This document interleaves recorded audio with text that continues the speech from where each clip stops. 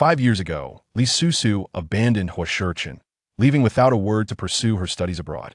5 years later, Huo Sicheng, having forsaken medicine for commerce, skyrocketed in wealth, emerging as a new titan of industry with assets worth billions. With the Li family now in ruins, he utilized a single agreement to transform her into Mrs. Huo, vowing to make her regret her past betrayal. After their marriage, Huo Sicheng declared, "Aren't you materialistic? You must spend your entire allowance daily. If you fail to do so, you shan't return home." She found herself, burdened with heavy bags, weeping at the doorstep late at night, too afraid to enter. The black card had no spending limit. It was inexhaustible. Huo Sicheng remarked, "Who permitted you to lose weight? From now on, every inch of your flesh belongs to me. You can only gain, not lose." The beauty-conscious Li Susu, inundated with various nourishing tonics, visibly expanded, or rather, became more rounded. Not only was she racking her brain daily on how to spend money, but her once svelte figure was gradually transforming, until she could no longer contain her outburst. "Huo Sicheng, if you have a means, why not seek another way to take revenge on me?" The man smirked. "Then give me children. 10 of them will suffice for my forgiveness." Li Susu, "Miss Li, once you sign, you shall be Mrs. Huo." Li Susu picked up the pen on the table and signed without hesitation. She had no choice. Huo Sicheng was determined to marry her, with no escape in sight. The lawyer glanced at her signature and nodded. "I will handle the marriage formalities with Mr. Huo." Li Susu inquired, "Don't we need to go through the motions ourselves?" Huo Sicheng was quite dismissive, sending the lawyer in his stead, unwilling to make an appearance himself. The lawyer replied, "No need. Once the marriage is finalized, 10 million will be promptly transferred to Miss Li's account." After meeting with the lawyer, Li Susu hurried to the hospital. Upon entering the ward, she found Li in a fit of rage, throwing things about. Considering the newly deposited 10 million, she turned to her tearful mother, "Mom, let's transfer to a private room." Upon seeing her, Li's mother seemed reassured. "Susu, where would we find the money for a private room?" Gazing at her increasingly irritable father, Li Susu scoffed, "If he keeps this up, we won't even have a place to stay in the hospital." The standard room was crowded with patients, and there had been several complaints.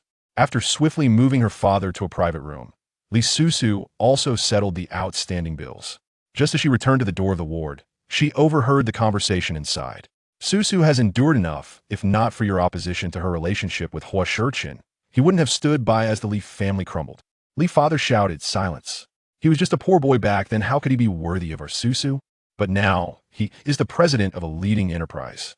Hearing the commotion inside, Li Susu pressed her lips together and entered. "Dad, I'm back." Having just finished another outburst, Li's father questioned, "Where did you get the money?"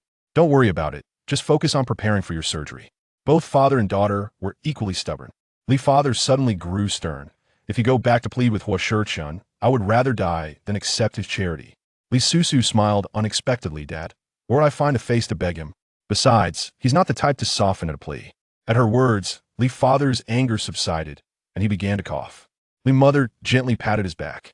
At that moment, Li Susu's phone rang, and upon seeing the caller ID, her scalp tingled. Gripping the phone tightly, she said, "I'll step out for a call." Reaching the entrance, Li Susu anxiously stared at the familiar number. After a long pause, she answered, "Hello." A cold laugh came through. "I thought now that you've received the money, you wouldn't bother answering my call." Feigning ignorance to the sarcasm, Li Susu replied, "What do you want?" "Mrs. Huo, since we are now married, shouldn't I visit my father-in-law in the hospital?" Li Susu's expression shifted dramatically. With the surgery yet to commence, if her father found out she had married Huo Sicheng, with his foul temper, how could he possibly agree to the operation? "Huo Sicheng, can you not come? Are you pleading with me?" Knowing what he desired, and not daring to provoke her father, Li Susu bit her lip. "I beg you." After a moment of silence, he suddenly said, "But what can I do? I'm already here." Li Susu, in disbelief, looked up and saw his figure slowly approaching from the end of the corridor. Her mind went blank, momentarily stunned. Huo Sicheng had truly arrived, but could he genuinely care enough to visit her father? Li Susu was skeptical. As he neared the ward entrance, she hurried forward, grasping his hand and leading him toward a safe passage. Huo Sicheng did not shake her off. Once assured that they would not be seen by her parents, Li Susu anxiously asked, "Why are you at the hospital?" "Well, my father-in-law is admitted for surgery. Shouldn't I come?" Of course, a son-in-law should visit, but she could not believe Huo Sicheng was so benevolent. Li Susu delicately suggested, "My father is currently unwell. and needs rest. Could we perhaps wait until after the surgery to inform him of our marriage? The man before her had striking features and a refined demeanor, the kind that would easily be remembered at first glance. Yet his gaze was chilling, and his overall aura had drastically changed. Li Susu, what right do you have to negotiate with me? I beg you. Huo Sicheng pressed his lips together in a thin line. Suddenly, he grasped Li Susu's chin, gazing at her pitiful visage, struggling to fathom how such a delicate face could have once coldly abandoned him. Do you believe this tactic will still work on me? With that, he turned away, and Li Susu knew he was headed for the ward. She quickly embraced him from behind. My father cannot handle any shocks if his health deteriorates. I will never forgive you. The warmth radiating from behind made Huo Sicheng freeze. Though her body was warm, her words pierced colder than an arrow. Mrs. Huo is truly a dutiful daughter. Sensing a double entendre in his words, Li Susu bit her lip and released her grip. I only wish to protect my family. They're all that remains for me now. All that remains for her. How amusing. Huo Sicheng scoffed. Indeed, it would be too early to bring about my father-in-law's demise. What a disloyal son-in-law I would be. Li Susu fell silent. He turned back, gripping her chin. Tonight is our wedding night. I await Mrs. Huo. Remember to return home early.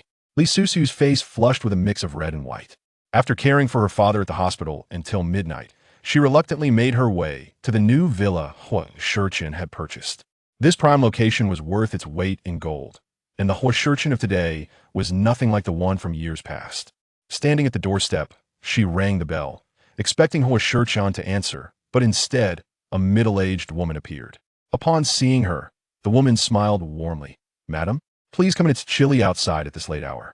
The term madam caught Li Susu off guard. She stepped inside, changed into the slippers offered, and glanced around, inquiring, where is he? Are you asking about the young master? He is already retired for the night. I am Sister Mu. Are you hungry, madam? Would you like me to prepare a late-night snack? Li Susu shook her head, her gaze drifting. Where will I sleep tonight? Isn't it a bit too amusing for Mrs. Huo to ask such a question? A figure descended the grand marble staircase. Tall and imposing, with features as dark as ink and an air of aristocracy, he exuded a chilling presence. Li Susu looked up, staring at him blankly for a long time before nervously biting her lip. Huo Sicheng had already reached her side, his expression indifferent. What? Afraid I might devour you? Li Susu unconsciously twisted the hem of her clothing. My father's emotions have just stabilized, which is why I returned so late. She endeavored to shift the atmosphere, forcing a smile. Are you hungry? I can make you some noodles. Now that they were married, regardless of the circumstances, she had become Mrs. Huo. Li Susu wished to alleviate Huo Sicheng's resentment towards her and the Li family. Little did she anticipate that Huo Sicheng would suddenly lean in closer, whispering softly in her ear, at this moment, I find myself craving something of an entirely different nature. Chapter 3. She felt the illusion of falling into the wolf's mouth. The woman's face blushed with embarrassment. Mu Jie was still present. What was he saying? She attempted to push away Huo Sicheng, but he held her wrist firmly, and in the next moment, Li Susu was swept off her feet. Instinctively, she glanced at Mu Jie, who silently returned to her room to sleep. Li Susu felt a sense of impending doom, as if she were about to fall into the jaws of the big bad wolf. Upon reaching the upper floor, Huo Sicheng unceremoniously tossed her onto the bed. Li Susu let out a soft groan, bewildered by his sudden anger. She climbed off the bed, barely able to admire their new home, when a tall figure pressed her back down. He grasped her neck and demanded, Li Susu, did I not tell you to return early? Looking into his frosty gaze, her shoulders trembled slightly as she stammered, I came back from the hospital. I was exposed to many germs. Could I at least take a shower first? She recalled that Huo Sicheng was averse to dirtiness. However, he might have forgotten in his anger. Indeed, Huo Sicheng's expression darkened further, his eyes regarding her as if she were a virus. He released his grip, and Li Susu quickly sprang to her feet. Then, another thought struck her. There were no clothes here for her to wear, otherwise she would have returned. Huo Sicheng, standing nearby, scoffed, You've worn my clothes before. Why at koi now, Mrs. Huo? The last 3 words emphasized her current identity. He then approached a concealed wall and gently pushed it open. To Li Susu's astonishment, it revealed a hidden wardrobe. She intended to select a set of pajamas to wear, but unexpectedly, a white object flew toward her, landing on her head. Flustered, she scrambled to remove it, her face burning with embarrassment. Was he doing this on purpose? The shirt was made of silk and rather thin. More critically, it was form-fitting. Perceiving her hesitation, Huo Sicheng remarked expressionlessly, "You could choose to wear nothing at all. We will inevitably have to be frank with each other." He added, "I have seen more risky things before." Li Susu was at a loss for words. Her face was beyond redemption. She shut her eyes, steadied her breath, and quietly entered the bathroom. She desperately reassured herself that she was now Huo Sicheng's wife and must not provoke his anger. However, after a shower, as she gazed at the garments in her hands, she still found herself unable to make a decision. Huo Sicheng was humiliating her. After much deliberation, Li Susu, suppressing her discomfort, donned her underwear and a white shirt. The garment barely reached her thighs, just managing to cover her behind. A slight movement would expose her. She could hardly bear to look. Huo Sicheng was on the verge of dozing off when he finally heard the bathroom door creak open. The sight of her long, fair legs instantly captured his attention. Even her toes were pleasingly rounded. Remembering how those legs had once tightly wrapped around his waist, Huo Sicheng's gaze darkened. "Come here." Li Susu bit her lip. Why hadn't he fallen asleep? As she approached, Huo Sicheng pulled her closer, the shirt fluttering and revealing a corner of her skin. Huo Sicheng's expression turned cold. "You really know how to provoke." Understanding his implication, Li Susu hurriedly tugged down the hem of her shirt to cover her legs. Her pretty face flushed crimson. Huo Sicheng suddenly pushed her away, stating, "How disappointing." He then rose and walked towards the door, pausing abruptly. Chapter 4. Move your things in today. Li Susu's heart raced. She heard him say, "Aren't you going to cook some noodles? You must satisfy at least one of my cravings, or else why did I marry you? But I'm dressed like this." Mu Jie would not come out. With a deep blush, Li Susu prepared her best noodles. Throughout the process, she worried about Mu Jie potentially emerging, but thankfully, she was not disturbed. Once Huo Sicheng finished eating, as she had hoped, he dismissed her from the bedroom. Due to his cleanliness obsession, he could not accept her wearing the same underwear all day and then putting it back on. Before sleeping, Li Susu washed her clothes and then settled into the guest room for a peaceful night. The next morning, an alarm set in advance roused her. Remembering her father at the hospital, she quickly got out of bed. Her clothes were dry, and after changing, she entered the bathroom. On the vanity, new toiletries awaited her. As she descended the stairs, she found Huo Sicheng eating breakfast. He glanced at her attire, his brow slightly furrowed. "You should move your things in today." "All right." Sitting across from him, she was served a bowl of porridge by Mu Jie. Noticing her hesitation, Huo Sicheng scoffed. "What's wrong? Is it not to Mrs. Huo's taste?" Before the Li Susu Group's collapse, Li Susu had been a privileged young lady, raised with a silver spoon. She recognized his sarcasm. "No, I'm not picky." Huo Sicheng's gaze was piercing. Despite being raised in luxury, Li Susu did not possess many of the spoiled traits typical of rich girls. Yet, it did not hinder her heart from being as steely as iron when necessary. Li Susu stated after breakfast, "I need to go to the hospital to care for my father." Huo Sicheng took a sip of porridge, a smirk playing at the corner of his mouth. Li truly has a dutiful daughter. His words were laced with barbs, and she bit her lip in silence.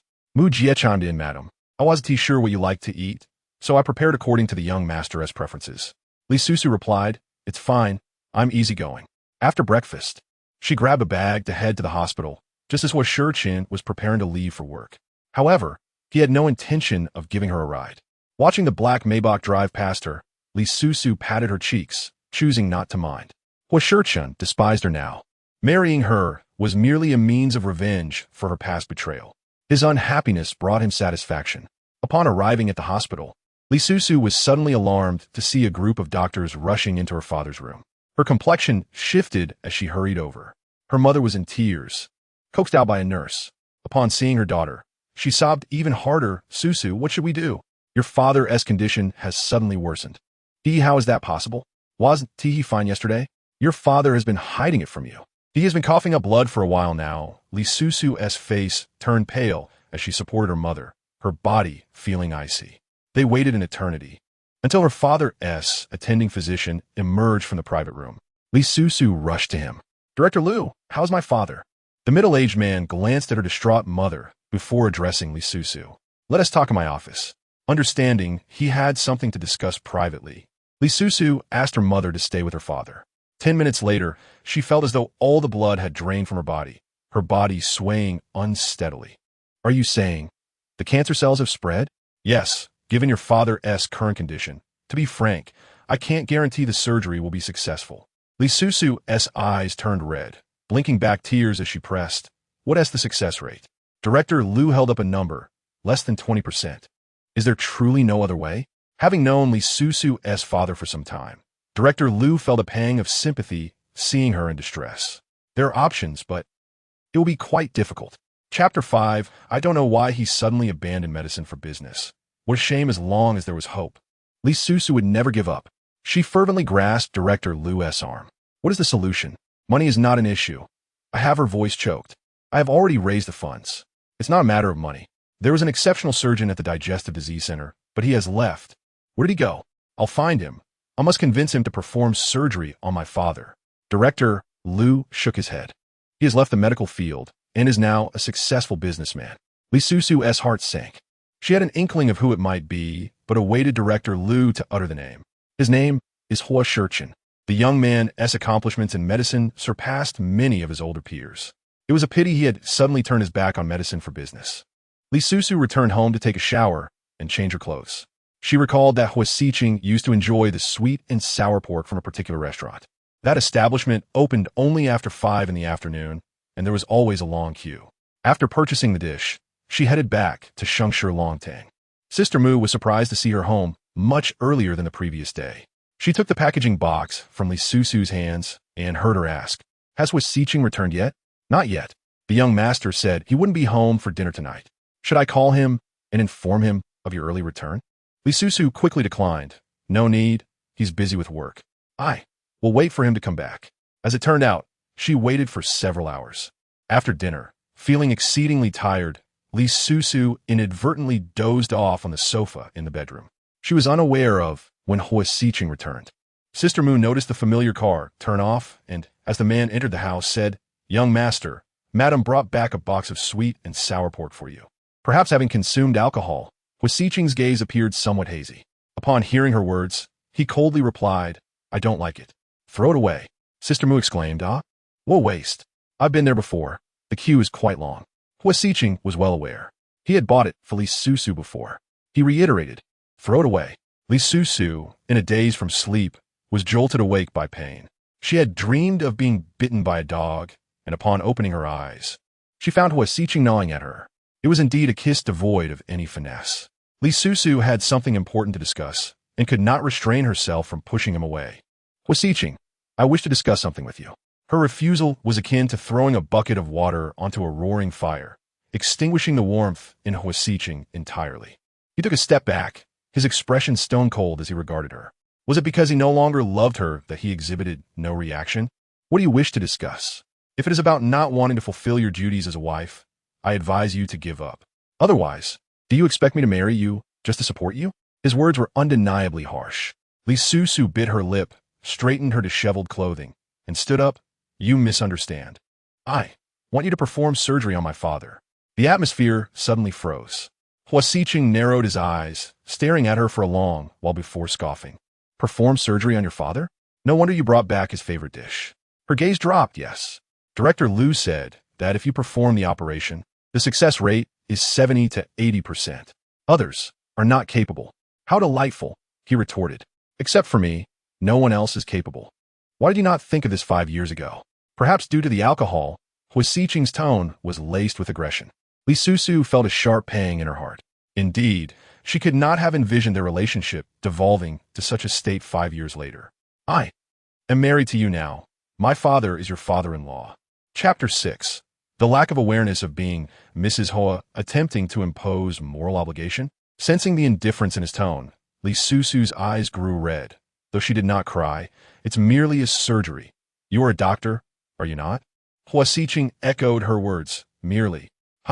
Does Mrs. Huo not realize that I have not held a scalpel in 5 years?" He continued with harsh words. "After such a long hiatus, I cannot guarantee that my hands will not shake.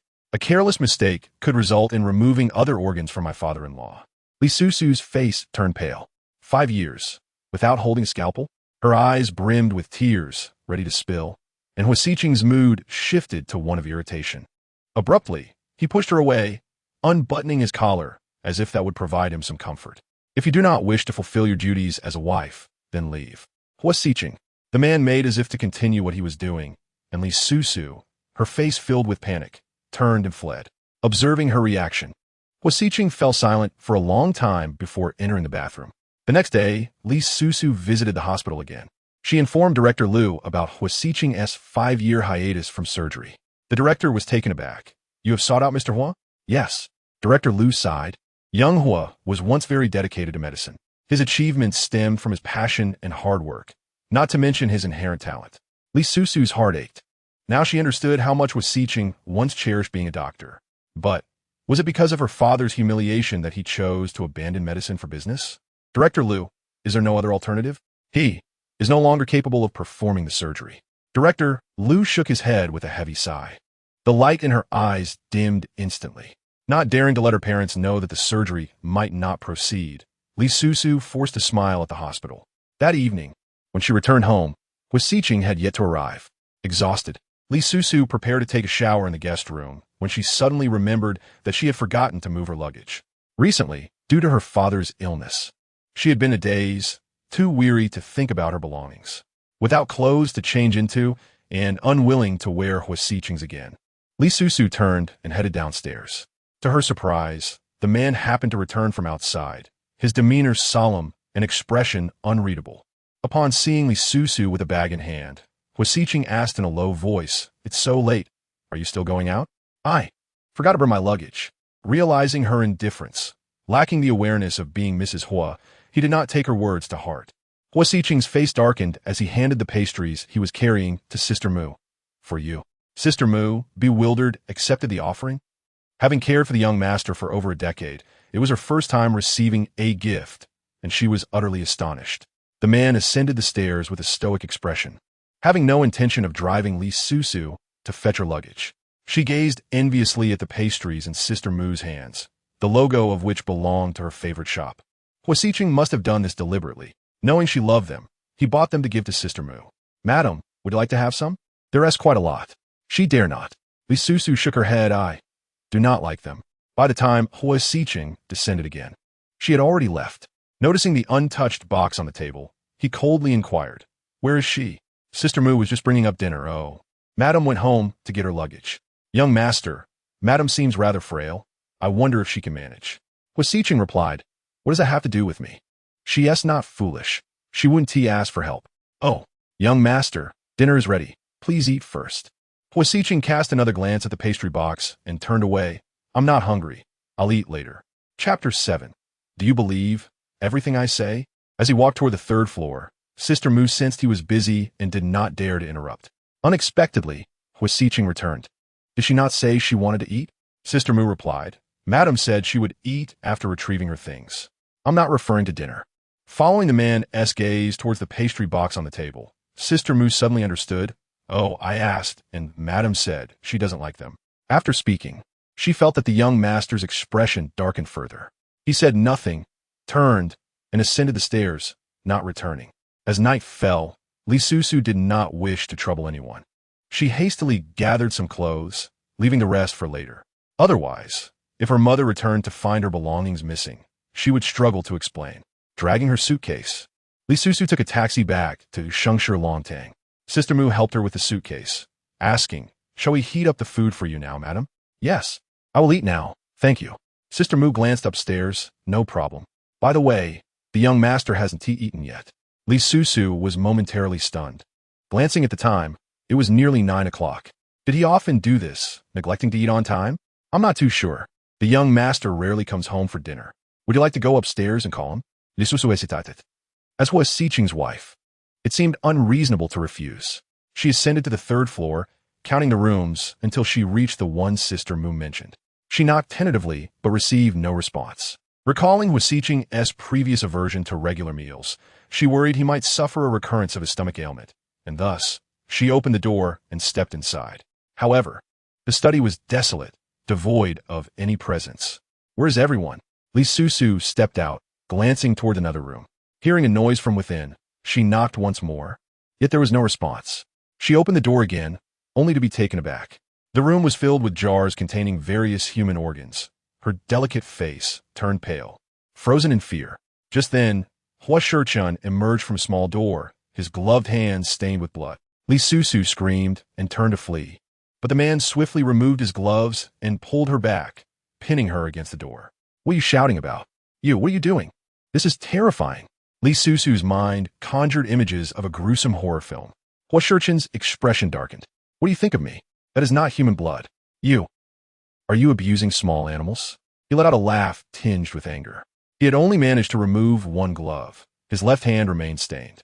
Huo Sicheng deliberately raised it, leaning closer to her, observing the color drain from her face, and suddenly found it all rather tedious. He released her and stepped back. That rabbit was sick. I merely excised the infected tissue. Li Susu was on the verge of tears, as horror films had always terrified her. This man knew that and was intentionally frightening her. Wait, she suddenly approached him, grasping the hem of his clothing. Haven't you not held a scalpel in 5 years? Huo Sicheng replied. Do you believe everything I say? Li Susu's face paled once more. So, he had lied to avoid operating on her father? Biting her lip, her eyes trembled with unshed tears. Why? Huo Sicheng's face was impassive. Isn't it quite simple? Why should I save him? To bring him back to life only to encourage you to leave me again? Chapter 8, I can tell your romantic prospects have been flourishing lately. I won't leave. We are already married. Huo Sicheng, I swear, as long as you save my father, I will never leave you. The man scoffed. 5 years ago, you said the same thing. Yet your speed in going abroad for study surpassed your ability to forget promises. Li Susu fell silent. Her gaze fixated on her hands as she still grasped his clothing. Tears cascaded down, splattering onto her hand. Huo Sicheng brushed her hand away, his face cold as he turned away. Your tricks no longer work on me. Leave. Li Susu descended the stairs in a daze. Upon seeing her alone, Sister Mu inquired, is the young master still busy in the study? He is not in the study. Sister Mu, may I ask you something? Of course, madam. Feel free to inquire. Li Susu was desperate to know whether Huo Sicheng's medical skills had truly deteriorated. Upon hearing her question, Sister Mu was taken aback. Is there a surgical room in the house? You didn't know? Not entirely. There's a room on the 3rd floor that the young master forbids me from approaching. I have never cleaned it. So, Huo Sicheng might truly not have abandoned his medical expertise. The thought that her father could be saved brought tears to Li Susu's eyes. When Huo Sicheng came down, he was met with her sparkling gaze. He paused for 2 seconds, deliberately pretending not to see her. Sister Mu, sensing the tension in the air, cheerfully remarked, the young master and madam have yet to share dinner together. I have prepared your favorite dishes. Madam, please tell me what you like, and I will cook it tomorrow. Li Susu glanced at Huo Sicheng and replied, anything except shellfish. Huo Sicheng furrowed his brow, casting her a meaningful glance. He recalled that 5 years ago, she had quite the fondness for shellfish. Yet after consuming a portion of shellfish sushi, she had seemingly disappeared for several days, only contacting him via text. Having once been a doctor, Huo Sicheng immediately connected the dots. He grasped Li Susu's hand, rolling up her sleeve, and indeed noticed some lingering red spots. However, as there were none on her face, he had never suspected anything. Are you allergic to shellfish? There was shellfish in the breakfast porridge 2 days ago. Knowing she was allergic, she still chose to eat it. Was it to make him feel guilty? To compel him to operate on her father? Li Susu withdrew her hand, seemingly unconcerned. I've taken antihistamines. Li Susu. Not understanding why he was angry, Li Susu's expression became blank at his sudden outburst. Realizing he was becoming overly emotional, Huo Sicheng closed his eyes to regain control, then stood up. I won't eat anymore. As he walked out, it wasn't long before he heard the sound of the car starting. Huo Sicheng's anger continued to simmer.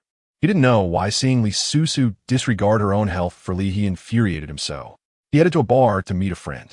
Suzhou was a veritable rich second-generation heir, wielding considerable power and influence. He was typically aloof, rarely impressed by others. Huo Sicheng was one of the few exceptions. This man was usually excessively composed, making drinking with him feel like a struggle. 9 out of 10 times, he would ignore his invitations. Yet today, he actively sought him out. Suzhou personally mixed a drink and handed it to him, chiding, finally remembered you have a good brother? Huo Sicheng drank silently, ignoring him. Suzhou found it amusing. Brother, let me tell your fortune. He produced a compass from seemingly nowhere, pretentiously fiddling with it. Then his eyes lit up. Xiaochun, I've deduced your romantic prospects have been flourishing lately. Is it that there are too many women and you don't know how to choose? So you came here to drown your sorrows? No worries, I have a brilliant solution. Just give me their contact information, and I'll handle it all for you tomorrow. Chapter 9, even if my kidney leaks, I fear nothing. Huo Sicheng finally turned to look at him. Aren't you afraid of kidney deficiency? Suzhou grinned, draping an arm around his neck. Isn't there you? With the esteemed Dr. Huo around. Even if my kidney leaks, I fear nothing. Huo Sicheng handed him the empty glass. Continue. All right, so you think of me as your little brother? Though he said that, he still mixed another drink, then added, drinking is dull. Should I find you a beautiful girl? In a bar frequented by rich heirs, stunning women were ubiquitous. Huo Sicheng gazed at the swaying figures by the bar, utterly disinterested. Is there anyone with the surname Li? Bring them over to drink with me. Suzhou was taken aback. He had encountered requests for breasts, legs, and backsides, but never one for a surname. Just as he was about to respond, he suddenly heard, forget it. Those with the surname Li are all cold-hearted. Suzhou. Past midnight, Li Susu dozed on the living room sofa, utterly fatigued. Yet, with Huo Sicheng's angry departure, she dared not ascend to sleep alone. If he remained upset, he would be even less inclined to operate on her father. Sister Mu, understanding she had been at the hospital caring for her father all day, kindly suggested, Madam, you should return to your room to rest. The young master will be back. I will inform you. Li Susu stubbornly shook her head. I need to ask him for something. I must wait for him to return. Sister Mu was unaware of the events that transpired between them. But since it was not typical of an ordinary couple, especially since the young master had never disclosed his marriage to the family, Li Susu reassured, Sistemu. You should go rest. There's no need to keep me company. Then I shall take my leave. After Sister Mu returned to her room, the sound of an engine echoed outside, jolting Li Susu awake. She immediately rose and made her way to the door. As she opened it, she was met with a clean-cut, handsome face, the other party seemingly equally surprised, taking a step back to ensure he hadn't mistaken the house. You. Li Susu was uncertain whether Huo Sicheng had informed his friends of their marriage, and for a moment, hesitated to reveal her identity. She caught a whiff of strong alcohol from Suzhou, unsure how much he had consumed. You. Li Susu and Suzhou spoke simultaneously, both taking in her delicate features, and he exclaimed, Huo Sicheng actually has a secret lover? She pressed her lips together. He seems quite upset. Please come in first. Although Suzhou was curious about her relationship with Huo Sicheng, it was late, and he had been drinking, so he didn't linger. Before leaving, he instructed Li Susu, this fellow drinks heavily at night, so I leave him in your care. He'll likely feel unwell in the middle of the night. Sensing the underlying implication, Li Susu replied, rest assured. Suzhou indeed felt reassured. This woman must certainly have a connection with Huo Sicheng. Li Susu glanced at the man sprawled on the sofa, pondering her predicament. Alone, she could not carry him to the bedroom. It seemed she would have to endure the night with him in the living room. Huo Sicheng awoke in the middle of the night, feeling an unusual texture beneath him. With a sudden jolt, his dark eyes flew open. Once he confirmed the familiar surroundings, he gradually let down his guard. Suzhou was capable of anything. For a fleeting moment, he genuinely worried that an unfamiliar woman lay beside him. Having just married, infidelity was against his principles. Thirsty, he sat up, gently pressing his throbbing head, only to discover a petite figure leaning against the single sofa beside him. Li Susu, while not short, stood tall among her peers at nearly 1.70 meters. However, her slender frame made her appear diminutive as she curled up there. Huo Sicheng reclined back, exuding a languid demeanor, watching Li Susu with indifference. Chapter 10. To poison him, to become a widow? Over the 5 years, she had changed little, save for her once short and striking hair, which now cascaded in soft waves by her ears, imparting a more mature and graceful aura. A thought crossed his mind, eliciting a scoff. This version of Li Susu would be even more adept at deceiving others, given her seemingly delicate and innocent appearance. Suddenly, the sleeping figure murmured softly, showing signs of waking. She opened her eyes, momentarily blank, before turning to the still, slumbering man. Noticing his blanket had mostly slipped to the floor, Li Susu rose to retrieve it and cover him snugly. As she prepared to retreat, her wrist was unexpectedly seized, leaving her momentarily stunned. She looked up, her gaze colliding with his dark, penetrating eyes. You're awake? Are you feeling unwell? Would you like some water? The gentle light illuminated her face, and her tone was tender, reminiscent of a caring wife. Huo Sicheng, with a blank expression, pushed her away. Do not touch me without permission. The disdain in his voice was palpable. Li Susu lowered her gaze. I apologize, your blanket fell. Sensing no need for further explanation, she steadied herself. Are you thirsty? He had indeed awakened due to thirst, yet Huo Sicheng had no intention of allowing her to serve him. He flung off the blanket, but a sudden dull ache surged through his head, prompting him to close his eyes and regain his composure. Damn it, Suzhou must have done this on purpose, giving him such strong liquor. A warm cup of water appeared before him. Li Susu contemplated for a moment before placing the cup on the table. I won't touch you. You can drink it yourself. Huo Sicheng replied flatly. I will not perform surgery for your father, so there is no need for you to curry favor with me. Li Susu pursed her lips. I will strive to change your mind. Mrs. Huobali's allure is so potent that I would fall for the same person twice. That is not what I meant. He, however, was not inclined to listen further, nor did he touch the water she had brought, instead calling for Sister Mu to fetch water upstairs. Watching the man stumble away, Li Susu reminded herself that she owed him this, and she should not be angry. But it was infuriating. While she did not possess many of the spoiled traits typical of a wealthy heiress, she certainly had her fair share of temper. Yet, thinking of her father waiting for surgery at the hospital, her shoulders slumped in despair. The next day, Huo Sicheng awoke, catching a whiff of a delightful aroma. Having taken a hangover remedy the previous night, he felt significantly better and his appetite returned. Assuming it was congee prepared by Sister Mu, he opened his eyes, only to be greeted by the charming, sweet smile of Li Susu. You're awake? I made your favorite century egg and lean meat congee, she said cheerfully. He recalled the bowl of noodles from the previous night and could only manage a half-hearted affirmation. And now she had cooked congee again. I just learned this recipe from Sister Mu. Would you like to try it? Upon hearing that it was a new recipe, Huo Sicheng glanced at the bowl of congee with a peculiar expression. Why was it so dark? Was she trying to poison him to become a widow? Li Susu defended herself vigorously. It's because of the century eggs. The skin of century eggs is black. Huo Sicheng fell silent for a few moments. How many century eggs did you put in? Sister Mu said you love them, so I added 5. Did she know? Sister Mu mentioned you would be moved upon seeing this bowl of congee. Huo Sicheng dare not touch it. He rubbed his temples, and she immediately asked, Is your head hurting? Would you like me to massage it for you? Quickly setting down the congee, Li Susu eagerly climbed onto the bed, kneeling in front of him. Chapter 11. Are you not moved? The no that Huo Sicheng was about to utter faded into silence as her hands pressed against his temples. He truly had a headache. Seeing him close his eyes without refusing, she pressed with all her might. Yet, within 5 minutes, her hands grew numb, and her knees ached, but she dared not stop. It was exhausting. She had assisted him before, and back then, Huo Sicheng would never allow her to tire herself out. After just a few gentle presses, he would pull her hands away, claiming that merely watching her was enough to energize him, and all he needed was a hug to recharge. But now, he comfortably leaned against the headboard, watching her labor diligently. Li Susu knelt on the blanket, while Huo Sicheng's bent legs became increasingly uncomfortable. He shifted slightly, inadvertently kicking her numb knee. With a low cry, Li Susu lunged forward, her forehead colliding with Huo Sicheng's chin. A dull pain washed over him, and his expression darkened immediately. Li Susu, her head struck his chin before sliding down to rest against his chest. Listening to the rhythmic thumping of his heart, Li Susu felt a surge of panic. Oh, I'm so sorry.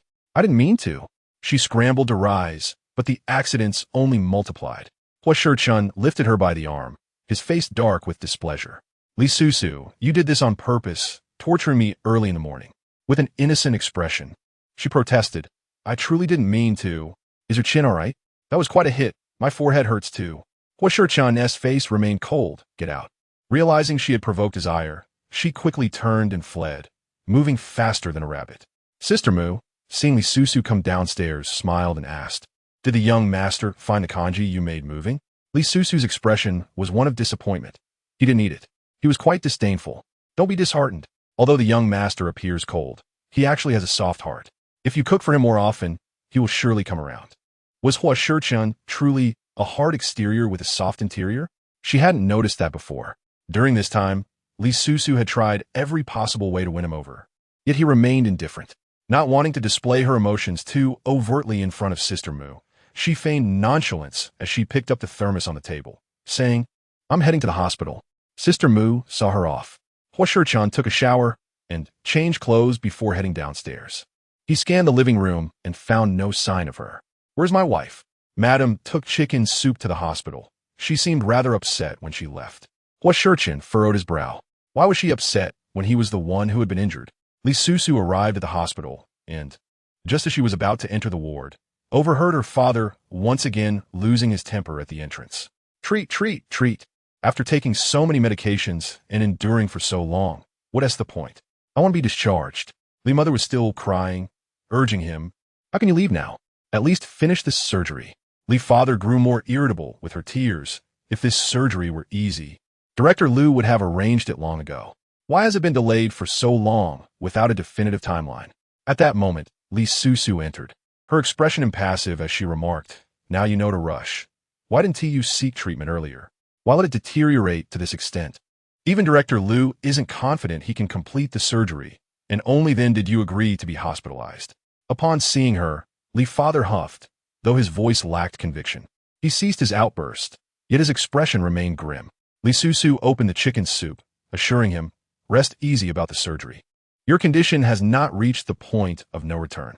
Chapter 12. Perhaps it is precisely what you like? Li father felt a flicker of hope ignite within him. Really? Did Director Liu speak to you? Why hasn't he told me anything? After all these years of knowing each other. Li Susu's gaze lowered, responding with a faint acknowledgement. Director Liu was unaware of her relationship with Huo Sicheng, thus he could not provide any assurances. Li Susu felt uncertain, yet she had to devise a way to persuade Huo Sicheng. Li mother, overwhelmed with joy, exclaimed, wonderful. Thank heavens. Today, Li Susu had come to the hospital with a hired caregiver to assist her father, sparing Li mother from exhausting herself. During lunch, she made an excuse to leave, carrying a lunchbox, and arrived at Huo Sicheng's pharmaceutical company. Gazing at the towering edifice before her, she felt momentarily dazed. Even the pre-bankruptcy Li Susu group did not boast such immense scale. How had Huo Sicheng built a commercial empire in just 5 years? What sacrifices had he made during these years? Li Susu approached the reception desk, introduced herself briefly without revealing her connection to Huo Sicheng, and requested assistance in contacting him. The receptionist regarded her with a scrutinizing gaze, replying, I'm sorry, but without a prior appointment, we cannot contact Mr. Huo. Li Susu placed the lunchbox on the desk. Could you please help me deliver this to him? The receptionist hesitated, but maintained her smile. All right. As soon as Li Susu left, a poised figure emerged from the elevator.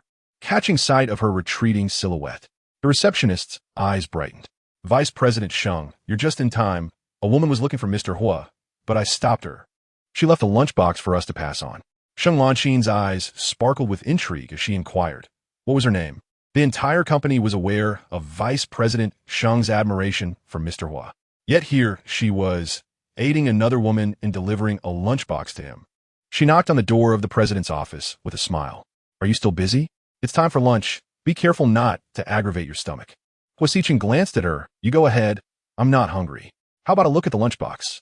It might just be something you like, she suggested, opening the insulated box, revealing warm food.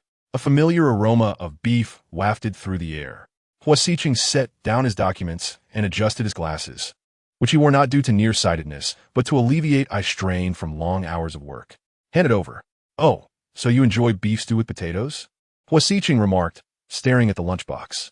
I just happen to like this place. Thanks. Li Susu lingered downstairs at the pharmaceutical company, hoping Huo Sicheng would agree to meet her. However, after waiting for a while, it was Sheng Lanxin who approached her with a professional demeanor and a smile. Long time no see, Susu. Li Susu hesitated for a moment, but responded warmly. Miss Sheng, it's been a while. Have you become distant? We used to be quite close. Do you have time for coffee? The two settled at a nearby Starbucks. Sheng Lanxin observed her, chuckling. It seems you've been doing well abroad, unchanged. Unlike me, who, as vice president, has aged from all the busyness. You are now the vice president of Sicheng Pharmaceuticals? Yes, after you left, I followed Sicheng. He has proven to be far more capable than I expected, achieving so much in just 5 years. It's truly admirable. Chapter 13. She intends to stay. Infuriating Sheng Lanxin. The admiration and affection on Sheng Lanxin's face were unmasked. Li Susu bit her lip. Indeed, had she not been by his side all along, how could that phone call have been answered by her? One cannot appear weak in front of a rival. Li Susu smiled radiantly. You've worked hard. But now that I'm back, you won't need to tire yourself out any longer. Sheng Lanxin's expression faltered, her previous confidence wavering. What do you mean? Just as Li Susu was about to reply, she caught sight of a familiar figure entering Starbucks. He appeared to be in a hurry, his glasses still on. His imposing presence was somewhat softened by the glasses, making him appear refined. Huo Sicheng's gaze locked onto her, brows furrowing as he approached. "What brings you here? Did you see the note? I brought you lunch." She wasn't Avi. What if someone else claimed the credit for her lunch? Sheng Lanxin clenched her teeth, realizing her oversight in not checking the contents of the lunchbox. "Sicheng, I forgot to mention, the lunchbox was sent by Susu." Huo Sicheng seemed unfazed, his attention fixed on Li Susu. "At this hour, you're not at the hospital taking care of Li He, yet you've come to deliver lunch to me? Considering your intentions, you needn't do it again." Li Susu smila Stefanat. This man truly offered no face. "I worry you won't eat on time." Sheng Lanxin interjected, "With me as vice president, I'll ensure he eats for the sake of the company." Her tone was playful, yet Li Susu understood it was a provocation. Sheng Lanxin's eyes sparkled with triumph as she addressed Huo Sicheng. "Mr. Hua, there's an important meeting this afternoon. It's about to begin." "Yes, you should head back," Huo Sicheng replied. Sheng Lanxin responded. "Oh, I'll wait for you in the conference room." Once outside Starbucks, Sheng Lanxin's facade crumbled. She understood that Li Susu would eventually return, but she never expected it to happen so soon. Li Susu yochit shenk, lanjin depart, bitink herdip. How envious. For 5 years, she could have openly stood by Huo Sicheng's side. She wanted to inquire whether he had ever had a fling with Sheng Lanxin after she left, but she felt unqualified to question it, so she kept silent. Huo Sicheng raised an eyebrow. "With whom?" She shook her head. "It's nothing. I won't go to the hospital this afternoon. Can I wait for you here after work?" "Wait for me after work." "Yes, is that all right?" She gazed into his eyes, her own sparkling with a hint of persuasion. Huo Sicheng squinted, fully aware of her motives, yet offering no resistance. "Do as you wish. Just don't complain if you find it boring. I want to entertain you." Li Susu beamed with joy. "I'm not afraid of boredom. I promise not to disturb you." During her time in France, she had called him before. Who would have known that Sheng Lanxin would answer? Claiming he had just fallen asleep? Determined, Li Susu gritted her teeth, feeling increasingly agitated, yet her smile remained radiant. She would stay and infuriate Sheng Lanxin. Unbeknownst to them, Sheng Lanxin lingered by the elevator on the 66th floor, anxiously awaiting Huo Sicheng.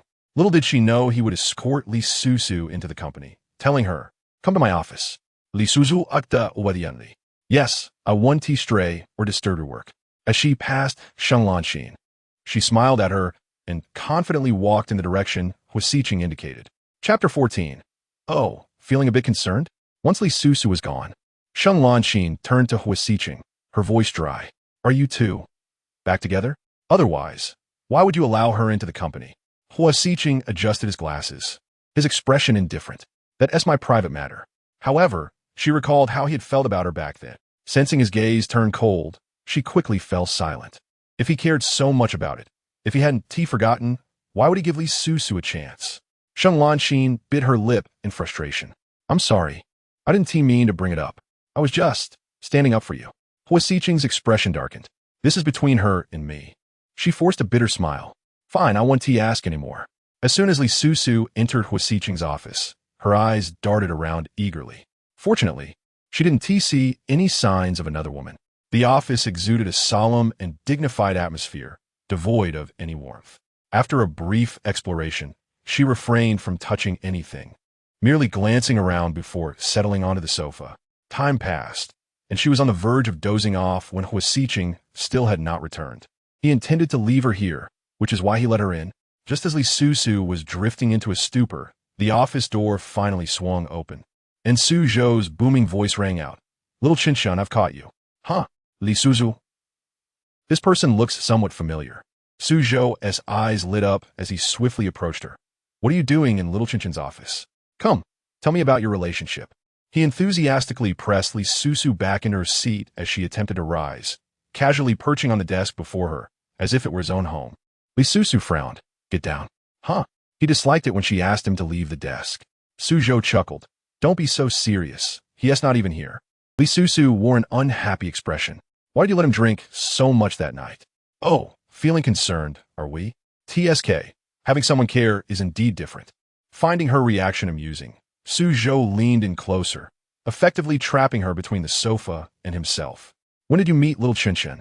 How long have you known each other? What is your current relationship? Is he conducting a census? Just as Li Susu was about to push him away, a deep, displeased voice boomed from the entrance. What are you two doing? Su Zhou jumped, instinctively releasing her and turning to face him. Lil Chun-chun, you nearly scared my heart out. He dramatically patted his chest, yet his face remained cheerful. Huo Sicheng entered with a stern expression, directing his gaze at Li Susu.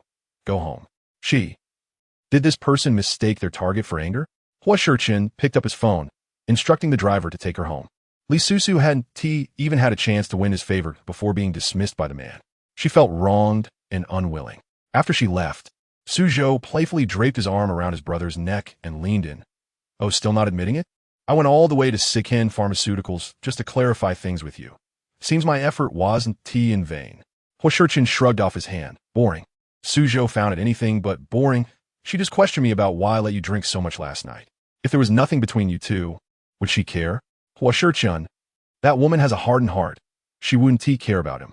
Li Susu had finally entered Huo Sicheng's company, but was sent home without accomplishing anything. She felt quite dejected. When Mu Jie saw her, she was surprised. Madam, aren't you accompanying someone at the hospital today? Yes, I hired a caregiver. After responding, Li Susu walked upstairs thoughtfully. Going to the hospital to care for her father wasn't the priority. She needed to find a way to persuade Huo Sicheng to agree to be the lead surgeon. That evening, Huo Sicheng returned home, his expression dark and clearly in a foul mood. Mu Jie watched his back with concern, wondering if there would be an argument since he went straight upstairs. Li Susu had just taken a shower, but had forgotten to bring her nightgown into the bathroom.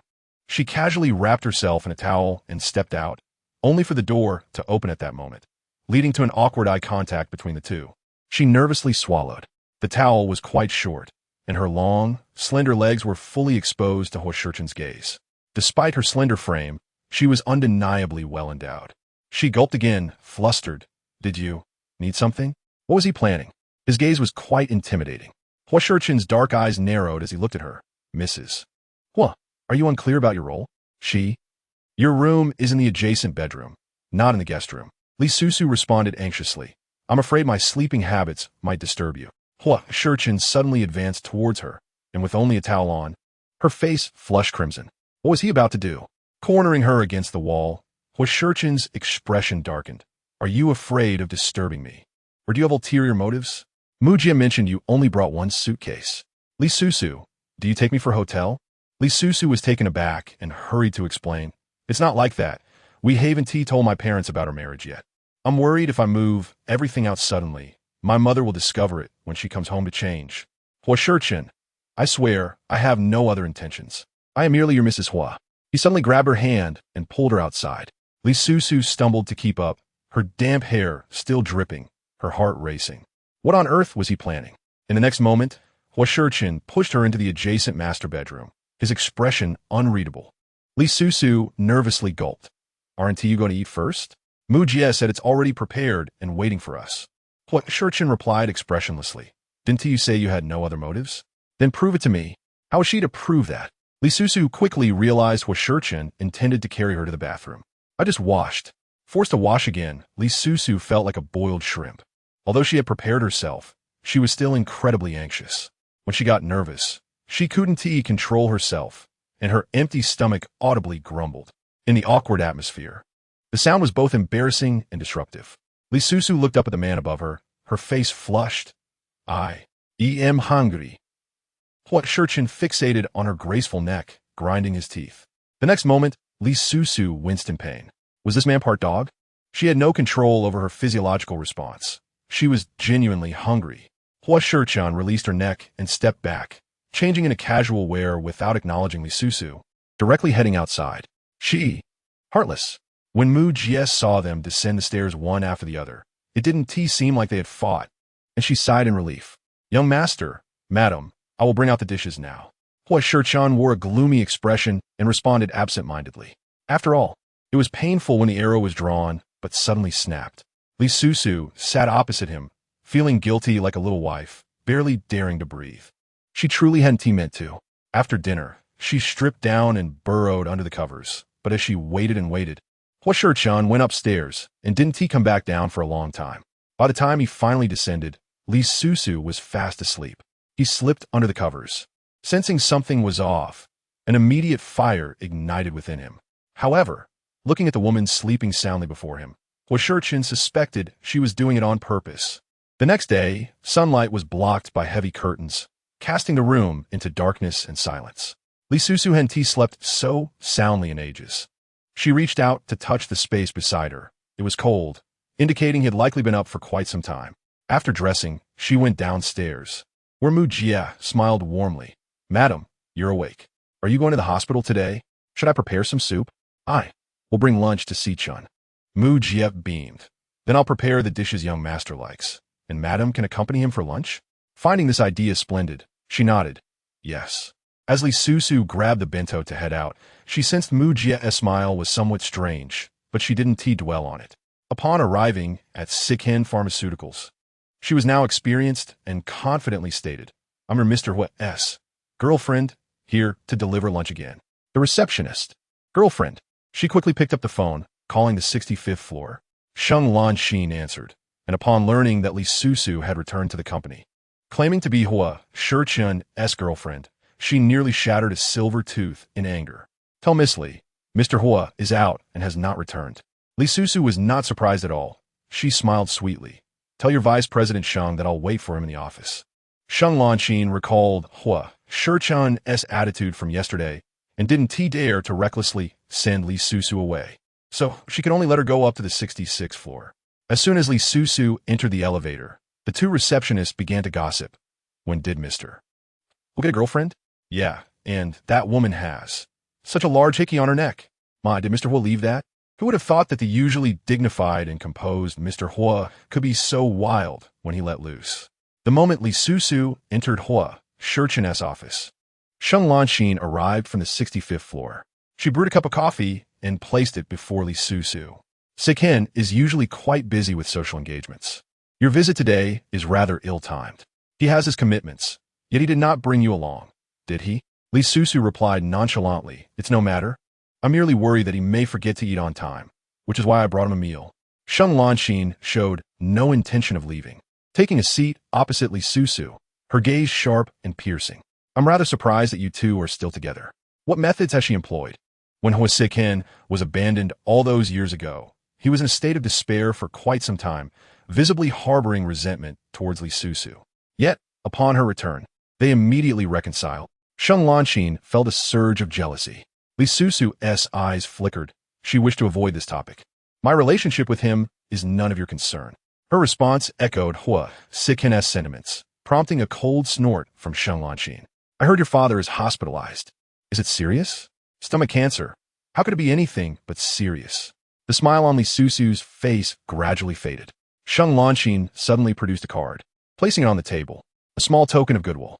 "After all, the Li family conglomerate is no more, and you, the once pampered heiress, must be struggling with sudden poverty." She added, "Although Sicheng is quite wealthy now, relying on him for money would be inappropriate, especially given your past disdain for him." Li Susu esa smila vanisha antireli. How could she not perceive the insinuation in Sheng Lanxin's words? How amusing it is that she still manages a smile. Sheng Lanxin thought, her eyelids twitching. "What are you laughing at?" Li Susu tucked the card away, feeling no hint of insult. 5 years ago, you borrowed quite a sum from me. I felt too embarrassed to ask for it back." Chapter 17. But only you can save him. Sheng Lanxin was taken aback. Her attempt to humiliate Li Susu backfiring. At that time, she was not even the vice president of Sicheng Pharmaceuticals. The Sheng family was merely middle class, sacrificing to send their daughter to an exorbitantly priced university. It was during this time that Sheng Lanxin became acquainted with Li Susu, who often flaunted her status as the daughter of the Li family, granting her favors repeatedly. This left a lasting resentment. Li Susu waved the card thoughtfully. "If I recall correctly, you borrowed around 200,000, right? Is that amount sufficient?" "Certainly not." To belittle Li Susu, the card contained a mere 5,000. Sheng Lanxin retrieved her phone. Forcing a smile, "I had almost forgotten. Let me transfer it to you now." Li Susu opened her payment code and, upon seeing the amount received, understood that the card was merely a tool for Sheng Lanxin's humiliation. After a moment of silence, she smiled faintly.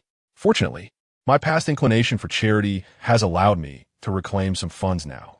Wouldn't you agree, Lanxin? Since she had deemed her past assistance as mere charity. Li Susu had solidified Sheng Lanxin's perspective. Sheng Lanxin's expression nearly faltered. Indeed, she had been treating her as a charity case all along, feigning deep friendship. At that moment, Li Susu's phone rang. It was the hospital. After the call, the color drained from her face. Sheng Lanxin feigned concern. What happened? Is your father's condition serious? Li Susu abruptly stood, preparing to head to the hospital, just as Huo Sicheng returned from his social engagement. Spotting him, she rushed over. Sicheng, my father has coughed up blood again. In her haste, she forgot that Sheng Lanxin was still present. Upon hearing about Li, Huo Sicheng's expression darkened. He is coughing up blood. You should speak to his attending physician. But only you can save him. I cannot. His demeanor was so cold, utterly unmoved. Li Susu recognized that she could not sway him in the short term and decided to head to the hospital to assess the situation. As she departed, Sheng Lanxin stepped forward. Sicheng, what does Susu mean by that? Does she wish for you to perform the surgery? Huo Sicheng did not glance back at Li Susu's retreating figure, responding coolly yes. Sheng Lanxin's mind raced with implications, if they were truly reconciling. Why was he so indifferent upon hearing of Li's grave condition? Was it possible that their relationship was more complex than it appeared? Sicheng, you too. Huo Sicheng interrupted. I must get back to work. Very well, I shan't disturb you. Though she was dying of curiosity, she understood Huo Sicheng well enough. Any matter he wished to keep private would remain so, regardless of her inquiries.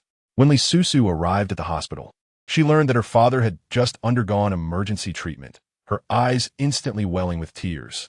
She expressed her gratitude to Director Lu several times, who then pulled her aside. Susu, you must prepare yourself. Prepare for what? You know what Uncle Lu means, alas. A sinking feeling gripped Li Susu as despair washed over her. Biting her lip, tears welled in her eyes. If he doesn't undergo surgery, how much longer can he last? Director Lu sighed at most 6 months, and possibly as soon as 3. Li Susu found this unbearable. Though her father had vehemently opposed her relationship with Huo Sicheng, his love for her had always been unparalleled. Even his only son had never received the same level of affection. After speaking with Director Lu, Li Susu cried in the restroom for a while, then washed her face and steeled herself to return to the single-patient room. Before entering, she overheard her brother Li Cheng's voice at the door. Dad, you can afford a private room. I refuse to believe we are truly out of money. Just give me $1 million, and I will turn our fortunes around. Chapter 18. Do not attempt to monopolize our parents' wealth. It had been half a month since her father was hospitalized, and Li Cheng's first appearance was to demand money. Li Susu was infuriated and burst through the door. Li Cheng, where have you been all this time? Do you have any idea how worried Mom and Dad have been? Upon seeing her, Li Cheng frowned. Why should I be concerned? Sister, have Mom and Dad given all the money to you? I am your biological brother. They cannot treat me this way. Just as a cup hurled by their father nearly struck him, Li Cheng, startled and enraged, dropped the pretense. Dad, am I wrong? You have always favored sister, giving her everything good. Is it too much to ask for a little money? Their mother, in tears, interjected, Chengcheng. Our family is far from wealthy. We are still in debt. Do not try to deceive me. Where do you think Dad's medical expenses are coming from? Their father, overwhelmed with anger, clutched his stomach, hands trembling. Get out. Li Cheng stomped his foot. If you want me to leave, fine. Just wait until she gets married. Then see who will tend to your graves. As soon as he finished speaking, a slap resonated through the air. Li Cheng stared at Li Susu in disbelief. You hit me? Who else would I hit? Apologize to Dad. Why should I? You are the only real child, aren't you? I am just the adopted one. With that, Li Cheng stormed out, their mother chasing after him in tears, fearing for his safety. Come back. Do not chase after him. Their father, now furious, clutched his stomach, breaking out in a cold sweat. Li Susu's expression shifted dramatically. Dad. Fortunately, Li had not faced any significant complications. After the recent emergency, he had fallen into a deep sleep, exhausted from the altercation with his son. Li Susu remained by his bedside, feeling utterly powerless. What must she do for Huo Sicheng to agree to perform the surgery for her father? Time was not on their side. When the nurse informed her that payment was due once again, Li Susu headed downstairs only to find that Li Cheng had not left. He was waiting for her at the elevator. Sister, give me $1 million, and I promise to pay you back in 3 months. What do you need the money for? Seeing the potential, Li Cheng's eyes lit up and he spoke earnestly, to invest in stocks with my friend. Soon, the Li family conglomerate will be ours again. Li Susu's heart sank. Do you understand the stock market? Li Cheng, eager to persuade her, insisted, my friend understands. She has made quite a bit from it. Li Sheng, if stock trading is so profitable, why doesn't your friend invest herself rather than bringing you along? What do you mean by that? Do you look down on me or my friend? She considers me a friend and is willing to help me make money. Why is your mindset so negative? Recalling the hardships endured in the past, Li Susu felt compelled to rouse her father from his complacency. Father is now afflicted with cancer, and we are uncertain how much more will be required for his treatment. Can you not spare us further worry? What have I made you worry about? He retorted. My parents' fortune inherently includes my share. How dare you claim it all for yourself? Believe it or not, after the family went bankrupt, my parents did not provide me with a single cent otherwise. Why would I need to marry Huo Sicheng for medical expenses? Li Cheng's countenance darkened. I do not believe you. You are deceiving me. Believe what you will. The fact remains, I have no money. With that, Li Susu produced 1,000 yuan in cash from her bag. Take this for now. Li Cheng flung her hand away, scattering the money across the floor as he roared.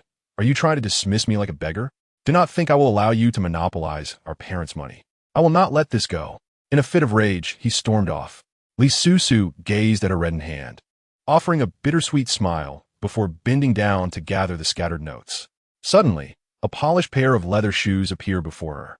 Following the man's trousers upward, she looked up, her expression dazed. You.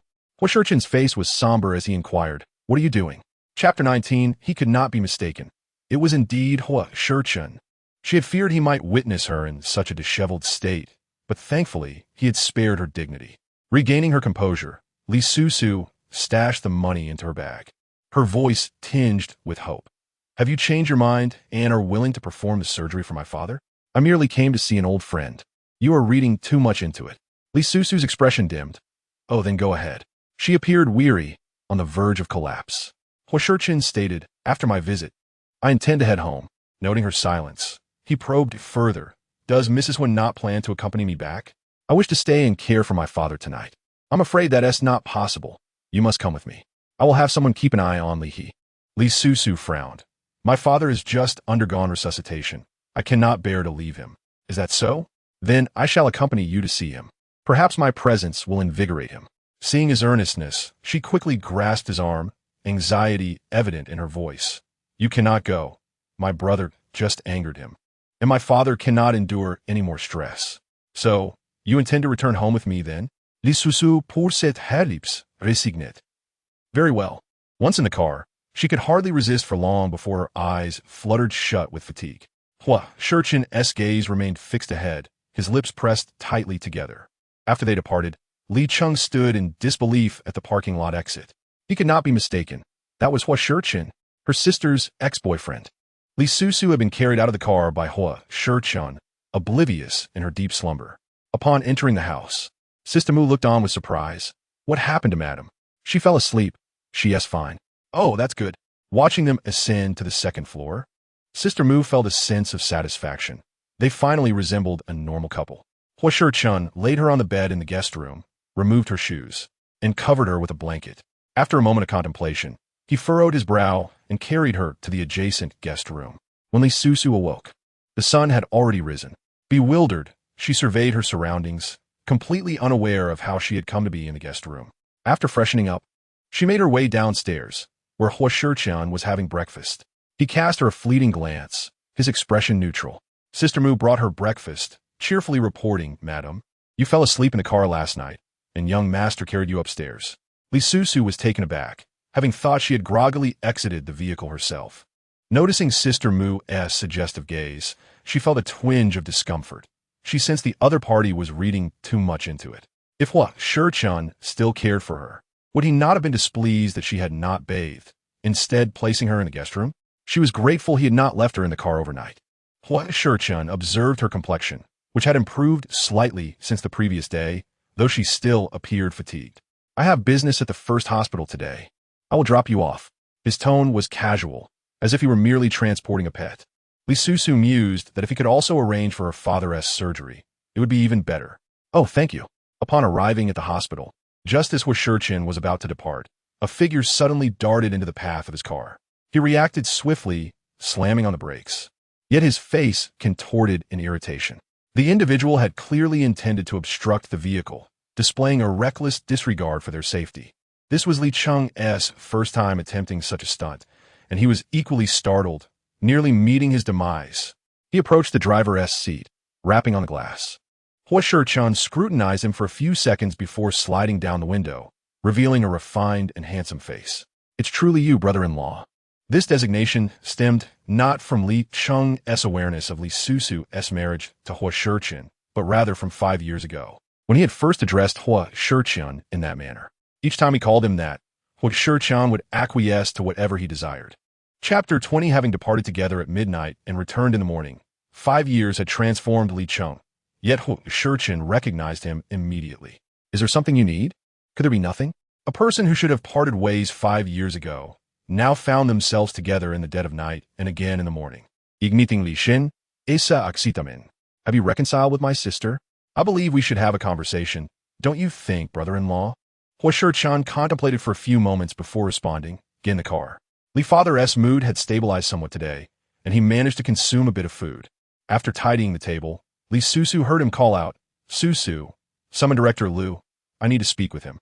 Li Susu felt a surge of anxiety. "Why do you need to see him?" "I want to ascertain whether the surgery can indeed be performed. If there is no hope, I do not wish to waste any more money. I will opt for conservative treatment." "Father, you cannot leave the hospital now. Do not worry about the finances.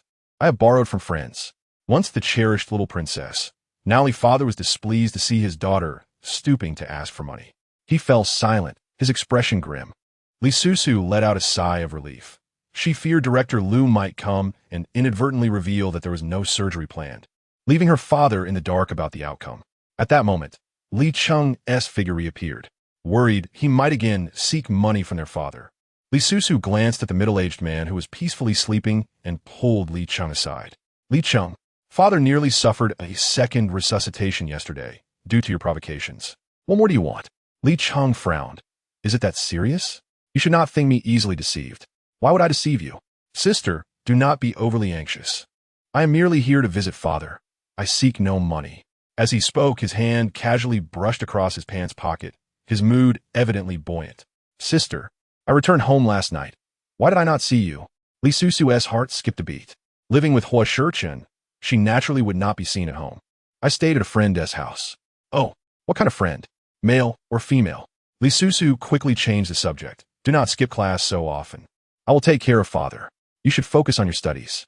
Li Cheng scoffed, his gaze roaming over her neck, a sudden grin breaking across his face. "Sister, what happened to your neck?" She was taken aback. Though a day had passed, the mark remained quite apparent. Susu took out a small mirror from her bag, glanced at it, and felt heat rise to her head. She calmly put the mirror away. "Oh, I might have been bitten by something. It got red."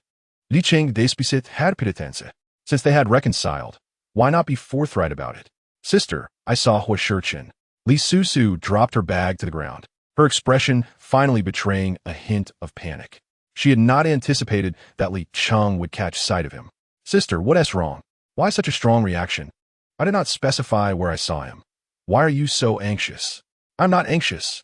Picking up her bag, Li Susu replied, "It is only natural to run into someone in the same city." Li Cheng chuckled, "But I also saw that he brought you to the hospital this morning."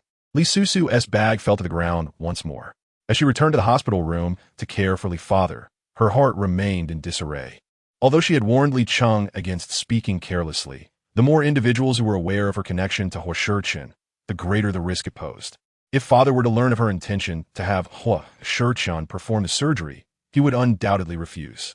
Observing her distracted demeanor, Father Li inquired, "What is the matter?" "Nothing, Dad. If you feel unwell at all, please tell me your mom. Don't force yourself." The last time he had a call for an emergency had frightened her. As for Li he was rather indifferent. "I won't die." "What about you? You just returned home and are taking care of me. What about your work?" "It's fine. Your condition is stable, allowing me to work with peace of mind." Mother Li, with a face full of concern, asked, "Susu, has your brother contacted you?" "I called him, but he didn't answer." Chapter 21. A son is far more useful than a daughter. Mentioning her younger brother reignited Li He's anger. He retorted sharply, "Forget about him. He's not studying properly, always looking for shortcuts. Li Susu quickly interjected to calm him down. Mom, leave the matter of Xiaocheng to me. You needn't worry. 2 hours later, Li Susu arrived at the medical university. Despite his rebellious nature, Li Cheng had performed well academically, gaining admission through his own efforts. She called him, asking him to step out. To her surprise, he had not returned to school. Li Susu, frustrated, exclaimed over the phone, "Don't you want to go to school anymore?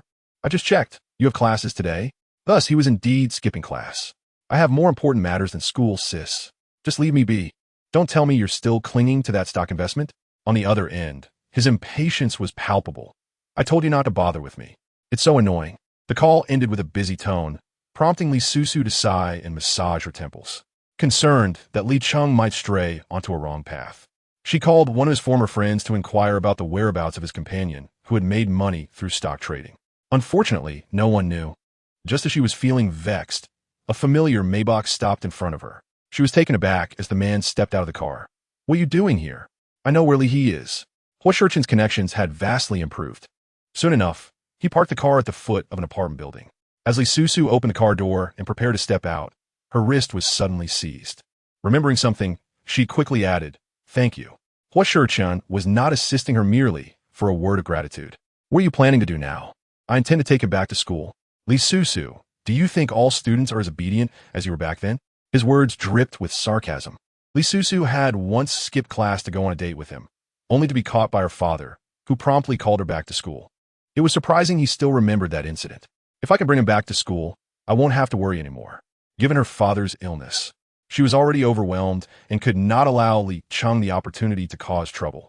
Upon hearing her response, Huo Sicheng couldn't help but mock her. "Do you overestimate yourself or underestimate him? Li Cheng is already 20. Do you really think he won't skip class again if you drag him back?" Li Susu felt exhausted. She knew he was right, but she had no other options. Just then, Li Cheng emerged from the apartment building, humming a tune and appearing quite cheerful. Li Susu immediately pushed the car door open. "Li Cheng." The young man halted, his expression sour. "How did you find me here?" He intended to run, but a tall figure descended from the car. Huo Sicheng's voice was cool and indifferent. "Li Cheng." Li Cheng stopped abruptly, turning to face him, irritation replaced by a mocking smile. "Oh, brother-in-law is here too? Why didn't you say so? What do you need from me?" Li Susu hurriedly approached, fearful he might flee. "Li Cheng, why aren't you back in school? Don't you care about your studies?" The young man replied nonchalantly, "After finishing at the medical university, I can only be a doctor. Can a doctor revive the Li Corporation? Dream on. Sis, wait for me to make a fortune, so we can move back to our old big house. Then Dad will understand that a son is far more useful than a daughter." Li Susu felt a heavy weight on her heart. How could a college dropout be so certain he could revitalize the Li Corporation? "Li Xing, you aren't thinking of borrowing money for stock investments, are you?" Li Cheng chuckled. "Don't worry about that. I haven't borrowed." Chapter 22. Did you get pregnant? The term brother-in-law sent a shiver down Li Susu's spine. How could she possibly feel at ease? "You need to come back to school with me. Being a doctor may not restore the Li Corporation, but it offers stability and the ability to save lives. Its significance is incomparable." Li Cheng glanced at the man behind her, laughing. "Sis, you genuinely believe that?" Li Susu replied firmly, "Of course. Otherwise, why would I have persuaded Dad to let you study medicine? And 5 years ago, why did you disdain brother-in-law for being just a doctor and chose to study abroad?" Seeing her momentarily speechless, Li Cheng sneered. "You're afraid I'll take over the Li Corporation. So you encourage me to become a doctor, right? You clearly look down on doctors." Li Susu felt a lump in her throat. I never. Why don't you ask my brother-in-law if he believes that?" Li Cheng tilted his head towards her behind, his eyes filled with mockery. She lacked the courage to turn around, let alone face Huo Sicheng's gaze. Surely, he thought the same? But at that time, father had forced her hand, and she had no choice. Ultimately, she had let him down. Huo Sicheng took a couple of steps forward, his expression darker than usual. Perhaps influenced by Li Cheng's words, "Listen to your sister and return to school." Li Cheng opened his mouth as if to protest, but ultimately restrained himself. "Fine, I'll listen to my brother-in-law." Li Susu was left speechless. That term brother-in-law sent a chill through her. Did Li Cheng think she had reconciled with Huo Sicheng, or had he discovered their marriage? He had always obeyed Huo Sicheng's words, and now it seemed he still did. Li Susu's emotions were a tangled mess. Huo Sicheng drove him to the entrance of the medical university, watching him enter before she felt a sense of relief. Yet, as Huo Sicheng had said, she could manage temporarily, but she could not watch over him constantly. When Li Cheng got out of the car, he ignored Li Susu, bidding farewell only to Huo Sicheng. Take care, brother-in-law. Once he was out of sight, Li Susu turned to the man beside her. Thank you. But how did you happen to be near the medical university today? Huo Sicheng's expression was neutral, just passing by. Such a coincidence? Li Susu pressed further. Why does Li Cheng listen to you so well? She was incredibly curious, as her brother had always been rebellious, feeling that their father favored her. Upon hearing her question, Huo Sicheng's lips curled slightly, and he looked at her with an enigmatic gaze. Shouldn't you be asking Li Cheng that question? Even if she did, he likely wouldn't tell her. Li Susu lowered her head, her bright eyes stealing a glance at him. Huo Sicheng's gaze was deep. Do you need something from me? Can you persuade Li Cheng to focus on his studies? The unexpected question caught Li Susu off guard. She recalled Li Cheng's earlier remarks, her slender fingers tightening around her clothing. Never mind, I don't want to know. Get out. Li Susu was taken aback by his sudden outburst. Before she could respond to his question, Huo Sicheng ushered her out of the car. Watching the sleek black Maybach drive away, she sighed softly.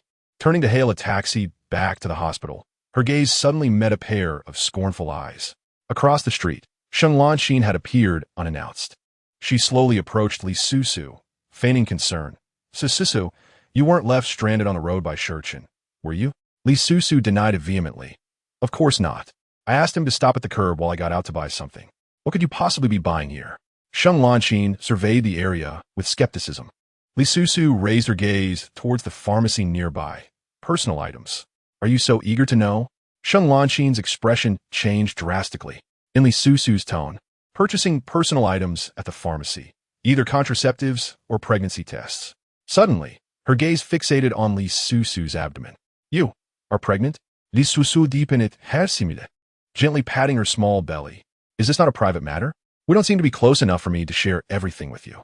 5 years ago, she had indeed confided everything to her, yet Sheng Lanxin felt that the other party was merely boasting. She gritted her teeth. Have you reconciled with Sicheng? That is also my personal affair. Don't you think you're being too selfish? Sheng Lanxin's voice grew more intense. Back then, you left without a word, abandoning him. He even gave up his beloved medical career due to the pain you caused him. Observing Li Susu's gradually paling face, her words grew fiercer after you left. Sicheng searched the world for you, never willing to believe you would abandon him. And what did you leave him? Just a breakup letter, without even a face-to-face meeting. Someone like you does not deserve him. Sheng Lanxin could no longer contain her disdain. Her hatred for Li Susu was overwhelming. She had grown up in luxury and comfort, free from worries. Why did even an outstanding man like Huo Sicheng fall for her? Did she even deserve it? Li Susu kunenchet had feasts, het fingers tiktening slowly. She retorted, on what grounds do you accuse me? Sheng Lanxin was indeed not Huo Sicheng's anything, but at that moment, she could not appear weak before Li Susu. I stood by him during his entrepreneurial journey. I fought side by side with him, never abandoning him. She stepped closer to Li Susu. I wholeheartedly love him and will never give up. Li Susu's expression remained indifferent. But does he love you? Sheng Lanxin felt deeply humiliated. Aren't you just relying on the fact that he still can't forget you? Li Susu, no one is forever fortunate. I await the day Sicheng utterly despises you. After their confrontation, Sheng Lanxin returned to the company. That evening, Huo Sicheng had social obligations, and she coincidentally knew the client, volunteering to accompany him, offering to help him with drinking. Huo Sicheng, who preferred not to drink, agreed. Li Susu returned home from the hospital, bringing pastries from Huo Sicheng's previous purchase for Sister Mu, who was delighted. Thank you, madam.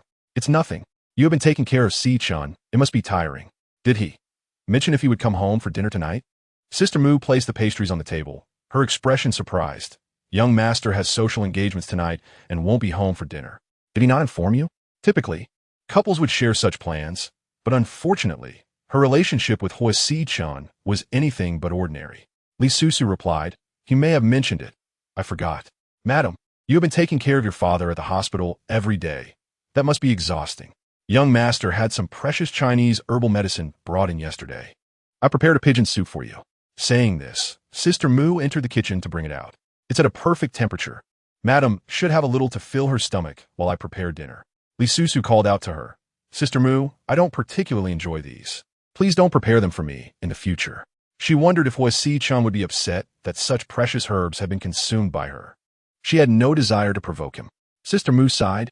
You don't like it, madam? I understand. After dinner, Li Susu suddenly received a message. She glanced at the photo on her phone, her fingers tightening gradually. Meanwhile, Sheng Lanxin quietly set down her phone, asking the man next to her with concern. Sicheng, are you okay? Chapter 24. I am on Earth. That evening, she was supposed to help with drinking, but unexpectedly, her period arrived.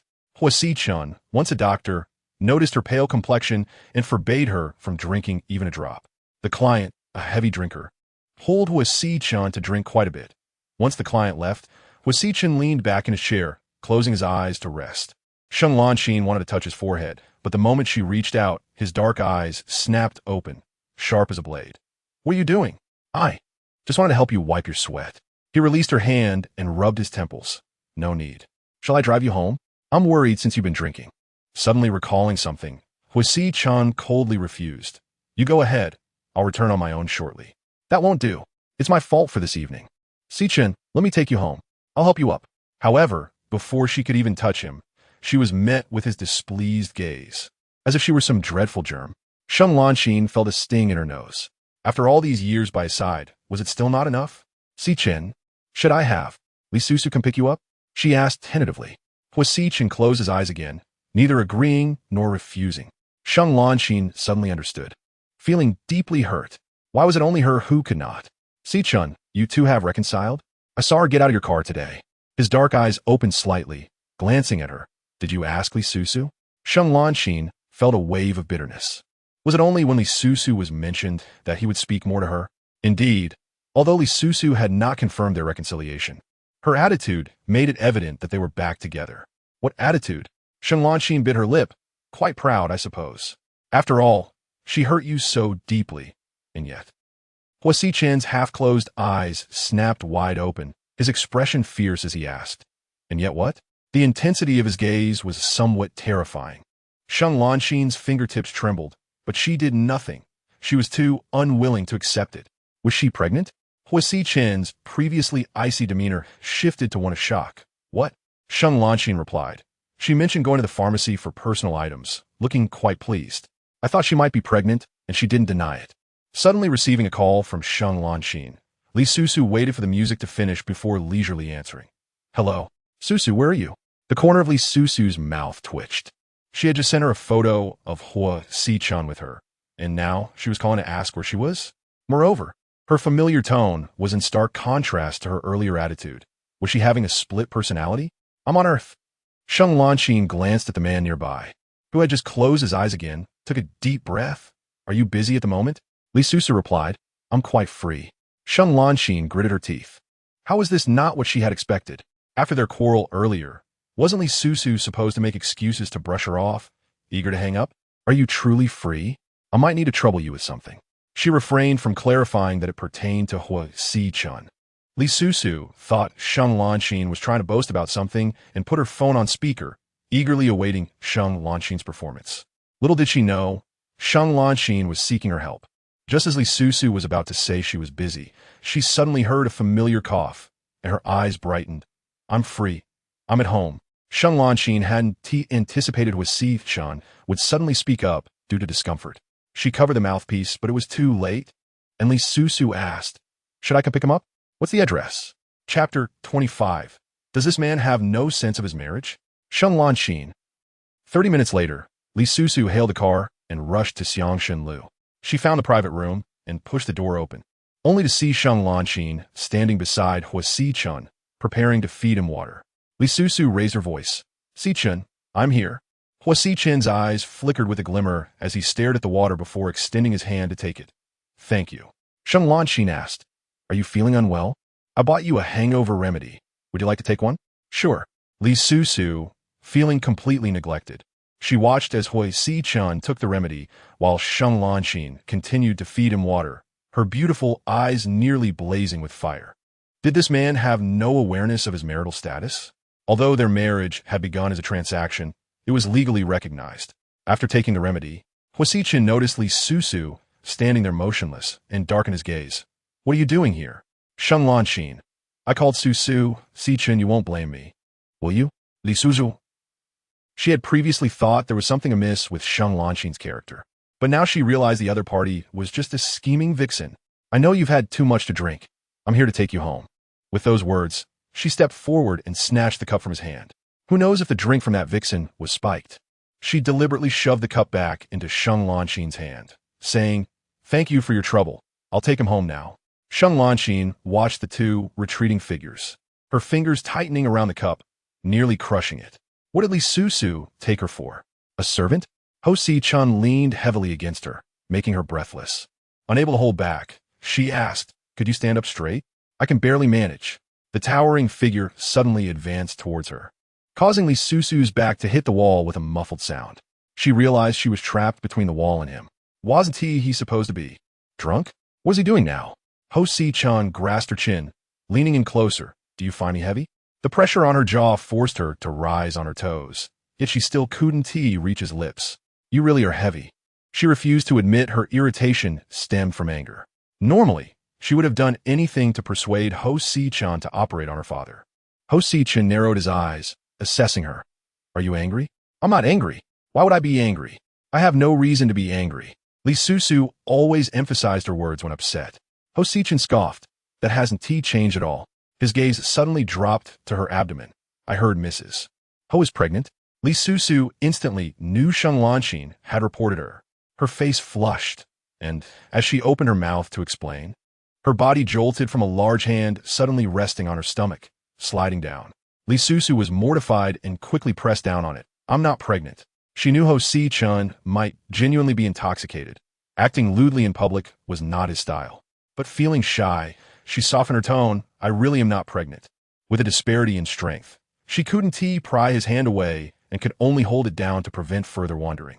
Usually, Huo Sicheng was quite stubborn, and with alcohol in his system, he became even more so. Mrs. Ho still owes me a wedding night. I don't want a child suddenly appearing, leaving me to tend a sheep. What did he take her for? Li Susu urged herself to remain calm, choosing not to engage with a drunkard. I'll go for a run to prove it to you. But with his grip on her waist, she was unable to move. Huo Sicheng narrowed his eyes, seemingly contemplating. Moments later, he abruptly lifted her off the ground. No need for that. Chapter 26. I just drank too much, but I'm not drunk. Li Susu. When Sheng Lanxin emerged, she happened to witness Huo Sicheng carrying Li Susu into a black Maybach. Was that woman lame?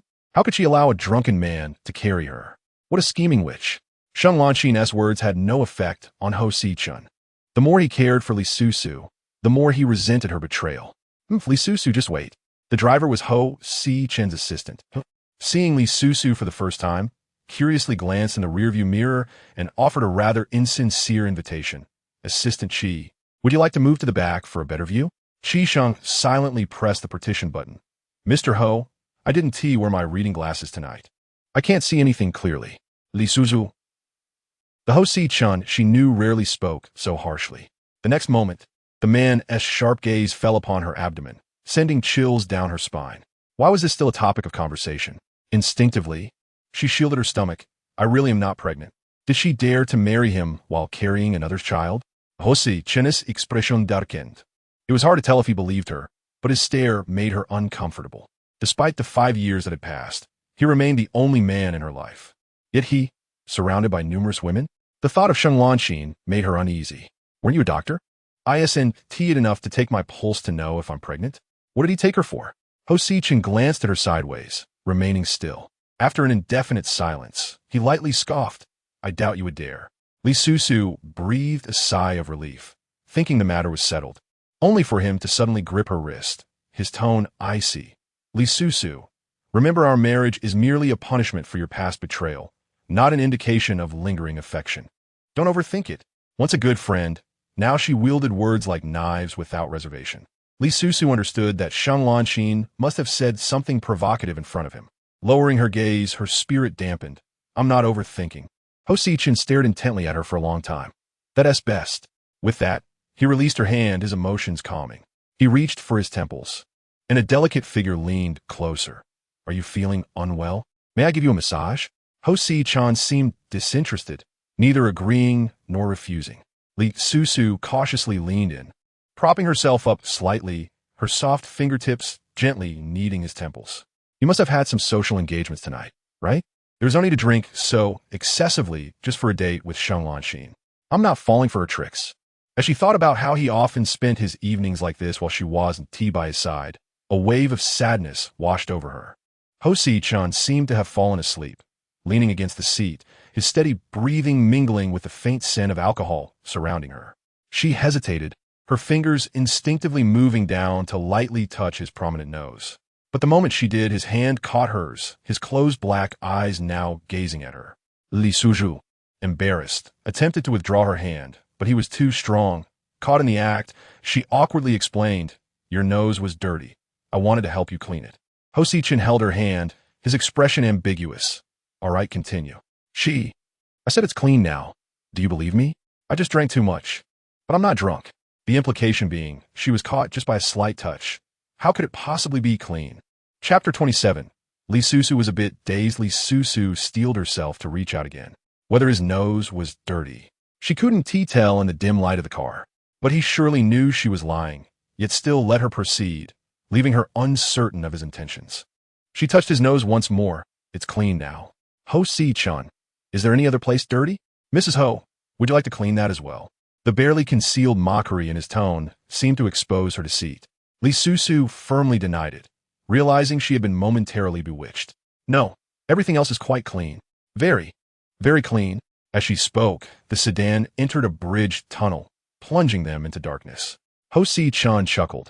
Mrs. Ho's eyesight is quite remarkable. Li Susu wished to sink into the earth. Before long, the black Maybach stopped at the villa entrance. Sicheng eagerly rounded the front of the car to open the rear door. Once Mr. Ho stepped out, he would finally see the true face of the woman inside.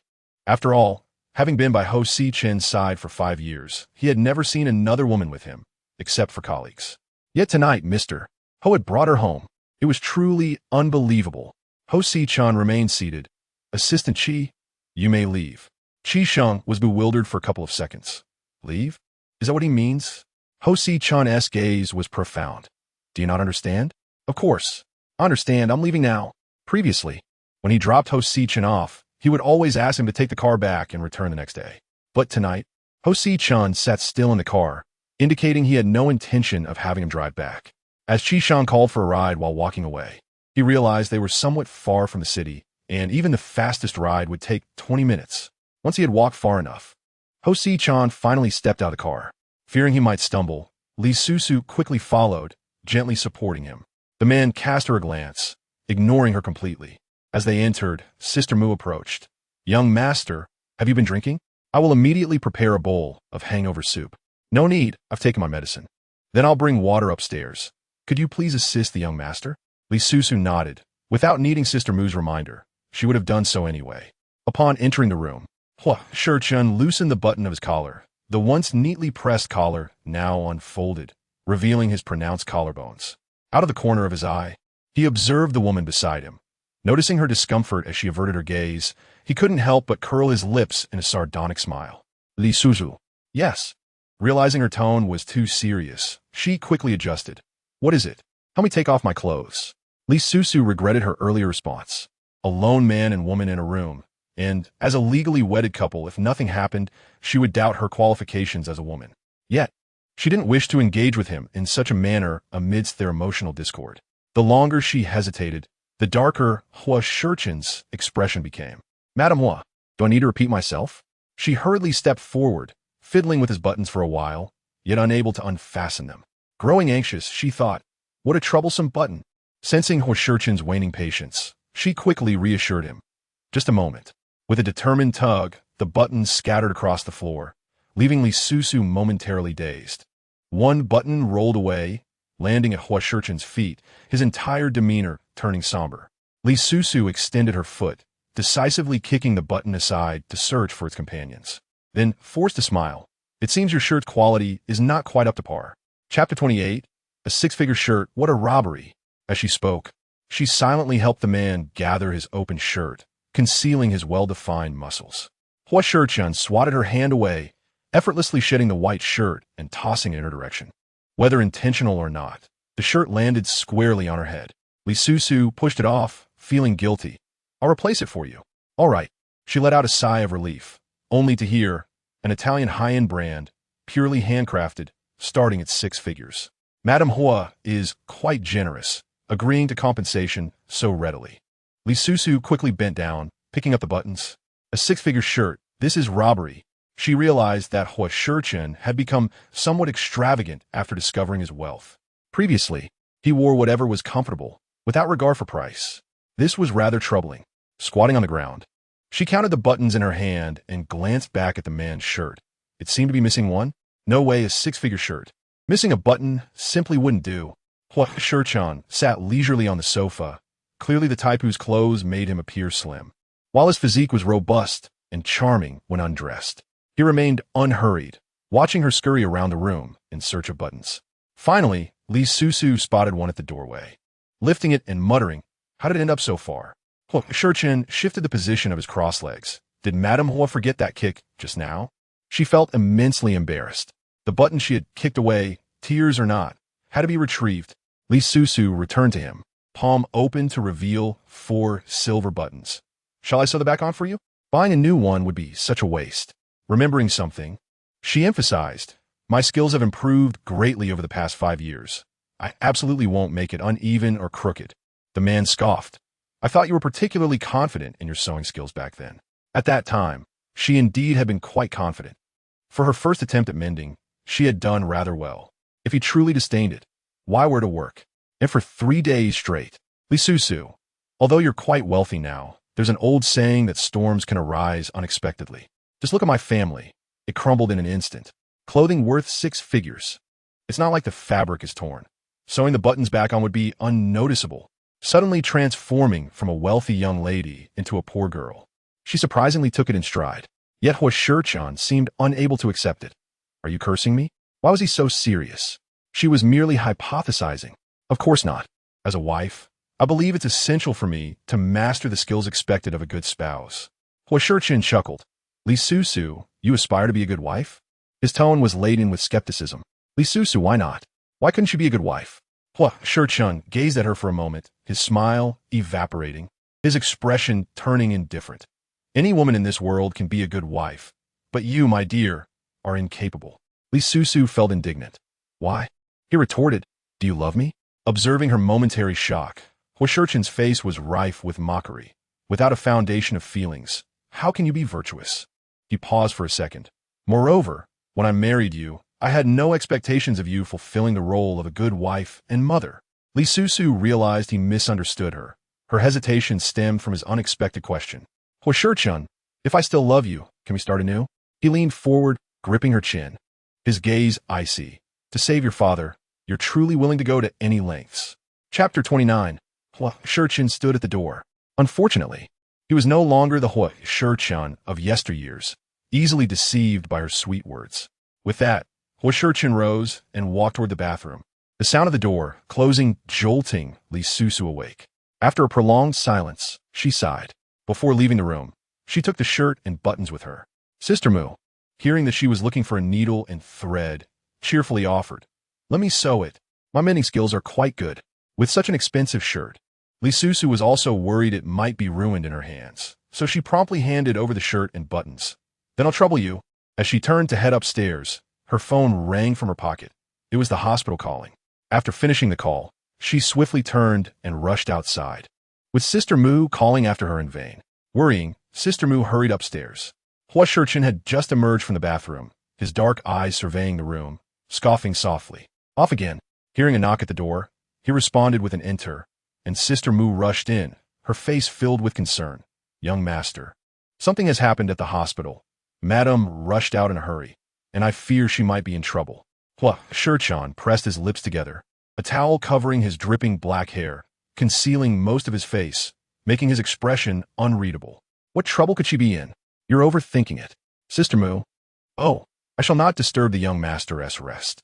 Li Susu hurried to the hospital, where indeed her father was throwing a fit, fortunately without causing further damage this time. She stood at the door for a moment to gather her emotions, then pushed the door open. Dad. Although severely ill, Li He's long-established stern demeanor remained, glaring at his daughter with anger. Why did you lie to me? There's no surgery being arranged. I just spoke with Dean Lu. Li Susu's mind went blank for a few seconds, her heart aching. Had she failed to conceal it? Dad, please don't get agitated. How can we know there's no hope until we reach a dead end? Li He shouted, stop lying to me, since no one can perform the surgery. It's all the same whether I waste money in the hospital or not. I've had enough. I want to be discharged. Li Susu anxiously blocked him. I told you, don't worry about the money. There's enough. If you leave the hospital now, and something happens at home, what if we can't get you to a hospital in time? Dean Lu will definitely not allow you to be discharged. I don't care. I want to be discharged. You go handle the paperwork for me. If you don't, I'll have your brother come. One reason her father could not be discharged was that if he went home, Li Susu's move out would be exposed. She couldn't let her father know about her marriage to Huo Sicheng, at least not now. Dad, Dean Lu informed me that there used to be a highly skilled gastroenterologist at the first hospital, but for certain reasons, he has left. I'm actively working on persuading him to perform your surgery. Li He was skeptical, but his emotions finally calmed down a bit. Why didn't Dean Lu mention this to me? He couldn't guarantee the other party would be willing to operate, so naturally, he wouldn't say, please trust me. I will definitely make it happen. Li Mu hurriedly wiped away her tears and said, husband, please trust Susu. She will surely succeed. Li Fu, still unable to shake off the thought of being discharged from the hospital, expressed his concerns.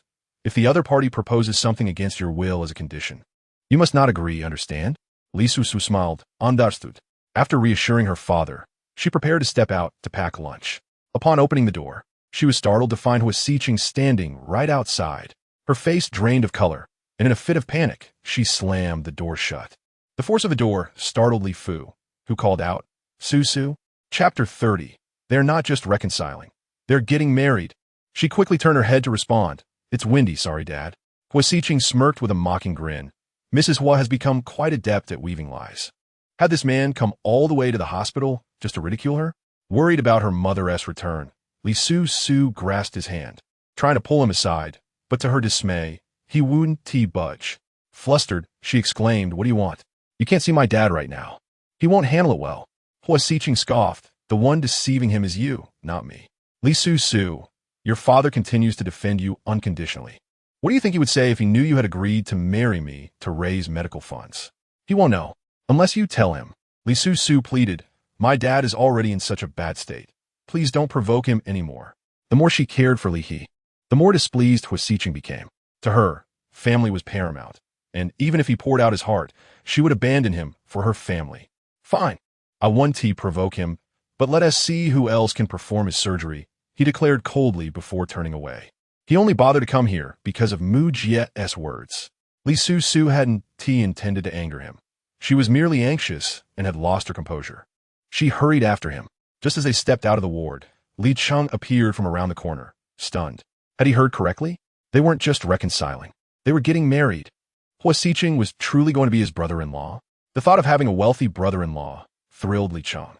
After leaving the hospital, he immediately invested all the money Huo Sicheng had given him into the stock market. Initially hesitant about whether to invest everything, he now felt emboldened with Huo Sicheng as his backing. Even if he lost it all, it wouldn't matter. Moreover, he was confident he wouldn't incur losses. Li Susu chased down to the parking lot, only to see him starting the car, preparing to leave. In a rush, she dashed forward.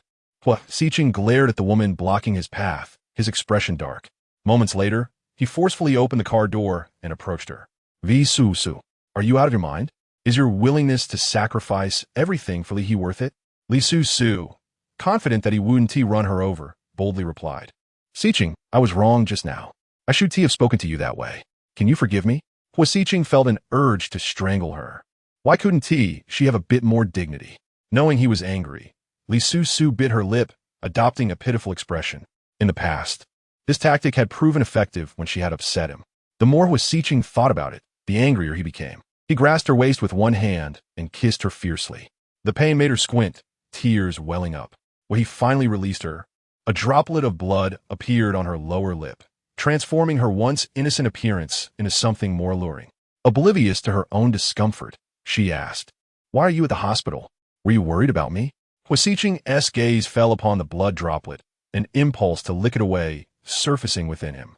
Yet he remained still, his eyes dark as he replied, "Do you really think that is possible? I merely came to see if Li He is dead." Li Susu was taken aback. How cruel! She had no doubt that if her father died, he would celebrate with fireworks. Yet she had to find a way to make Huo Sicheng save her father. This task felt as daunting as holding up the sky alone. However, Li Susu was not one to easily give up. Otherwise, she wouldn't have managed to win over Huo Sicheng, the elusive flower atop the high mountain. 5 or 6 years ago, she was still a student while Huo Sicheng was already an accomplished surgeon. Chapter 31. This will sever his entanglements with other women. He was surrounded by many admirers, all fair-skinned, beautiful young women with long legs. Yet, Li Susu forged ahead, overcoming all obstacles. Dean Liu had mentioned that her father could last another 3 to 6 months. Who asked about that? Who truly cared how long Li He could live? Huo Sicheng's expression darkened. When he dies is of no concern to me. But if Mrs. Huo were to die due to my actions, that would be a serious matter. Are you trying to make me a murderer? Li Susu was stung by his words, unable to hold back her retort. No one else knows we're married. What do you have to fear? Are you asking for recognition from me? In the past, he had wished for everyone to know they were together. But what about her? She was the one pursuing him, hiding during their relationship, timid and apprehensive. It was as if he had lost his senses, allowing her to chase him. Li Susu desperately wanted to be acknowledged, to let everyone know they were together. That way, she could cut off his entanglements with other women. Even if she couldn't sever them all, at least she could stand tall in front of Sheng Lanxin. However, she doubted Huo Sicheng would comply. As expected, if you want me to acknowledge you, take me to Li He and admit we're married. Li Susu immediately buried her head in the sand. My dad can't handle any more stress right now. Let us keep our marriage a secret. Knowing it would lead to such a response, Huo Sicheng didn't even bother to give her a glance. Step aside. I have to get to work. She swiftly turned around, pulling the car door open and slipping into the passenger seat. Huo Sicheng stood a short distance away, his face dark. Returning to the driver's seat, he said, I don't have time to be your chauffeur. Take a taxi. I'm not going anywhere. I'm following you. The only person capable of performing surgery on Li Fu was him. What else could she do besides stay by his side? Huo Sicheng couldn't help but chuckle coldly. Li Susu, your audacity is impressive. You could build a wall with it, you know? Though he criticized her boldness, Li Susu didn't care. She tightened her grip on the seatbelt, determined not to exit the car, even if he tried to shake her off. His frustration morphed into amusement. Li Susu successfully clung to him as they entered Sicheng Pharmaceutical. He worked while she obediently sat on the sofa, engrossed in her phone. At that moment, Sheng Lanxin knocked and entered. Sicheng, want to have dinner together tonight? Upon spotting Li Susu, her recuperation stiffened. Why is she here again? Li Susu cheerfully raised her right hand in greeting. Hi, nice to see you again. This was a blatant provocation. Sheng Lanxin forced a smile. Susu, you're here too? Perfect. Let us have dinner together tonight. It's been a while. Let us catch up. Li Susu glanced at the man in the main seat, hoping Huo Sicheng would refuse. How awkward would it be for the three of them to dine together? It would ruin her appetite. However, the man didn't notice her silent plea and casually replied, You arrange it. Sheng Lanxin's smile blossomed, adopting a familiar tone. How about Xiang Xinlu? You liked their cuisine last time. Huo Sicheng replied nonchalantly, but Li Susu was deeply concerned. How many times had these two secretly dined together without her? Moreover, no one asked for her opinion, as if she were merely a freeloader. Fine. In Sheng Lanxin's eyes, she might just be a freeloader. But so what? The one married to Huo Sicheng was her, Li Susu, not Sheng Lanxin. Then Sicheng. You're busy. I'll come by after work. By the way, are you driving? Huo Sicheng frowned. If he drove, he would have to take Sheng Lanxin back after dinner. Li Susu realized this, her almond-shaped eyes fixed on him, hoping he would refuse. Chapter 32. Li Susu resembled a victorious peacock. Fine, I'll drive. Sheng Lanxin's smile was radiant. Okay, I won't disturb you. I'll step out. Li Susu puffed up her cheeks, feeling like a deflated balloon. Huo Sicheng subtly smirked before quickly masking it. After work, Sheng Lanxin stood beside Huo Sicheng under the pretense of discussing work, monopolizing his attention and giving Li Susu no chance to approach. Huo Sicheng responded occasionally, but spoke little. Li Susu trailed behind them, wishing she could bore holes into their backs with her glare. Suddenly, Sheng Lanxin turned back to smile at her, but soon continued discussing work with Huo Sicheng. Provoked, Li Susu thought, How infuriating. When getting into the car, Sheng Lanxin directly opened the passenger door and, recalling something, turned to her. Susu, I still have matters to discuss with Sicheng. Is it all right if you sit in the back? Since Huo Sicheng said nothing, she dared not object. Li Susu replied, yes, the back seat is spacious and more comfortable. The man glanced at her without a word. Upon arriving at Xiangshen Tower, Li Susu, feeling irritable, marched straight to the restroom. Before the Li Shi group's collapse, she was a frequent visitor, so she was well acquainted with the layout. She stood in front of the mirror, vigorously washing her hands as if she bore a grudge against them. Raising her head, she noticed Sheng Lanxin beside her and immediately composed herself. Susu, did you see? Sicheng and I have endless topics to discuss, yet you couldn't even interject.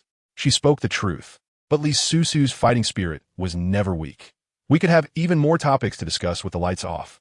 We could converse all night. Can you do that? Can you? Oomph. Sheng Lanxin retorted, shameless. After washing her hands, she displayed a sly expression towards Li Susu and was the first to leave the restroom. Li Susu felt like a victorious peacock, ready to flaunt her beautiful feathers, when suddenly a chuckle came from behind. She turned in surprise to see a stunning young woman in her 20s giving her a thumbs up. Sister, you're amazing. Li Susu felt a rush of embarrassment and dared not flaunt her feathers at all. Thankfully, they were strangers and went their separate ways upon exiting the restroom, so the encounter wouldn't reach Huo Sicheng's ears. As for Sheng Lanxin, she certainly wouldn't inquire about such personal matters with Huo Sicheng. Upon entering the private room, Li Susu was taken aback to find another person inside. She recognized the individual from 2 previous encounters, but her impression was mediocre. Sheng Lanxin evidently knew Su Zhou, and the two exchanged casual pleasantries before their gazes shifted towards the suddenly arrived Li Susu. Su Zhou leaned closer to his friend, playfully nudging his shoulder, and teased. I didn't see that coming, bro, bringing 2 women to dinner simultaneously without igniting a fire in the backyard. Truly, one must not judge by appearances. Usually, you're as restrained as a monk. This is quite a departure. Huo Sicheng regarded him with a frosty stare, clearly unamused, as he hadn't expected to run into Su Zhou while dining. Did you come alone? Su Zhou joked, how could that be? You're bringing 2. Would I dare to dine alone? Just then, someone knocked at the door. A young girl peeked in with a bright smile. Su Xiao. I hope I'm in the right place. Li Susu turned to her, her expression stiffening. MMP. Sheng Sheng is here, calling for Huo Xiao. The girl calling for Sheng Sheng had a particularly sweet voice. Hello, Huo Xiao. After greeting him, she turned to Li Susu, whose expression was peculiar. Hello, sister. Good to see you again. Su Zhou was surprised. You two know each other? Chapter 33. A complete victory. Li Susu interjected. We just met in the restroom. Yi Sheng was Su Zhou's companion. Lively and attractive, clearly still a college student. She hit it off with Li Susu and engaged her in conversation during dinner. Normally, Li Susu wouldn't mind making new friends. However, her mind was preoccupied with her earlier bold claim in the restroom. She felt utterly embarrassed. Sheng Lanxin, seated nearby, since her own presence was somewhat superfluous. She sipped water repeatedly, her expression dark, as Li Susu's words about discussing all night echoed in her ears. She knew Huo Sicheng was exceptional, but she hadn't realized he surpassed the average man in that regard. She felt an intense jealousy towards Li Susu. After dinner, Li Susu intended to discreetly inform Yi Sheng not to divulge her restroom remarks while Huo Sicheng went to settle the bill. Yet, Su Zhou insisted on treating, leaving her no chance to speak with Yi Sheng privately. It would be absurd to suggest a restroom visit post-dinner. They weren't children. Fortunately, before they got into the car, Li Susu thought that Yi Sheng likely had no opportunity to mention it. Huo Sicheng hadn't consumed any alcohol that evening and drove himself. During the drive, his phone rang, and he put on his Bluetooth headset. Hello? After listening to the caller, he squinted at Li Susu, a flicker of dark light in his eyes. He then declared the conversation boring and hung up. That glance was extraordinary, leaving Li Susu feeling especially anxious. She silently turned her gaze to the window. Perhaps she was overthinking. It may not have been Su Zhou's call. On the return journey, Sheng Lanxin sat in the back, her presence barely felt. She initiated a conversation. Susu, which hospital is your father in? I haven't visited him yet. Li Susu's expression tightened. She could not allow Sheng Lanxin to visit her father.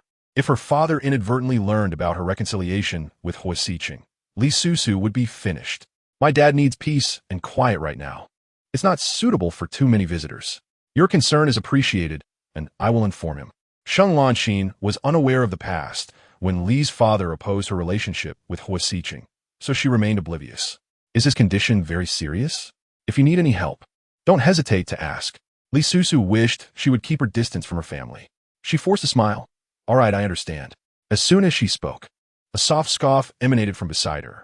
Li Susu selectively closed her ears, pretending not to hear the man's sardonic remark, for he was well aware of her reasons for not wanting Sheng Lanxin to visit the hospital. Sheng Lanxin glanced outside. They were on the way back to her home. Susu, where are you living now? If it's nearby, I could drop you off first. What a statement. As if she were Huo Sicheng's woman, Li Susu ground her teeth. It's not close. You should go first. Sheng Lanxin only knew about her reconciliation with Huo Sicheng, but was unaware that they were actually cohabitating. Huo Sicheng wanted to keep their marriage hidden, using Li's father's acknowledgement of their union as leverage. Even though Li Susu wished to flaunt in front of Sheng Lanxin, she had to consider many factors. Seemingly anticipating her response, Sheng Lanxin directly turned to the serious-looking man driving. Sicheng, where is Susu living now? She won't tell me. Li Susu, did she think of her as invisible, flirting with Huo Sicheng right in front of her? It was too stifling. She waited to see how Huo Sicheng would respond. He appeared indifferent, casually glancing at the traffic lights ahead. Shengshi Longtang. Li Susu felt a surge of joy. How delightful it was to infuriate Sheng Lanxin. Given the current state of the Li family, they could hardly afford to live in a wealthy district. It was evident that she was cohabitating with Huo Sicheng, hence residing in that area. Indeed, Sheng Lanxin's expression shifted. She hadn't anticipated their relationship had progressed so rapidly to cohabitation. Further inquiries would only lead to her humiliation, so Sheng Lanxin chose to remain silent. Li Susu gleefully shifted in her seat, concealing a smile at the corners of her mouth. This round was a complete victory. Chapter 34. Truly difficult to please. Huo Sicheng cast her a glance, slightly furrowing his brow. Had she developed fleas or something? Why was she squirming about? As Sheng Lanxin alighted from the car, she looked at the former friend in the passenger seat, her expression forced. Sicheng, drive carefully. Susu, see you next time. This person truly knew how to act. She must have loathed her internally, yet managed to smile. Li Susu could act even better. We will meet again soon. I will often visit you at the office. Sheng Lanxin. Shameless. Clearly wanting to get closer to Huo Sicheng. The man didn't afford them much time for catching up. The black Maybach sped away, leaving Sheng Lanxin in a cloud of exhaust. The atmosphere inside the car felt cramped with one less person. Li Susu began to feel restless. She focused on his hand resting on the steering wheel, not only slender and fair, but also distinctly boned. When his fingers intertwined, they looked particularly appealing. While she was lost in her thoughts, he suddenly spoke. Weren't you quite talkative earlier? Feeling as if she had committed a misdeed and was about to be caught. Li Susu quickly averted her gaze. She acquiesced. So when will you help my father with the surgery? Huo Sicheng pressed his lips together. You should be quiet. Li Susu pouted. He was truly difficult to please. Noticing his good mood that evening, she mustered her courage to continue the previous topic. Huo Sicheng, what must I do for you to agree to help my father with the surgery? The Maybach suddenly braked, and seeing his darkening expression, Li Susu instantly regretted her words. Sure enough, the next moment, he ordered her to get out of the car. It's not too late. It's not yet 9. She protested as she stood on the bustling street, watching the Maybach drive away, letting out a sigh. Suddenly, she spotted a familiar figure emerging from a nearby building and hurried to catch up. Li Cheng, what are you doing here? He clearly did not expect to be seen by her, and his expression faltered for a moment before he quickly masked his thoughts. Having dinner with friends, what else? Can you mind your own business? I'm already an adult. With that, he attempted to leave, but Li Susu grasped his arm. Mom is very worried about you. Why haven't you answered her calls these past few days? It's annoying. She nags too much and hardly says anything I want to hear. Is that how you treat your elders? Mom is concerned about you. Suddenly, Li Cheng, visibly irked, pushed her aside, causing her to stumble onto the curb. She let out a small cry, feeling a sharp pain in her palm. For a fleeting moment, Li Cheng looked anxious, but upon seeing her quickly get back up, his impatience returned. Li Susu, you're more bothersome than Mom. Li Cheng, stop right there. Ignoring her injury, Li Susu ran after him. But how could she catch up to someone as agile as Li Cheng? Soon, he was nowhere to be found. In a panic, she picked up her phone, but he rejected her call. Returning to the building where she first spotted him, her brows furrowed. This was clearly an office building. How could he be having dinner with friends here? Just as she was about to enter to investigate, her phone rang. It was Sister Mu, calling from her home phone, inquiring if she was heading home at such a late hour. After a long time without anyone worrying about her, Li Susu felt a lump in her throat. I'm heading back now. When she returned to Shengshi Longtang, Sister Mu opened the door, wearing an expression that suggested she wanted to say something but hesitated. Li Susu understood immediately. She discreetly covered her mouth and lowered her voice. Is he still angry? Your young master really has a narrow mind. He just abandoned me midway, and that's not enough? Sister Mu remained silent, stepping aside to reveal Huo Sicheng standing behind her. Chapter 35. See, I am so obedient. Caught off guard after having just spoken ill of him, Li Susu found herself at a loss for words. Oh dear. Sister Mu glanced between the two, feeling uneasy, until she heard him say, you should go to sleep. With his words, she could only give Li Susu a reassuring glance before retreating into the house.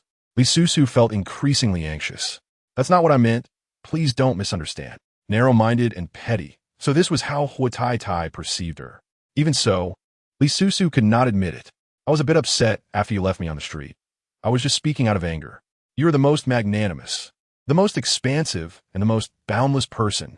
Noticing that her flattery had no effect on him, she prepared to act coy, but then recalled the incident in the parking lot and withdrew her neck. Huo Sicheng regarded her with a look of derision. Those spreading rumors. When did I spread rumors? She retorted, indignant. Accusing someone requires evidence, you know? Is it because Shang Lanxin said something in front of you? Why are you involving her? Those words came from your mouth. What did I say that? At Xiangshen Tower, in the restroom. Would you like me to elaborate further? Looking at the flushed Li Susu, he scoffed, a whole night of communication. Are you sure Huo Tai isn't spreading rumors? Since their marriage registration, he was certain they had never communicated in that manner. Unless, Huo Sicheng's expression darkened ominously as he seized Li Susu's chin, his voice icy. Did you engage in communication with someone else all night? Nonsense. After cursing him, she realized he had tightened his grip, causing her to yelp in pain. But she had clearly underestimated Huo Sicheng's ruthlessness. He scrutinized her pained expression, his voice low and menacing. If you dare to betray me, I will ensure Li he has no hospital to stay in. Li Susu felt a mix of anger, pain, and sorrow. She attempted to pry his hand away, but his grip was stronger than that of an average man, a result of years of wielding surgical instruments. She felt as though her chin might be dislocated. Huo Sicheng, when did I spread rumors? Do you not remember the night of your birthday 5 years ago? At that time, she had just managed to win over a crush. He was so handsome, and there were countless superior and beautiful women vying for his attention. Naturally, she felt insecure. After dating for over 3 months, their interactions had only consisted of kisses and hugs. Li Susu suspected he was keeping her as a pet rather than being in a relationship. So on his birthday, she concocted a plan to get him drunk, intending to take their relationship to the next level. To prepare, she even bought a set of Risco lingerie. She had envisioned a beautiful and sweet evening with Huo Sicheng, but little did she know, the drunken man was terrifying, and she nearly felt as if she were being devoured alive. Chapter 36.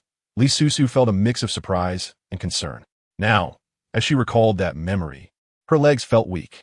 She regretted it so much. She should not have overstepped her boundaries by wearing such revealing clothing. Just the sight of him drunk was enough for her to handle.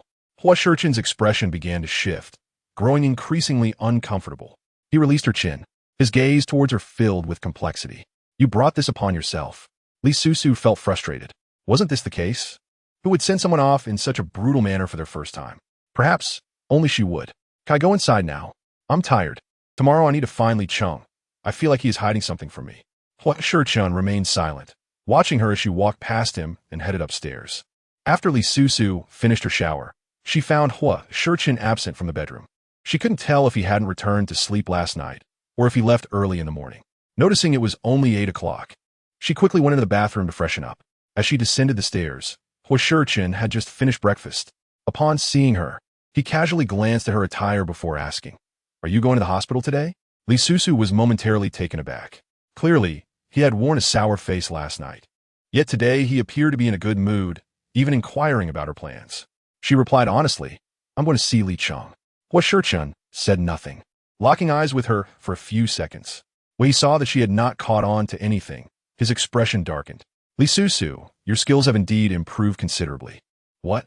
After Huo Sicheng finished speaking, he picked up his briefcase and exited, leaving behind a perplexed Li Susu. What was he referring to? Mu Jie chuckled softly. Young master is wearing the outfit that madam asked me to sew buttons on a few days ago. He might think it was sewn by her and is praising you. Li Susu was taken aback. She has forgotten about that. It's just a matter of a button on a piece of clothing. Does it warrant special praise from Huo Sicheng? I will explain to him when he returns. The dress wasn't sewn by her, and Li Susu cannot take credit for it. Mu Jie interjected, "Oh, madam, don't. The young master seems quite pleased. Let him believe it was you who sewed it." Li Susu felt uneasy about the deception, but she couldn't deny that Huo Sicheng appeared to be in high spirits today. Setting aside her thoughts about the buttons, she asked, "Mu Jie, why do you call him young master?" She had wanted to inquire since the first time she heard her refer to him that way. Was Huo Sicheng from an ordinary family? The term sounded odd. Mu Jie wiped her hands on her apron. I've become accustomed to it, so I continue to call him that. Li Susu couldn't help but weave a narrative in her mind. Could it be that Huo Sicheng came from a wealthy family in his childhood, only to face a sudden downfall like her? Chapter 37. Suddenly, she received a call from Huo Sicheng. No wonder he had been so sensitive to her metaphor the other day. Those who have fallen from grace often dislike hearing unkind remarks. Before leaving, Li Susu tried calling Li Cheng again, but no one answered. She had no choice but to go to his school, only to learn that Li Cheng hadn't attended classes for 2 days. She made every call she could, but no one knew his whereabouts. An unsettling thought struck her. What about the tall building from last night? Feeling an overwhelming sense of dread, she took a taxi to the building's entrance. Once inside, she felt lost, as each floor housed different tenants. Suddenly, a sign in the lobby caught her attention. Jelly Financial Company. She recalled Li Cheng mentioning his desire to invest in stocks, and her anxiety intensified. Without hesitation, she took the elevator up and inquired if Li Cheng had come to apply for a loan. The staff initially hesitated to disclose customer information, but upon learning her brother was a student, they subtly informed her, "Our company requires various qualifications for loans, and your brother likely does not meet them." So, the chances of Li Cheng securing the loan were slim. Just as she exhaled in relief, she heard, however, some clients inquire about other loan channels. Li Susu's heart raced. High-interest loans? The staff chuckled lightly. High-interest loans are illegal. We cannot refer you to them. Receiving addresses for a few private lending companies. Li Susu set off immediately. She was terrified that Li Cheng might be borrowing money for stock trading. Following the addresses provided, she visited each company until she was stopped at a private lending firm named Chuangying Finance. Upon learning that Li Cheng had borrowed 5 million and had gone missing after paying only 2 days' interest, Li Susu felt her blood run cold. Had he really borrowed money for stock trading? After reviewing the loan agreement, which bore not only Li Cheng's signature but also his fingerprint, she angrily questioned. "He is just a student. How could you lend him 5 million? The response was dispassionate. Though he is a student, he was once the heir to Li Shi Group. 5 million is not excessive. Who could have known he would disappear after paying just 2 days' interest? You are his sister. What do you plan to do about this?" Their meaning was clear. If the brother borrowed, the sister must repay. Li Susu stared at the interest on the loan agreement, momentarily stunned. Before her anger surged. This interest rate. Are you any different from loan sharks? The head of Chuangying's expression darkened, his tone turning harsh. "Miss Li, please refrain from making unfounded accusations. Your brother willingly borrowed from us. We did not force him. If his school finds out, he could be expelled, and you cannot blame us. You, Miss Li, think it over. Decide whether to help him repay this sum, or we will personally approach your brother." Emerging from the lending company, Li Susu gazed at the sky. The sunlight was blinding, and she shielded her eyes. 5 million. Not 50,000. Not 500,000. What audacity did Li Cheng have to borrow such an amount? How could he dare? She had to find him and get to the bottom of this. Li Susu continued to dial his number, but Li Cheng had turned off his phone to evade debt collectors. She had never imagined her brother could be so irresponsible. If that lending company found their way to the hospital and informed their ailing father, what then? Or if they went to the school, and his classmates and teachers discovered he had borrowed a fortune for stock trading, only to hide away because he couldn't repay, how would he continue his studies? These thoughts made her head spin. As she wandered aimlessly down the street, she suddenly received a call from Huo Sicheng, leaving her momentarily stunned. Chapter 38, not wanting to embarrass herself in front of him. She felt a surge of anxiety. This was the first time he had called since they registered their relationship. Struggling to calm her nerves, she answered, "Hello? Sicheng, you're looking for me?" The man fell silent for 2 seconds before asking, "Where are you?" "Outside." His tone intensified. "Outside where?" Li Susu took a deep breath, feigning nonchalance. "Just out shopping." "Alone?" "Yes, can't one shop alone?" Huo Sicheng, skufa kuldli, Li Susu. "Never attempt to lie to me again. Send me your location. I need to talk to you." She complied and sent her location. She had intended to act as if everything were fine, but her acting skills seemed to have diminished. Huo Sicheng could tell she was lying just from her voice. Within half an hour, Huo Sicheng's Maybach stopped in front of her. She stood by the roadside, her mind racing, uncertain of what he wanted to discuss. Could it be related to her father's surgery? The thought brought a glimmer of hope to her otherwise gloomy spirits. Huo Sicheng rolled down the window, gazing at Li Susu for a few seconds before commanding, "Get in." She obliged without hesitation. Once inside, Li Susu couldn't help but ask, "Did you call me suddenly because of my dad?" Huo Sicheng interrupted. "Did Li Cheng borrow 5 million? Her heart sank. "How do you know?" She had only learned about it today. "The lending company called me. Your number was listed in the emergency contact section." No wonder she hadn't received any collection calls. At that moment, Li Susu wished she could dig a hole and hide. She felt utterly ashamed before this man. Her brother had taken out a loan, yet listed her husband as contact information. How could he? Didn't he consider how she would face Huo Sicheng? Clinching her bay. Her eyes began to sting with unshed tears as she fought to maintain her composure, not wanting to appear foolish in front of him. "I'm sorry. I didn't expect Li Cheng to do something like this. Don't worry, I will handle it." "How will you handle it? Use the 10 million I gave you to repay him?" His merciless words pierced her heart, and tears threatened to spill. Yet Huo Sicheng seemed relentless, adding insult to injury. "Don't forget your father in the hospital. If you help Li Cheng, the money you have left won't cover the upcoming medical expenses." Li Susu felt like she might break. With a stubborn expression, she replied, "I'll find a way. If you truly have the ability, would you agree to marry me for 1 million in medical expenses?" She marrying him wasn't solely about affording medical bills. But Li Susu knew he wouldn't believe that. "I apologize for causing trouble. In the future, if they call again, just deny knowing Li Cheng." His hand tightened on the steering wheel, his expression grim. Li Susu continued, "Once this is resolved, I will make Li Cheng apologize to you."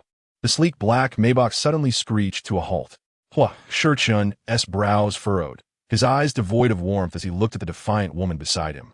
He gripped her wrist tightly. "Li Susu, you could agree to marry me for 1 million. Why won't you plead with me to help your brother now?" Did he want her to beg him for assistance? Li Susu had her dignity. His request was different from her approaching him for help. At least the feeling of humiliation is not as intense. "This time, I'll find a way on my own and not trouble you." As she spoke, she shook off Huo Sicheng's hand, but he tightened his grip. In the struggle, Li Susu gasped. The palm she had injured in her fall last night had scabbed over, but the tugging tore it open again, causing blood to bead up. Huo Sicheng sensed something was amiss, but did not let go, staring at her palm and asking, "How did this happen?" Chapter 39. "Mrs. Huo still owes me a wedding night. I fell while chasing after Li Cheng yesterday." Upon hearing this, the man fell silent for a moment before turning to get out of the car. Li Susu watched as he retrieved a medical kit from the trunk, momentarily stunned. He wouldn't. Huo Sicheng didn't give her time to react, directly opening the kit and coldly instructing, "Hand it over." Seeing her frozen in place, he added, "Firstly, I was once a doctor and cannot bear to see others bleed in front of me. Secondly, you are now Mrs. Huo. I do not appreciate women with scars." Li Susu felt touched for no more than 3 seconds. "So if my father were bleeding in front of you, you would save him too, right?" Huo Sicheng suddenly looked at her with a strange expression. "Aren't you a filial daughter, preparing to have me operate on your father?" He then mockingly continued, "If you truly could do it, I might consider it." Li Susu, what cold heart! As she watched him apply medicine to her wound, she fell into a trance. 5 years ago, she had also fallen at school and had playfully sent him a message seeking comfort. Who would have thought he would rush over, taking leave from the hospital, and carry her away in front of the entire class, leaving only a note saying, "Li Susu is on leave"? Because of that incident, her reputation at school soared, and countless girls were envious. At that time, she felt embarrassed, but now, seeing the man tending to her wound, her heart ached. "Huo Sicheng, are you?" Huo Sicheng instinctively tightened his grip on her hand, only releasing it when he heard her wince in pain. He methodically discarded the cotton ball and glanced at her. That look was so indifferent, it hardly seemed like he cared for her. Li Susu understood she was being overly sentimental. Have you found out who instigated Li Sucheng to invest in stocks? Can you tell me his exact address? Besides that, she had no idea where to look for Li Sucheng. Huo Sicheng placed the medical kit down, his expression as cold as ever. Aren't you supposed to rely on yourself? This man, clearly petty and vengeful, yet he refused to admit it. Just as she was about to respond defiantly, the sleek black Maybach suddenly turned from the roadside, causing her to instinctively grip her seatbelt. Where are we going? After about 20 minutes, the car stopped at the apartment building Li Susu had visited last time. However, this time she was not so fortunate and happened to block Li Sucheng as he was leaving. She leaned out to look out the window and asked which floor. Seeing him silent, Li Susu pursed her lips. Then I'll find it myself. Thank you for bringing me here. Huo Sicheng suddenly interrupted, halting her attempt to step out. The building Li Sucheng is in has 28 floors, with 3 households on each floor. That meant there were 84 households. If she knocked on each door, she feared she might be reported for harassment. Li Susu felt her resolve waning. Huo Sicheng, since you brought me here, can't you tell me the specific address of his friend? The hand Huo Sicheng placed on the steering wheel was long and elegant, particularly pleasing to the eye. He lightly tapped the dashboard, his gaze distant. Mrs. Huo, you still owe me a wedding night. Upon hearing this request, Li Susu's ears visibly flushed red, accentuating her fair complexion. They were indeed husband and wife, destined to share a bed sooner or later. Even if she wished to avoid intimacy under the current circumstances, he had made a request she could not refuse. Blushing, she replied in a husky voice, okay. Chapter 40. She had never seen such a sibling relationship like enemies. Li Susu entered the apartment building on her own, while Huo Sicheng achieved his goal and left. She took the elevator to the 18th floor and stood outside room 1808. Ringing the bell, the door opened, and she was nearly startled to death by the bright green face of the person inside. Li Susu had not expected that the friend Li Sucheng mentioned would be a girl. The girl asked you, realizing that she did not recognize her. Li Susu said, I'm looking for Li Sucheng. The young girl peeled off her vibrant green face mask, her expression a mix of surprise and delight. Sister? Li Susu. Yisheng. She was invited inside, where Yisheng cheerfully poured her a glass of water and asked, Sister, you know Li Sucheng? What a coincidence. Li Susu forced a smile. I'm his sister. He hasn't been to school for 2 days, and I can't reach him by phone. Having already surveyed the room, she found no trace of Li Sucheng and felt a twinge of disappointment. She had thought he might be hiding here. Yisheng handed her a bag of chips, which Li Susu declined. Li Sucheng took a leave of absence and has been staying with me these past 2 days. He went out to buy something and will be back soon. P.S. Really staying with you? Yes. He said something happened at home and he had nowhere to stay. We're friends, so I agreed. You agreed, too casually. If he were a boy, Li Susu would have nothing to say.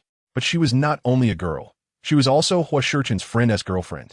This complicated relationship made her heart race. Did you break up with Su Xiao? No. You're not seeing another guy on the side, are you? She looked at Yisheng, who appeared optimistic, lively, and innocent, only to discover she was a flirt. Li Susu's moral compass shattered. Yisheng, if Su Xiao finds out you. She paused to choose her words carefully. If he finds out you're letting another guy stay at your home, have you considered the consequences for Li Sucheng? Although she was unaware of Su Zhou's background, he did not seem like someone to be trifled with. Yisheng chuckled. Su Xiao has more than one girlfriend. I'm just one of the concubines in his harem. Sister, don't be afraid. Li Susu felt her worldview crumble. She grabbed the water on the table and gulped it down, while Yisheng eagerly poured her another cup. Just as Li Susu set the cup down, the front door swung open, and Li Sucheng removed his baseball cap, his gaze suddenly meeting a familiar face. He froze and then demanded, What are you doing here? Is it unclear why I'm here? Where's the 500,000? Seeing how quickly she had found out, Li Sucheng felt a moment of guilt, but it was fleeting. He casually replied, Lost it. Li Susu's heart nearly stopped. Just a few days. And you've lost it all? Not a single cent left? I still have some in the stock market, waiting to rebound. Hearing rebounds made Li Susu's liver ache. Unable to restrain herself, she scoffed. How well do you understand the stock market? Huo Sicheng wouldn't dare play it like you do. Do you think you're more capable than him? Of course. If he weren't capable, you wouldn't have married him. How hypocritical and materialistic. Li Susu trembled with anger.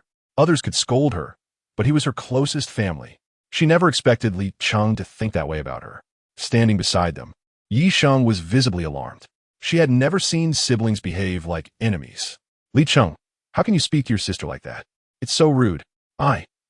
Looking at Yi Sheng's frown, he opened his mouth but found no words to retort. Yi Sheng turned to Li Susu. Sister, there must be some misunderstanding. Where did Li Cheng get 500,000 to invest in the stock market? Li Cheng's expression changed drastically, glaring at Li Susu. Don't you dare say that. Chapter 41. You agreed to it yourself. No one forced you, having once been young herself. Li Susu could see through her brother's feelings for Yi Sheng. She asked her, did you introduce him to stock trading? Yi Sheng felt as if she had done something wrong. I enjoy trading stocks, but the few stocks I shared with him were quite stable, just that the profits were minimal. She added, Li Cheng only invested a little and found it uninteresting. So he stopped. He not stopping. He and over his head, in order to preserve some dignity for Li Cheng. Even though Li Susu was seething with anger, she refrained from exposing him in front of Yi Sheng. Li Cheng, return home with me, she insisted. Fearing that Li Cheng would divulge the truth to Yi Sheng, he complied. Yi Sheng, concerned, remarked, please don't argue. Sister, if he continues to be rude, I will take matters into my own hands, Li Susu declared. Who exactly is he related to?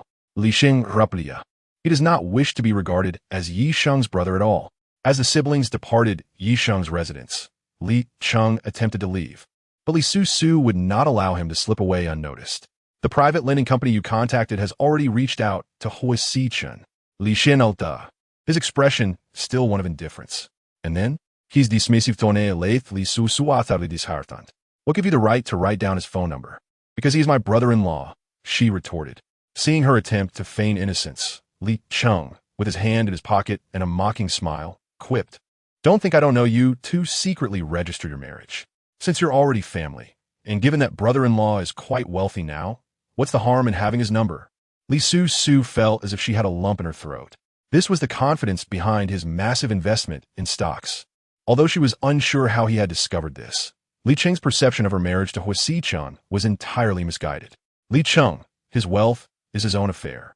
You have no right to demand he pay for your foolishness. In her eyes, blindly investing in the stock market was an exceptionally foolish endeavor. Li Cheng, however, seemed to be a cat whose tail had been stepped on, jumping up in indignation. You all look down on me, don't believe I can make big money. Do you? I will prove you wrong. As he turned to leave, Li Susu grasped his arm. Li Cheng, can you be a bit more mature? Withdraw the remaining funds from the stock market, and I will find a way to cover the rest and repay that loan. Are you serious? Brother-in-law has plenty of money. 5 million is nothing to him. He casually gave me 1 million last time. He won't be stingy. Li Cheng abruptly paused, realizing he had let something slip, and as he saw the color drain from Li Susu's face, he pushed her away and fled. The woman stared in shock at his retreating figure, her fists clenching slowly. Huo Sicheng gave him 1 million? When? When she returned home from the hospital, it was already dark. After bathing, Li Susu sat before her vanity, lost in thought, oblivious to when the man returned. When Huo Sicheng emerged from his shower, he lifted her from the chair and pushed her onto the bed, his tall figure looming over her. As she watched the man tearing at her nightgown, she suddenly evaded his approaching kiss. Huo Sicheng's expression turned cold as he gripped her chin, forcing her to face him. What's this? Mrs. Hua, are you planning to burn the bridges behind you? Have you forgotten your promises? I haven't forgotten. Although she sensed his cold demeanor, Huo Sicheng, having pondered throughout the day, was too agitated to care. After all, she had rejected him before. Li Susu felt his roughness, flipping to her stomach. She attempted to escape, but Huo Sicheng seized her waist and yanked her back. His tone was harsh. What's the fuss? You agreed of your own volition. No one is forcing you. Delicate kisses fell upon her neck, causing her body to tremble slightly. Chapter 42. He wore a large green hat and laughed. She could not possibly be devoid of feelings, yet her internal fury was far more potent. Huo Sicheng, you gave Li Cheng 1 million? The man held her slender waist firmly, momentarily taken aback by the question, as if he understood her sudden change of heart. His expression remained impassive. Yes. Why give him money? Despite suppressing her emotions, the tremor in her voice betrayed her thoughts. Huo Sicheng suddenly lost interest. He stepped back. Looking at the woman who turned to face him, his gaze turned icy. Isn't the answer already in your mind? I want to hear you admit it. That day, Li Cheng came to the hospital seeking money for stock investment. You saw it, didn't you? So you intentionally gave him money to ensnare him. Tears threatened to spill as she accused. You can hate me, seek revenge, but why drag my family into this? If he goes down the wrong path, Li Cheng will be ruined. Huo Sicheng's eyes grew colder. Each time it came to her family, Li Susu became a thorny creature, carelessly pricking anyone in her way. I indeed did it on purpose. I knew he was trading stocks, that he would sink deeper, and I also knew he would seek high-interest loans in pursuit of a get-rich-quick dream. Is that answer satisfactory to you? Did she think he was a god, able to foresee every step of Li Cheng's plans? But Huo Sicheng refused to explain. He despised how she always prioritized her family above him. After answering, he darkly changed into new clothes from the wardrobe, departing the bedroom with an aura of coldness. The door's slam reverberated in her heart. As Li Susu bit her lip in frustration, gripping the quilt beneath her, Li Cheng could not be destroyed. He was the hope of the Li family. Huo Sicheng made his way to Zhu's bar, ordering the strongest drink available. At that moment, Suzhou was absent from the bar. He had driven to find Yi Sheng, and before he could exit his car, he spotted her entering the apartment with a boy of similar age. The man's face darkened with jealousy, realizing that Yi Sheng had dared to betray him. With a scoff, Suzhou picked up his phone to make a call, then stormed to catch them in the act. Having lived 28 years with countless ex-girlfriends, no one had ever dared to play him for a fool. Yi Sheng was quite ambitious. Contemplating his next move, Suzhou considered which of the boy's legs to break. When Yi Sheng heard the doorbell, she was taken aback. Who could be visiting at this hour? Li Cheng's expression shifted slightly. It must be my sister, I'll get it. This was endless. Was she determined to cling to him? With anger, Li Cheng opened the door, momentarily stunned by the imposing figure before him. Who are you? The man, clad in a flamboyant shirt with a few buttons undone, appeared audacious and wore a large green hat as he laughed. That is a question I should be asking you. Li Cheng, is that you? Su Xiao? As Yi Sheng leaned closer, she was surprised to see it was not Li Susu. In disbelief, she stuttered, Su Xiao, what are you doing here? Suzhou towered over Li Cheng, roughly pushing him on the shoulder. Before Li Cheng could react, his followers, who had appeared from nowhere, seized him and dragged him inside. Yi Sheng was left speechless. Huo Sicheng downed 2 glasses of foreign liquor, glancing at his watch with growing impatience. That woman truly was heartless. Not a single call or message had been received. Chapter 43. Who knew that the esteemed gentleman would not adhere to the script? Was this her attitude when asking for a favor? A ghost would perform surgery for Li He. His flawless, handsome face displayed his annoyance as he called Suzhou. Why hasn't he arrived yet? On the other end, he heard a wailing sound, prompting Huo Sicheng to raise an eyebrow. What's going on? Nothing, just teaching a lesson to someone who doesn't know their place. Who dares to covet another S-woman? Seemingly satisfied, Suzhou ceased his punches, standing up. I'll return shortly. Don't rush off. After hanging up, he glanced at the young man sprawled on the ground, unable to speak from pain. Yi Sheng, frightened, did not dare to move, gripping Suzhou's sleeve as she attempted to explain once more, it's really not what you think. You're defending this pretty boy? You too, take him away. Yi Sheng, panicking, exclaimed Su Xiao, but her remaining words were silenced by Suzhou's fierce expression, as if she uttered another word. He would not spare her either. Suzhou hurried back to the bar, or else she would face consequences that evening. He would settle accounts with her later. With that, he released Yi Sheng's chin and left with the restrained Li Cheng. Yi Sheng, distressed and frantic, realized she did not have Li Susu's number. What should she do?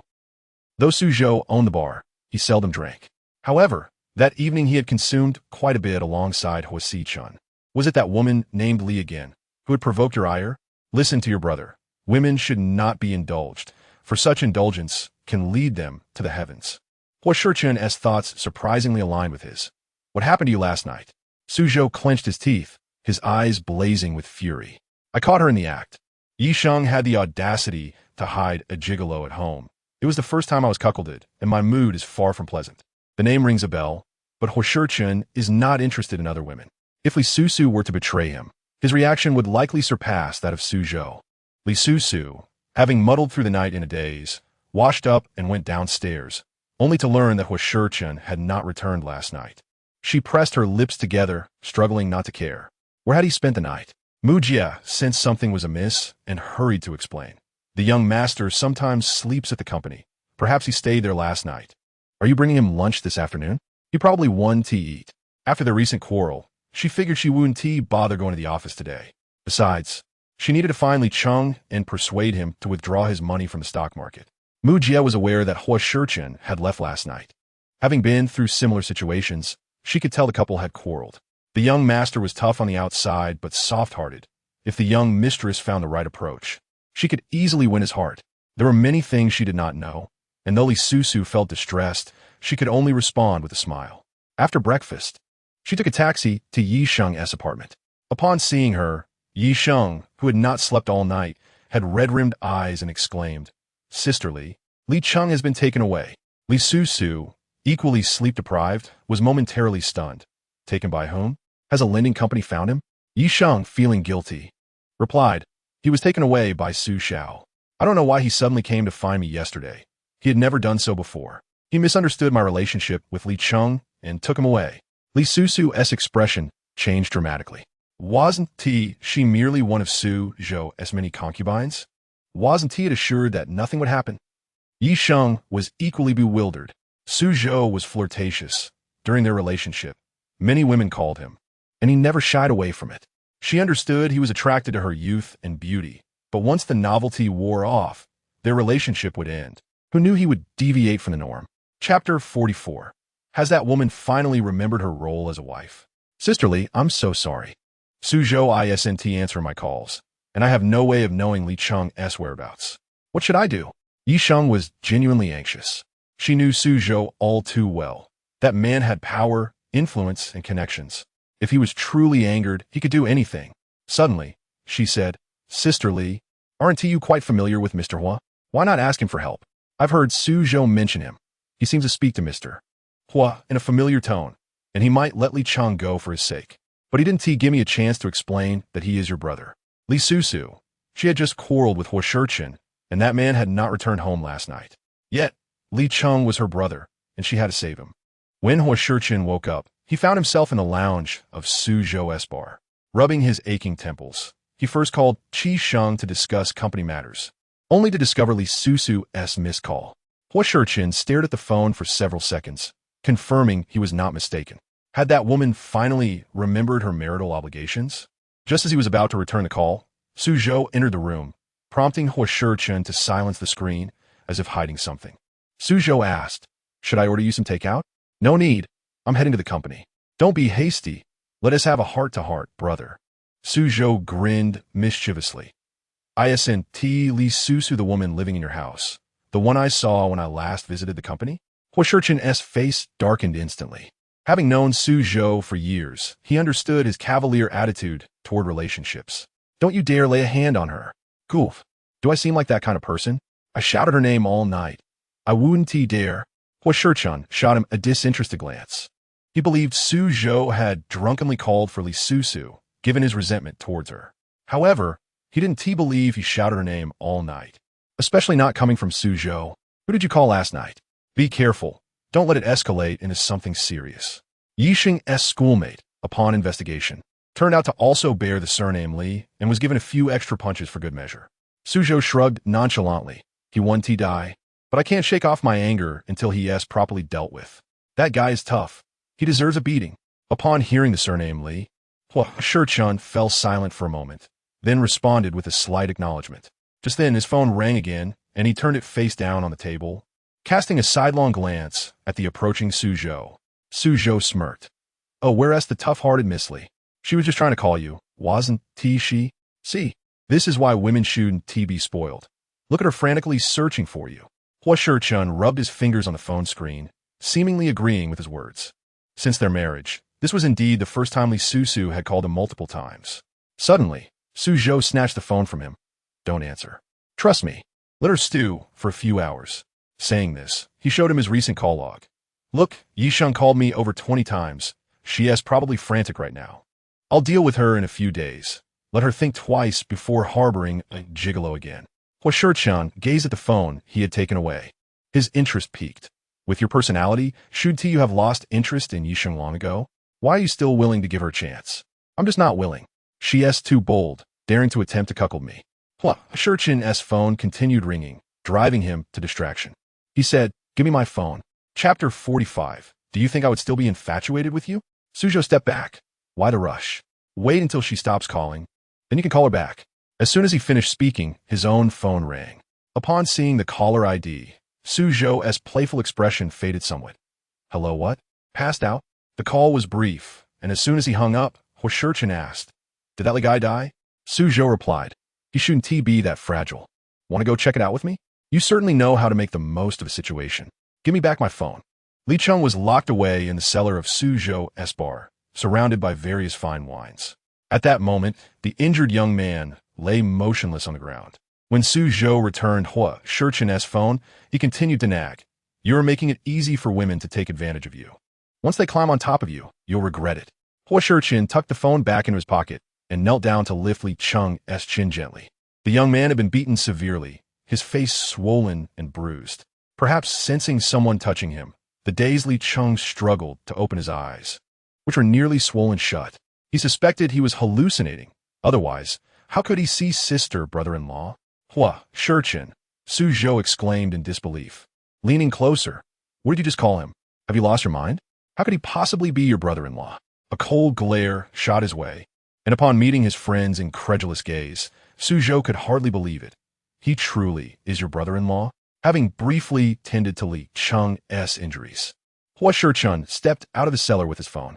When the call finally connected, Li Susu, anxious and aggrieved, spoke rapidly. Li Cheng has been taken away by Su Xiao. He misunderstood our relationship. Please help me explain, and persuade Su Xiao to let Li Cheng go, okay? Huo Sicheng recalled Li Cheng's battered face and rubbed his temples, unsure how to respond, mistaking his silence for anger over last night's events. Li Susu's eyes brimmed with tears as she said, I'll give you what you want tonight. Please help me, will you? The man's expression soured instantly. If Li Cheng had offended someone other than Suzhou, someone Huo Sicheng did not know, would she still be willing to do anything for him? The thought darkened Huo Sicheng's expression, which was more ominous than a storm cloud. Li Susu, do you believe your body holds great value? Or do you think I still harbor feelings for you? With a sarcastic tone, he coldly replied, If you wish to save Li Cheng, come to Zeus Bar. Hanging up the call, Huo Sicheng ascended to the third floor. This level housed the VIP lounge for esteemed guests to recover after indulgence. Upon learning of the relationship between Li Cheng and Huo Sicheng, Suzhou promptly arranged for a change of residence. When he saw his good brother return, he forced a smile, exclaiming, What a beautiful misunderstanding. Turns out we are all on the same side. Thankfully, Li Cheng has only suffered dislocated arms and not worse. Otherwise, it would be difficult to explain to Li Susu. Reflecting on the recent conversation, Huo Sicheng pursed his lips coldly. What is there to explain? Suzhou clapped his hands. That's the spirit. Exactly how it should be. Huo Sicheng followed up. I did not strike the wrong person. If you made a mistake, you should think about how to explain it to Yisheng. He added, Li Susu has met Yisheng. She must have informed Li Susu about Li Cheng being here. Suzhou was unfazed by the mistake of hitting the wrong person, but it was awkward since this person was the younger brother of his good friend woman. Just then, Yisheng called, and upon answering, she spoke rapidly, as if fearing he would hang up again. Su Xiao, you have misunderstood my relationship with Li Cheng. He is Li Susu's brother, and Li Susu had been communicating with Huo Sicheng all night. You're about to harm your friend's woman's brother. How will you explain that to your friend? Su Ju. For the first time, he admired someone for their ability to speak without pause, with such lung capacity. Perhaps next time, that little mouth could serve a different purpose. After Yisheng finished speaking, she was left gasping for breath, and Suzhou felt a pang of desire just from her voice. You called me so many times just for this? His reaction diverged from what he had expected, and Yisheng appeared anxious. I'm not lying to you. Li Cheng is truly Huo Sicheng's girlfriend's brother. Acknowledging this, Suzhou hastily ended the call, leaving Yisheng dazed, holding her phone in disbelief. Was that it? Their bond resembled a superficial brotherhood. Learning that Li Susu would soon arrive at Zeus, Suzhou clasped his brother's shoulder and patted his own chest. I'll take care of it, ensuring she overturns the vinegar jar and forgets about her brother being beaten. Huo Sicheng cast a cold glance at him. You may not realize how much that woman values her family. Yet, he did not thwart Suzhou's plans. Li Susu and Yisheng arrived together at Zeus Bar. Although it was not yet dark, the bar was already lively and clamorous, with vibrant lights flashing over the waitresses. Their cool attire making Li Susu and Yisheng feel somewhat uncomfortable. It was Li Susu's first visit, and considering Yisheng's connection with Suzhou, she raised her voice to be heard above the deafening music. Yisheng, where does Su Xiao usually sit? Yisheng cupped her ears and shouted back. What did you say? Where is Su Xiao? Finally understanding, Yisheng shouted in response, I don't know. He usually gets straight to the point when he comes to see me. He has never brought me to Zeus. Li Susu wished she could pretend she hadn't heard. As soon as they entered the bar, they were eyed by a wealthy young man who approached with a drink in hand, his gaze lingering on them before settling on Li Susu. Her delicate, southern beauty, combined with her resolute demeanor, created a captivating allure. Is this your first time here? Let me show you around, he said. Yisheng quickly positioned herself in front of Li Susu, as if facing a formidable foe. What do you want? We're here to find someone, not to play. The young man, accompanied by friends, was soon joined by two other men. He grabbed Yisheng's arm, pulling her away, and with her strength insufficient to resist, she found herself surrounded by his companions. Don't be reckless, she urged. Li Susu felt a chill in her fingertips, yet remained composed. What do you intend to do? Just have a drink with me, and once it's over, I'll let you go. Unsure if this was Huo Sichen's arrangement, she hesitated to refuse. After all, she had asked him to help save Li Cheng. Contemplating this, she nodded, all right. Yisheng was taken aback. Sisterly? The young man, pleased with her compliance, led her to his booth. Meanwhile, there was a position in Zeus reserved for the most esteemed patrons, accessible only to the owner and his friends. After 2 hours had passed, Huo Sicheng tightened his grip on his drink, a hint of irritation crossing his brow. Given his knowledge of Li Susu, she should have arrived long ago for Li Cheng, yet she was still nowhere to be seen. Suzhou had arranged for a stunning beauty to accompany him, but Huo Sichen's icy demeanor deterred her attempts to approach. Do you truly believe Li Susu would come for her brother? Suzhou remarked, crossing his legs. She should have arrived by now. Huo Sicheng abruptly stood up, his towering figure exuding authority, causing the beauty to set her drink down in alarm. His piercing gaze scanned the venue, landing on a commotion at the 9 o'clock direction. Li Susu had just finished her third drink, her eyes slightly glazed. Unsure if this would satisfy Huo Sicheng, she felt she could not drink any more and swayed her feet. I fulfill my promise. Please don't bother us anymore. As Yisheng supported her, they attempted to leave, but the young man suddenly changed his tune, gripping Li Susu's wrist.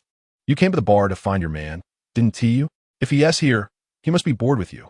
Why not come with me? I'll take care of you. A thunderous crash echoed as Huo Sicheng kicked the man away, advancing to seize him by the collar, dragging him close.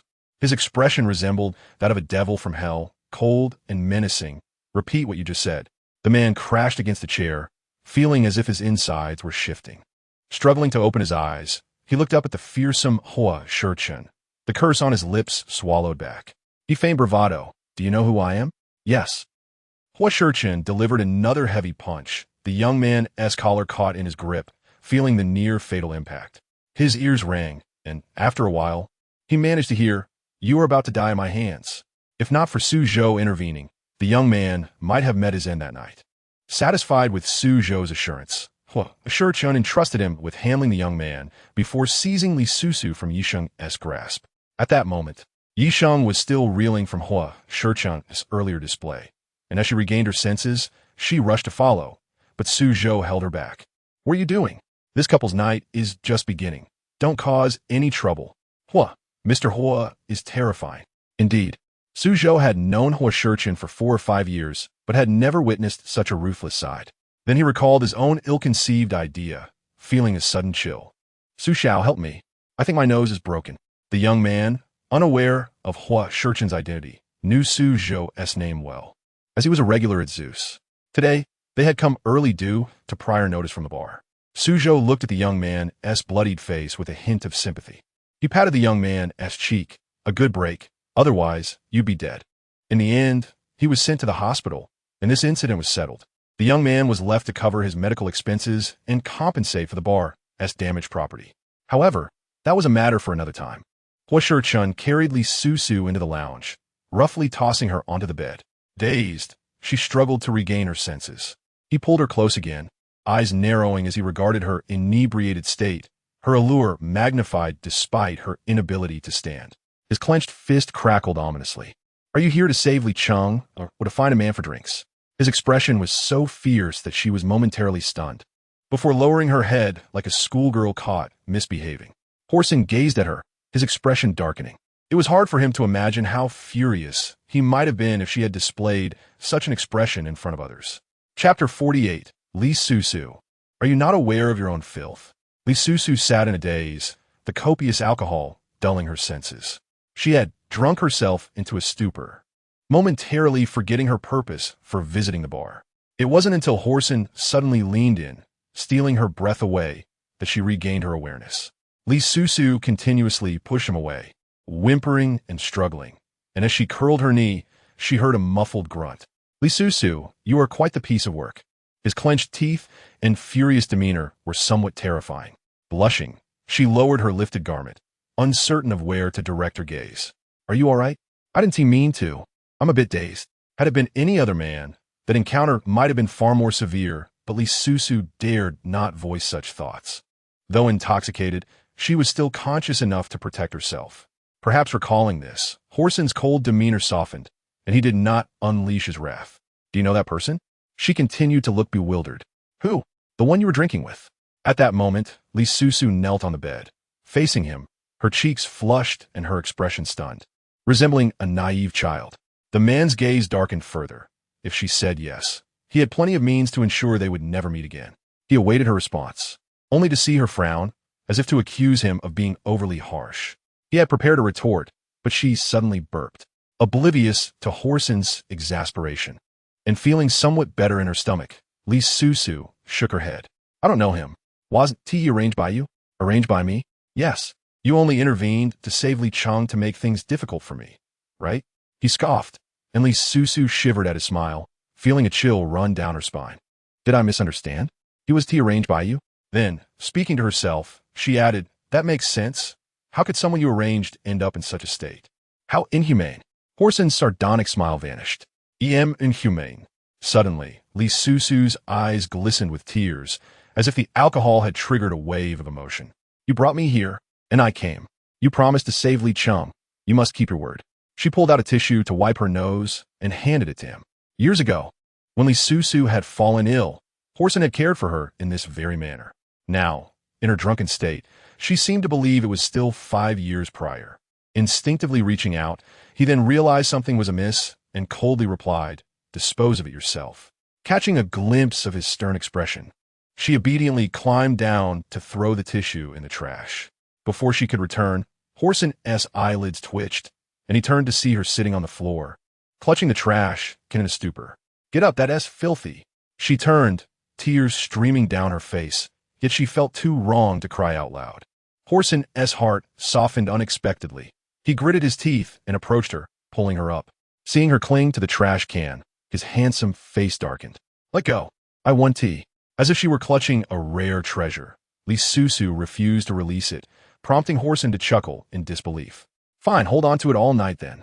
Irritated, he turned to leave, but Li Susu suddenly tossed the trash can aside and wrapped her arms around his waist. Horson stiffened for a few seconds, imagining her embracing him after letting go of the trash can, and the veins at his temples pulsed with annoyance. He understood she was intoxicated. Otherwise, she would not be so forward. Yet Horson had lost all interest. He pried her fingers away, but she clung to him like an octopus. Li Susu, are you not aware of your own filth? Chapter 49. She cannot insist on being wanted. Those words seemed to strike a nerve, and Li Susu momentarily froze, loosening her grip on his limbs. She couldn't force someone to accept her if they rejected her. She still had the trash can. It would not turn her away. Longing to return to the trash can, she was halted by Horson's grip. Aren't you going to save Li Cheng? Her expression turned blank for several seconds as she hesitated between the trash can and Li Cheng. After a fierce internal struggle, she reluctantly relinquished the trash can and grasped his hand. Yes, let us find Su Xiao to save Li Cheng first. Horson's eyes widened in surprise. He had expected her to choose Li Cheng without hesitation. Doubts crept in regarding her true intentions for her brother's rescue. Meanwhile, Su Zhou lounged on the sofa, smoking, peering through the exhaled smoke at Yisheng. It dawned on him that she was unlike the women he had previously dated. Yisheng never called him, never cared about his whereabouts, nor burdened him with material requests. She was exceedingly compliant, seemingly loving him with a humble caution. For this, Su Zhou had boasted to his friends for quite some time. Yixing. She stood upright, and he remarked, "Why do you never ask me for anything?" After careful consideration, she replied, "As long as I can stay by Su Xiao's side, that is sufficient. I do not place much importance on material conditions." Half of her statement was true. The falsehood lay in her perception of money as worthless, equating Su Zhou's wealth to mere refuse, which is why she never sought refuse from him. The truth was, she genuinely wished to remain by his side. Yixing needed to leverage his influence to escape troubles she could not resolve alone. Her response was well received by Su Zhou, who felt a wave of clarity wash over him, boasting, "Feel free to ask for anything. My woman must not live in squalor." Understand? Really anything? Su Zhou wore an expression of typical male superiority, believing that as long as he made a promise, she would be swayed. Then he heard, "I'm worried that Mr. Huo may have violent tendencies. Could Su Xiao take me to see him?" Su Zhu. It seemed she was not truly frightened by Horsen's earlier demeanor. Even Su Zhou, who was notoriously reckless, felt shaken recalling Huo's ruthlessness. The man coughed, his fist against his mouth. "You need not concern yourself with their affairs." How could she not care? It was said that birds of a feather flock together, and the company of such a scion was hardly reassuring. "Su Xiao, when will you release Li Cheng? You believe my words, did you not?" He did not outright refuse, as Li Cheng was the younger brother of a good friend.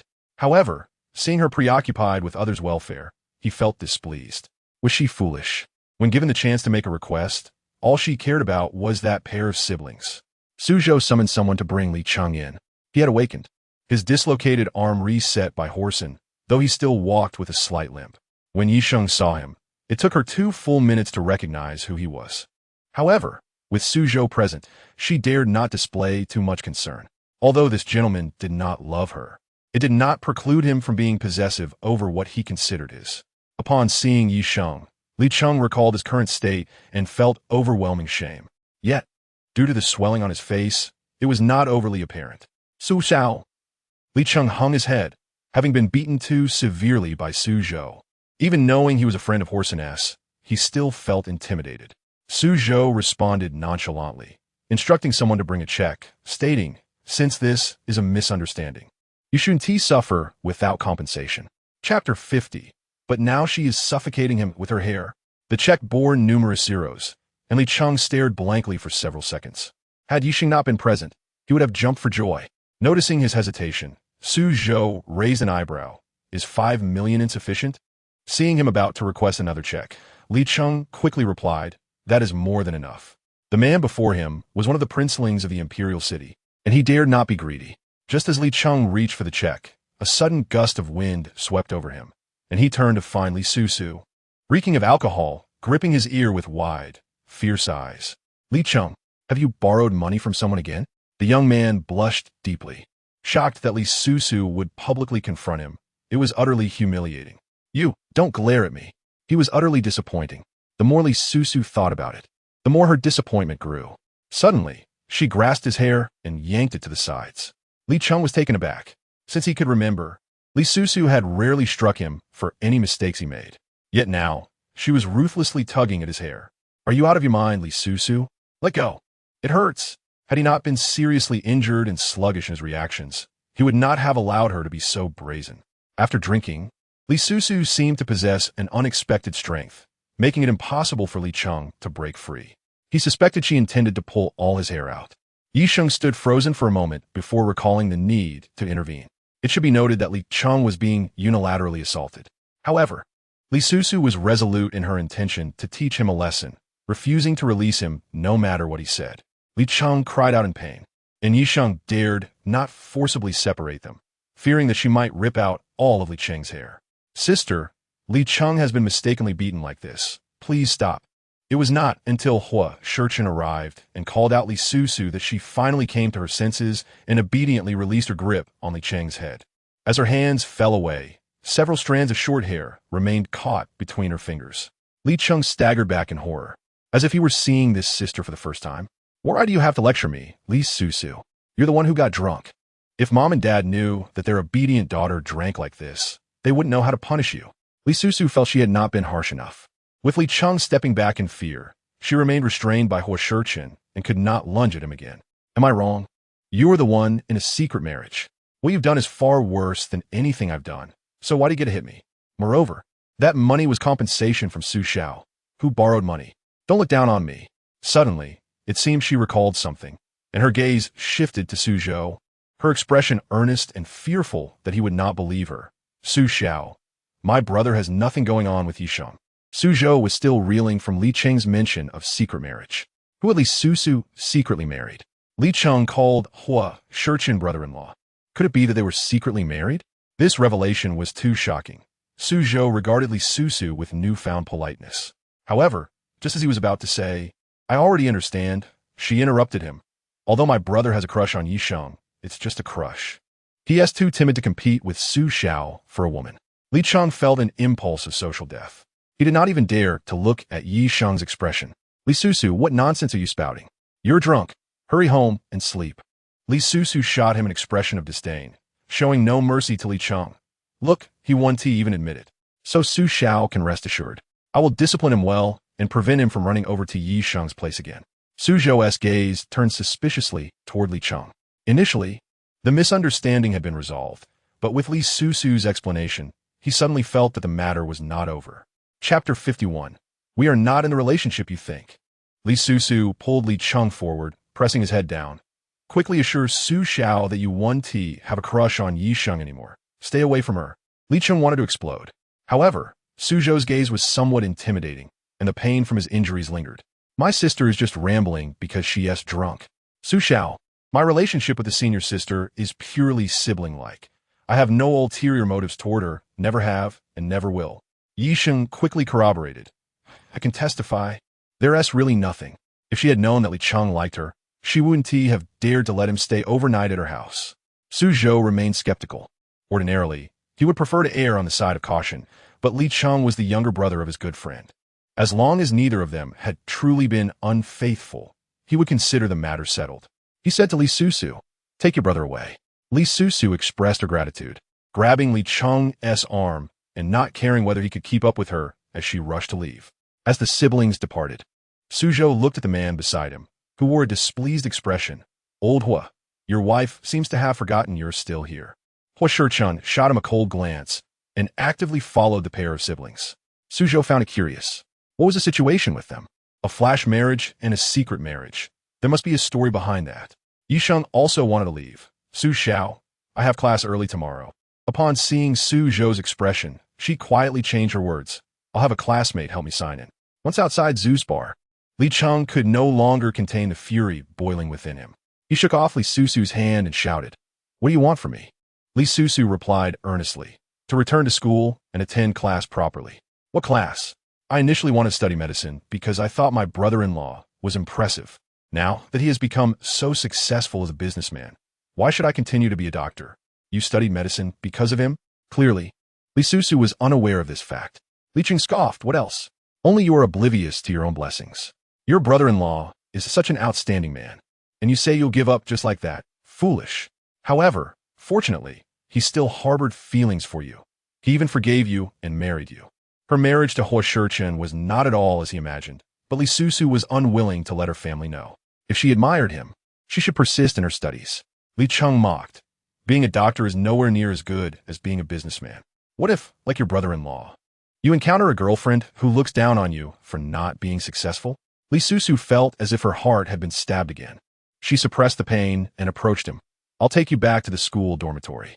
She was so stubborn that Li Cheng could hardly bear it. He could not fathom how Huo Sicheng could still like her. Li Susu, are you annoying? If you go back to class, I want to be annoying. The Li family group was gone, their father had cancer, and she had no idea what would happen with her and Huo Sicheng in the future. Li Susu merely hoped that Li Cheng would secure a stable job. She did not believe she had done anything wrong. Li Cheng felt on the verge of collapse because of her. Li Susu, are you out of your mind? I've told you not to meddle. I will take responsibility for my own life. Borrowing high-interest loans to speculate in stocks is your way of taking responsibility for your life. Show me the check Su Xiao just gave you. Li Cheng covered his pocket and stepped back. Why should I? I earned this with my life. Do you know how close I was to being ruined by Su Xiao? If you want money, go ask your brother-in-law. Li Susu could not help but raise her voice. I am not in that kind of relationship with him. I don't care what kind of relationship you two have. He is my brother-in-law. Firmly believing this, Li Susu suddenly saw a tall figure standing there, having no idea how long he had been there. Chapter 52. Will you sell it to me? Sell it? His eyes lit up. Brother-in-law, I'm leaving my sister to you. Li Sucheng tossed the drunken Li Susu to him and hobbled away quickly. He understood Li Susu. She definitely intended for him to return the money to Su Xiao. Li Susu appeared exhausted and did not chase after him. She watched Li Cheng's figure grow smaller as he ran away and abruptly turned back towards Zuspar, only to be stopped by Huo Sicheng. He wore a stern expression. Are you planning to return to drink with them? Li Susu replied, I forgot to grab my things. Knowing she was not returning to drink, the man's expression softened slightly. What things? I'll have Su Zhou deliver them to your home tomorrow. She replied earnestly, my little trash can.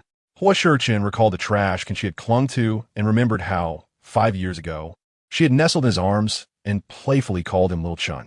His jaw tightened. Li Susu, you truly have a talent. That as someone else's trash can. You want to steal it? I can buy it. Not for sale. The fact that she called the trash can the same name as him was outrageous. Li Susu let out a drunken hiccup, her gaze slightly dazed. Is the little trash can yours? Don't call it a little trash can. Then call it Little Lala. Or Little Trash. Little Trash isn't quite pleasant. This was hardly the point. Huo Sicheng did not want to fool around with her at the entrance of the bar and directly lifted her towards the parked Maybach by the roadside. The woman in his arms stubbornly struggled. Will you sell it to me? Sell it? Upon returning to Shengshi Longtang, Li Susu, drunk and swaying, still had not forgotten about the trash can. She shouted for Little Trash Can, while the man's face turned increasingly sour. Mu Jia, watching the two enter the house, was filled with concern. Madam has been drinking? Yes. With a stern expression, Hashin carried the woman in his arms up the stairs and instructed Sister Mu to prepare a hangover soup. He had no desire to deal with a drunken fool that evening. After tossing Li Su into bed, he suddenly recalled her previous encounter with the trash can. Hashin's expression shifted as he pulled the delicate figure, about to burrow under the covers, back out once more. She protested with dissatisfaction. I'm tired. I need a shower. I'm filthy. I won't wash. I just want to sleep. Before she could retreat beneath the sheets, he yanked her out entirely, and the bathroom door closed, followed by her lamenting cries. When Sister Mu entered with the hangover soup, she heard orders to change the bedding and hurriedly replace the sheets without disturbing the couple still bathing. Hashin truly wished to disregard her. Bathing her was more challenging than anything else, far too noisy, and it left him feeling rather uncomfortable. However, in the face of the inebriated Li Su, whose intelligence seemed akin to that of a kindergarten child, he found it difficult to speak up. Throughout the ordeal, he maintained a grim demeanor until he finally managed to extract her from the bathroom and throw her onto the bed, before retreating to wash himself. Yet, as he emerged from the bathroom, he found her struggling chaotically on the bed, the towel around her body unraveling. He stood at the bathroom door for several minutes, taken aback. The next day, on the bedside table, a bowl of hangover soup sat, having completely cooled overnight. Li Su's head throbbed painfully, as if she had jumped on a bungee cord all night.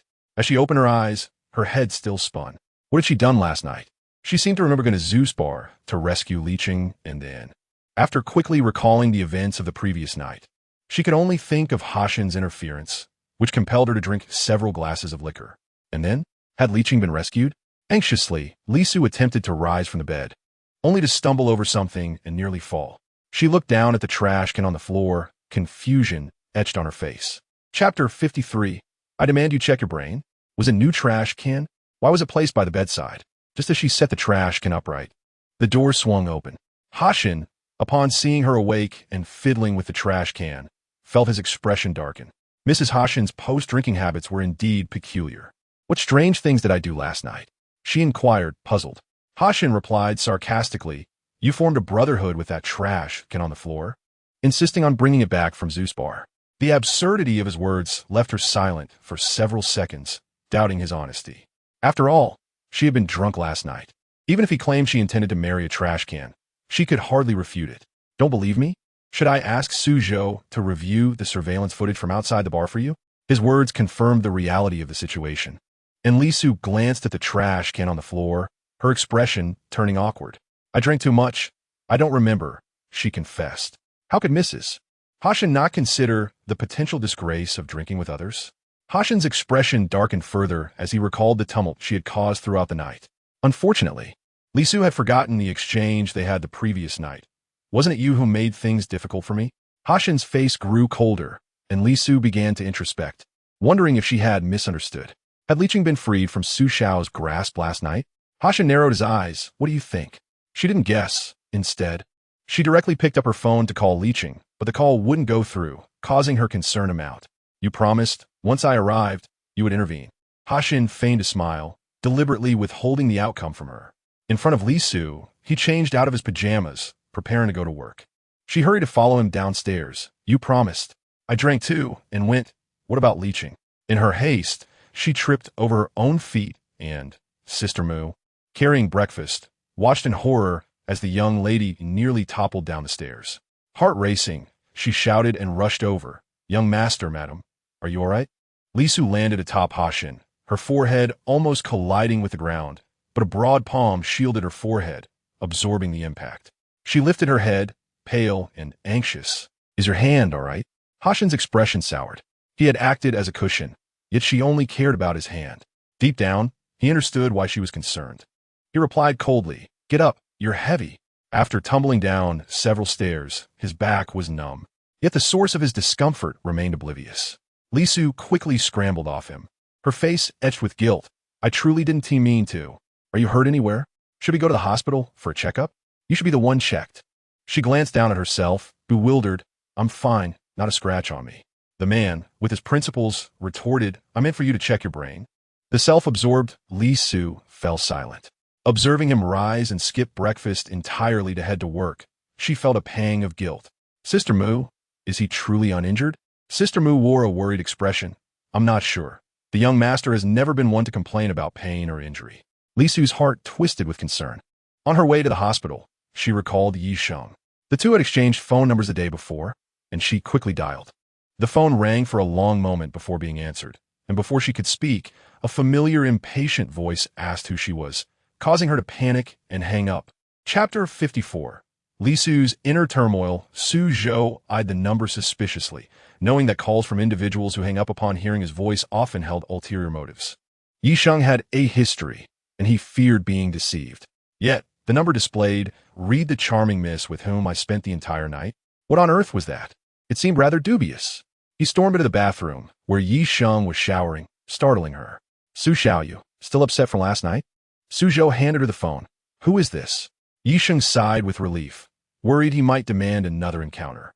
Did Lizzie call me? Li Susu? Yes. At that moment, Li Susu's heart raced. Although she was already aware of the relationship between Yi Sheng and Su Zhou, hearing the voice of the esteemed Su Xiao first thing in the morning was quite stimulating. Yi Sheng's return call finally revealed to Li Susu that Li Susu had been safe the night before. Yet Hashin had intentionally withheld this information from her to keep her anxious. After the conversation, she made her way to the hospital. Her father inquired about the chief surgeon for the gastroenterology procedure, and Li Susu could only say she had found the person and was discussing the surgical plan. Her father remained silent, while her mother appeared delighted. After lunch at the hospital, Li Susu distractedly picked up her phone. She had spent the entire morning crafting a message, but hesitated to send it. He wouldn't be in any trouble, would he? At Sheng Pharmaceutical, Sheng Lanxin, having completed her work, noticed Hashin repeatedly flexing his wrist and asked with concern, What's wrong with your hand? Nothing, just a minor twist. Aren't you supposed to play golf with the representatives this afternoon? Maybe you should cancel? Hashin gazed down at the report in his hands. No need. It's not a big deal. Knowing he was a former doctor, she believed his word. After she left, Hashin's gaze shifted to his phone, his expression coldening slightly, as if recalling something. While playing golf with the representatives, Sheng Lanxin accompanied him. Observing the two, one of the representatives jested. Hashin not only excels in his career, but also has a virtuous partner by his side. We envy you old fellows. Sheng Lanxin blushed at Hashin, replying, Who doesn't he know that Li's wife is a renowned news anchor? Mrs. Li is far superior to me. Her flattery pleased Li, who patted Hashin's shoulder. When will you treat me to some wedding candy? The industry had long misunderstood their relationship, and while Sheng Lanxin would usually laugh it off, today her response piqued Hashin's interest. Just as he opened his mouth to speak, his phone rang. After glancing at the caller ID for a few seconds, he answered, Hello. On the other end, Li Susu hesitated for quite some time before daring to make the call. She had worried he might not pick up, yet he answered promptly. I bought some spray. You should use it on your hand. Huo Sicheng remained silent for a moment before providing an address for her to come over.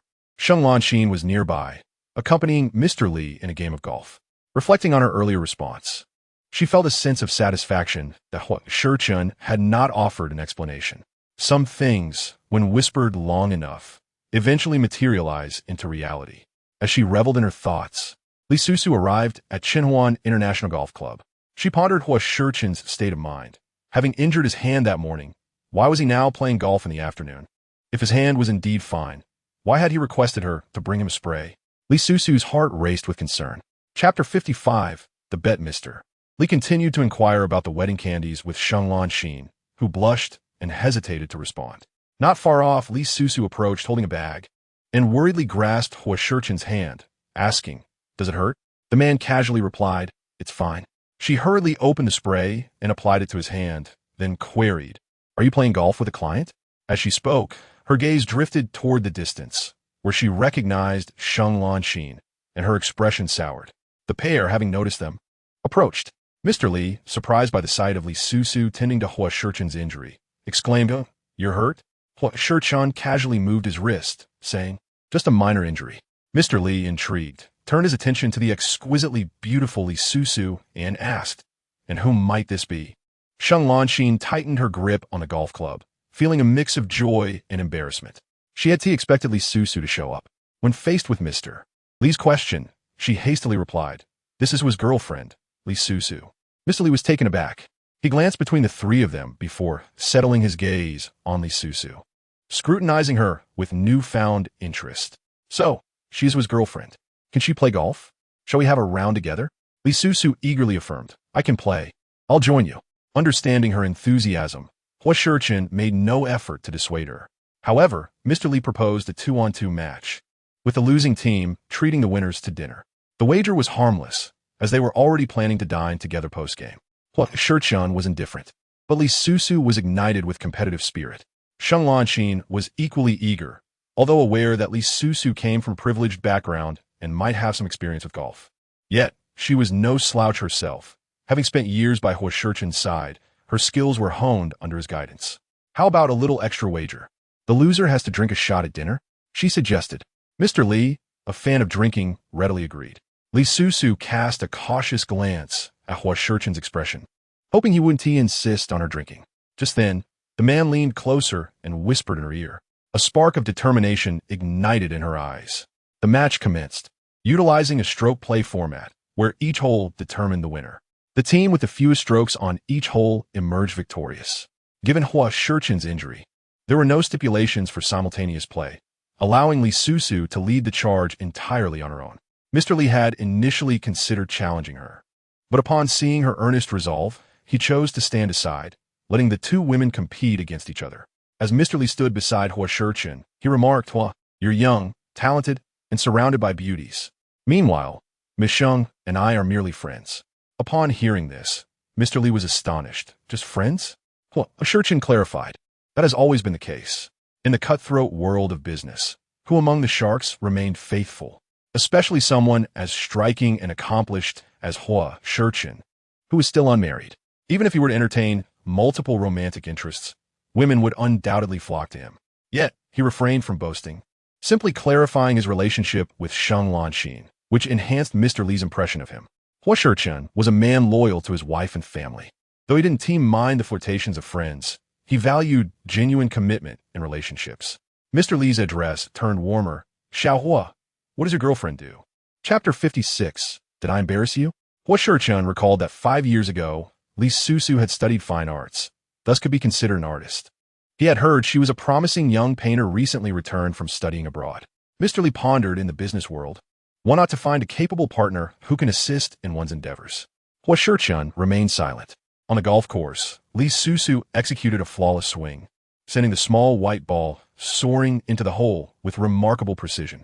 She instinctively turned to Huo Sicheng, beaming with pride, her demeanor carefree and confident, reminiscent of her status as the eldest daughter of the Li family 5 years prior. Huo Sicheng gazed at her radiant face under the sun, his lips curving into a smile, contrasting with Li Susu's triumph on the course. Shang Lanxin's eyes glimmered with frustration. How could she possibly lose? Why did she always fall short against Li Susu? Mr. Li seemed equally surprised. Xiaohua, Ms. Sheng mentioned your mentorship in her golf skills. Is it that you, her instructor, are lacking, or have you been giving your girlfriend special training? Huo Sicheng, unfazed, clarified, I have never taught Susu golf. She learned it on her own. At that moment, Li Susu and Shang Lanxin approached, overhearing his words. Shang Lanxin's expression shifted as she realized that while she had assumed Huo Sicheng had personally trained Li Susu, the latter had actually self-taught, which made her own defeat appear even more dismal. Standing beside the man, Li Susu tried to conceal her delight, but the gleam in her eyes betrayed her. She blinked her sparkling eyes and asked softly, "Did I embarrass you?" Huo Sicheng smiled and gently ruffled her hair, seemingly oblivious to her stunned expression, his voice unusually tender. "You were fantastic. How long had it been since they shared such intimacy?" As he lowered his hand, Li Susu longed to grasp it, yet hesitated. To her surprise, the next moment, the man took her hand and turned to Mr. Li, saying, "I took the liberty of contacting my sister-in-law.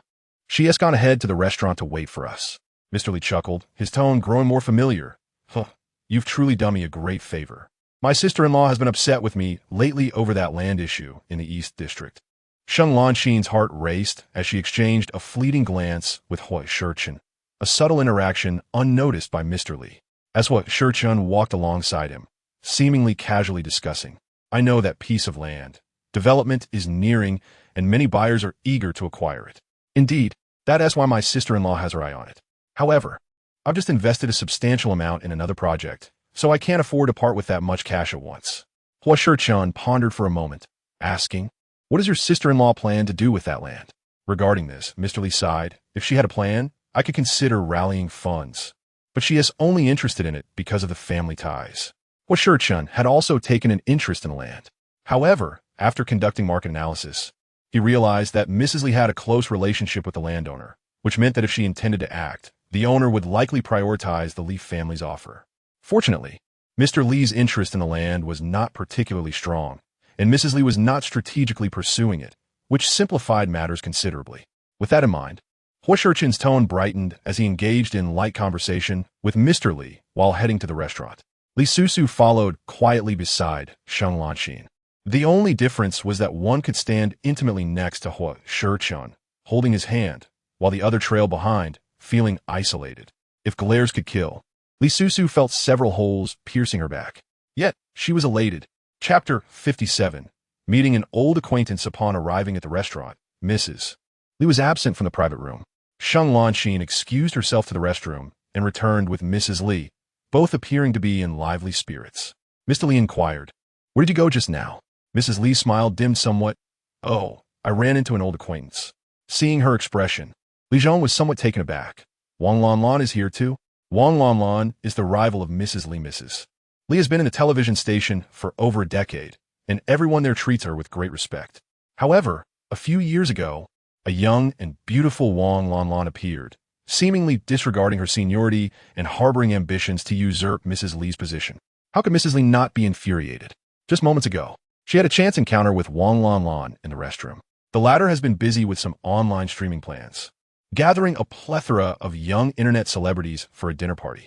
She even invited Mrs. Li, only to humiliate her, insinuating that she was outdated and should step aside for the younger generation. If it weren't for running into Shang Lanxin, Mrs. Li would have found it difficult to extricate herself from that situation.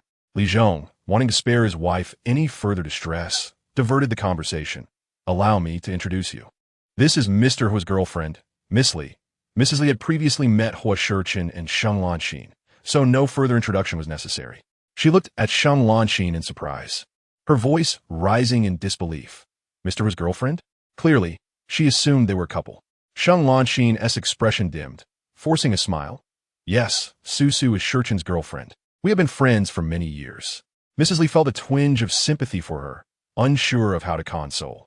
She turned her gaze to Li Susu, curiously inquiring, "Why have I never seen Miss Li before?" Li Susu answered gracefully, "I studied abroad and just returned." "Ah, that explains it."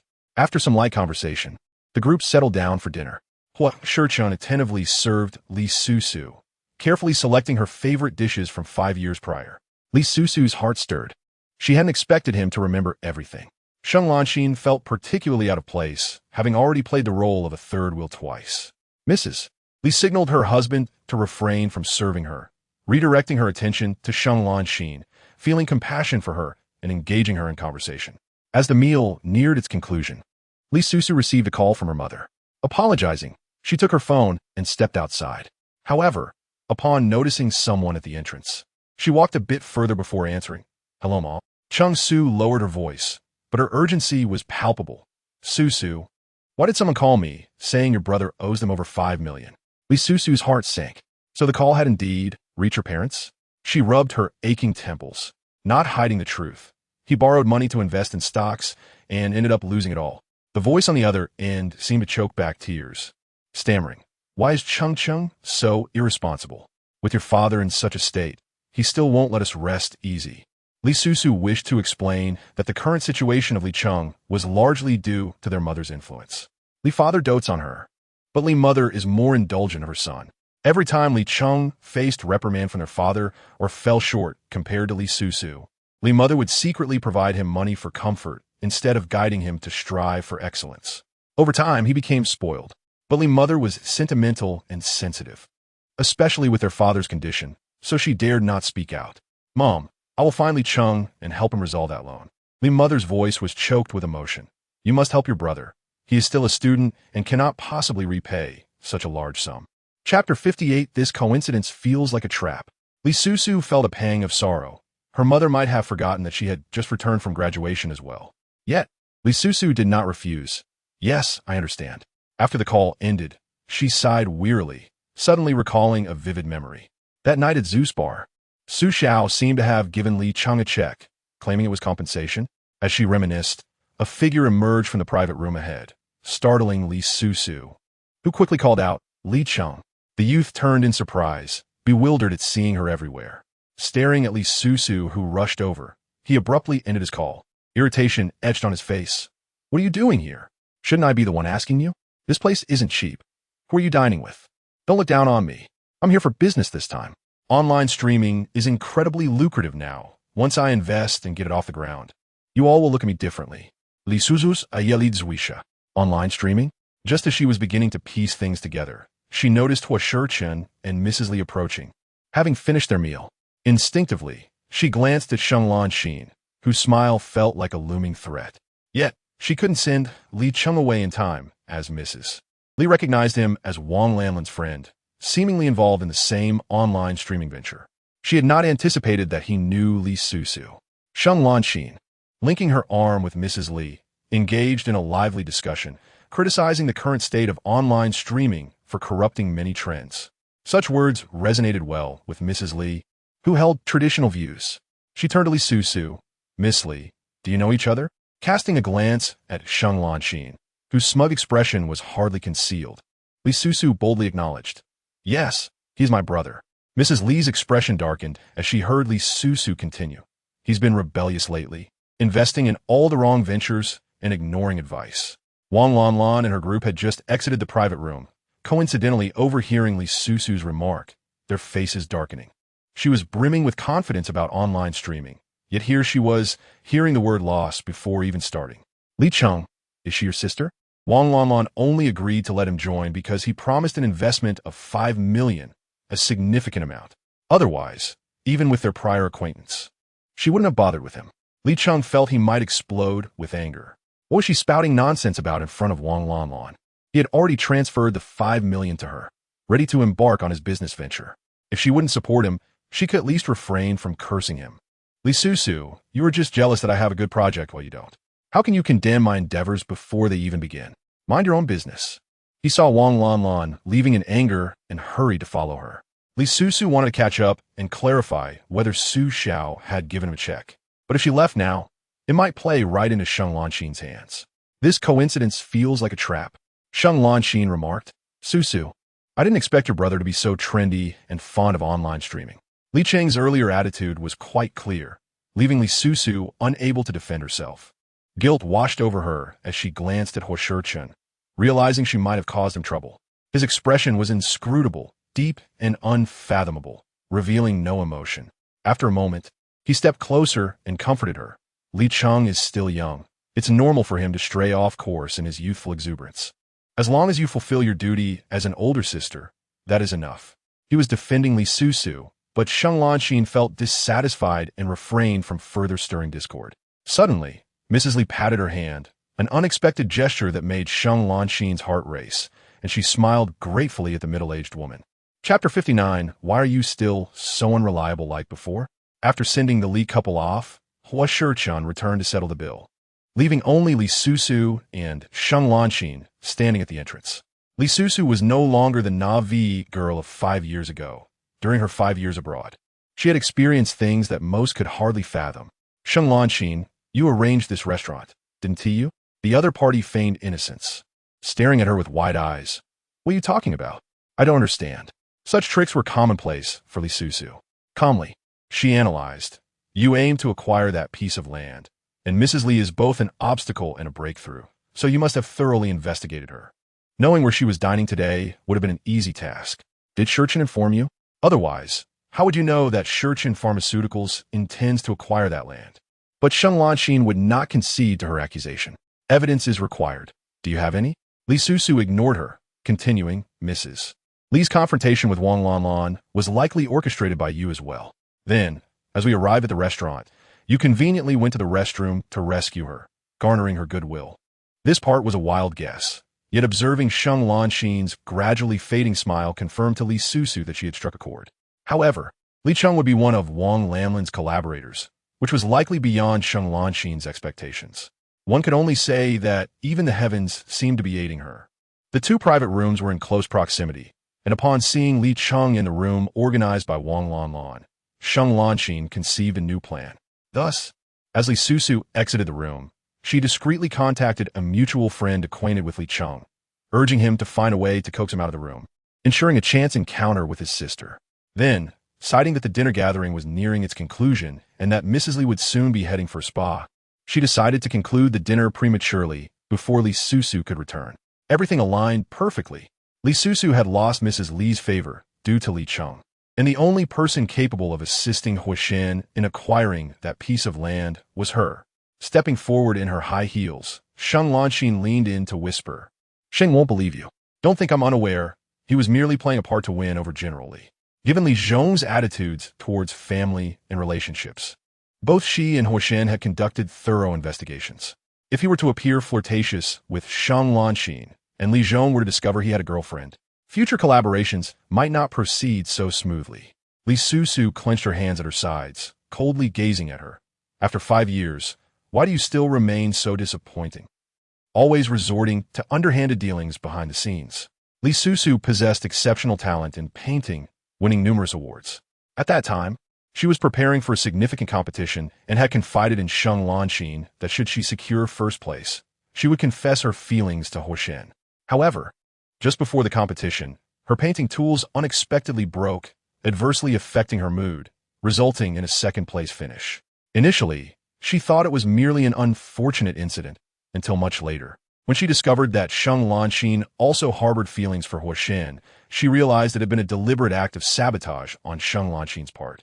When the past was mentioned, Sheng Lanxin reacted like a cat whose tail had been stepped on, leaping up. Do you have any evidence?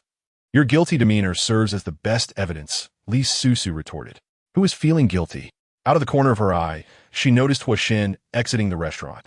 Sheng Lanxin suddenly grasped Li Susu's hand so tightly that it hurt, and she angrily shook it off. What are you doing? Unexpectedly, Sheng Lanxin stumbled backward, on the brink of falling, when a figure rushed forward to steady her shoulder, preventing her from embarrassing herself publicly. Chapter 60. There exists a secret that Li Susu has never disclosed to anyone. Sheng Lanxin's face turned pale, as if she had received a considerable shock. She turned to the person who had supported her, her eyes shimmering with grievance, yet she refrained from speaking ill of Li Susu. Sheng, thank you. Huo Sicheng cast a glance at Li Susu, who was fuming as if about to pounce. Do you believe I pushed her? Look at the defiant woman before me, he remarked, his tone slightly grave. He straightened Sheng Lanxin, saying, Qi Sheng has arrived. I'll have him take you home. Just as he spoke, the company vehicle arrived. Expecting to garner sympathy and secure a ride home from Huo Sicheng, Sheng Lanxin, begrudgingly, shot a glance at Li Susu, deliberately reminding her. What just happened was merely an accident. Do not let this lead to a quarrel between us. Huo Sicheng acknowledged her with a curt sound, while Li Susu seethed with anger, realizing that Sheng Lanxin was indeed correct. Huo Sicheng did not trust her. Sicheng finally took note of the woman outside the vehicle. She was tall and exquisite, with almost no blemish upon her features, truly beautiful, unlike Vice President Sheng. His boss's taste was evidently as high as his own appearance. With enthusiasm, he scrutinized Li Susu, yet another gaze fixed upon him, as Huo Sicheng stated in a slightly stern tone, "Qi assistant, ensure Vice President Sheng returns home safely."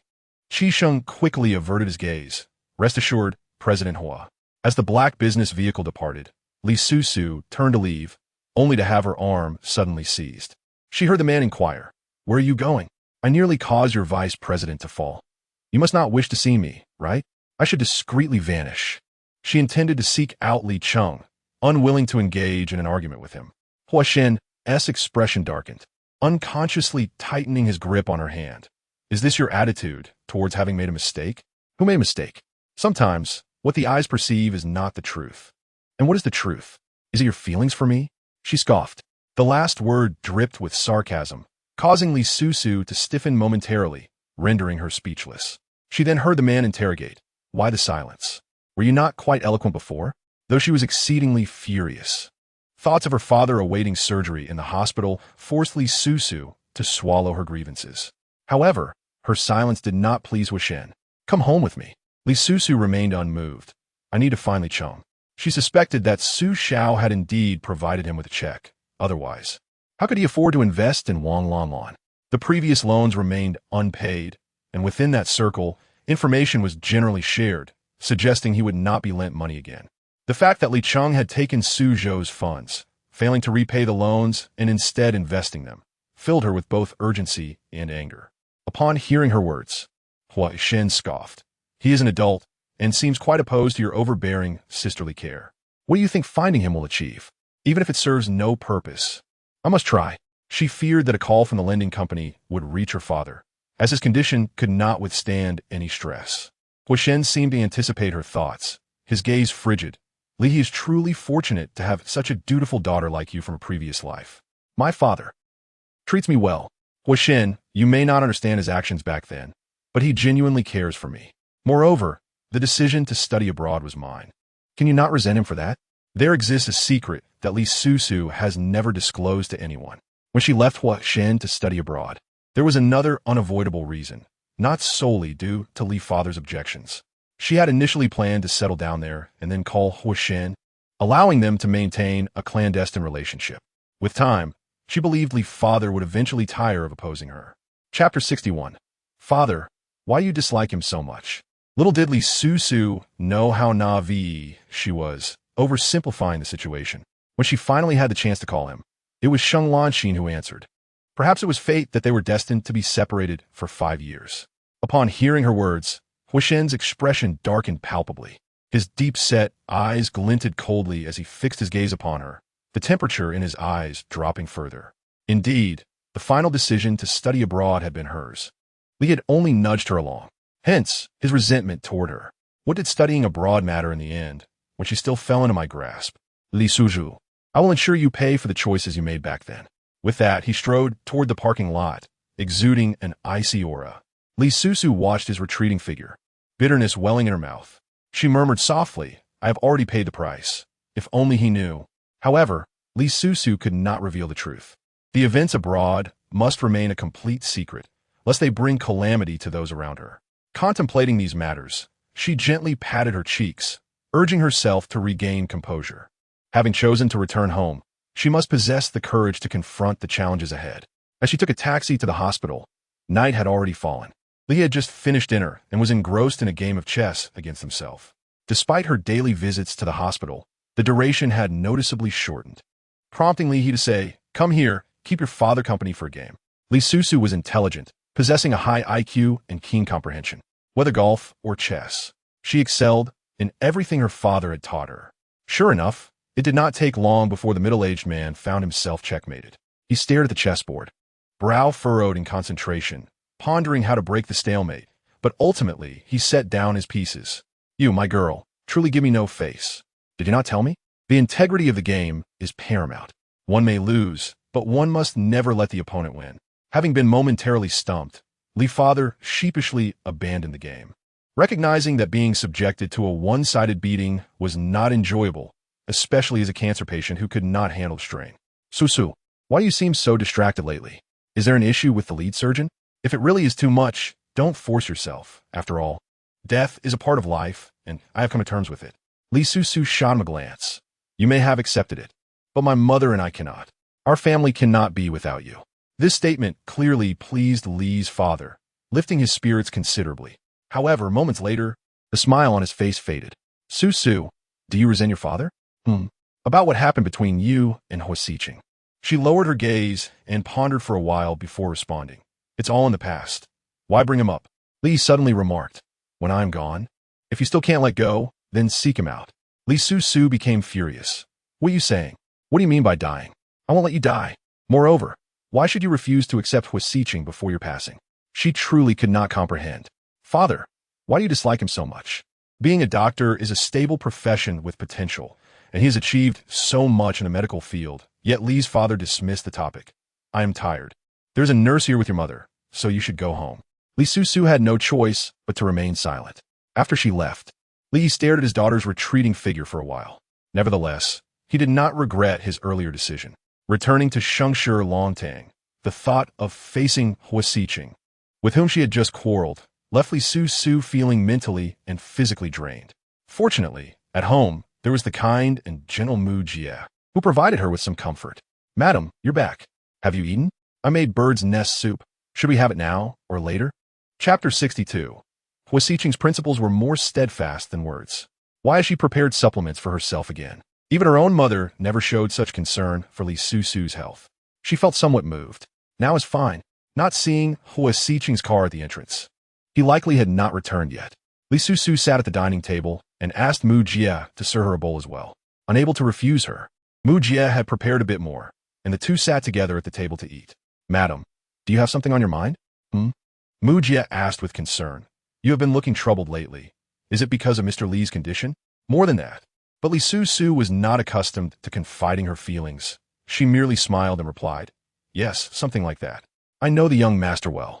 He was once passionate about the medical profession and has saved countless patients. His refusal to operate on Mr. Li must stem from some other reason. Li Susu's eyes brightened momentarily before dimming again. What was she fantasizing about? The only possible reason for his refusal to operate on her father was a desire for revenge for past grievances. Mu Jie, I have an idea of what's going on. Please do not worry.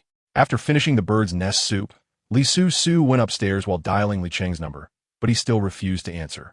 She thought to herself that if this continued, she would have to seek out Wang Lanlan tomorrow.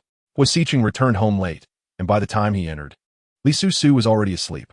Gazing at the carefree woman on the bed, he felt a surge of irritation and tugged at his collar, a vein in his temple throbbing painfully. Why was her mind solely occupied with the Li family? No matter how outrageous Li Cheng's actions were, she would not abandon the notion of bringing him back to the right path. Yet, when it came to their relationship, she could simply let go. The more he thought about it, the more frustrated he became, and he pulled the woman from the blanket without acknowledging her bewildered expression, pressing his lips against hers. Li Susu, feeling extremely fatigued and fueled by his previous distrust, was filled with anger. Suddenly, she pushed the man away. Huo Sicheng, even if we are married, it is illegal to force me against my will. Then go ahead and sue me. If you lack a familiar lawyer, I can introduce you to one. After saying this ominously, he seized Li Susu's wrist, trying to draw her closer. Unexpectedly, she winced, her face contorting with pain. The man's gaze fell upon her wrist, which he had grasped, and, upon releasing it, he noticed the bruising. Her fair skin made it glaringly obvious. Huo Sicheng was the lead surgeon, exceptionally skilled at controlling his strength.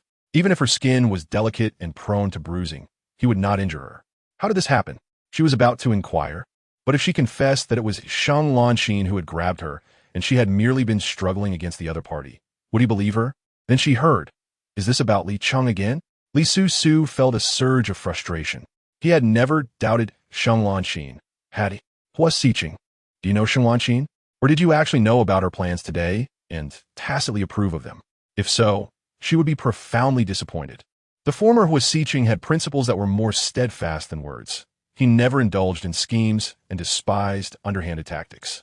If he had become a businessman and changed, she would truly be heartbroken. Her expression made Huo Sicheng uncomfortable, as if she were standing on a moral high ground judging him. The man spoke solemnly. No matter what she did, it was for the company. But what about you? All that occupies your mind are Li He and Li Cheng. Have you ever considered me? Li Susu was momentarily speechless, unable to retort. Seeing this, Huo Sicheng snorted coldly and turned to the guest room. If he stayed any longer, he feared he might resort to violent means to possess her, hoping to secure a place in her heart. Chapter 63. Mr. Hua, your girlfriend has arrived. Although he retreated to the guest room, Li Susu did not feel relieved. Despite being exhausted, she found herself unable to sleep, lying awake until dawn. When Mu Jie saw her come downstairs, she exclaimed in surprise, "Madam, have you and the young master not slept all night? Why do you both have such dark circles under your eyes?" Whether Huo Sicheng had stayed awake all night, Li Susu did not know. However, she certainly had not slept during the latter half of the night. Mu Jie continued. The young master left early for work, saying he would be quite busy lately and would not be back for dinner. Li Susu simply responded with an "oh," silently, sitting down to eat breakfast, her mind drifting elsewhere. In truth, it did not drift far. After calming down, she resolved to fight back. Why should Sheng Lanqin take such delight? It was not she who had done anything wrong, and she must expose Sheng Lanqin's true nature. With this thought, Li Susu decided against seeking out Li Cheng. Huo Sicheng was correct. Li Cheng was currently like a rebellious child, and the more she tried to control him, the higher he rebounded. Once he grew weary and ran out of money, he would naturally come looking for her. Li Susu felt a sense of clarity, her appetite returning. Noticing that she had eaten 2 more meat buns, Mu Jie was pleased. "Madam enjoys eating. I will steam more for you tomorrow." No, that's enough. I usually don't eat so much."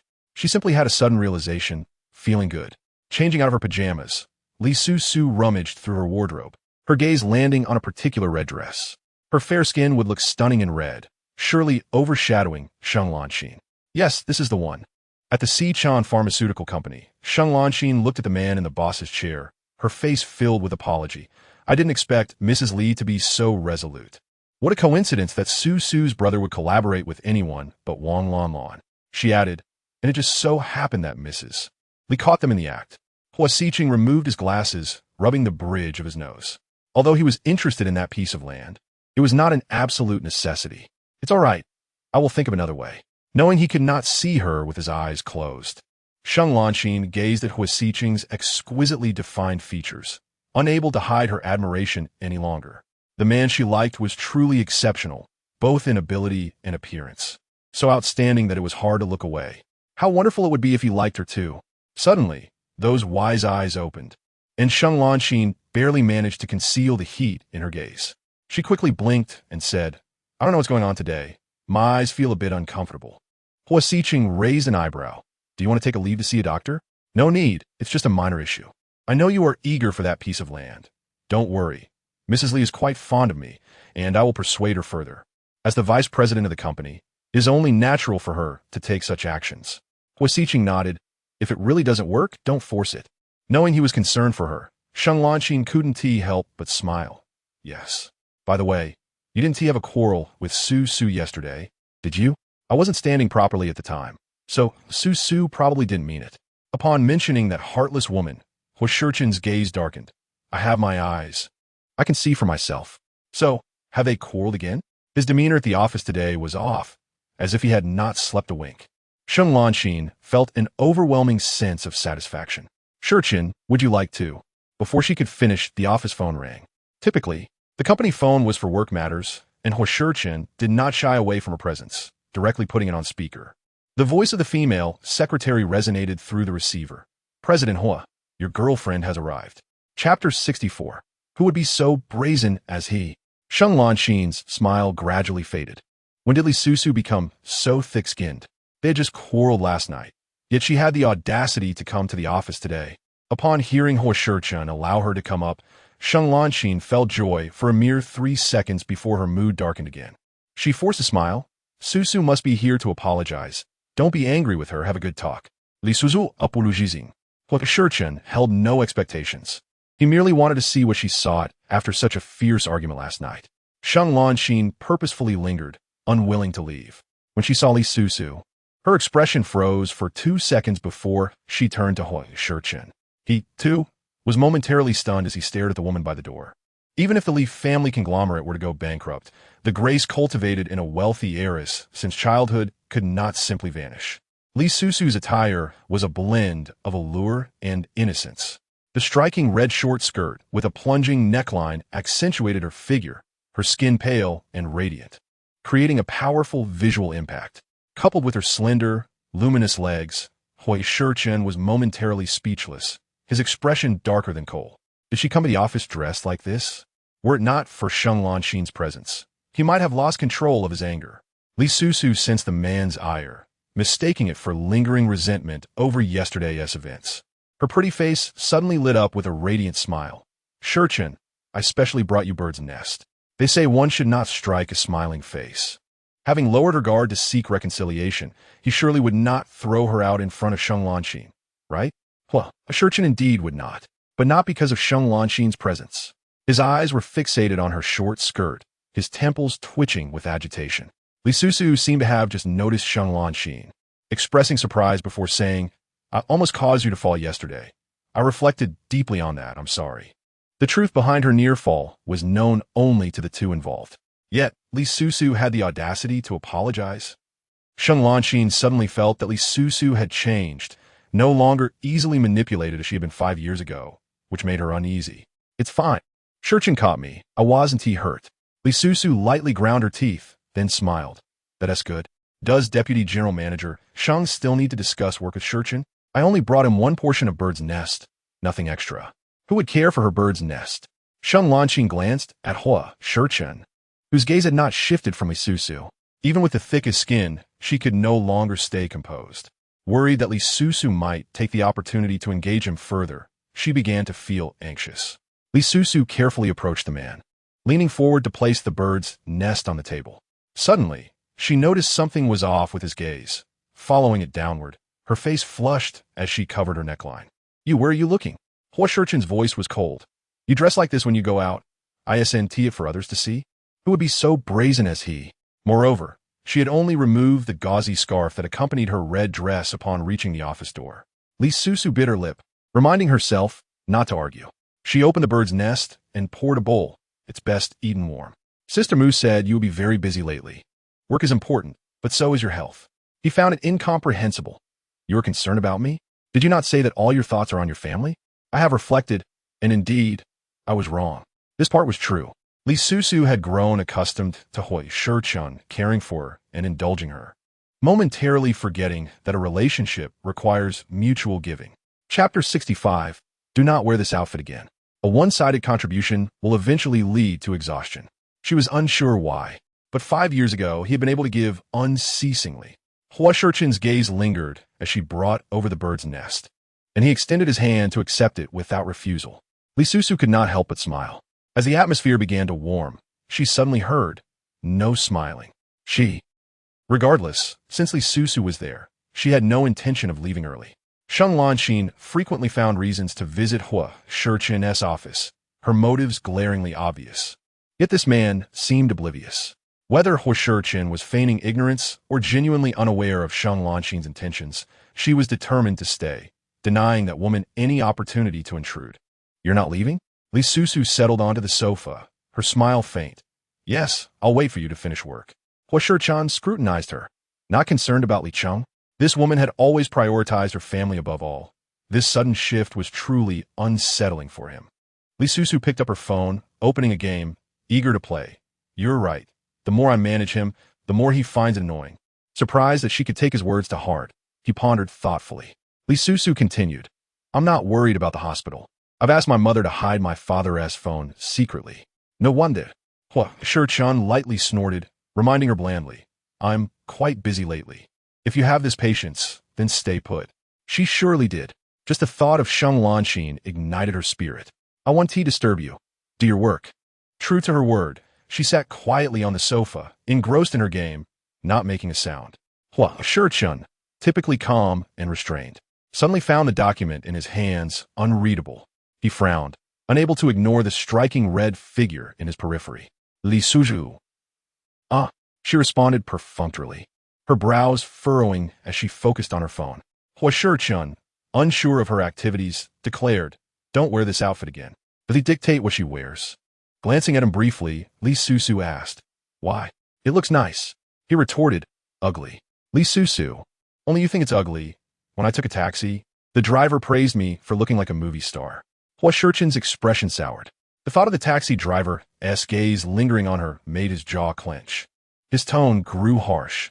"Are you enjoying wearing such clothing and flaunting it around?" Losing the game, Li Susu put down her phone and looked at him. Bewildered, "What is wrong with my clothes?" Although slightly low-cut, it was not overly revealing, and she had deliberately worn the gauzy scarf to cover up before leaving home. Huo Sicheng was unaware of her intentions. He only knew he was extremely frustrated.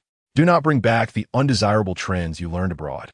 You are now married and the president's wife of Sicheng Pharmaceuticals. You need to maintain a respectable image.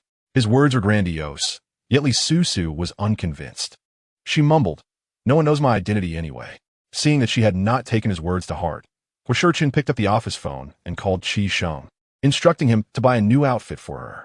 When Li Susu received the shopping bag, her expression was one of confusion. He ordered, "Go change in the lounge." "Not changing. I think the dress looks great." Who knows what hideous outfit he purchased for her? If it's too ugly, how could she possibly compete with Sheng Lanxin? Li Susu adamantly refused. Seeing the man stand up from his chair, she instinctively took a step back. "What are you doing? A gentleman uses words, not force you." "Ah, Huo Sicheng, put me down. It's just a dress." She could change if she wanted. Chapter 66. He compliments me on wearing anything beautifully. Thrown into the lounge, listening to the man's warnings, Li Susu angrily opened a shopping bag. Is he playing the rogue? How dare he threaten to help her change? Pulling out the black long dress from the bag, she felt a lump in her throat. Was this style so outdated? Assistant Qi's taste was dreadful. Qi Sheng looked innocent. President Huo had merely instructed him to buy another black dress like the one sent to the client last time. That client was in her 60s or 70s and preferred plain colors. Sending her a flamboyant dress was out of the question. The dress was from a prestigious brand, but the style was decidedly old-fashioned. After changing into a dress, Li Susu felt as though she had aged by over a decade. Standing before the mirror, she found herself quite unappealing. Surely, Sheng Lanxin would find it utterly hilarious? When she took a while to emerge, Huo Sicheng, maintaining a gentlemanly demeanor, knocked on the door. "If you don't change, I can help you." The underlying threat was unmistakable to Li Susu. Gritting her teeth but refraining from lashing out, she responded in a voice tinged with grievance, "I'm ready." Upon opening the door, she caught the man appraising her from head to toe, his expression one of satisfaction, which led her to doubt his taste. "Huo Sicheng, do you think it looks good?" "Yes, it is quite pleasing to the eye." His gaze was indeed suspect. As he returned to his desk to continue working, seemingly indifferent to her, Li Susu, feeling dejected, remarked, "I'm a bit thirsty. Would you like something to drink?" She had just seen the tea room. Coffee, no sugar, no cream. TCH, such a familiar tone. Li Susu felt a stark contrast between the Huo Sicheng of 5 years ago, who preferred to do everything himself, and the current man, who was too busy to manage even these trivial matters without assistance. As she stepped out of the president's office, the secretary at the door could not help but glance at her before discreetly sending a message. As she was brewing coffee, Sheng Lanxin arrived. Hearing a derisive snicker, Li Susu stiffened, knowing full well who it was. There were spies in the president's office. It was inconceivable that Sheng Lanxin had the foresight to know she had exited Huo Sicheng's office so swiftly. "Susu, isn't that dress the one I picked out for the elderly Mrs. Yu? How come you?" Li Susu turned to face her boldly.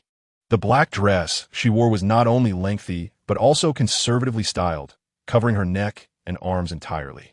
Yet, due to the natural beauty of the wearer, it was not entirely unattractive, albeit mismatched with Li Susu's temperament.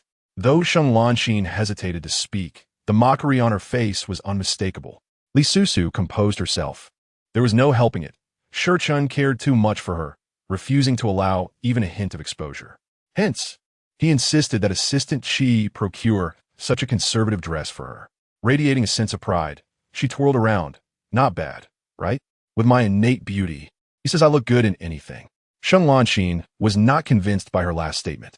However, the reason behind Huo Sichen's choice of a conservative outfit was too apparent.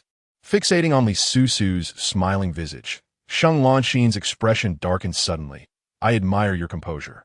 Mrs. Li refuses to hand over that piece of land because of you.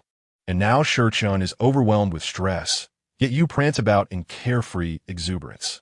As she watched the smile fade from Sheng Lanqin's face, the pride in her eyes was undeniable. Only I am worthy of him. I will ensure he gets that land. As for you, what have you done for Sicheng? Merely relying on your beauty to flaunt your charms before him. It was as if she was directly insinuating that Li Susu was nothing more than a decorative vase. Chapter 67. If you didn't have a history, I would suspect you. Li Susu suppressed her smile, adopting a nonchalant demeanor. Who says I haven't done anything? I possess the allure to make him happy. Can you? Sheng Lanqin scoffed. Is he truly happy? Strutting around the office in that attire would only humiliate him. Hence why he had someone buy you a new dress. Nonsense. Huo Sicheng was clearly disdainful of the dress's ugliness. Yet she could not be bothered to argue with Sheng Lanqin. If believing that made her happy, so be it. He was still awaiting the coffee I would brew for him. So please step aside, Vice President Sheng. No matter what Sheng Lanqin said, Li Susu was always able to retort, which only served to infuriate her further. She detested the woman's incessant prattle. Observing the 2 cups of coffee in Li Susu's hands, Sheng Lanqin's foot moved faster than her brain, lunging forward. In her careful attempt to avoid spilling the coffee, Li Susu was oblivious to her surroundings. To her surprise, Sheng Lanqin resorted to underhanded tactics. The coffee was about to splash onto Sheng Lanqin, but for some inexplicable reason, Li Susu redirected 1 cup towards herself. The result was 2 simultaneous screams. When Huo Sicheng emerged upon hearing the secretary's report, he found both women's clothes stained. His brow furrowed in discontent. What on earth are you 2 doing? Before Sheng Lanqin could respond, Li Susu hastily interjected. Vice President Sheng has extraordinarily long legs. I nearly tripped her while carrying 2 cups of coffee. With this preemptive strike, Sheng Lanqin was unable to accuse her first. Lowering her gaze, she shook the coffee stains from her white shirt, feigning contrition. I didn't mean to. Are you all right, Susu? Li Susu retorted. It's quite hot. Are you all right, Vice President Sheng? Who cannot feign innocence? She tenderly offered a tissue to help clean Sheng Lanqin, only to have Huo Sicheng seize her wrist. Vice President Sheng, perhaps you should change your clothes. After this, he pulled Li Susu away from the tea room. Sheng Lanqin felt utterly wronged. Both women had been burned, yet he only concerned himself with Li Susu. How infuriating. It was all Li Susu's fault for being so quick-witted. Had both cups of coffee splattered onto her. Even if Li Susu explained, it would seem like a feeble excuse. Once Huo Sicheng shut the office door, his expression darkened. Li Susu, are you intent on causing trouble just to avoid wearing that dress? Who is causing trouble? It was clearly Sheng Lanqin. Initially, Li Susu had merely thought him to have poor taste, but now she began to question his intellect as well. She was livid. Am I the sort of person to do that? I told you, it was Sheng Lanqin who tripped me. Otherwise, I wouldn't have spilled the coffee. She had expected him to inquire about her possible burns, yet this man was doubting her. She was beside herself with indignation. Huo Sicheng pulled her back. Is it too much to say a few words? If you didn't have a history, I would suspect you. Her eyes widened in disbelief. When did I ever have a history? Do not falsely accuse others. Hearing him suggest she think it over carefully, Li Susu was about to retort when suddenly a memory struck her. Moments later, her face flushed crimson, yet she stubbornly refused to admit it. Huo Sicheng, observing her obstinate demeanor, scoffed. On their very first date, Li Susu had been both excited and anxious, eager to impress Huo Sicheng.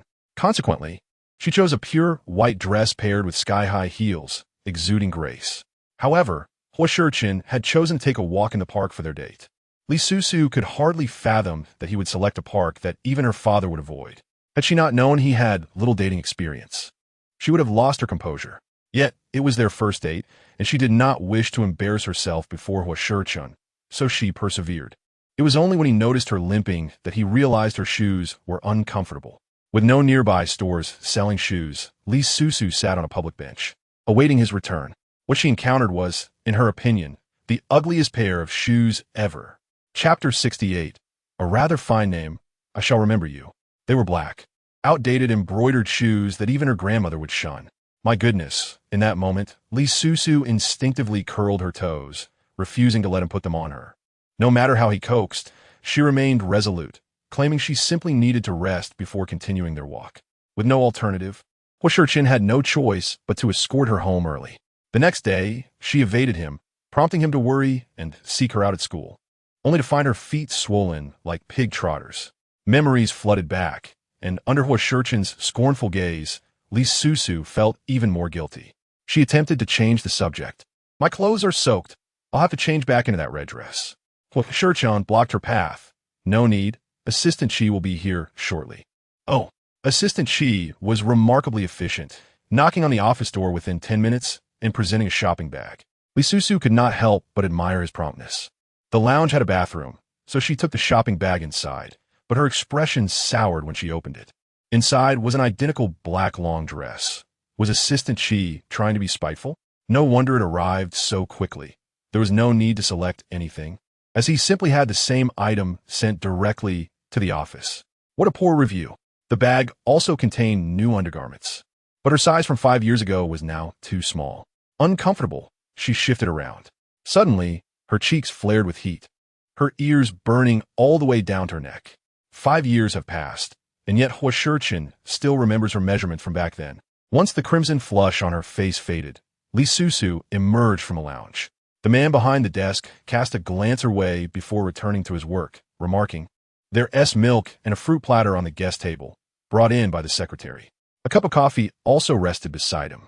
Li Susu responded with a nonchalant "oh," and continued to engage with a mobile game, munching on fruit as she played, perhaps too engrossed. She was oblivious to the presence of another person beside her. Huo Sicheng had already witnessed her lose 5 rounds.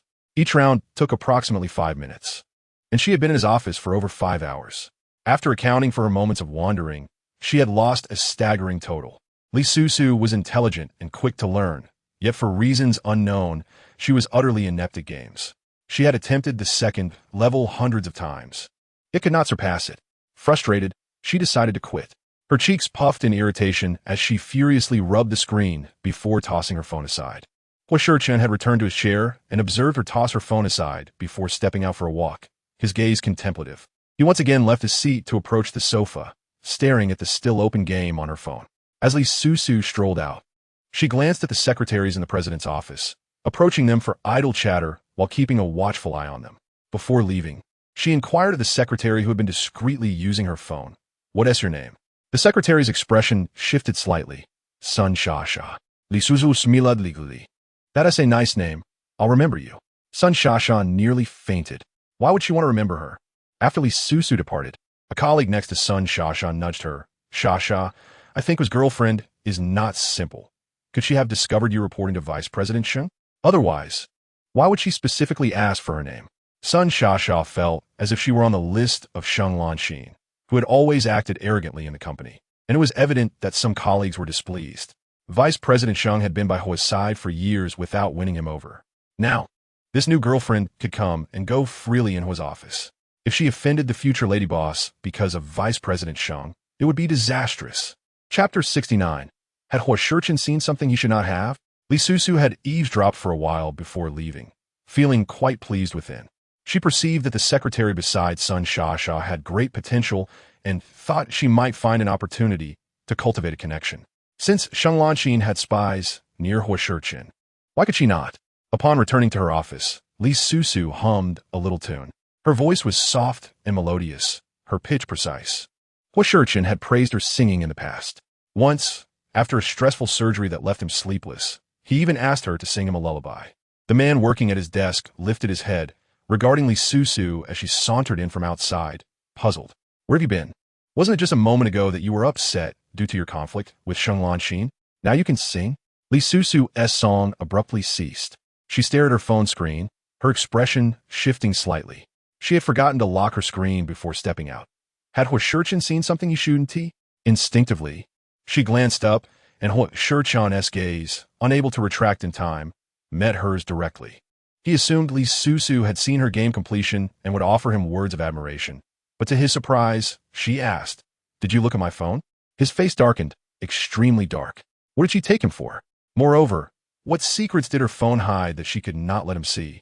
Li Susu realized that discovering the game completion indicated her phone had indeed been tampered with, and her emotions began to spiral. Huo Sicheng, how could you touch my phone without permission? Everyone has their secrets they wish to keep, especially when such secrets are not suitable for discovery at present. Huo Sicheng's expression grew increasingly grim. He felt an urge to strangle this ungrateful woman. Rest assured, I have no interest in the secrets within your phone. I merely noticed that you have failed to pass a level you've attempted over 100 times, and I couldn't bear to watch. His tone was frigid, clearly fueled by rage. Li Susu recognized he was not lying. Had he truly looked, he would not have reacted this way. Realizing she had been a bit too hasty and careless with her words, she said, I'm sorry, get lost. Once again, he told her to leave. But Li Susu was not one to comply. With a knowing demeanor, she picked up her bag and exited the president's office. She departed swiftly, unaware of the tension that filled the office following her exit. Sicheng walked in and nearly jumped out of his skin. He hurriedly reported his work, leaving even faster than Li Susu. Once expelled again, Li Susu stood outside the Sicheng pharmaceutical building, reflecting on Sheng Lanxin's words, her expression growing solemn. After a moment of silence, she picked up her phone to make a call. Though the Li family group had gone bankrupt, some of her former friends had not blocked her. After inquiring about what she wanted to know, Li Susu left Sicheng Pharmaceutical. Huo Sicheng indeed worked late into the night before returning home. Mu Jie took his briefcase and, with concern, remarked, Young master, madam has not returned yet. The man's expression shifted slightly. She hasn't returned? Is she at the hospital caring for Li He? She had done this before. Huo Sicheng picked up his phone, only to find it had gone unanswered. Surely she would not throw a tantrum merely because he had scolded her earlier? She wouldn't dare. Thinking of the secrets that might be hidden within Li Susu's phone, he rubbed his temples, yet the tension within him would not dissipate. He continued to call her, his figure moving outside, preparing to head directly to the hospital to confront her. Before long, a black Maybach pulled into the dedicated parking space at the first hospital. Though he had resigned, the director had assured him that his previous status remained unchanged, and the first hospital would welcome him back any time. Huo Sicheng stepped out of the car, leaning against it as he gazed up at the illuminated cross above, lost in thought. Chapter 70. Huo Sicheng did not deny Li Susu's beauty. The first hospital did not permit patients to roam freely after 10 o'clock at night. The corridor was silent, with only the occasional sound of a nurse knocking on doors to check on patients. Huo Sicheng stood outside Li He's single room, lost in contemplation, until an astonished voice called out, You must be Dr. Huo. The legend of Huo Sicheng at the first hospital had not faded with his departure. On the contrary, his remarkable medical skills, paired with his abandonment of medicine for business, had left a lasting impression on the hospital staff. Not to mention, he was not only skilled, but also exceptionally handsome. There wasn't a second doctor in the entire medical field who could compare. It was a nurse he did not recognize. Huo Sicheng nodded indifferently, his hand instinctively slipping into his pocket to mask his emotions. However, the young nurse was undeterred by his cold demeanor and pursued him for an autograph. Huo Sicheng obliged, then departed swiftly.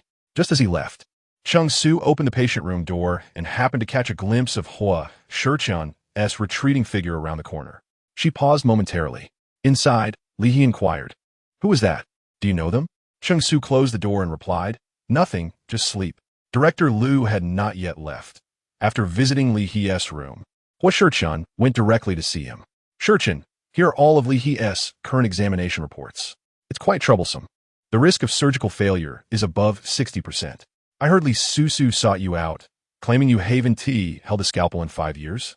Huo Sicheng lowered his head, meticulously examining the medical records, responding casually, Director Liu's face fell in disappointment. Though it may not be suitable, I must say, it's such a pity. With your talent and effort, you will surely shine in the medical field. To be precise, he would eventually become a luminary in the field of gastroenterology.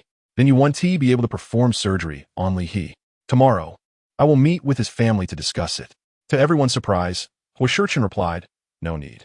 He set the report down. I've already begun practicing. At the latest, I can perform the surgery for him next month. Director Liu was taken aback.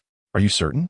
After 5 years without holding a scalpel, you believe you can regain your former abilities just like that? What kind of talent is this? Even someone with years of experience like director Liu could not help but admire him. But why are you suddenly willing to perform surgery for him? Over the years, there have been patients like Li He who sought you out, but you turned them all down. Yet this time, Huo Sicheng had unexpectedly offered to perform the surgery for Li He. Huo Sicheng raised an eyebrow. Perhaps I'm just feeling a bit restless? Director Liu is indeed a perceptive individual. After a moment of contemplation, he chuckled. Li He's daughter is quite beautiful. Regarding Li Susu's beauty, Huo Sicheng did not refute, simply responding, indeed. Director Liu was taken aback once more. While she was indeed lovely, there were others who surpassed Li Susu in attractiveness, and he had previously remained indifferent to the advances of many. Yet now, he openly acknowledged Li Susu's allure. Have you taken a liking to her? Would you like Uncle Liu to act as a matchmaker? Given your qualifications, she should be quite pleased.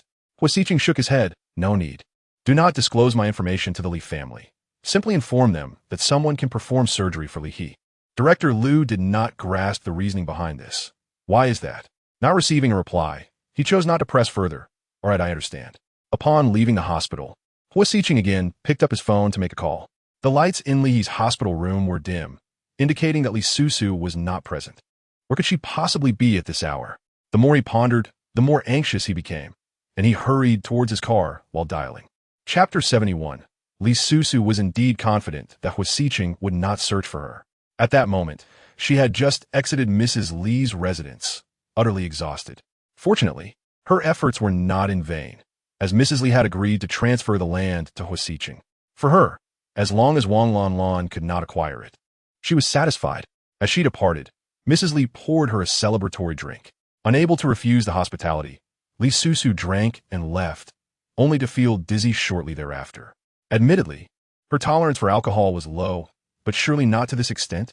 As she swayed unsteadily, contemplating calling a cab, but fearing potential dangers, she reluctantly decided to contact Huo Sicheng. However, just as she retrieved her phone, it was snatched away, and she was roughly knocked to the ground, intensifying her disorientation. As Li Susu closed her eyes, a pair of black high heels halted before her. Mrs. Li commanded her subordinates to take Li Susu to a nearby hotel and secure a room for her. Then, she reached out to Sheng Lanxin. Surprised by Mrs. Li's ruthless demeanor, Sheng Lanxin realized that her embellishments regarding Li Susu's past abandonment of Huo Sicheng had prompted such drastic measures. While she reveled in the unfolding drama, she also left herself an escape route. Isn't this a bit excessive? If Sicheng finds out, he will blame me. What is there to fear? The actions I take are my own, and they are of no concern to you. Besides, a woman like Li Susu, who is materialistic and morally corrupt, is unworthy of Huo Sicheng. Lanxin, do not be overly kind. You are the one who truly deserves him. Sheng Lanxin feigned disappointment, but with Li Susu around, Sicheng will never be with me. To her astonishment, Huo Sicheng, who seemed so astute, could be so easily swayed by allure. Do not worry. I shall ensure he sees Li Susu's true colors. It turned out, she had spent the entire night tormenting Li Susu to avenge Sheng Lanxin. She never intended to give Li Susu the opportunity to persuade Mrs. Li to sell the land to Huo Sicheng. Ending the call, Sheng Lanxin glanced at the time. It was already early morning. She awaited the spectacle. Li Susu awoke to bright daylight, staring out the window in a daze. She suddenly sat upright. Where am I? A hotel. Being quite astute, she quickly pieced together the events. That drink was tampered with. But why would Mrs. Li do such a thing? Just as Li Susu pondered this perplexity, she heard the bathroom door creak open. Her complexion paled, her body stiffened, and she gazed incredulously at the figure emerging. Upon realizing she was not alone, the attractive man leaned casually against the wall, smiling and waving. Hi, Li Susu. Long time no see. Recognizing the individual in her room, Li Susu felt her body go limp with relief. Clearly, she had been quite frightened moments before. Observing her reaction, the handsome man chuckled. What's wrong? Are you so sure I would do something to you? Li Susu was indeed confident he would not, as she held secrets that could be detrimental to him. She turned her gaze towards him, her curiosity scanning him from head to toe. He feigned modesty, covering his chest. Hey, what are you doing? Are you being lewd? You might want to reconsider your attire before accusing me of indecency, she retorted, noting he was dressed more provocatively than she was. Do you laugh? Clearly jesting.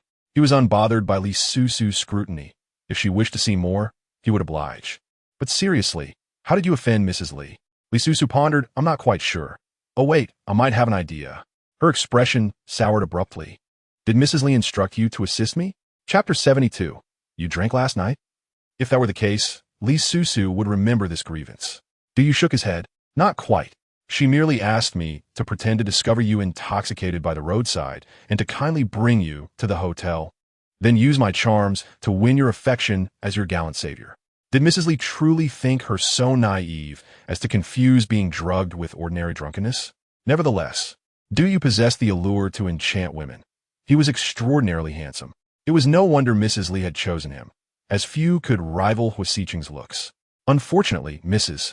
Li had not anticipated that Li Susu recognized you, and that Huo Sicheng was also acquainted with him. Would he now gather evidence of her supposed infidelity to present to Huo Sicheng? Li Susu eyed him suspiciously. How did you fall to the depths of selling your charm for profit? You nearly choked, rolling his eyes. If I had not overheard that, Mrs. Li was targeting you, I would not have taken this job. He inquired, what are your plans for revenge? I will assist you. Li Susu had devised a plan. Since Mrs. Li had acted unkindly first, she would not hesitate to employ equally despicable means to help Huo Sicheng acquire that land. Suspecting that there were individuals outside taking photographs, she donned a mask and prepared to leave. To her surprise, as she exited the hotel, a familiar red car approached. The window rolled down, and Sheng Lanxin's face lit up with astonishment. Susu, is that really you? I thought I was mistaken. Li Susu stiflatalo.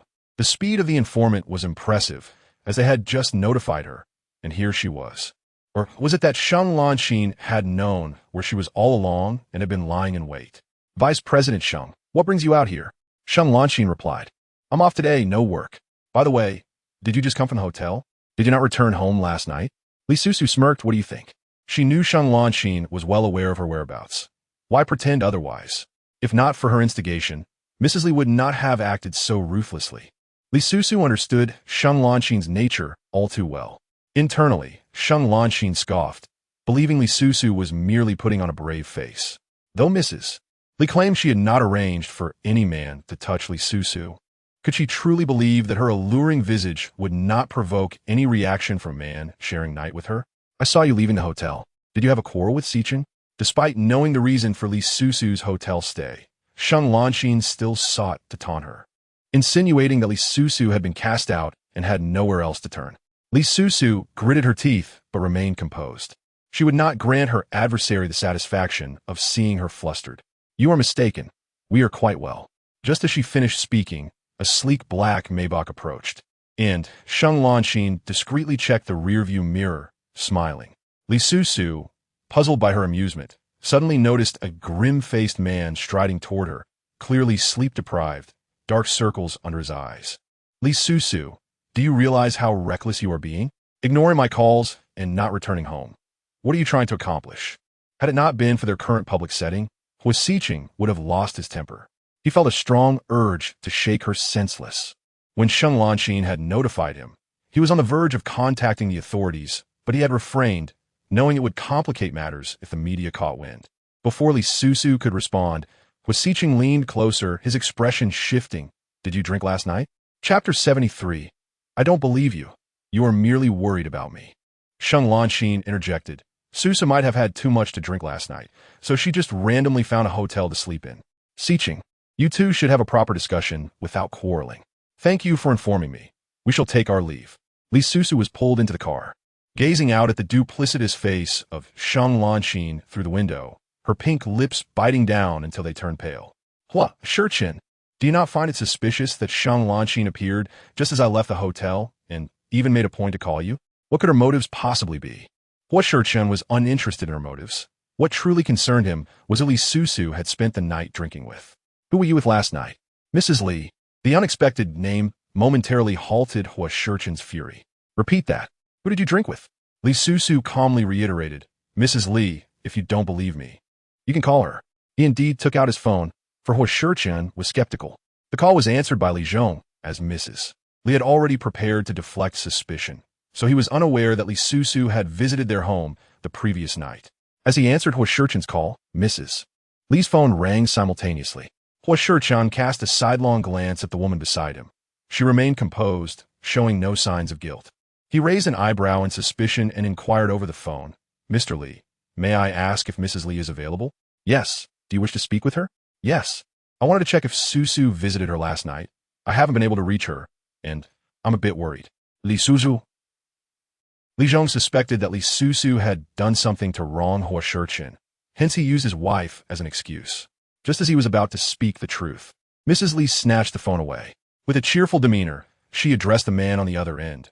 Sicheng, are you looking for Susu? She came to see me last night. We had a lovely chat and had a few drinks, and then I drove her back to the hotel.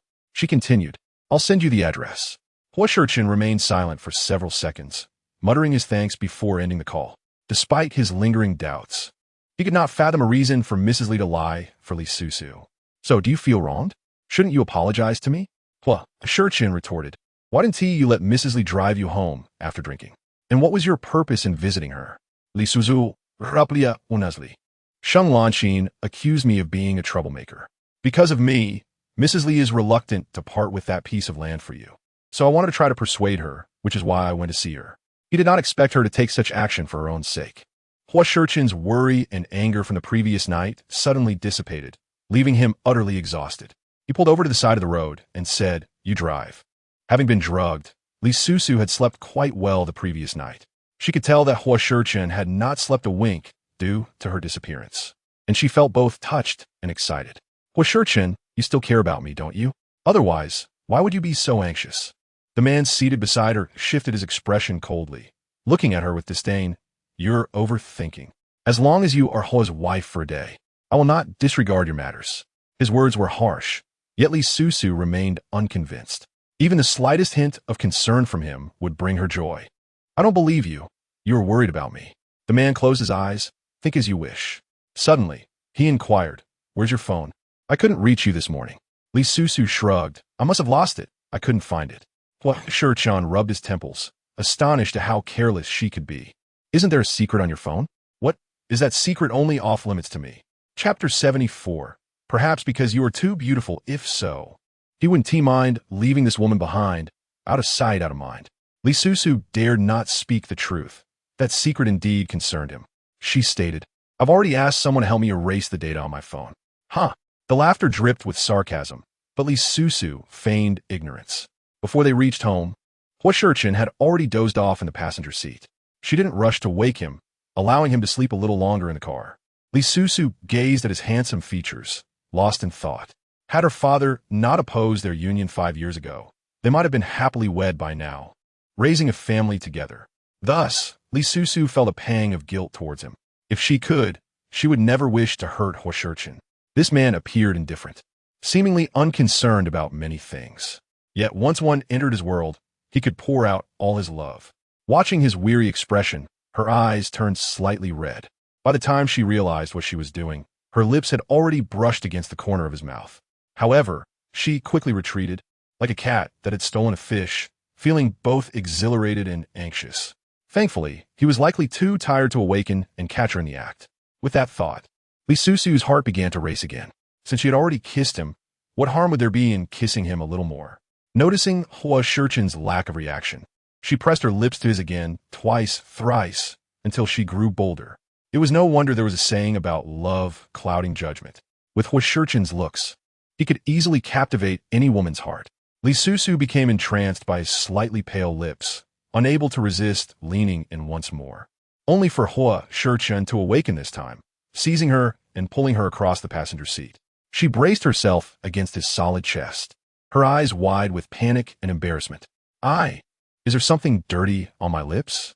Recalling the last time she used a flimsy excuse about touching his nose, Li Susu hesitated, contemplating whether to use it again, only to hear Huo Sicheng's mocking voice.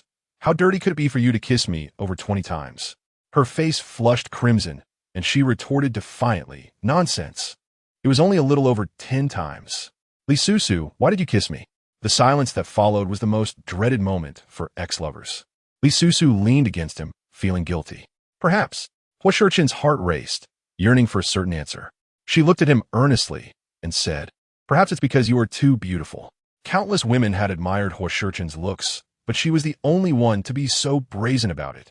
She had praised him for his beauty 5 years ago, which was why she had shamelessly pursued him. Huo Sicheng had never encountered such a superficial woman before. Get out of my car, Li Susu. Okay, I'm leaving right away. Having reached home, she skipped lightly into the villa. Huo Sicheng glared at her retreating figure, his jaw clenched tightly. He had never seen a woman so obsessed with appearances. They entered the house in quick succession, and Li Susu was already eating breakfast, showering praises on Chef Mu's culinary skills. Huo Sicheng could not stand her flattery, his voice icy as he said, "Don't believe her." Chef Mu, smiling brightly. Li Susu called after Huo Sicheng's back as he ascended the stairs. "Aren't you going to eat breakfast before catching up on sleep?" Seeing him ignore her, she fell silent. As Li Susu made her way upstairs, she couldn't help but bring Huo Sicheng a portion of breakfast, only to be dismissed. Fine. Whoever had been anxious and restless all night could indeed not eat. She complied and left him be. Just as she descended the stairs, Li Susu received a call from an unfamiliar number, but she already knew who it was. Chapter 75. Li Susu is a scoundrel. The two arranged a meeting place, and she took Huo Sicheng's car out. Upon arriving at the tea house, Mrs. Li had been waiting for quite some time. Upon seeing her, the middle-aged woman instinctively frowned, clearly unable to forget Li Susu's dark past. Once the door to the private room closed, Li Susu sat across from her with calm composure. Hearing the other party ask, "Did you know you previously?" Otherwise, she could not fathom a reason for his sudden betrayal and coercing her to clarify matters for Li Susu in front of Huo Sicheng. Mrs. Li's plan was nearly successful, as it would have exposed Li Susu's true nature before Huo Sicheng. Little did she know, she had underestimated Li Susu. Indeed, if she were truly simple to deal with, how could she have caused such a proud and exceptional man to stumble twice? Li Susu lifted her cup of tea and took a sip. Although she had nearly fallen into Mrs. Li's trap, she did not display any signs of anger. Setting down her cup, she leisurely replied, "There's a saying that man proposes but God disposes. And there's another saying I wish to share with Mrs. Li." Zhao Xiaoyan squinted at her, thinking she was about to make a threat, only to hear Li Susu say, "I hope Mrs. Li is not being used as a pawn without realizing it." An hour later, Li Susu quietly left the tea house. Shortly after, Mrs. Li followed suit. Before her departure, her expression was heavy, lost in thought. After meeting Mrs. Li, Li Susu sought out Du Yu, who handed her a recording. Full of curiosity, Li Susu asked, "What is this?" Du Yu replied, "Mrs. Li wanted me to share the content of your conversation." She was taken aback and couldn't help but smile. "Thank you, Du Yu." It was clear he was not only willing to help her in her time of need, but had even anticipated how to protect her. With his chin resting on his hand, Du Yu smiled affectionately. "So, are you feeling so moved that you want to be with me?" "That won't do. I'm only interested in your family member." All of Li Susu's feelings of gratitude vanished instantly. With a fierce glare, she retorted, "Don't even think about it. He is mine." Indeed, Du Yu was gay and had set his sights on Huo Sicheng. Observing her protective demeanor, Du Yu casually crossed his legs, unfazed. "If you like him so much, why did you break up in the first place?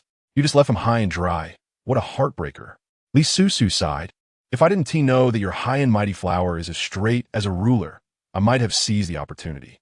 She had no concern about this. Even if he got him drunk, nothing would happen. Du Yu shot her a glare, but his beauty was disarming, his gaze filled with charm. "How can you know without trying? You could try him. I'm afraid he'll cut off your useless bits, saving you the trouble." Du Yu nearly shook it. His face flushed as he protested. "I may look delicate, but I am number one." It was not just his appearance. Anyone who saw Du Yu would doubt he was number one. Li Susu smiled at him, her expression seemingly saying, "Stop denying it. I know you are zero." Enraged, Du Yu snatched the recording back, "Heartless. I'm not giving it to you." Li Susu kicked her bag and ran off. Although Mrs. Li had begun to suspect Sheng Lanqin, there was no guarantee that circumstances wouldn't change. Li Susu needed to keep a backup plan. Du Yu was speechless. "Heartbreaker. You take the goods and run, and you won't even spare me a meal. Come back. I bought you a mobile phone." She had almost reached the door, but turned back with a sheepish grin, cheerfully accepting the latest Android model from him. "Thanks. I'll pay you back when I'm successful." Chapter 76. He is a world-class hacker. Du Yu scoffed. "Do I look like someone who lacks a few thousand?"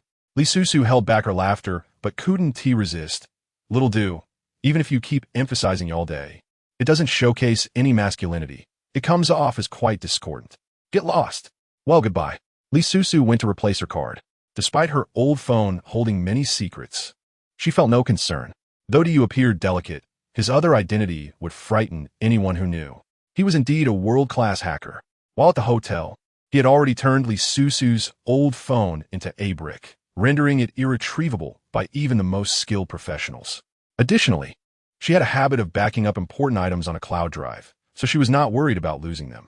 The line to replace her card was long, and once done, she headed to the hospital, nearing evening. Li's father was in good spirits today. It had been a while since Li Susu had seen him smile. She placed the purchased daily necessities down and asked, "Dad, what good news has you so cheerful?" Li's mother beamed. "Director Liu just visited." "Director Liu?" "Yes. He brought good news. Your father's surgery is scheduled for next month, and the success rate is quite high." But when we inquired about the lead surgeon, Director Liu was unwilling to disclose any information. How strange. Li Susu's heart skipped a beat as she sensed something. She forced herself to suppress her excitement. Though her smile betrayed her, "It doesn't matter if we don't know. He is so familiar with us. How could he possibly harm us?" Li's mother chuckled. "Yes. I told your father the same." Director Liu's silence might be due to other concerns, but he assured us that only that surgeon would ensure a high success rate for your father, which puts my mind at ease. "All right, I will chat with Director Liu later." "Dad, you can now rest easy waiting for the surgery, right? Don't overthink things. Until the end, no one will give up." Li He, in a good mood, did not argue further. During dinner, Li's mother called Li Susu outside, where the mother and daughter stood at the end of the corridor. "Susu, has your brother resolved that 5 million loan?" Li Susu pursed her lips. "He is avoiding me. I can't even find him." Li's mother was worried. What if something happened to him? Those people sounded fierce when they called. Will they beat him if he can't pay? The more she spoke, the more anxious she became. Her eyes reddening. "Susu, your father's situation is stable. Just wait for the surgery. You don't need to come every day. Please go find your brother and sort his matters out." "Mom, 5 million is not a small sum, and Dad's surgery needs payment." Upon hearing this, Li's mother glanced around and lowered her voice. "Susu, I saw Huo Sicheng that night." Seeing her stunned, Li's mother continued, "Do you still have contact with him? I don't understand why your father opposes your relationship. He is so successful now. If there is still a chance for you two, I support you continuing to date." Li Susu realized what her mother was implying. Indeed, back then, Sicheng had treated their family well. Her brother said he had spent quite a lot on him, being very generous. Now that Sicheng's worth had skyrocketed, 5 million was nothing to him. Li Cheng had discovered her marriage to Huo Sicheng. She could not deceive her mother, as Li Cheng would eventually share this with her. Li Susu suddenly felt a pang of pity for Huo Sicheng. Her initial intention in marrying him was not to burden him with the troubles of the Li family. Chapter 77. The young master is throwing a fit because he can't find you. "Mom, how many times has Li Cheng caused trouble for the family? We can't keep cleaning up after him. He will never grow up that way." Li Susu attempted to soften her tone, but Li's mother was still furious. "He is still just a student, suddenly facing bankruptcy. We must give him a chance to grow. Moreover, the family had allocated the best resources to you, but your brother has not benefited from them." Li Susu understood. No matter what, she needed to make up that 5 million for Li Cheng. "All right, I understand." Li's mother was finally satisfied. She reminded, "Make sure to check in on your brother more often. Now that your father and I are busy, you are his only support." "Okay." After Li's mother returned to the hospital room, Li Susu leaned against the wall, utterly exhausted. Yet, she did not allow herself to rest, giving her cheeks a quick pat to revive her spirits before heading towards the director's office. However, she discovered that Director Liu was in a meeting and not available. After greeting Li's parents, Li Susu took the subway back to Shengshi Longtang. At this hour, Huo Sicheng should be awake, right? Upon arriving home, he was indeed awake. Knowing that Li Susu had gone out again, he sat in the living room waiting for her with a sullen expression. Mu Jie whispered in her ear, "The young master is throwing a fit because he can't find you." Li Susu replied, "Didn't I ask you to explain to him?" "I did, but the young master is still angry." The tall figure on the sofa, noticing the two whispering at the door, darkened his expression. Li Susu. She looked up, her face brimming with smiles. "Hey." Standing before him, Li Susu cheerfully explained, "I went to replace my phone card and then visited my dad at the hospital before returning." Huo Sicheng stared at her for several seconds, seemingly understanding why she was so eager to appease him. Director Liu would not reveal to the Li family who would be performing the surgery next month, but Li Susu could guess. He gestured towards the unopened phone on the table. This was sent over by Assistant Shi. Li Susu patted her pocket, pulling out a new phone, "But I already have one." The man raised an eyebrow, glancing at the latest Android model. Given Li Susu's current situation, she surely wouldn't spend her own money on it. Realizing this, Huo Sicheng's expression darkened. Did you buy it? No. Who sent it? The name you almost slipped out. But Li Susu quickly bit her tongue. It is not that I cannot tell him, but rather, the timing is not right. Who knows if he might inadvertently disclose something to Sheng Lanxin. After all, he has such unwavering trust in her. Yet, Li Susu is counting on Du Yu to assist her in enacting a performance, luring Sheng Lanxin into a trap. As she opens her mouth to speak, Huo Sicheng immediately discerns her intentions. Think it through before you speak. Li Susu swiftly retracts her deceitful thoughts. Can I refrain from speaking? The man, with a sardonic tone, rises from the sofa. She is apprehensive about potential changes regarding the operation next month, as Huo Sicheng's current demeanor is inscrutable to her. Li Susu hastens to catch up with him. Don't misunderstand. It's not that I cannot say anything. It's just that I cannot say it now. He ignores her. Li Susu finds herself at the door of the study, receiving a cold shoulder. Gazing at the closed door before her, she tentatively knocks. But the occupant treats her as if she were invisible. Huo Sicheng, could you please refrain from being angry? She is still hoping for a smooth operation. Li Susu, with audacity, sits at the door, resolute in her decision to remain until he calms down. This man's temperament has become increasingly capricious, and she fears he might abruptly change his mind about performing the surgery for her father. 2 hours later, Huo Sicheng finally emerges from the study. As he steps out, he nearly trips over an object on the floor, but he reacts swiftly, stabilizing himself. Upon noticing Li Susu, who is asleep on the floor, his expression tightens, and he bends down to nudge her. Li Susu? What is this woman doing, sleeping at his study door? She appears to be in a deep slumber, and Huo Sicheng refrains from waking her. He gazes at the woman curled up by the door, pressing his lips together.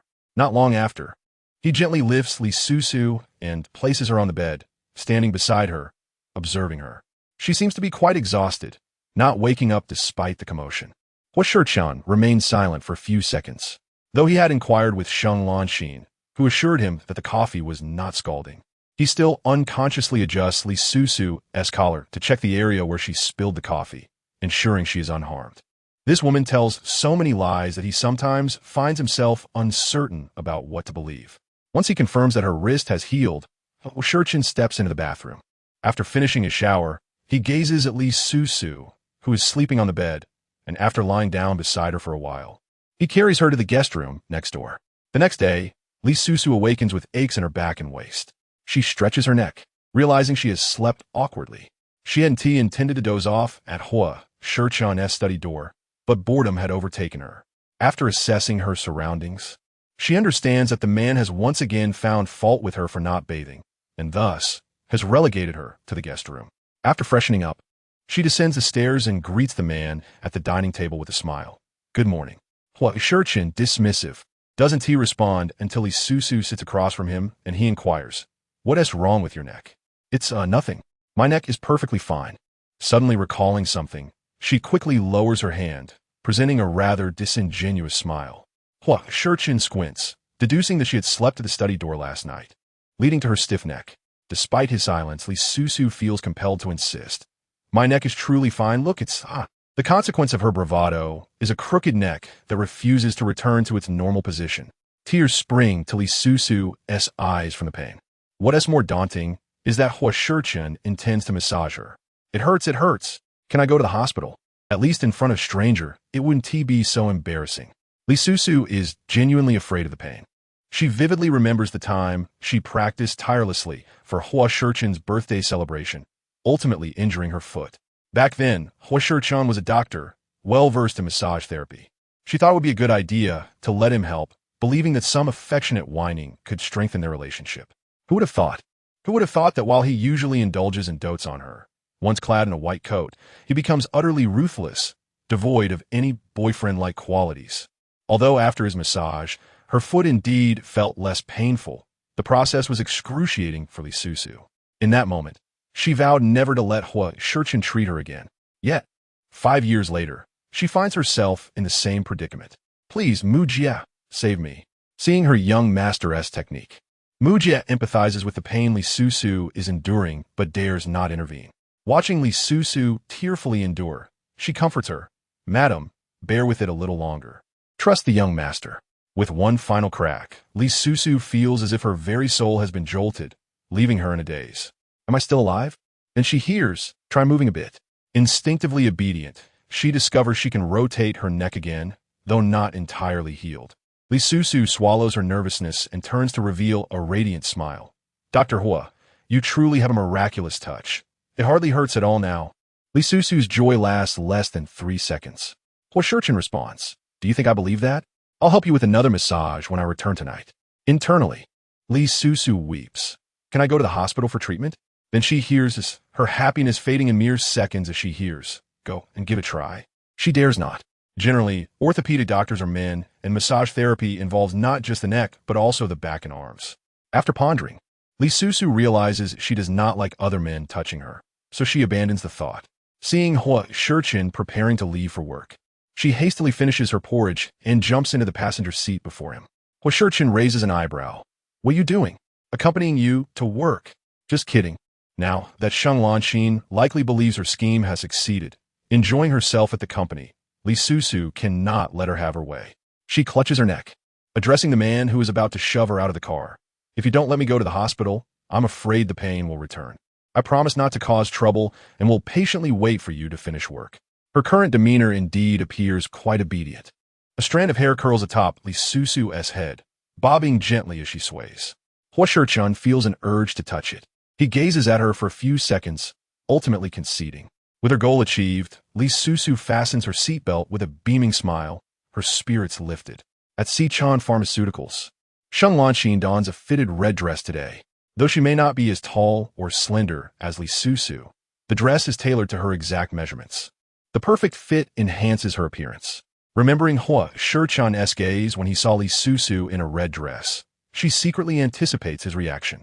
As the exclusive elevator activates, Sheng Lanxin, holding 2 cups of coffee, stands at the door, feeling elated. She knows that the man who argued with Li Susu last night seeks her comfort. The elevator arrives on the 66th floor, and with a smile, Sheng Lanxin hands over the coffee. Good morning, Si. Li Susu, pleasantly surprise. Accepts the coffee. Good morning, Vice President Sheng. Thank you. Observing Sheng Lanxin's bewildered expression, Li Susu deliberately takes a sip of the coffee, then feigns distaste. Next time, please add some sugar. It's too bitter. Who said that? Upon noticing the man emerging behind her, Sheng Lanxin swallows her harsh words. Forcing a smile, I didn't realize you were here as well. This is for Sicheng. Li Susu, taken aback, responds, oh, it's not for me?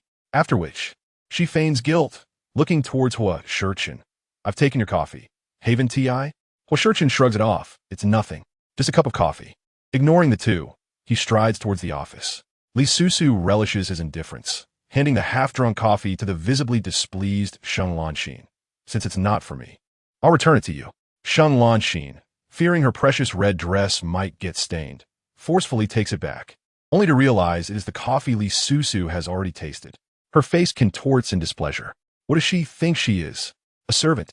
Li Susu follows Huo Sicheng. Even without seeing Sheng Lanxin's reaction, she can guess that the latter is infuriated. As if she can't see through her act.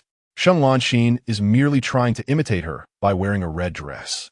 Huo Sicheng forbids her from wearing it, and she won't allow Sheng Lanxin to flaunt it in front of him either. In a rage, Sheng Lanxin dumps the coffee Li Susu drank, even discarding the couple mugs, intending to purchase a new set. She cannot comprehend why, after such a fierce argument last night, Li Susu is still permitted to come to the company today. What scheme is she concocting to win Huo Sicheng's trust? Sheng Lanxin is not willing to accept this. She concealed herself in the corner while making a phone call. Mrs. Li, are you certain that Li Susu spent the entire night with a stranger? Chapter 80. Upon receiving a positive affirmation, Sheng Lanxin's eyes revealed a hint of contemplation. Meanwhile, Mrs. Li was also deep in thought. In truth, she had not entirely believed Li Susu's words. After all, it was Mrs. Li's own decision to teach her a lesson, and Sheng Lanxin had merely confided her inner turmoil to her. Yet, had Sheng Lanxin not opposed her actions? Why then did she call to confirm if it had indeed happened? As Mrs. Li pondered, Sheng Lanxin hastily clarified. Today, she casually accompanied Sicheng to the company, and I fear he might be deceived by Li Susu. Hearing this, Mrs. Li dismissed her doubts, but she remained cautious, refraining from disclosing that the man was you. Although Mrs. Li held reservations about Li Susu, She was acutely aware of the genuine threat she posed. No matter how much she cared for Sheng Lanxin, she feared attracting trouble that could implicate the Li family. She was well aware of the boundaries of personal relationships. Unable to extract answers from Mrs. Li, Sheng Lanxin, feeling agitated, glanced towards the president's office, where she saw Li Susu emerge, looking tense, as she walked towards the restroom with her phone in hand. Her heart raced inexplicably at the sight. Inside the stall, Li Susu attempted to lower her voice. "Stop harassing me. I've already given you the money." "What? Not enough?" Perhaps in her anger, her voice escalated. "Then how much more do you want?" After a brief exchange, she furiously agreed to something and hung up. The stall fell silent as she pressed her ear against the door, ensuring no one was outside before allowing a smirk to grace her lips. At that moment, Sheng Lanxin felt a surge of excitement. She believed she had uncovered a monumental secret, one that could entirely sever the ties between Huo Sicheng and Li Susu. Although she was uncertain of the means by which Li Susu had convinced Huo Sicheng to overlook her earlier indiscretion when confronted with evidence, could he still place his trust in her? Just then, the sorrowful Li Susu exited the restroom and quickly masked her troubled expression upon spotting Sheng Lanxin. However, Sheng Lanxin had already seen through her facade. "Li Susu, how fortunate you are that Sicheng didn't hold a grudge against you for leaving the hotel this morning." A flicker of guilt crossed Li Susu's eyes. She seemed reluctant to engage in this topic. "It has nothing to do with you. It's our affair," she retorted, hastily retreating into the president's office. Sheng Lanxin watched her guilty silhouette, her heart racing. From the implication of that phone call, it was evident that Li Susu had betrayed Huo Sicheng. Inside the office, Li Susu was engrossed in a game when Huo Sicheng, wearing a stoic expression, "Snatch your phone away. Your neck no longer hurts, does it?" With no secrets on her new phone, Li Susu was unperturbed by his scrutiny. She cheerfully replied, "Dr. Hua, your medical skills are remarkable. It no longer aches." While this statement was truthful, Huo Sicheng was skeptical. "Stop flattering me. We're going out for dinner with Su Zhou tonight." Li Susu readily agreed, then inquired, "Yi Sheng will be going too, right? I have something to ask her." Huo Sicheng responded indifferently, noticing she was once again absorbed in the game sheep game. He returned her phone, adding, "This game is not suited for your intellect. Spare your brain cells the torment." Li Susu protested, "Why not? I read the game guide, and it claims luck plays a significant role in clearing levels." Thus, she indirectly suggested that his previous success was merely due to good fortune.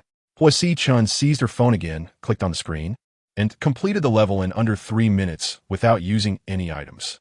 Chapter 81. Li Susu's eyes widened in astonishment. Once could be attributed to luck, but could it happen twice? Moreover, did not need to think about it. Transforming into a starry-eyed admirer, she leaned closer. "Teach me, please, Huo Sicheng." The man momentarily stiffened, pushing her forehead back with his finger. "I'm busy. Keep your distance." "Don't be stingy. Just teach me," she insisted. Prolonged phone usage can lead to cervical issues and is detrimental to eyesight, especially since your neck no longer hurts, right? Li Susu acquiesced. She nearly questioned whether the doctor, who 5 years ago had resurfaced, constantly advising her on healthy living. In her youth, amidst a rebellious phase, meeting him had effectively stifled her defiance. "It's no longer painful. I don't play all day. I'm just here with you." Huo Sicheng, visibly displeased, remarked, "If you find it boring, you can go home." "Oh, I'm leaving right now," she replied, departing with such decisiveness as if she had awaited his words.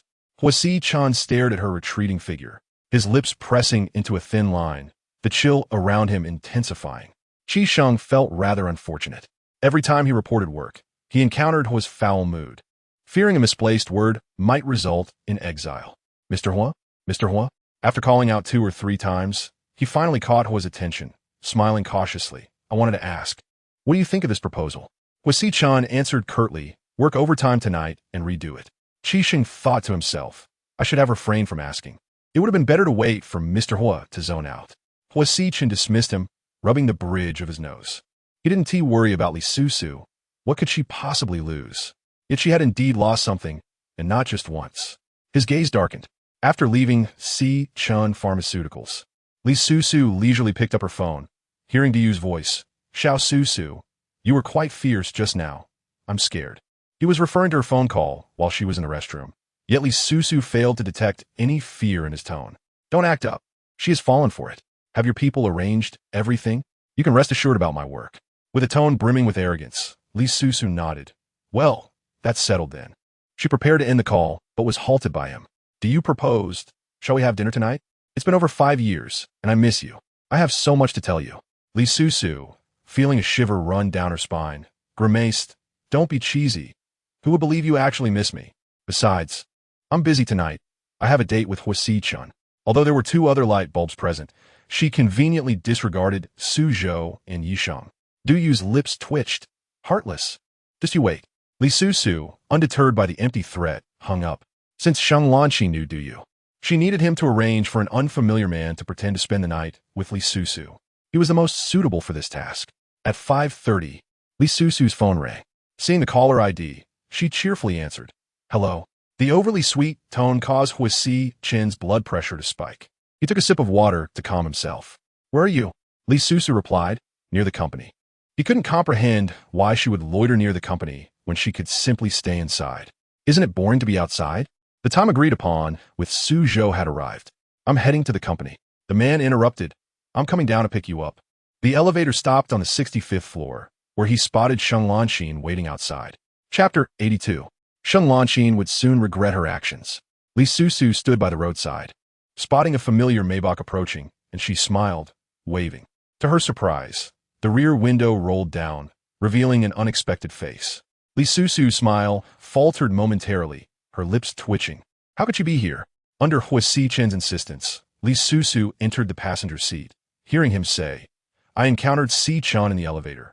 I don't suppose you're suggesting I crash dinner, right? Her tone was light, laced with humor. Naturally, Li Susu couldn't appear perturbed, wishing to maintain her composure. Furthermore, Sheng Lanqi would regret this later. Given her understanding of Huo Sicheng, he would not offer excessive explanations. Thus, Sheng Lanqi would remain oblivious to the fact that this was, in reality, a gathering of 4. With this thought, Li Susu's eyes curved into a smile. Of course not. In no time, the black Maybach parked in its designated spot at Xiangshenlu. The staff led them to the private room. And when Sheng Lanqi saw Su Zhou alongside his girlfriend, her expression momentarily froze, her gaze turning peculiar. However, being acquainted with everyone, she quickly adjusted her mood and jokingly remarked, Am I becoming a third wheel again? How embarrassing. Su Zhou chuckled. It's not like we're strangers. Just sit anywhere. As Sheng Lanqi took her seat, she heard Li Susu say, Vice President Sheng, hurry and find a boyfriend. Then we can all go out together. And you want to feel out of place. Understanding the implication of her words, Sheng Lanqi continued the banter. I can't help it. There aren't many pursuing me because I'm not as beautiful as you. I still remember in college, the suitors you had could circle the playground several times. Li Susu raised an eyebrow, recognizing her friend as penchant for stirring the pot. Yet, she knew that there were even more admirers of Huo Sicheng. She doubted he would mind. After all, it was all old news. Li Susu glanced at Huo Sicheng, who was holding a teacup, seemingly lost in thought, oblivious to their conversation. When the food arrived, the 2 women ceased their playful rivalry, and Su Zhou breathed a sigh of relief. He leaned closer to his good friend and whispered, Old Huo, what are your thoughts? This isn't the first time, is it? Only you can handle 2 women at dinner without chaos ensuing. If it were any of Su Zhou's previous girlfriends, they would have erupted into a scene. Huo Sicheng raised an eyebrow. What do you mean? Are you genuinely confused or pretending? Noticing his hesitation, Su Zhou was impressed. He gave his friend a thumbs up. You're impressive. Huo Sicheng frowned. Clarify. It's nothing. All is well. You're just as expected. Su Zhou resumed his seat and turned to his obedient girlfriend. Darling, please help me with some beef. Yisheng felt a bit overwhelmed. She wondered if this gentleman had taken some strange medicine lately. He used to visit her only occasionally, but ever since the incident with Li Cheng, he had been coming every day. Yisheng felt troubled but dared not oppose him. She served Su Zhou several pieces to lessen his frequent requests. Watching the beef in his bowl, Su Zhou was in great spirits. He affectionately ruffled Yisheng's hair. Good girl. Understanding his fondness for food, she feared he might not have enough. Yisheng blushed, her gaze shifting to Li Susu, and a silent understanding passed between them. When she heard her phone buzz, she muted it and sneaked a glance while Su Zhou chatted with Huo Sicheng. Then she replied. Li Susu, being more open, picked up her phone to check, knowing that Huo Sicheng wouldn't mind her phone. Aware that Yisheng had indeed met Li Cheng, Li Susu set her phone down, contemplating how to have a private conversation later. The restroom had some privacy. She couldn't just step outside. That would be too obvious. At that moment, Li Susu's phone rang. The man, who had been engrossed in conversation with Su Zhou, shifted his gaze towards her, while Sheng Lanxin also looked at Li Susu, almost losing her composure. Li Susu feigned a moment of anxiety before putting her phone away and saying to the man, "I need to step out for a moment." As she left, Huo Sicheng halted the conversation, his gaze following her retreating figure. Su Zhou called out to him a few times, but he remained unresponsive. "Looks like someone is quite smitten," Su Zhou Mu said. Su Zhou met Huo Sicheng only after Li Susu went abroad for her studies, so he was unaware of their past romantic involvement. He thought highly of his friend's taste. Li Susu was fair-skinned, beautiful, and had long legs with a pleasant personality. Of course, in his heart, Yi Sheng was even better. Su Zhou adored watching her struggle to maintain composure before breaking down in tears. It was simply too endearing. No, he shouldn't think about it. The moment he did, he felt uncomfortable. Seeing Li Susu exit the private room, Yi Sheng was about to find an excuse to follow when a hand suddenly rested on her leg. The girl's expression changed, and she wanted to scold Su Zhou for being so inappropriate. She pinched him hard, and as he grimaced in pain, she shot him a playful glare, her expression unmistakably youthful. Su Zhou stared, momentarily forgetting his annoyance. With a smile, he withdrew his hand. Li Susu, using the reflection in the glass, confirmed that Sheng Lanxin had quietly followed her out. She suppressed her emotions and spoke angrily into her phone. "I'll come to find you tonight." "Okay, but you must send me the photos afterward." After ending the call, she covered her face with her hands, displaying an expression of utter anguish. It was only when she sensed someone approaching that she lowered her hands. Expecting it to be Sheng Lanxin, she was surprised to find Yi Sheng asking, "Sisterly, what's wrong?" Li Susu had been acting for Sheng Lanxin's benefit, and since she had already left, there was no need for pretense. "It's nothing. When will Li Cheng come to find you? Can you help me get in touch with him?" Yi Sheng was taken aback. "You can't reach him?" While she didn't want to admit it, it was indeed the case. Li Susu sighed. "He is avoiding me, skipping classes, so I can only come here hoping for luck." Yi Sheng, unaware of the situation, knew that although she attended the same school as Li Cheng, they were in different grades and majors. "I'll give you his new number." "Thank you." After noting the number, concerned that Huo Sicheng might suspect something, Li Susu prepared to return to the private room, but was stopped by Yi Sheng. Leaning closer, she whispered, "Sister Li, why do I feel like Vice President Sheng has a grudge against you? She seemed to be watching you, and left only when I arrived." Li Susu's eyes flickered, and she smiled. "How could that be? It's probably just a coincidence. Don't worry." She and Yi Sheng were not particularly close, and she didn't want to involve her in anything. Realizing that Li Susu was not comfortable sharing, Yi Sheng wisely said, "All right, I want to pry. If you need anything, feel free to contact me. I'll help you." Her enthusiasm touched Li Susu. "Thank you." Returning to the private room, they found Sheng Lanxin discussing how Li Susu and Huo Sicheng had known each other for 5 years. Su Zhou, filled with curiosity, asked, "So you three have known each other for 5 years? So, did they develop feelings over time?" It's surprising it took 5 years for them to notice each other. Truly, Huo Sicheng is rather slow on the uptake. Out of concern for Huo Sicheng's pride, Sheng Lanxin refrained from elaborating further. Upon Li Susu's return, she tossed the ball back to her. "Su is curious. You can ask Susu."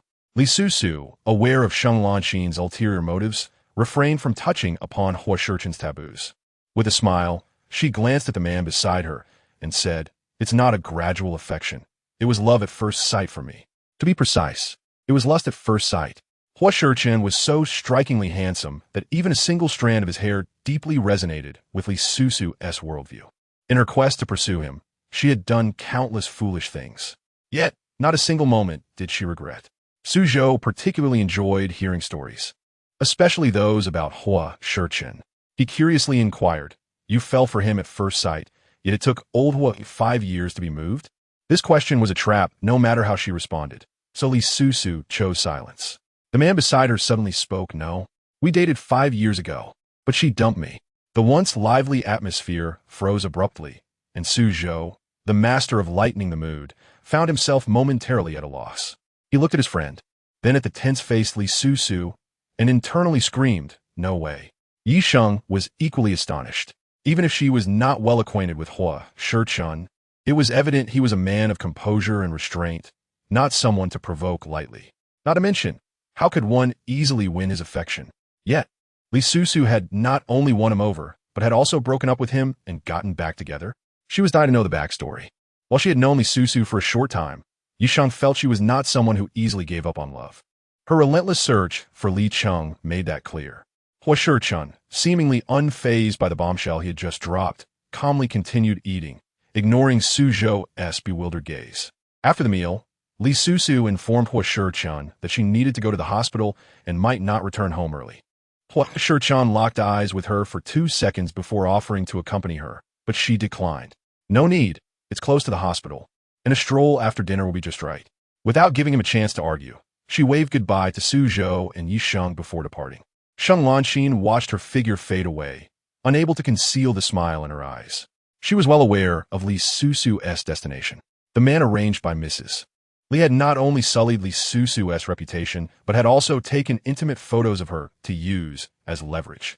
Li Susu, in an effort to conceal the matter, reluctantly acquiesced to the other's demands. At that moment, the two were headed to a hotel for a clandestine encounter.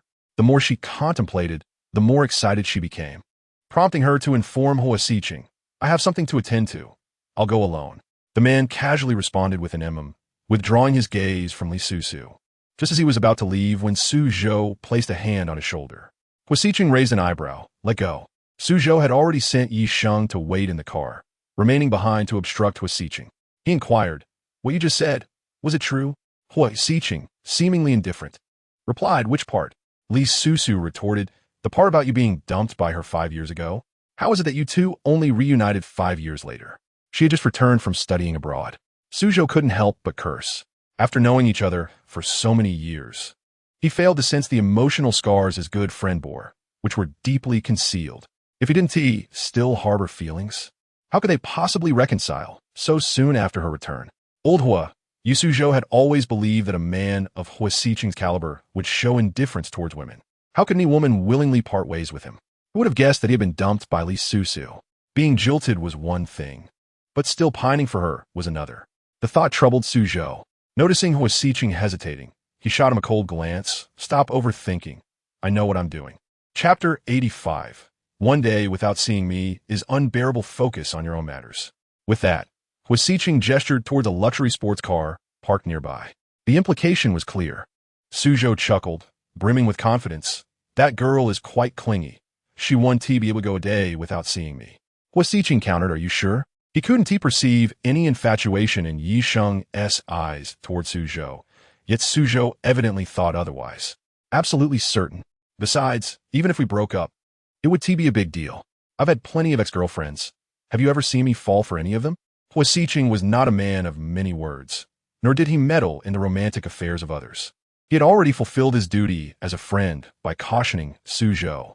If the latter chose not to believe him, there was nothing more he could do. "All right, I'm off," Su Zhou remarked. "Old Hua, one mustn't spoil women too much. Do you think Li Susu is so certain you'd wait for her that she acted so recklessly while studying abroad?" He received no answer. For Huo Sicheng had already walked away. Watching the black Maybach depart, Su Zhou turned to gaze in the direction Li Susu had gone, clicking his tongue in annoyance. If she weren't the cherished person of his good friend, Su Zhou would not have let her off so easily. At that moment, Li Susu was on a phone call when she suddenly sneezed. She gently rubbed her nose, hearing a concerned voice. "Caught a cold? Do you need me to bring you some medicine?" Li Susu replied, "I suspect you're scolding me." He rolled his eyes. "Isn't it Huo Sicheng who should be scolding you? You're the one who abandoned him, not me. If he were truly with me, I certainly wouldn't let go of his 8-pack abs." Li Susu playfully made a grinding sound with her teeth to intimidate him. "Give it up. His 8-pack abs belong to me. Also, how do you know he has abs? Can you stop staring at other men all day? Oh, feeling jealous? If you don't secure him this time, forget about his abs. His entire being will be mine." Li Susu felt the urge to find a few silver needles to poke at his fingers, reminding him of her past with Huo Sicheng, piercing her heart. Not wishing to engage in trivial banter, Li Susu inquired, "Is everything set on your end?" "Yes, just head straight there. I spotted Sheng Lanxin. She has been sneaking around following you." It turned out Diyu's car was nearby, and they were in contact via phone. Li Susu dared not glance back, fearing she might alert the snake. Sheng Lanxin watched as she entered a hotel, her heart racing with excitement. Coincidentally, This hotel belonged to a friend of hers, and Sheng Lanxin quickly called him.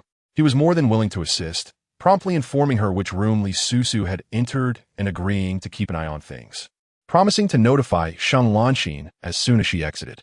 Everything unfolded so smoothly that Sheng Lanxin felt elated.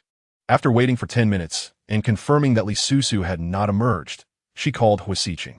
The other end took 7 or 8 seconds to pick up. Hello. Sicheng. Is there something? Sheng Lanxin adopted a hesitant tone.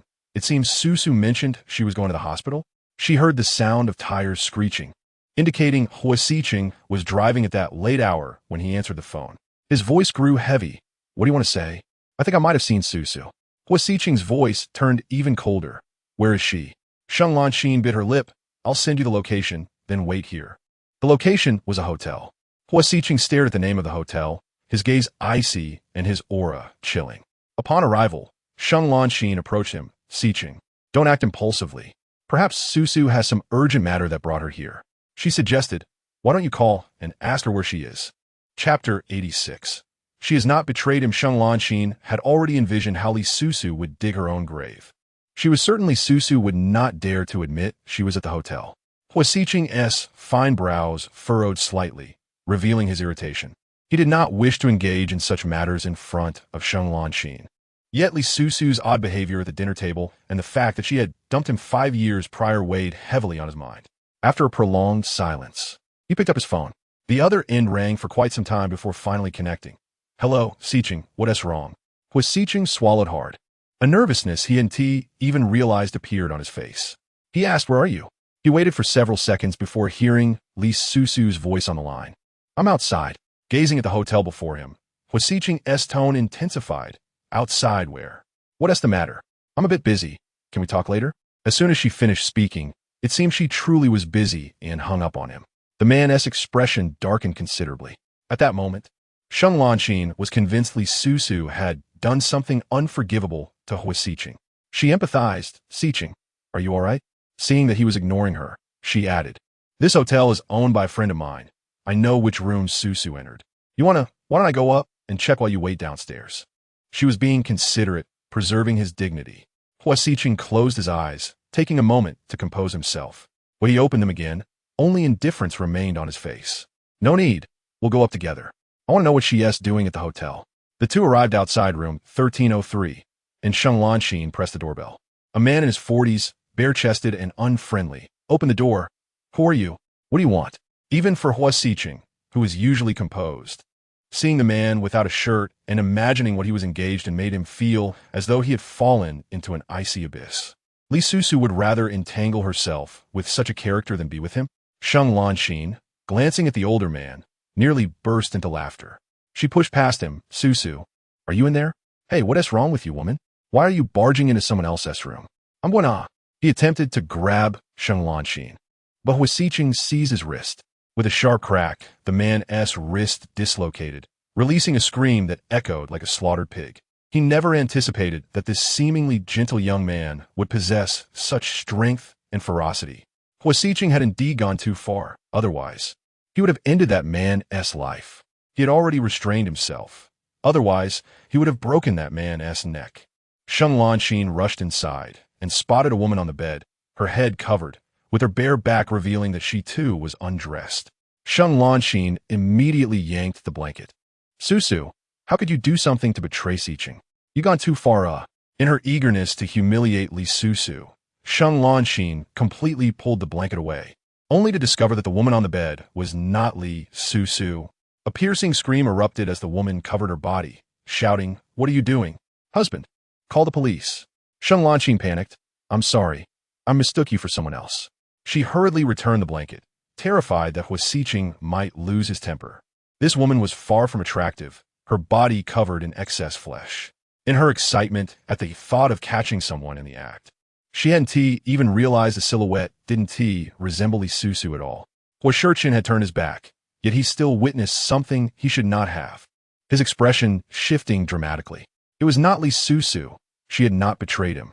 Sheng Lanxin, coming to her senses, thought perhaps she had entered the wrong room. Could it be the next door? She still intended to catch them in the act when the woman on the bed suddenly seized her. Are you trying to escape? This matter is far from over. Chapter 87. Huo Sicheng is apprehended. Sheng Lanxin immediately pulled out money from her bag. I apologize, consider this compensation. However, the woman on the bed was even more enraged. Who wants your filthy money? Honey, did you call the police? A bare-chested, middle-aged man, using his only good hand, trembled as he dialed for help. You two must provide an explanation. He was somewhat intimidated by Huo Sicheng's fierceness, and after speaking, he rushed to his wife's side, fearful that his other wrist would also be dislocated.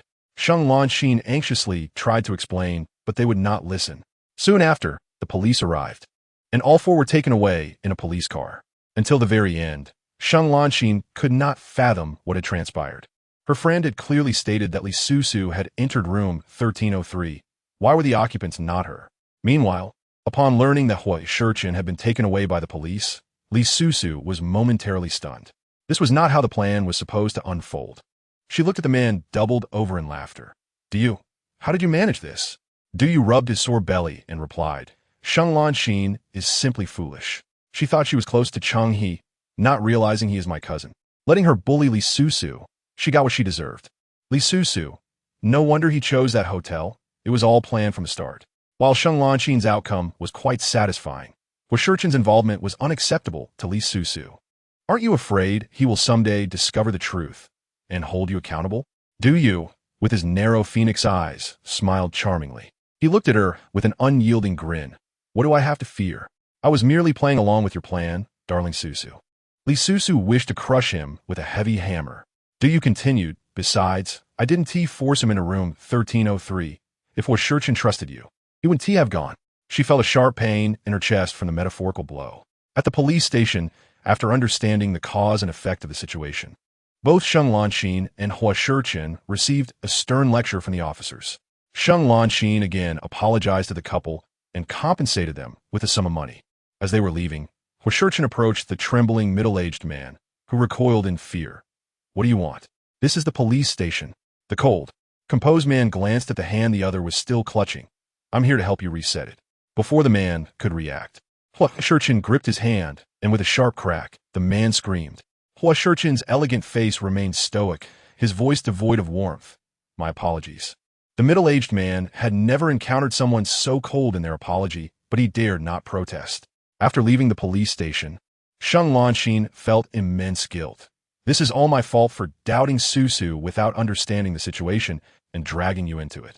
At this juncture, she could no longer tarnish Li Susu's reputation, lest it provoke Huo Sicheng's disdain and wariness, causing him to distrust her in the future. Huo Sicheng replied, I too am at fault. My lack of faith in her led to this. After saying this, he ignored Sheng Lanxin, who appeared pale, and hailed a taxi to depart. Recognizing his anger, the abandoned woman stomped her foot in frustration. What had truly happened?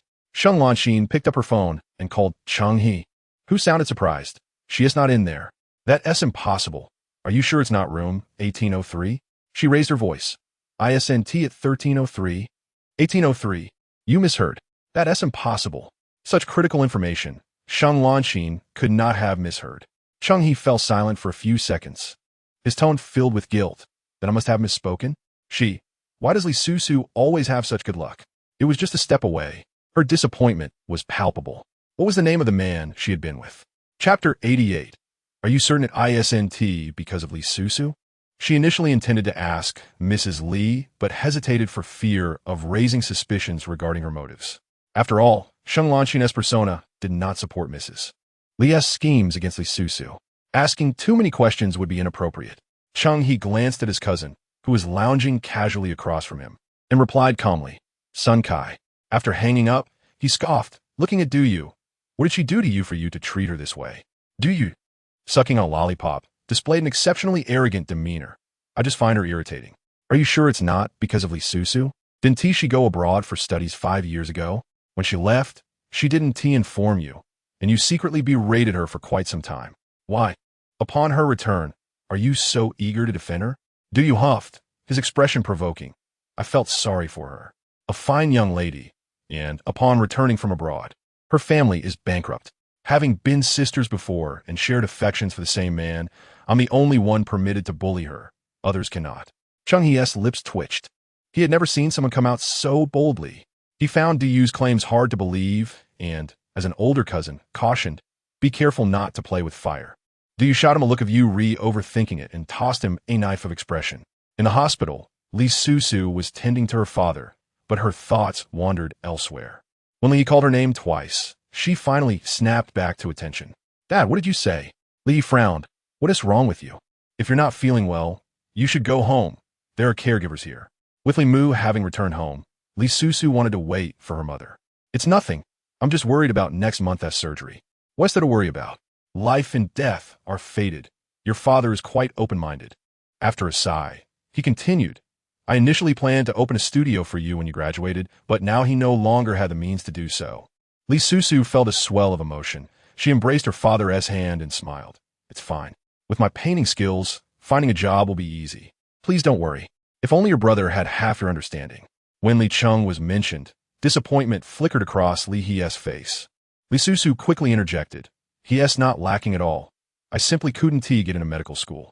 He just needs time to adjust after the family's bankruptcy. He'll be fine. Let us hope so. As father and daughter conversed, Li Mu returned home.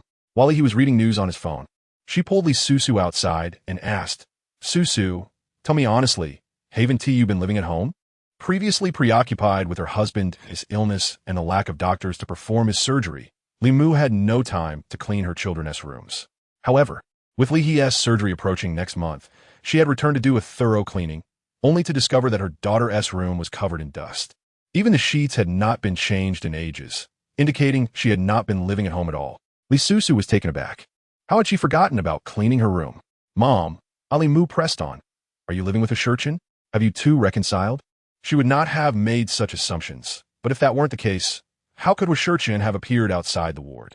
Seeing her daughter silent, Li Mu immediately understood. She had not guessed incorrectly. With this thought, Li Mu smiled and took her hand. Let us keep this from your father for now.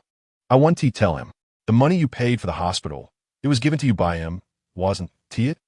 Yes, I knew it. He's generous.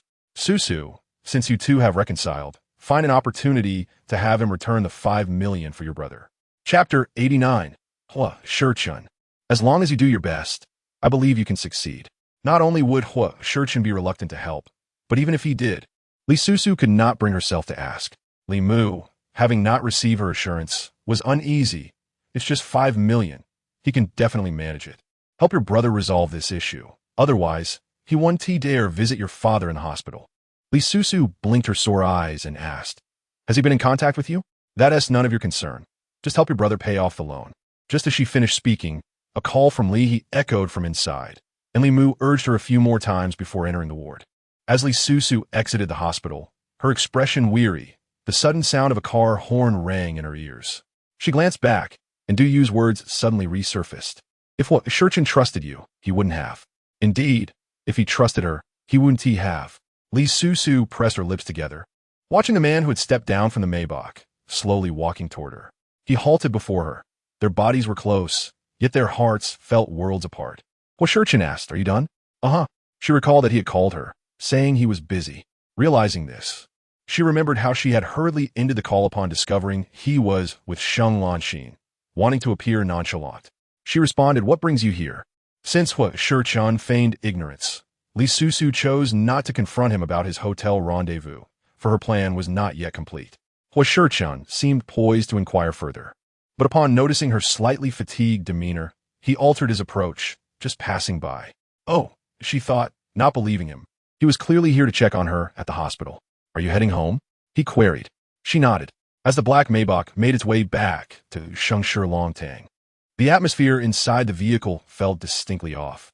Huo Sicheng remained tight-lipped, stealing glances at the woman beside him as they waited at a red light. However, she gazed out the window, revealing only her indistinct profile. He initiated, next month I will be performing surgery on your father. Li Susu turned her head to look at him immediately. Thank you. But why the sudden willingness? She had longed to ask, but had hesitated, as his temperament was unpredictable. Huo Sicheng stared out at the neon lights, his grip tightening on the steering wheel, yet his expression remained composed. If he dies, how would I keep you? Li Susu's expression reflected her realization. She couldn't fathom what she would do if he ultimately refused to operate on her father. In any case, there was no way to continue like this, right? No matter how deep the love, there remained an unresolved knot in her heart. Taking a deep breath, Li Susu steeled herself. Thank you nonetheless. Regardless of your reasons, I accept your promise to operate. Huo Sicheng pressed his lips together, sensing her premature elation. I've reviewed your father's case. Even if I perform the surgery, there is no guaranteed success. I trust you, she affirmed. Upon hearing her assertion, Huo Sicheng tightened his grip on the steering wheel, his gaze darker than the night outside. Suddenly, he warned, you'd better not trust me so readily. Li Susu insisted. No, I trust you. What if your father doesn't make it off the operating table? There are always unforeseen circumstances. I haven't performed surgery in 5 years. She was taken aback. That question had never crossed her mind since learning he agreed to operate. 5 years ago, Huo Sicheng was a legend. He had never failed a surgery. Huo Sicheng, as long as you do your best, I believe you can succeed. Unless he refused to let her father leave the operating table. Chapter 90, Why was he unhappy again? Li Susu could not believe he would do such a thing. No matter how much he despised her, he had a kind heart and a strong sense of professional ethics. He would not harm others out of selfishness. As the black Maybach returned to Shengshi Longtang, night had fully fallen. Aunt Mu, hearing the car, donned a coat and stepped outside. Young master, you're back so late? Would you like some supper? Huo Sicheng replied, no need. Aunt Mu turned to Li Susu, who shook her head. You go to sleep. Good night. Then good night to you both, Aunt Mu responded. Once inside the bedroom, as Li Susu prepared to change into her pajamas and take a shower, she suddenly heard, did you go to Fenghe Hotel today? Seeing he still doubted her, she pressed her lips. Yes. What for? I was meeting a friend. It was a brief visit. What is the issue? Huo Sicheng gazed at her for several moments, then said, nothing. You go shower. I have work to do tonight. She was incredulous. You're still busy this late? How exhausting must his job be? The man offered a nonchalant and his phone rang, leading him back to work-related conversations. Li Susu fell silent, focusing on her meal. Aunt Mu brought her a bowl of bird's nest soup. Madam, you've been busy lately and have lost weight. Since you dislike traditional remedies, I'll provide nourishment through food. Feeling the man beside her glance her way during his phone call, Li Susu tightened her expression, responding, there's no need for such trouble. I'm quite healthy. As Sheng Lanqin had mentioned, she did not want to excessively spend Huo Sicheng's money. After all, they were not a typical loving couple. Aunt Mu smiled. It's no trouble at all. Just then, Huo Sicheng finished his call, and Aunt Mu looked at him. Right, young master? It's not troublesome since I'm not the one making it. Pausing for a moment, his dark eyes turned to Li Susu. I recall you're not picky. Did this imply he didn't mind her eating? Li Susu felt a flutter of happiness. Back when the Li family had not fallen from grace, her father had the kitchen prepare bird's nest for her daily, nurturing her fair complexion. Who in tea loved beauty? In truth, Li Susu adored it. Since Huo Sicheng did not mind, she decided to indulge, sipping the bird's nest soup eagerly. She and tea had it since going abroad. Huo Sicheng woke early but seemed in no hurry to leave. After she finished eating, he finally departed the dining room. Today, Li Susu refrained from shamelessly asking to accompany him to the company. After Huo Sicheng waited for 2 minutes, she inquired, will you be coming back late today? The man stared at her for several seconds. Not sure. Why? If you're late, I might not come home for dinner. Then come back. He replied coldly before walking out of the house. Hearing the sound of his car fade away, Li Susu wore a puzzled expression. Why was he unhappy again? She had no time to concern herself with his emotions. Slinging her bag over her shoulder, she stepped outside and called Yi Sheng. After contemplating for a moment, she decided to contact Li Cheng, guessing he wouldn't even answer her call.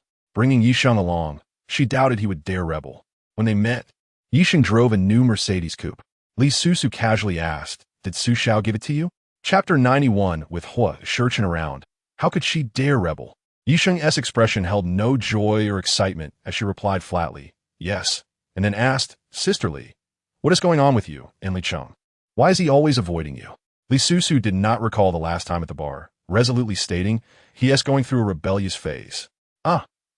Yi Sheng suddenly felt envious of Li Cheng. Even in such a rebellious state, he had an elder sister who cared for him. So this is what a rebellious phase looks like. Li Susu also had a rebellious phase, though it came later in life, coinciding with her time with Huo Sicheng. At that time, she was wholeheartedly devoted to him, wanting to win his affection. After achieving that, Huo Sicheng became strict, leaving her no room for rebellion. He treated their relationship as if raising a daughter, so serious that even a kiss was out of the question. Reflecting on the past was painful. Li Susu glanced at the girl beside her, suddenly sensing that Yi Sheng had a story to tell. Haven't you ever rebelled? Yes. I like someone I shouldn't have. Li Susu probed directly. A teacher from school? Yi Sheng's eyes widened in shock. How did you know? Not hard to guess. Your social circle, apart from school and Su Xiao. Who else could it be? Then, with a serious tone, Li Susu asked, he is not married, is he? Yi Sheng hastily replied, no, he is single. So, do you still like him? Li Susu understood the feeling of liking someone well. She could see it in Yi Sheng's eyes. The girl was a good person, and Li Susu felt she was playing with fire, unable to resist advising. Since you're with Su Xiao now, keep this matter to yourself. No one must know. Though she was not well acquainted with Su Zhou, that man's methods were ruthless. Arriving a little later, she worried that Li Cheng might be in danger. Yi Sheng was somewhat moved. She looked at Li Susu and smiled, saying, I told you so. Li Susu replied, actually, you shouldn't even mention me. After all, Huo Sicheng shares a special relationship with Su Zhou. But I trust you, Sister Li. The girl displayed a radiant smile, uttering words that touched Li Susu deeply. How long had they known each other? Yet she believed her enough to confide such a perilous secret. However, the thought of Huo Sicheng was unbearable. Just thinking about it pierced her heart. Unable to resist, Li Susu asked, so, you aren't with Su Zhou because you like him? Yi Sheng silenge sepok volumes. Yi Sheng inwirit sisterli. Would you look down on me? Although she never intended to seek Su Zhou's wealth, she indeed had ulterior motives for being in a relationship with him. Li Susu felt unqualified to judge anyone. Her own reasons for registering her marriage with Huo Sicheng were far from pure. I'm more concerned about you, she said. Yi Sheng's situation was different. Huo Sicheng was well aware of the nature of their marriage, while Su Zhou remained oblivious to Yi Sheng's true intentions. Although somewhat cliché, a man's care for you can often be gauged by how willing he is to spend on you. Yi Sheng's car alone was worth no less than 5 million. The more Su Zhou was willing to spend on her, the more tragic Yi Sheng's fate would be once he discovered the truth, unless she concealed it from him for a lifetime. Yi Sheng was taken aback by this revelation. Laughing momentarily, rest assured, Su Zhou's romantic interest has a shelf life of no more than 2 years. Within that time frame, she could be discarded at any moment before Su Zhou uncovered her secret. Don't be so confident. Remember how she tricked Li Cheng last time? Yi Sheng asurit. Trust me this time. Su Zhou's interest in me will definitely not last beyond 2 years. Chapter 92. Profiting handsomely as the two chatted, they arrived at the foot of a commercial building. Yi Sheng turned off the car, gazing up at the towering structure outside. He.S. in that building. He brought me here once before and mentioned he was doing online streaming with friends. He actually ventured into online streaming. Each profession has its merits. Li Susu didn't view online streaming negatively. Yet, after Li Cheng managed to enter medical school, a stable future as a doctor would be straightforward. Online streaming, however, was different. While it could lead to great success and wealth, the unpredictability of the internet left one uncertain. One day, a popular streamer could simply vanish. Yes, it seems to be going well. He even asked if I wanted to join, claiming that his 5 million investment had already returned a fifth. Li Susu's expression changed instantly. He invested 5 million? Yi Sheng replied in surprise, yes, you knew that night, right? Su Zhou compensated him 5 million. Li Susu vaguely recalled the compensation, but was unaware of the amount. 5 million could have cleared their debts and spared her parents from harassment. Yet Li Cheng would rather face debt collectors than pay it off. Li Susu felt her anger boiling. Sister Li, are you all right? What happened to make you so upset? Li Susu spared Li Cheng's dignity by not speaking up. Fortunately, since they had brought Yi Sheng, she had previously visited the studio, so they were allowed entry. Upon seeing Li Cheng emerge from the streaming room, Li Susu angrily confronted him. Are you going to talk to me here or find somewhere else? This time, Li Cheng appeared calm, even somewhat confident. Out here, let me treat you to drinks. Li Susu was hardly in the mood for drinks. Upon arriving at a dessert shop, Yi Sheng wisely chose a separate table, giving the siblings space to converse. Li Susu cut to the chase. The loan company called Mom. How much money do you have available to pay them back? Li Cheng raised an eyebrow. You don't need to worry. I will pay it back once I earn enough. But until then, they would continue to harass Mom and Dad. Didn't Su Zhou give you 5 million? It's already invested. Look at how large my studio has grown. With hundreds to support, how could I have anything left? Li Susu's face tightened. Don't you have investors? Li Cheng responded defiantly. They provide resources and I provide funds. It's a 50-50 split. Are you foolish? You contribute both money and effort.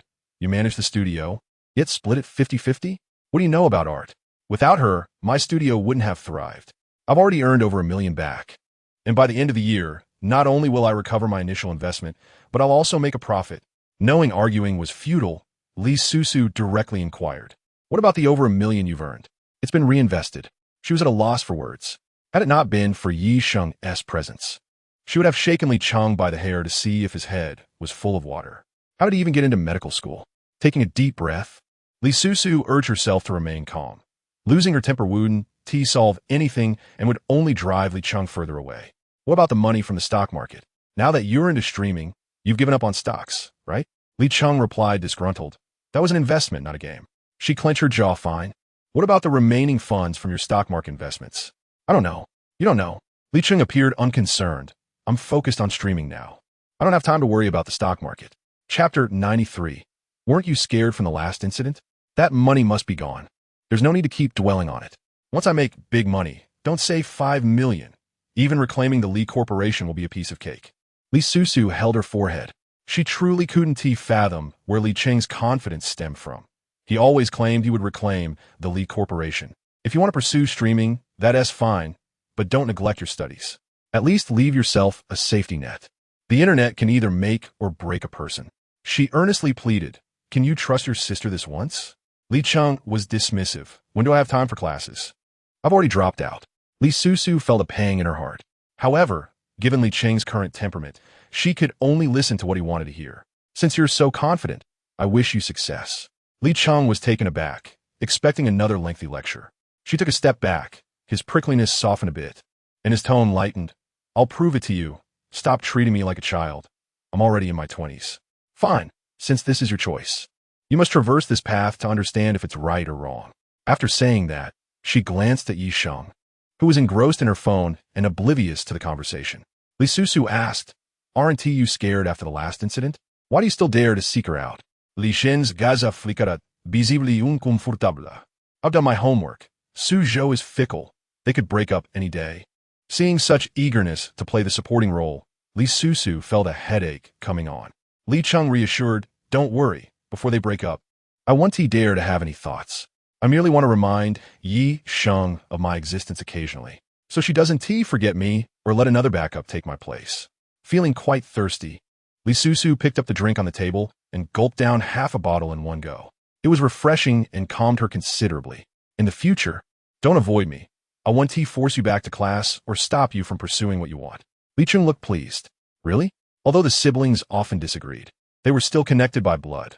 Li Susu would always be his sister. Of course not. Dealing with a rebellious younger brother required a different approach. Li Susu finished the remaining drink and nodded. When the siblings parted ways, the atmosphere had noticeably lightened, and Yi Sheng appeared quite pleased. You two have finally reconciled. Li Cheng, try not to anger your sister so much in the future. The tone sounded as if Yi Sheng was a second sister to him, leaving Li Cheng feeling a bit choked up, unable to retort. Oh. He then received a call and headed back to the studio, waving goodbye to the two. Watching the young man's retreating figure, Li Susu felt a wave of nostalgia wash over her. The little boy who once loved to follow her around had grown so tall. Yi Sheng remarked, Sister Li, let me drive you. Where to? Two individuals made their way toward the sleek Mercedes parked by the roadside when suddenly, someone across the street waved enthusiastically at them. Yi Sheng. Li Susu observed the girl running toward them, sensing that Yi Sheng's expression was somewhat off. What was happening? The girl, clad in a high school uniform, was panting slightly, yet her excitement was palpable upon seeing Yi Sheng. It's really you, Yi Sheng. Noticing the car keys in her hand, she glanced at the Mercedes beside them and exclaimed, Is this your car? Did Su Xiao gift it to you? Let me drive it. As the girl snatched the keys from Yi Sheng's hand, Yi Sheng stood still, her demeanor clearly unsettling. Li Susu stepped forward to block the girl.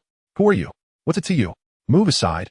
Li Susu firmly replied, This car belongs to me. You cannot take it away. Chapter 94. Are you sure she is merely spoiled? The girl was astute, swiftly unlocking the car to retrieve the registration documents. Li Susu intervened, just in time, her brow furrowing in disapproval. Do you have any manners? How can you just enter someone else's vehicle? Yi Shanlan brushed her hand aside with an arrogant flare. Don't touch me casually. I am Yi Sheng's sister. Li Susu felt her hand sting from force. Normally unfazed, Yi Sheng suddenly grew angry and grasped Yi Shanlan's hand. Why are you hitting someone? Rebellion, are you? Let go of me. If you hurt me, my parents will surely punish you. Yi Sheng paused for a moment, instinctively releasing her grip. Yi Shanlan seized the opportunity to shove her, causing Yi Sheng to tumble to the ground. Li Susu hurried over to help her up, turning in anger to confront Yi Shanlan. She is your sister. What are you doing? Even if her relationship with Li Cheng is strained, he would never intentionally push her. Yi Sheng's sister was truly a challenge to Li Susu's worldview. Auntie, meddling in others' affairs can lead to an early demise. At your age, you should be enjoying life at home, not out here imposing your moral superiority. It was her first realization that moral superiority could be wielded in such a manner. Annie, Li Susu was nearly infuriated. At her youthful and beautiful age, being addressed as auntie by a girl of merely 16 or 17, and to be told she was of a certain age, in verbal confrontations, Li Susu was never one to back down. You, an uncouth child, are hardly guaranteed a longer life than mine. Yi Shanlan's expression twisted with rage as she suddenly lunged to grab Li Susu's face. However, she underestimated Li Susu's resilience. In less than 2 minutes, Li Susu had subdued her. The girl knelt on the ground, howling in pain, her hands pinned behind her back, unable to move. Were it not for her concern for Yi Sheng, Li Susu would have gladly slapped Yi Shanlan twice. How could such a sister exist? Apologize. Do you hear me? It hurts. Yi Sheng, are you dead? Are you just going to stand there and watch someone beat your sister? Seeing Yi Sheng remain unresponsive, Yi Shanlan was taken aback, then furiously declared, Yi Sheng, I will go back and tell Mom and Dad. They will definitely break your legs. Yi Sheng's face turned pale, a hint of fear flickering in her eyes as she looked imploringly at Li Susu. Not wanting to complicate matters, after a few seconds, Li Susu released her grip, only for Yi Shanlan to charge forward and shove her aside. Behind her was the road, vehicles rushing by. Yi Sheng, seeing this, quickly reached out to grab her. A car narrowly missed Li Susu, the driver slamming on the brakes and yelling obscenities. Yi Shanlan felt no remorse for her actions, instead delighting in the chaos. Haha, you almost got hit. That's what you get for hitting me. It serves you right. A figure suddenly stepped forward, raising a hand to strike her across the face. Yi Shanlan's smile contorted into disbelief. You hit me? Seemingly regretting her impulsiveness, Yi Sheng's hand trembled, but her tone was firm. That was a life you nearly endangered. She didn't die, did she? You actually hit me for a stranger? Yi Shanlan retorted, her voice dripping with disdain. Watching Yi Shanlan storm away in fury, Yi Sheng remained frozen in place until Li Susu called her name a third time, snapping her back to reality. In response to Li Susu's concern, Yi Sheng forced a smile. It's all right. My sister has always been spoiled. Please, don't mind her antics. Li Susu disagreed. Are you sure she is merely spoiled? Yi Sheng offered a bitter smile. Everyone has their untold stories. And since Li Susu had known her for only a short time, she refrained from elaborating. I just want to protect the car, so I lied and said it was mine. Please don't take offense. Yi Sheng similed calmly. I understand. Thank you, Sister Susu.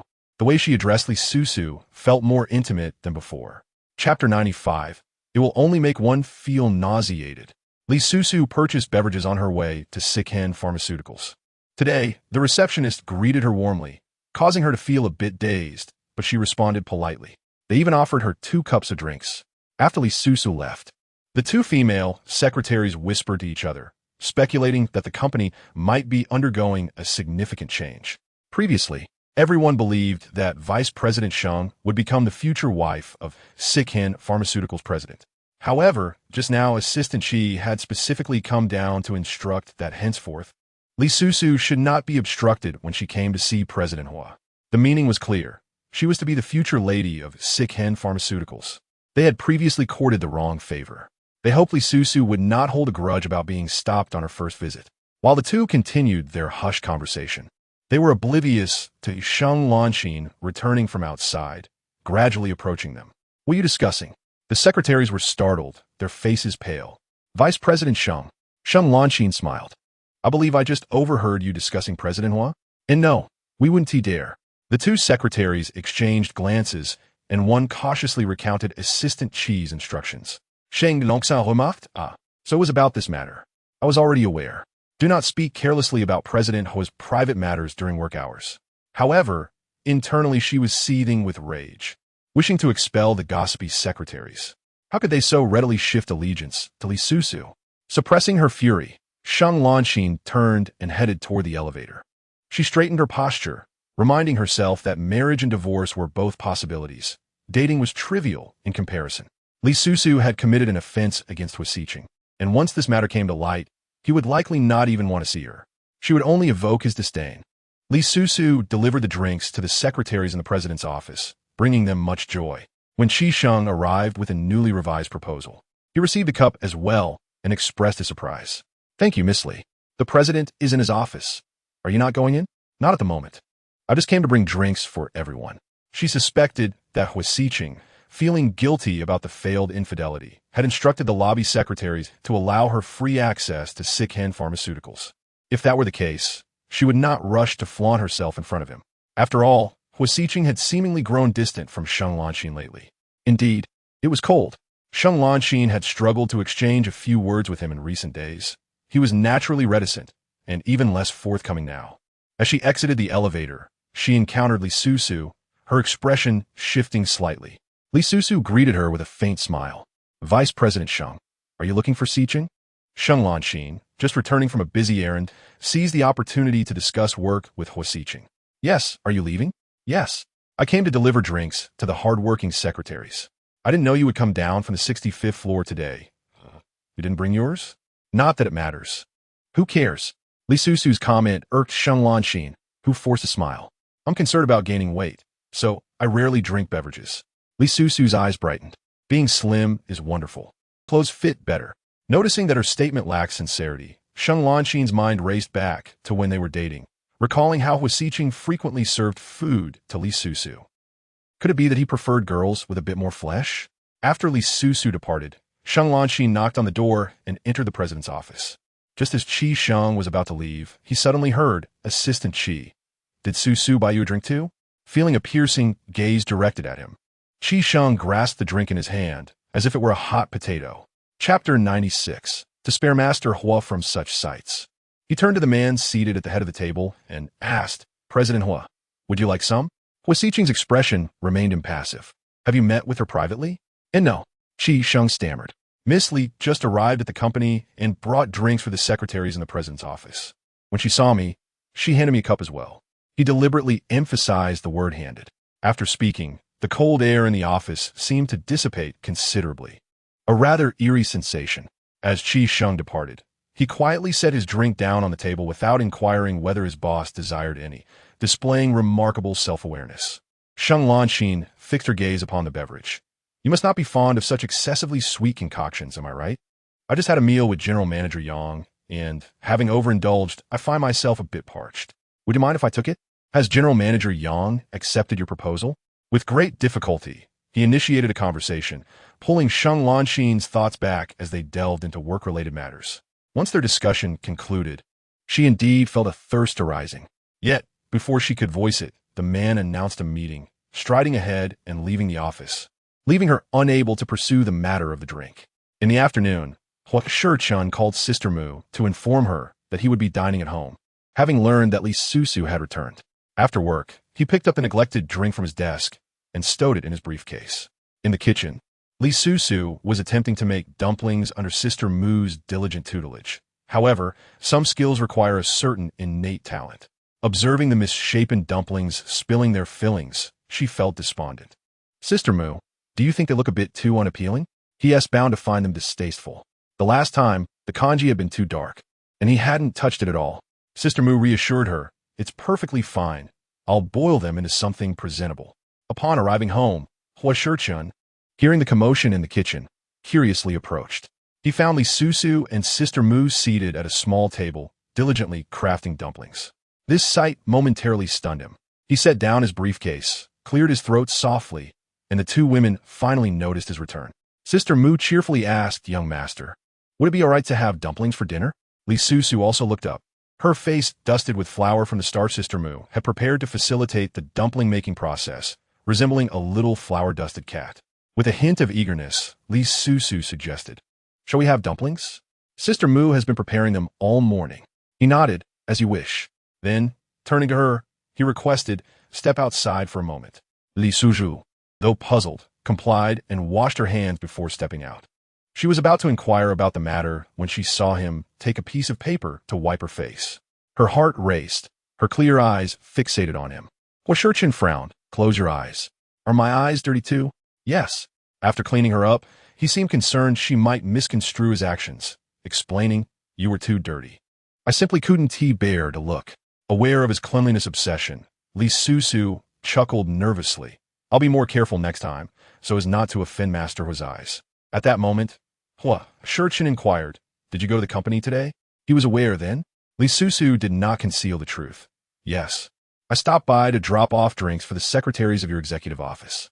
She delivered drinks to everyone, yet he was the only one she did not offer to. Noticing the way he scrutinized her, she explained, I knew you wouldn't drink that sort of thing, so I didn't want to interrupt your work. Aren't I particularly considerate? She awaited praise, but instead, Huo Sicheng produced a bag of pastries and handed it to Sister Mu. This is for you. Having received it before, Sister Mu responded calmly with a thank you and placed the pastries in the fridge. Huo Sicheng observed Li Susu's stunned expression, his gaze deep and voice flat. Last time, Sister Mu mentioned you didn't like them, so I didn't buy any for you. Li Susu felt an overwhelming sense of grievance. Having lived abroad for 5 years, she had longed for these pastries. Since returning to the country, her busy schedule had left her little time to indulge in them. Yet Huo Sicheng had twice brought them home to tempt her, only to deny her the pleasure. How unfair. She uttered a soft "oh" before returning to the kitchen to assist Sister Mu with the dumplings. Huo Sicheng ascended the stairs. When the dumplings were served, Li Susu noticed the drink on the table and paused. Why did it seem so familiar? She specifically checked the label, confirming it was indeed the drink she had brought to the office earlier that day. But she had bought one for Huo Sicheng. Confused, she inquired when he came down for dinner, what about this drink? Assistant Chi mentioned he never drinks this type, but you accepted it. Feeling too embarrassed to refuse, Li Susu gasped, then I won bring it for him next time. It turns out he doesn't like it. Huo Sicheng replied, why are you giving drinks to my employees? His tone suggested suspicion, as if she were attempting to curry favor with his staff. Although this was indeed one of her motives, she could not confess it. I simply saw that the store was having a buy one get one free promotion, which was quite a bargain. I thought of the secretaries in the executive office and decided to bring some. Is that so wrong? Huo Sicheng's gaze remained fixed on her. Do not engage in meaningless acts. Oh, young master, the dumplings are ready. Let us enjoy them while they're hot. Sister Mu interjected, easing the tense atmosphere. Li Susu smiled, sure, I'll fetch the bowls. 2 minutes later, Huo Sicheng stared at the oddly shaped dumplings on his plate, his appetite waning. Li Susu had initially felt some anticipation, but seeing his frown directed at the plate, she felt embarrassed. My technique, isn't quite up to par. Please don't find them distasteful. With a deadpan expression, he turned to her. Why hasn't your culinary skill improved like your seamstress abilities? She was momentarily taken aback. What seamstress abilities? Then, hearing Sister Mu clear her throat, she realized. However, Li Susu had no intention of lying. If Huo Sicheng hadn't mentioned it, she would have completely forgotten about that incident.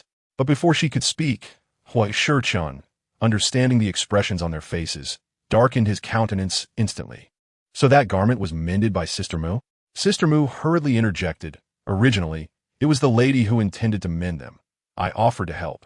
She was afraid of ruining the young master's clothes, so she entrusted them to me. Do not speak for her. It was the first time she witnessed him lose his temper at home, leaving Sister Mu pale with fear, unable to utter another word. Li Susu was also startled, cautiously saying, it's merely a few buttons. Please don't scold Sister Mu. This was my fault. Merely a few buttons? Huo Sicheng fixed his gaze on her face, a smirk playing at the corners of his mouth. When he had inquired earlier, she had not denied that she hadn't sewn them herself. In her view, his matters were merely trivial. With a frigid expression, Huo Sicheng rose and walked upstairs, leaving the two bewildered women behind. Li Susu, accustomed to his ire, expressed concern for Sister Mu. Are you all right? I'm sorry for dragging you into this. Please, madam, do not say that. It was I who urged you to keep it a secret, and that is why the young master became so angry. After laboriously making a plethora of dumplings, the man hadn't touched a single one. Li Susu bit her lip, carefully selecting the dumplings Sister Mu had made, and placing them on a plate. I'll take them up to him. But he is quite upset. I worry you may be scolded. It's fine. I've grown immune to his anger. My skin is thick enough. Despite her words, she felt no assurance. Li Susu stood outside the study, holding the dumplings and knocking on the door. Huo Sicheng was on a call, discussing matters concerning the land in the eastern suburbs. Hearing the knock, he narrowed his dark eyes. Come in. Li Susu entered. Attempting to please him, if the dumplings get cold, they won't taste as good. You're so busy with work. Eating on time will prevent further distress to your stomach. He ignored her, continuing his conversation, and Li Susu quickly realized he was on a call, falling silent. Sicheng, having heard her voice, wisely concluded his discussion. Rest assured, I will continue to follow up on the Wangstone Group matters. Once he hung up, Li Susu thoughtfully offered him chopsticks. These dumplings were all made by Sister Mu. They look beautiful and taste delightful. You should try them. He stared at the plate, noting the exquisite craftsmanship of each dumpling. Yet, inexplicably, Huo Sicheng felt little appetite. Don't you want to eat the dumplings? If not, what would you prefer? I can have Sister Mu make something else. Her cautious demeanor failed to elicit joy in Huo Sicheng. He supported his forehead with his hand, his tone icy. I'm not hungry. Take them away. Sister Mu worked tirelessly on those dumplings. If he didn't eat them, she would surely be disappointed. Li Susu. I do not need to do things I do not wish to do, merely to please others. Take them out. Standing outside the study, Li Susu gazed at the serving platter for a few seconds before resolutely picking up the chopsticks. If he wouldn't eat, then she would. As she hastily consumed her meal, one dumpling had yet to be swallowed before another caught up with her. Li Susu, in distress, patted her chest in an attempt to dislodge the morsel, but to no avail. Her face flushed crimson as she struggled to breathe, feeling the suffocating grip of her predicament. This was an exasperating way to perish. She could only knock on the door for help. The person inside seemed irritated by her antics and came to the door. Li Susu, you really needn't. What is wrong? With a clatter, the plate in her hands fell to the floor, and she clutched her throat, sensing her impending demise. Just then, someone stood behind her, wrapping their arms around her waist and abdomen, their fist pressing inward between her navel and ribs. The other hand formed a palm atop the fist, applying rapid pressure upwards. Huo Sicheng, a doctor by profession, executed the maneuver with practiced ease, and within moments, half a dumpling was expelled onto the floor. Hearing Li Susu gasp for breath, he exhaled in relief, only then realizing that beads of sweat dotted his forehead, a result of her earlier foolishness. Regaining his composure, Huo Sicheng gritted his teeth. You really are something, eating dumplings outside my study. Shaken by the ordeal, Li Susu instinctively turned and clung to his waist, her body trembling slightly. She had been terrified. The man froze, and by the time he processed her reaction, his hands were already encircling her waist. In that fleeting moment, Huo Sicheng felt a jolt in his heart, swiftly pushing her away. Li Susu felt wronged. She had nearly met her end, and he couldn't even offer her a word of comfort. How stingy. I was just thinking, if I brought the whole plate down, Sister Mu would surely be upset. She has cared for you for so many years. Her efforts have not gone unnoticed. Just now, when you scolded her, Sister Mu was utterly terrified. Huo Sicheng's temples throbbed at her words. This woman truly knew how to strike at his vulnerabilities. Observing his icy demeanor as he turned away, Li Susu sighed. She just bent down to clean up the floor when she suddenly heard, bring up another serving. In disbelief, she looked up with delight. What did you say? But perhaps he hadn't heard her. With that, Huo Sicheng retreated into his study, ignoring her once more. Li Susu felt no anger. Rather, she was elated as she finished tidying the floor and scampered downstairs. It seemed that narrowly escaping suffocation on a dumpling was not entirely without merit. She called out, Sister Mu, please serve me another portion. He said he wants more. Chapter 99. A twinge of sympathy. Sister Mu responded cheerfully as she entered the kitchen, though her expression bore a hint of concern. The loud crash of the plate falling had surely reached her ears. Fearing a quarrel between the couple, Sister Mu had discreetly peeked in to see what transpired. Thus, she was aware of everything that had happened. What a fine girl Madam was. Why did young master treat her this way? Alas, after Huo Sicheng finished his dumplings, he returned to his work, leaving Li Susu hesitant to disturb him. She obediently retreated to her room.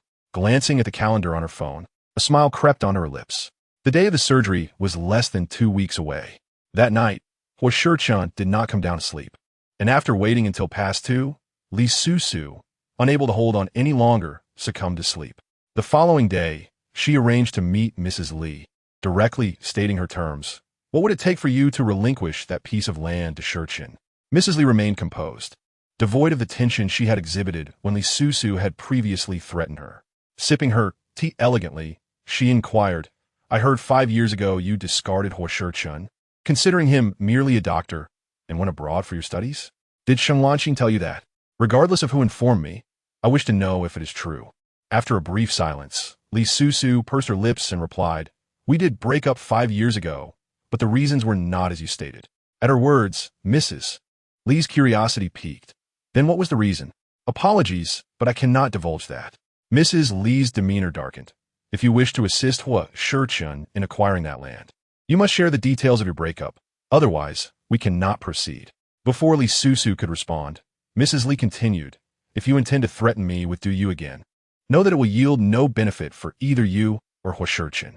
Having already altered her stance in front of Huo Sicheng, do you, Mrs. Li was not one to be trifled with. The same leverage could not be exploited repeatedly, and she would not allow Li Susu to take advantage of her. The Li family was a crucial client for Sicheng Pharmaceuticals. Losing their support could be far more detrimental than the loss of that piece of land. If it were Li Susu's actions that caused such a loss, she would be forever labeled as the culprit in Sicheng Pharmaceuticals' eyes. Both women understood the stakes involved. After a prolonged silence, Li Susu said, You misunderstand. I do not intend to use you to threaten you. I merely came to discuss terms. I have also stated that unless I understand the reasons behind your abandonment of him, I will not yield. Li Susu was perplexed. Why do you wish to know that? Mrs. Li replied, When engaging in a long-term partnership with a company, the character of its representatives is of utmost importance. If the discord from your breakup remains unresolved, the loyalty he projects before my husband would be nothing but deceit. Li Susu's heart tightened. Sheng Lanqing was truly despicable. When she relayed these matters to Mrs. Li, she showed no regard for the consequences to Sicheng Pharmaceuticals. In truth, Li Susu had her own means to deal with Sheng Lanqing. The incident where she had helped Mrs. Li at the hotel was not without its flaws. With Du Yu's assistance, exposing Sheng Lanqing would be effortless. Yet, she was unwilling to resort to such tactics.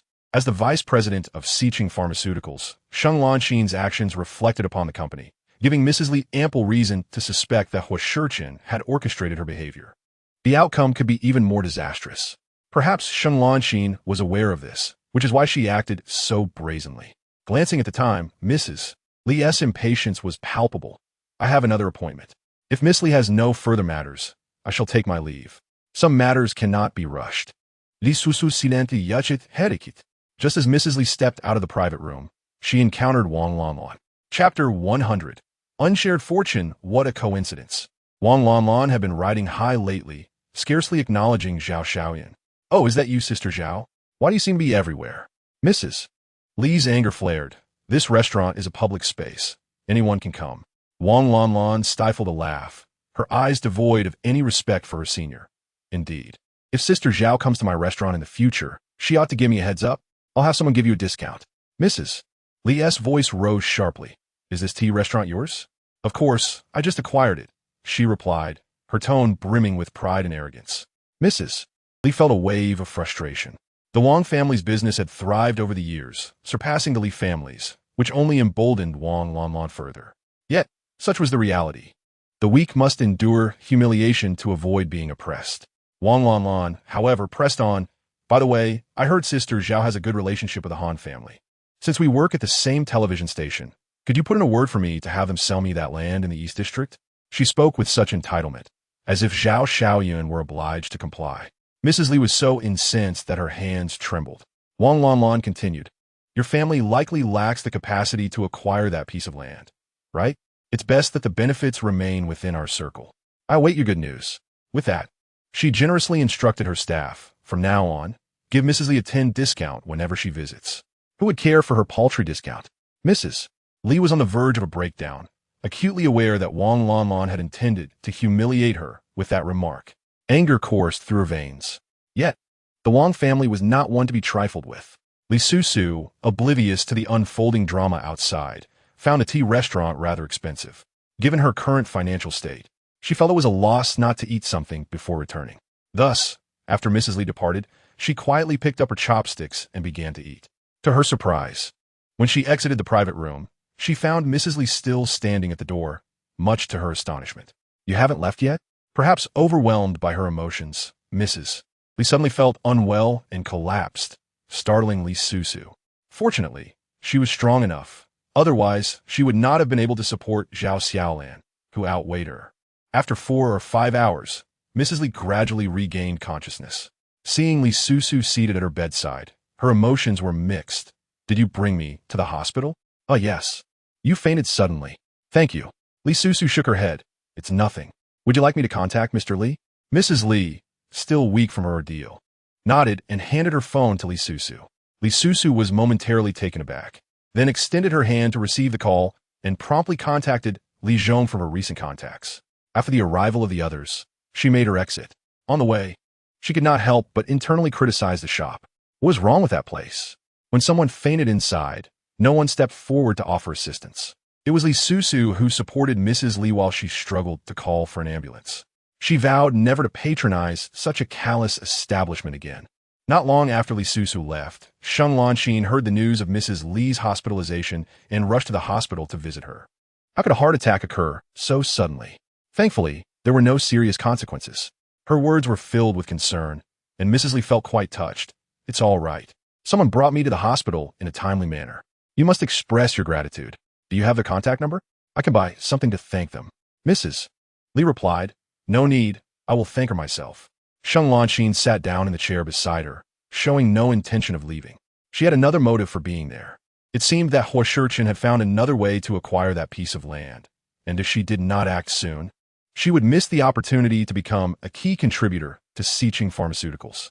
"Mrs. Li, didn't you previously agree to consider transferring that piece of land to our company? I wonder how your thoughts are progressing." Sheng Lanxin was adept in her dealings, and Mrs. Li was quite satisfied with her conduct. She had been so angered by Wang Lanlan that she ended up in the hospital. Had it not been for Li Susu bringing her here, she would have immediately agreed to Sheng Lanxin's proposal. Yet, the circumstances were so dramatic, as it was Li Susu who had saved her life. Mrs. Li understood Wang Lanlan's character well. She feared that had she fainted in the tea restaurant, Wang Lanlan would not have shown kindness in helping her to the hospital. Thus, Li Susu was indeed her savior.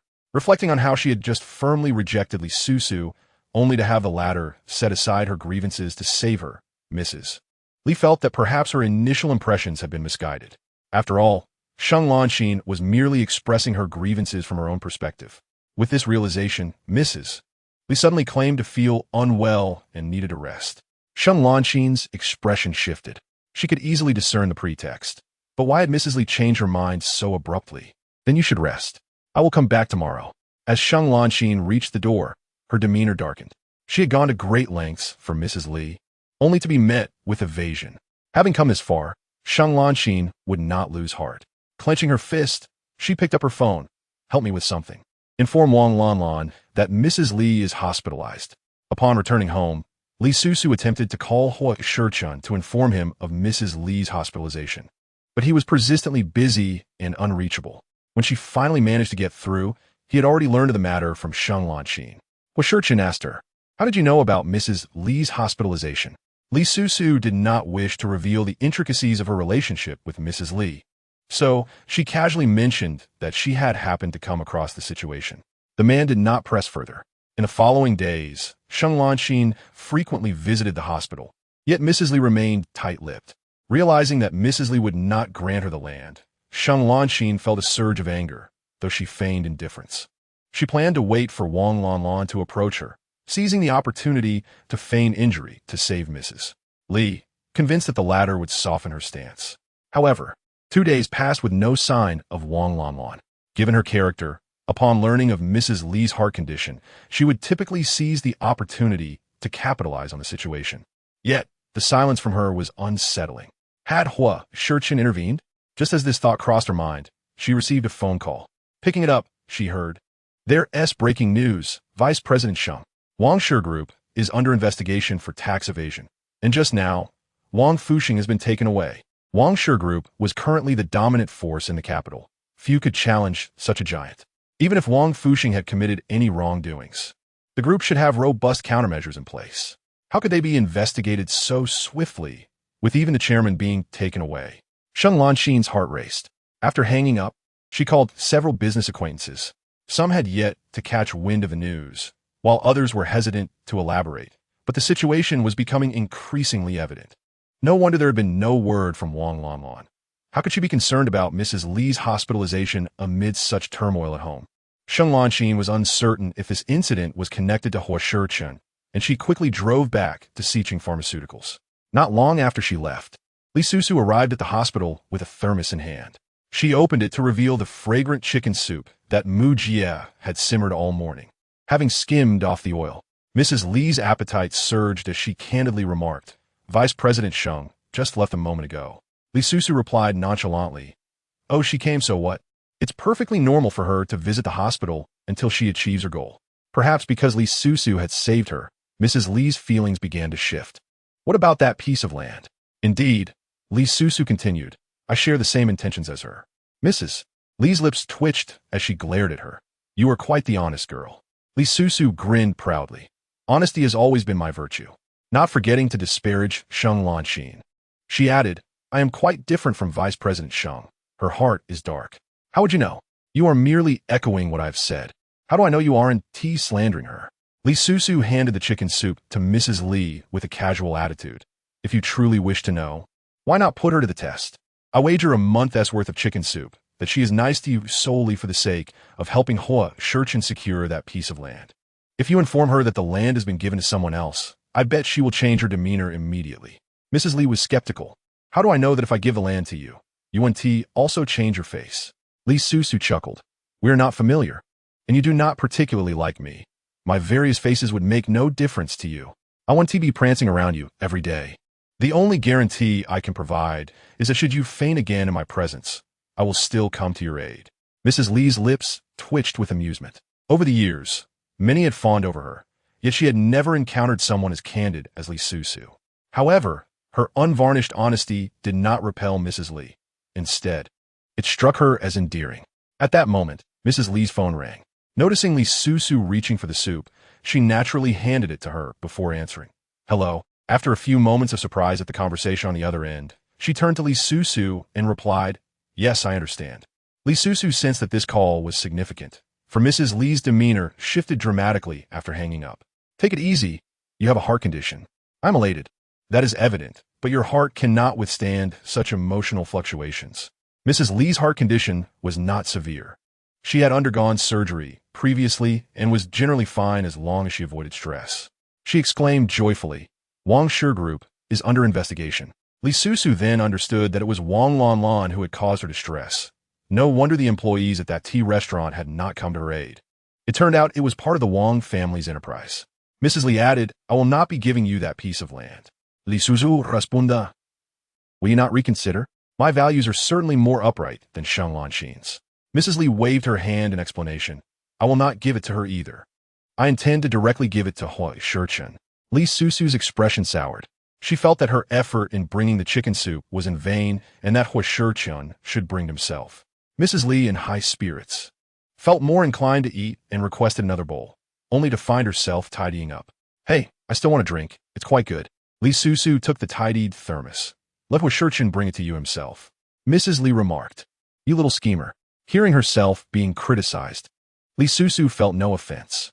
She believed that with Zhao Xiaoyan's character, indulgence was unwarranted. Since Mrs. Li had already promised to give the land to Huo Sicheng, Li Susu saw no need to curry favor with her. She still harbored resentment over Zhao Xiaoyan's actions, which had nearly tarnished her reputation. Seeing that she truly intended to leave, Mrs. Li was both amused and exasperated. "You little rascal, you are far less sensible than Sheng Lanxin." She was determined to prove that Sheng Lanxin's kindness was nothing but feigned. With this thought in mind, Mrs. Li picked up her phone and made a call. Chapter 103. Only someone like Miss Li deserves him. Sheng Lanxin had just returned to the entrance of the company when she unexpectedly received a call from Mrs. Li. With a flicker of thought, she swiftly answered, "Hello, Mrs. Li. What can I do for you? If the hospital needs anything, just let me know and I'll bring it over." "How considerate of her." Mrs. Li replied, "Lanxin, my lifesaver, also desires the land in the eastern suburbs. I have promised it to her. After a prolonged silence without any response, Mrs. Li called out several times before hearing Sheng Lanxin's voice filled with disappointment. Have you made your decision? Yes, I have decided. Oh, all right, I understand. With that, Sheng Lanxin abruptly hung up, her demeanor flipping 180 degrees, catching Mrs. Li completely off guard. She began to wonder if she had dialed the wrong number. After verifying the number multiple times, Mrs. Li finally accepted the truth about Li Susu. Sheng Lanxin realized that her kindness was solely for the sake of that piece of land. This revelation struck her hard. At this moment, Li Susu was blissfully unaware of the turmoil Mrs. Li was experiencing. She entered Sicheng Pharmaceuticals with another pot of chicken soup. Upon seeing her, the two front desk secretaries stood in unison and bowed. Good day, Miss Li, confirming that no one else was around and that they were addressing her. Li Susu immediately brightened with a radiant smile. Hello, both of you look exceptionally beautiful today. The two secretaries beamed with joy, their words sweeter than honey. No one is as beautiful as Miss Li. Indeed, Li Susu was stunning, with bright eyes and a complexion as smooth as cream, embodying the very essence of beauty. Her cheerful personality made her easy to get along with, contrasting sharply with the seemingly gentle yet truly harsh Sheng Lanxin. No wonder Mr. Huo had yet to officially announce his relationship with Vice President Sheng. Only someone like Miss Li was worthy of him. Another secretary nodded in agreement. Absolutely, absolutely. By this time, Li Susu had entered the elevator, contemplating whether to ask Huo Sicheng if he was behind the Wangshu Group's recent troubles. She had a vague sense that he was involved, yet it also felt unlikely. Although Sicheng Pharmaceuticals had rapidly ascended to the top 5 enterprises in the imperial city within 5 years, it paled in comparison to the Wangshu Group, a family business with a nearly century-long legacy. As Li Susu exited the elevator on the 66th floor, Sheng Lanxin happened to be waiting just outside. Lost in thought, it took her several seconds to notice Li Susu's arrival. Shaking off her reverie, she entered battle mode. With Sicheng absent, and knowing Mrs. Li would not grant her the land, Li Susu stood tall as she exited the elevator, smiling brightly. It's all right, I've waited in the office for him before. She raised the thermos in her hand for Sheng to see. Nourishing chicken soup. Sheng Lanxin forced a smile, devoid of warmth. Miss Li, you may not be aware, but Mrs. Li has decided to give that land to the person who saved her. None of US can obtain it now. Upon hearing this, Li Susu's eyelids twitched violently. Did she really say that? Yes, she said it directly to me.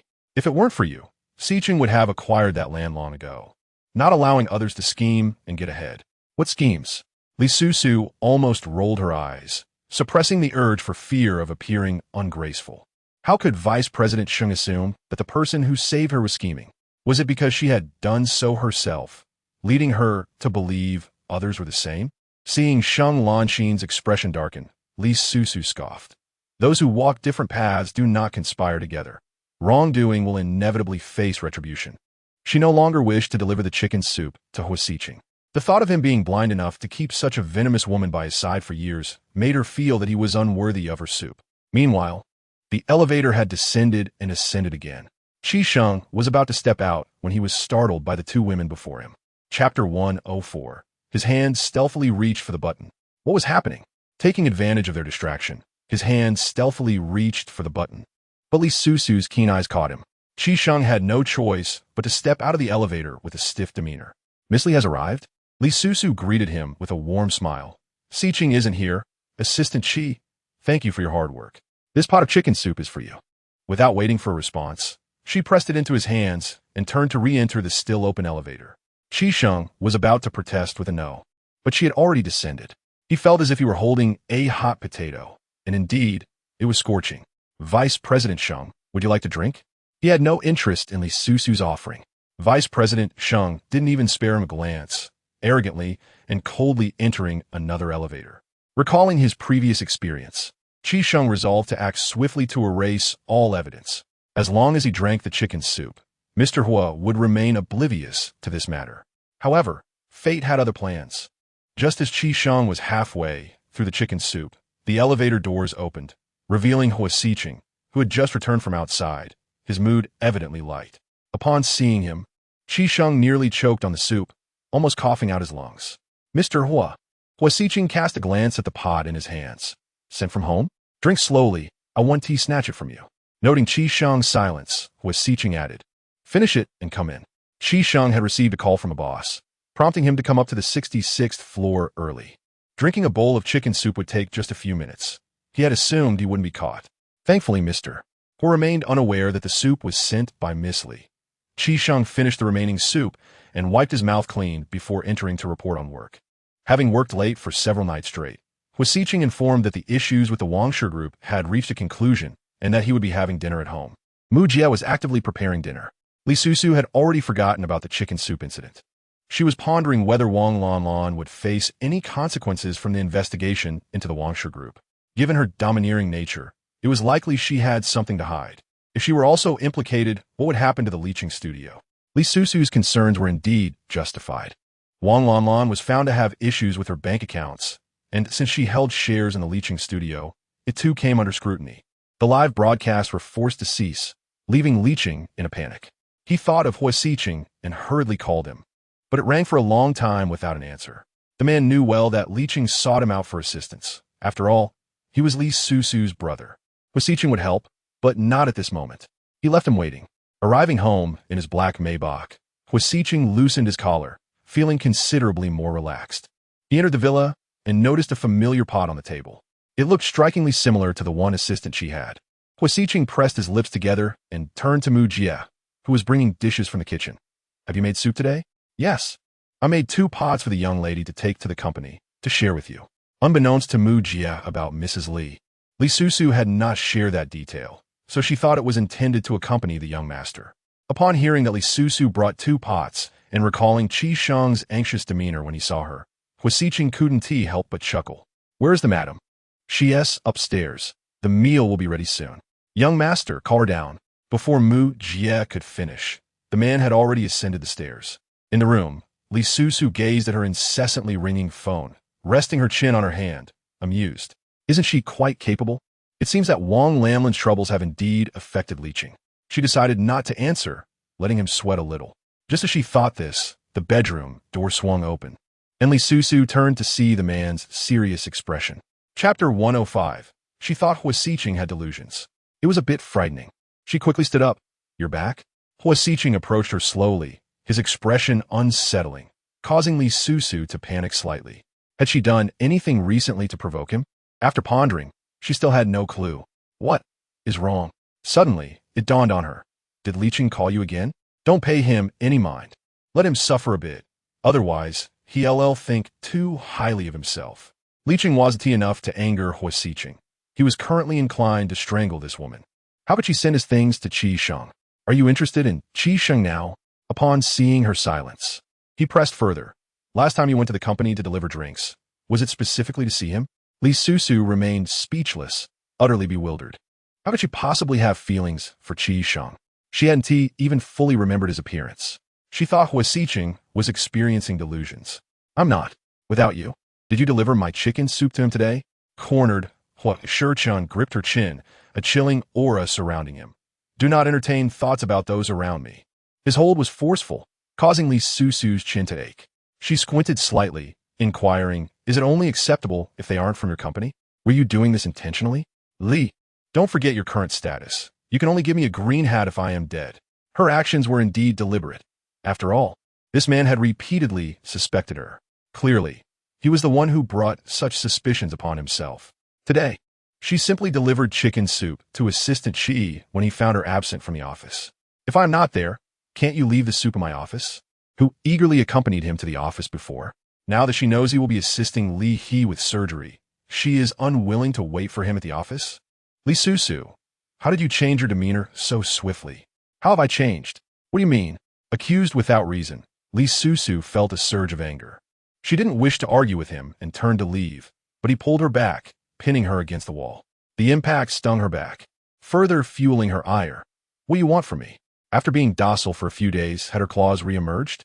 Indeed, one must not indulge women. A hint of kindness leads them to act with impunity. "Li Susu, your father's surgery has yet to take place. Do you not fear my change of heart with your quick shifts in mood? I will use my father as leverage against you. How excessive." Li Susu cried in frustration. Feeling wronged, tears streamed down her face, falling onto Huo Sicheng's hand. His brow furrowed deeply. After a moment, he released her chin, questioning, "Weren't you quite fierce just now? Why are you crying? Who was fierce? Clearly, you were the one being more aggressive." Noticing a softening in Huo Sichen's tone, Li Susu seized the moment to become indignant. "You wrongfully accused me. I've only seen Assistant Chi twice. How could I possibly like him?" The man's expression was icy. "You liked me, and that was merely after a single glance, wasn't it?" She was taken aback. Yet Li Susu was quick to respond. "That was because you were handsome. Assistant Chi's looks pale in comparison to yours."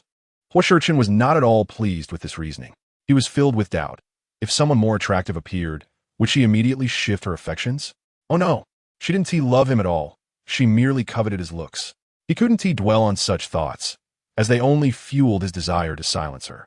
Coldly, he stated, "It's best you heed my words and keep your heart in check. Otherwise, you shall never see Qi Sheng in Di Cheng again." At that moment, Qi Sheng felt an inexplicable chill, hastily checking his phone to ensure the boss had not summoned him. Chapter 106. Li Susu feared she might bite someone. Li Susu, irritated by him, retorted, "Fine, transfer him to XJ. It matters not to me." The man stared at her for several seconds, unable to detect any signs of deceit.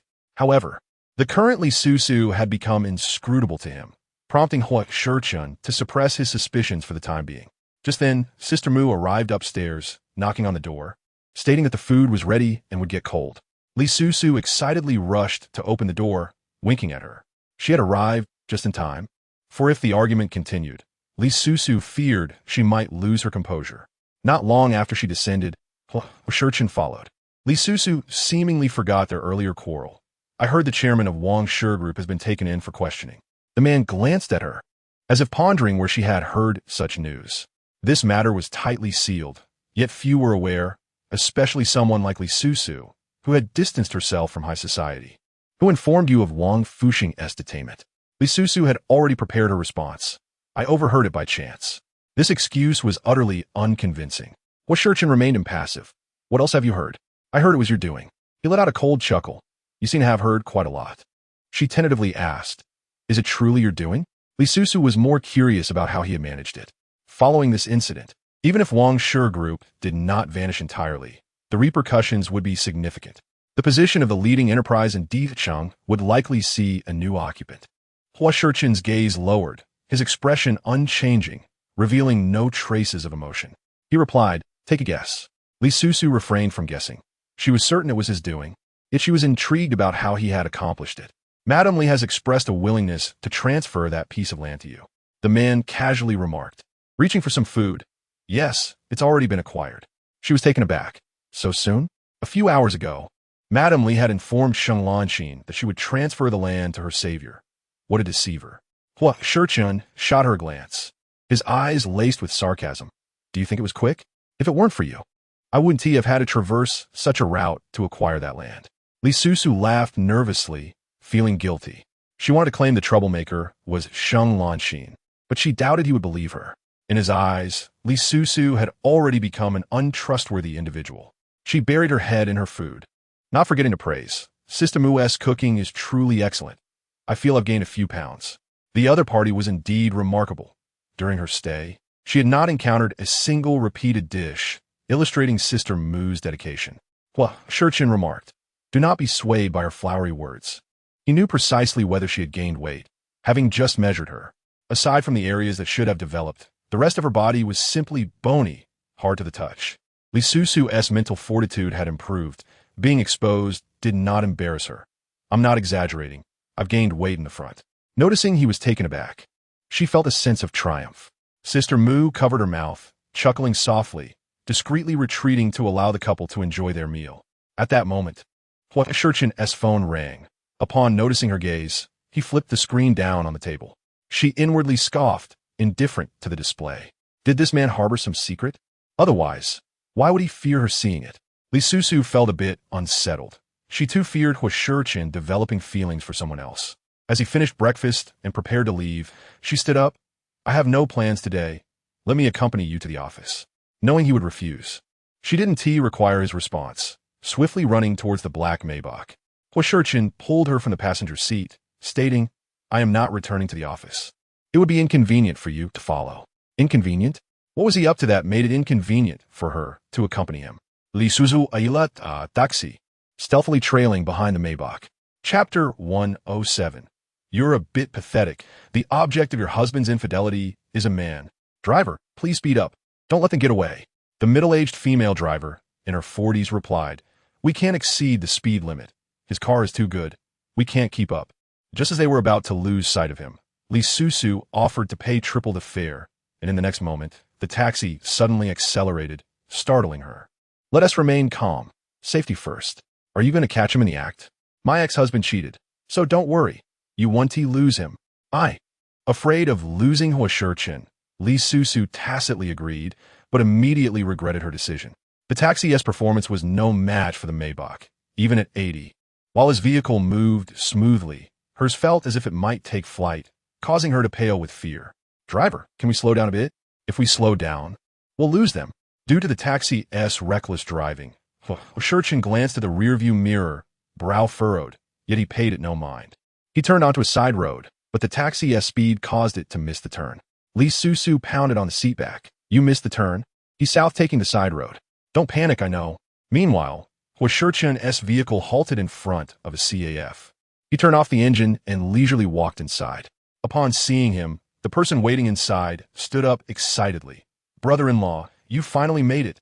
He welcomed Huo Sicheng warmly, asking what he would like to drink. The man initially intended to decline, but suddenly changed his mind and casually ordered the beverage Li Susu had previously given to Qisheng. Upon tasting it, Huo Sicheng's brow furrowed deeply. He detested sour flavors, and this drink was so tart it dissuaded him from taking a second sip. Setting it back down on the table, he queried, What is the matter? Li Cheng had not slept for a full 20 hours due to the live broadcast debacle. He anxiously exclaimed, Brother-in-law, please help me. I invested everything into the studio, and who would have thought that such a colossal enterprise as Wang Shi Group would encounter trouble, causing my live stream to be shut down? He had even paused his studies for the sake of the live stream, leaving him with no escape route. In contrast to his agitation, Huo Sicheng responded calmly, Your sister advised you, yet you did not heed her words. Wang Lanlan is the daughter of Wang Shi Group, a leading enterprise. Who could have predicted it would come under scrutiny? Li Cheng was utterly disheartened. Huo Sicheng remarked, It is commendable for young people to have ambition and strive for success. But excessive blind confidence can lead to setbacks, ultimately extinguishing that ambition. Brother-in-law, how come you excelled as a doctor and became successful in business as well? Why can't I achieve that?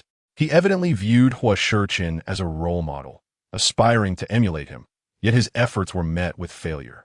Just as Huo Sicheng was about to respond, his peripheral vision caught sight of a furtive figure lurking behind a large flower pot in the CF. Was she following him? Pretending not to notice, he addressed Li Cheng's question, Because I take into account the opinions of those around me, rather than blindly following my own. In a roundabout way, he was suggesting that he listen to Li Susu in the future. She was hiding behind the flower pot, smiling. Had Huo Sicheng truly helped her educate her brother? Suddenly, someone tapped her shoulder from behind, causing Li Susu to jump. Turning around, she discovered that the driver had not yet left. Is there something you need? I deteste Unfeitfühlmann. Let me help you catch him. Li Susu was momentarily taken aback.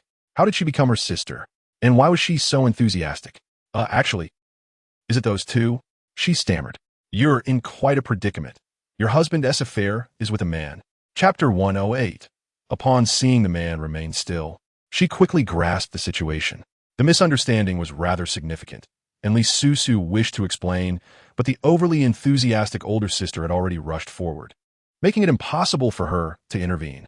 Fearing discovery, Li Susu hurriedly shrank back, increasingly anxious. Then she saw the eager sister grab a drink from the table and suddenly splash it onto Huo Sicheng, looking fierce.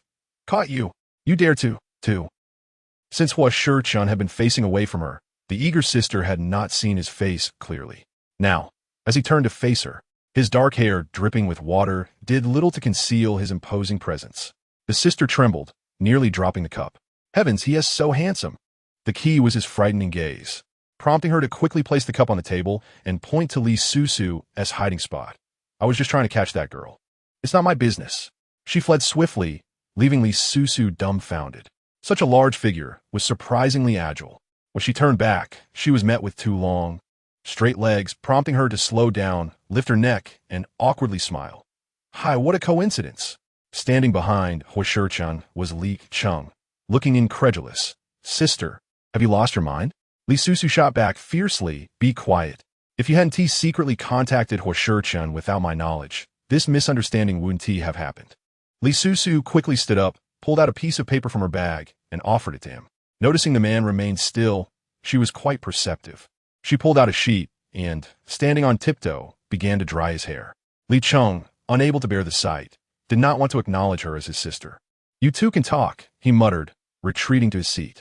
Suddenly, Li Susu felt her hand grasped, and she looked up bewildered. It's not dry yet.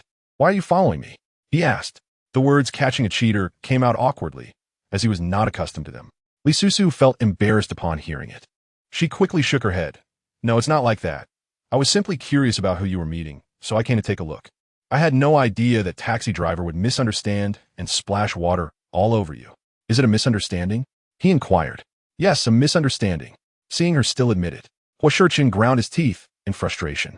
Closing his eyes, he took a deep breath and pushed her back. No need to dry it anymore. You are responsible for this outfit. Li Susu responded. How about sending it to the dry cleaners? His clothes were too expensive for her to replace. Huo Sicheng didn't even spare her a glance as he returned to his seat, picking up his coat, instructing Li Susu to arrange another meeting, and then left the CAF. Once he departed, Li Susu angrily questioned Li Susu. What are you doing here? Brother-in-law almost agreed to help me. It's all your fault. Weren't you the one who claimed to be capable? Why do you need his assistance? Are you still my sister? Who said they would support me and not oppose me again? Li Susu crossed her arms and laughed. I didn't oppose. I thought I was supporting you. It was evident she hadn't been sincere before, and Li Susu was infuriated. He accused her, this is all your fault. Otherwise, my livestream wouldn't have been shut down. Li Susu widened her eyes. What does that have to do with me? You were the one who trusted the wrong person and got caught up in this mess. It's clearly your fault. Before I even started my venture, you cursed me with losses, and now I've lost everything. She truly had a knack for cursing. Li Susu rolled her eyes dramatically. So I say you can earn a fortune. Let me see you become rich. Chapter 109. Don't be afraid. You have Huo Sicheng. Is it that one blames others for their own lack of ability? How is Li Susu so superstitious? Had she known that Huo Sicheng was meeting Li Susu, she wouldn't have followed him. She was furious with Li Susu for making her pay for Huo Sicheng's clothes. She didn't even know if he would allow her to send them to the dry cleaners. After their quarrel, the siblings parted ways, and Li Susu took the subway home, only to find that Huo Sicheng had already changed clothes, showered, and gone to the company. She stared at the shirt and trousers, hastily finding a bag to put them in before heading out in search of a dry cleaner. Just as she finished putting on her shoes, she noticed a call from Mrs. Li. Li Susu was reluctant to answer, convinced that the caller had no good news for her. Yet, Mrs. Li was particularly persistent, refusing to give up until the last ring. The two engaged in a silent battle of endurance, ultimately resulting in Li Susu's defeat. She realized that since Sicheng Pharmaceuticals needed to cooperate with the Li Group, she couldn't afford to offend them entirely. Hello, Li Susu answered, and Mrs. Li wasted no time launching into a tirade. You wretched girl, you gave a land to Huo Sicheng and thought you could ignore my calls, didn't you? Li Susu replied yes.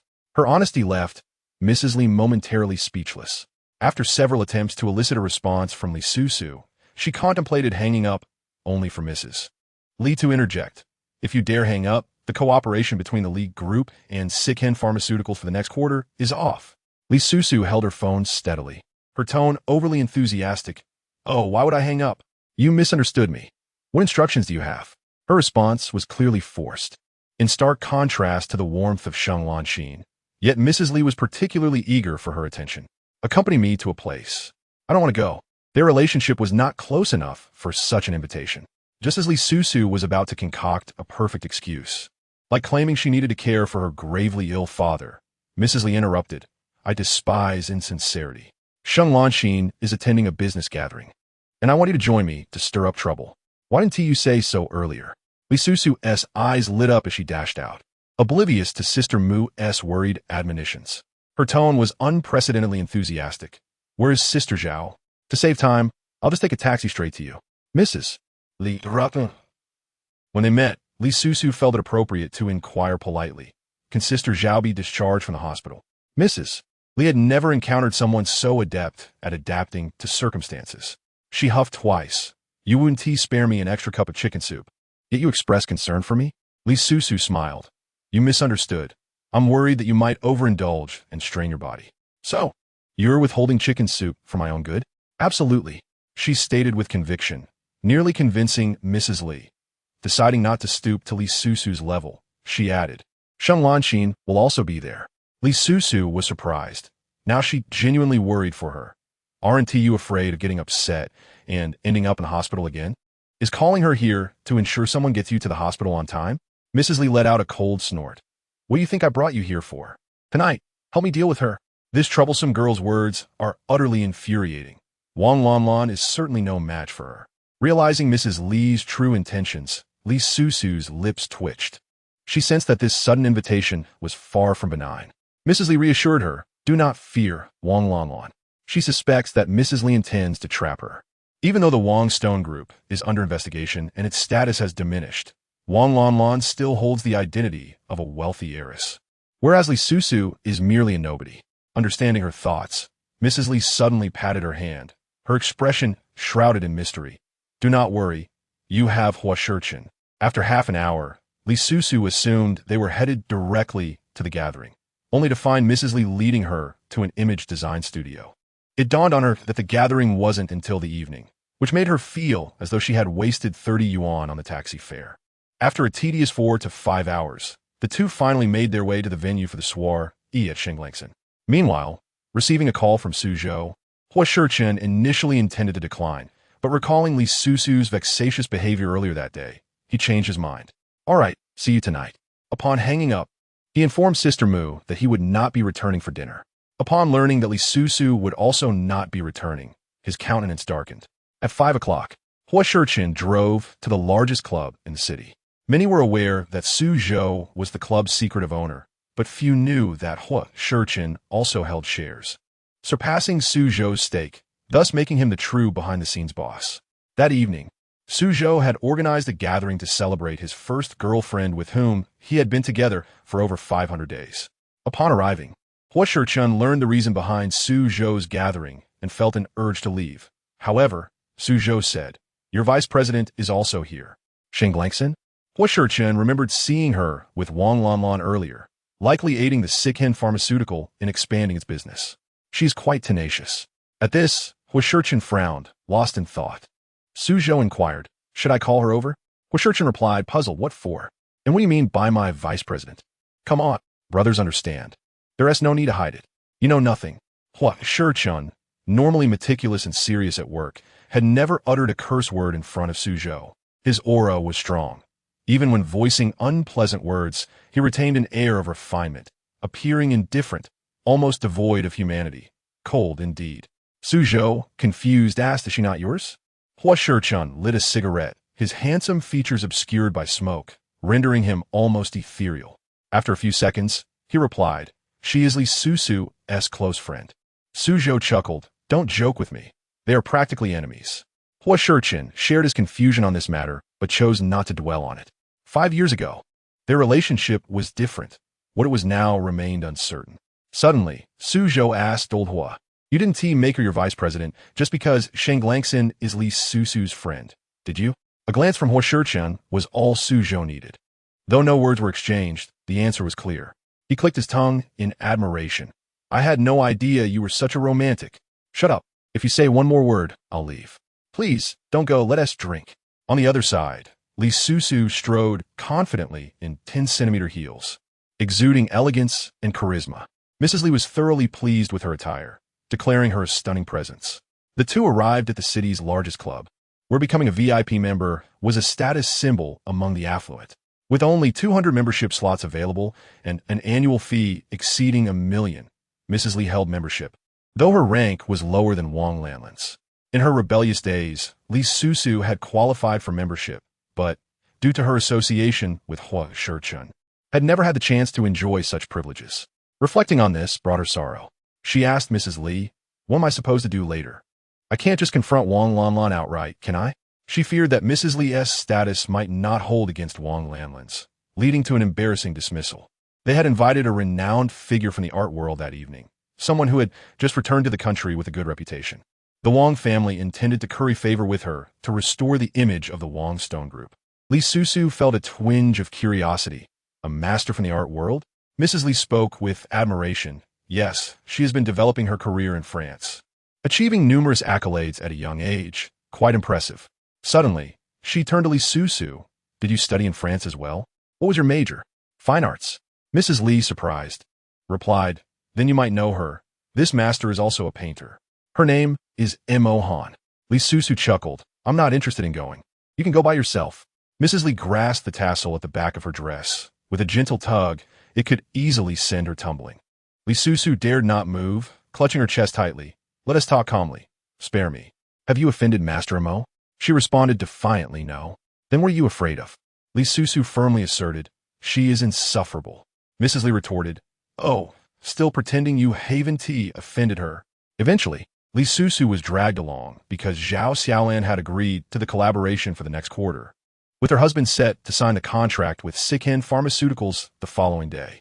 Li Susu had no chance to resist. Tonight's gathering was orchestrated by Wang Lanlan. With the chairman of the Wang Stone Group under investigation, rumors swirled that the Wang family might be on the brink of collapse. To preemptively dispel such notions and prevent competitors from capitalizing on their misfortunes, Wang Lanlan had invited friends from the industry to clarify misunderstandings. The guest list included socialites, business associates, and a few mid-tier celebrities from the film industry. Sheng Langsen's attendance would undoubtedly surprise Wang Lanlan. Recently, she had heard that Sheng Langsen had been following Mrs. Li closely, yet today she unexpectedly attended her private gathering, raising suspicions about her true motives. You are fortunate to befriend such a capable and beautiful vice president, Wang Lanlan thought, considering that under normal circumstances, she would not have deemed in Sicheng Pharmaceuticals vice president worthy of her attention. Huo Sicheng might have been a different story. However, with the Wang Stone Group embroiled in a tax evasion scandal, she had to make do.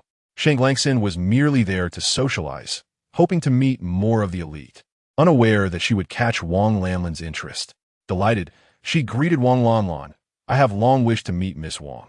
You are even more stunning in person. Wang Lanlan, a well-known beauty in the city, had undergone cosmetic surgery, ensuring she garnered attention wherever she went. For the gathering, she wore a strapless, knee-length mermaid gown, a high-end piece valued in the six figures. The striking red dress made her stand out, and she relished the attention it brought her. Flattering comments only enhanced her delight. Vice President Sheng, you have a sweet tongue. Let me introduce you to a few friends from the business circle. Sheng Langsen was overjoyed and eagerly complied. Just as Wang Lanlan maneuvered her through the crowd, a server whispered something in her ear, and her eyes brightened. They have finally arrived. Wang Lanlan had made several attempts to invite Master Mo. Not only did she exhibit remarkable talent in painting, but she also had considerable connections. Many companies had sought her, only to be turned down by Mo Han. For her to agree to attend Wang Lanlan's high society gathering was a significant boon, greatly pleasing Wang Lanlan. The figure appearing at the entrance instantly captivated everyone's attention, as many had come specifically to meet Mo Han. Wang Lanlan smiled and, before even catching a glimpse of the newcomer, called out, Welcome, Master Mo. We are honored to have you. As the guest stepped forward in a white mini dress adorned with a single shoulder and embellished with diamonds, the hem elegantly split to reveal her thigh, capturing everyone's gaze. Li Susu felt a mix of surprise and admiration, taken aback by such a grand entrance. Although she suspected they had mistaken her identity, she displayed no signs of discomfort. Instead, graciously raising her hand in greeting, Hello everyone. The venue erupted into a flurry of whispers. They had heard of Mo Han's illustrious name, yet few had encountered her in person due to her long-standing development in F country. Little did they anticipate that not only was she extraordinarily talented, but her beauty also eclipsed Wang Lanlan's by several streets. Li Susu was clad not in haute couture, but in a high-demand, niche brand. Nevertheless, she radiated brilliance and elegance, instantly rendering Wang Lanlan's presence dull in comparison. While cosmetic beauty may be appealing, it stood no chance against natural beauty. Wang Lanlan nearly bit her silver tooth in frustration, for she had recognized Li Susu's identity. She remembered every woman more beautiful than herself. Li Susu. Li Susu smiled radiantly, her expression teasing. "Oh, Miss Wang, I didn't expect such a warm welcome from you all. I'm quite flattered. Who is welcoming her? How shameless." Wang Lanlan trembled with rage. "I did not invite you. And furthermore, a bankrupt former heiress has no right to attend my gathering." It was then that everyone realized she was not Mo Han, but the former heiress of the Li Susu group, Li Susu. They had long heard of Li Susu being the most beautiful woman in the imperial city, and it was indeed true. Li Susu appeared unperturbed, instead meeting their gazes with a smile. "Oh, I only heard you invited Mo Han. It has been a while since I last saw her, and I genuinely missed her, so I came uninvited." The crowd gasped, seemingly intrigued by how she knew Master Mo. Wang Lanlan scoffed. She could not believe that Li Susu was acquainted with Mo Han. It was evident that she merely sought to reinsert herself into high society, using Mo Han as a pretext. Wang Lanlan had encountered many such individuals. Just as she was preparing to insult Li Susu, a cold voice pierced through from outside. "I didn't know you were thinking of me so much." Wang Lanlan turned to glimpse behind Li Susu, her face lighting up with surprise. "Master Mo, you have finally arrived." The ever-pampered Wang family heiress unexpectedly approached the entrance to give Mo Han the respect she deserved. Originally, Mo Han was meant to make her entrance last, becoming the evening's focal point. However, Li Susu's stunning entrance had preemptively captured everyone's attention. When they beheld her again, their emotions seemed markedly subdued. Seizing the opportunity, Wang Lanlan complained, "Master Mo, there is someone here masquerading as your acquaintance, deceiving us all." Mo Han's gaze turned icy as she bypassed Wang Lanlan and stood before Li Susu, interrupting Wang Lanlan's tirade. "I didn't expect to see you here in Hua country. Sister Susu." The crowd was engulfed in disbelief. Li Susu was actually Mo Han's senior. How could this be? For the first time, Wang Lanlan was left with a cold shoulder, as Mo Han entirely disregarded her, walking directly to Li Susu. She was seething, yet the thought of Li Susu's background made her grit her teeth and endure. "Master Mo, are you mistaken? How could she possibly be your senior?" Mo Han's gaze shifted toward her, recognizing her as the individual who had invited her that evening. Her chilly demeanor softened slightly, but her tone remained curt. "Why is it impossible? My esteemed senior is quite formidable. If she had not fled at the last moment, it might very well be her standing here as the master." Wang Lanlan felt as if she had swallowed something unpleasant. Li Susu rolled her eyes halfway, recalling the need to maintain her stunning image and save the rest of her eye roll. "TSK, this person was acting up again. If looks could kill, Li Susu would have been slain by Huo Sicheng. Junior sister, you jest. How could I possibly be as remarkable as you?" Makauchan's gazadarkanat, her lips curling in disdain. "Calling you senior has truly gone to your head, hasn't it? You are naturally no match for me." Li Susu felt the urge to strike back. This person was quite ill. Nonetheless, her purpose today was not to engage in a verbal sparring match. Shifting her gaze around the room, she soon spotted Sheng Lanxin in the crowd. The latter was watching the drama unfold, her eyes glimmering with schadenfreude. Li Susu approached. Surprised by her advance, Sheng Lanxin's smile faltered, and she straightened from her high chair. She was curious to see what Li Susu intended to do. "Vice President Sheng, what brings you here?" The rumors outside suggest that the chairman of Wang Shi Group is under investigation, related to Sicheng Pharmaceuticals. "I didn't expect Miss Wang to be so magnanimous as to invite you." The attendees were well aware of Wang Shi Group's troubles, yet who dared to mention it? Yet Li Susu brought it up openly, and Sheng Lanxin felt an overwhelming urge to silence her. Was she not afraid that Sicheng Pharmaceuticals would become a thorn in Wang Shi Group's side? Li Susu was indeed unafraid. Huo Sicheng was never one to act recklessly. If he dared to do so, it was with good reason. Since he was confident, Li Susu had no qualms about stirring up trouble for him. She also aimed to inform the second-generation elites present that Sicheng Pharmaceuticals was unafraid of Wang Shi Group, possessing both the confidence and capability for collaboration. Noticing all eyes on her, even Wang Lanlan's gaze had shifted, Sheng Lanxin began to feel anxious. "You have no evidence. Do not speak recklessly. Wang Shi Group's issues have nothing to do with Sicheng Pharmaceuticals." Li Susu smiled mischievously, resembling a cunning little fox. "Do you dare to pledge your integrity? If anything is uncovered later, Vice President Sheng, you may find yourself labeled as a corporate disreputable. Of course, I can assure you, in front of so many witnesses, Even if Sheng Lanxin suspected that Huo Sicheng was behind the incident, she could not admit it. Who would have thought that one day she would willingly leap into a pit dug by Li Susu? How infuriating. It felt as though Li Susu intended to devour her whole. And Li Susu's smile was that of a sly fox, looking every bit the enchanting vixen. Sheng Lanxin's words were clearly heard by everyone present. They were all witnesses. Hee. Just as Li Susu reveled in her triumph, a burst of laughter rang out behind her. Turning, she was nearly startled out of her wits. The one laughing was Su Zhou, standing before the imposing figure of Huo Sicheng. Sicheng, what are you doing here? Game over. Just moments ago, she had been brimming with confidence, and now anxiety flooded her. Li Susu was uncertain how much he had overheard, just from Huo Sicheng's glare. She felt as though her fate was sealed, completely doomed. Summoning her courage, she edged closer to him. Please, don't look at me like that. There are so many people here. Can you spare me some dignity? Although her white dress featured tassels, it was still merely tassels. Her entire back was exposed, save for the delicate tassels that provided minimal coverage. When still, it was tolerable, but with any movement, her snow-white back was fully revealed. Huo Sicheng's angle did not allow him to see, but Su Zhou nearby whistled, praising Li Susu's figure. This outfit is stunning. She's even more beautiful than a movie star. If looks could kill, Li Susu would have been slain by Huo Sicheng. He stepped forward to shield her, an action perceived by outsiders as intimate. Yet he gritted his teeth and whispered in her ear, "We'll settle this later."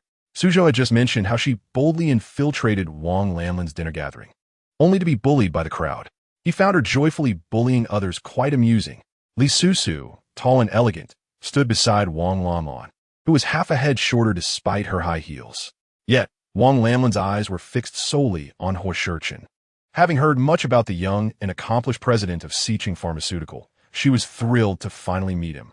"I am Wang Lanlin, the daughter of the Wangstone Group," she declared, extending her hand with the confidence of her status, convinced that Huo Sicheng would not refuse her.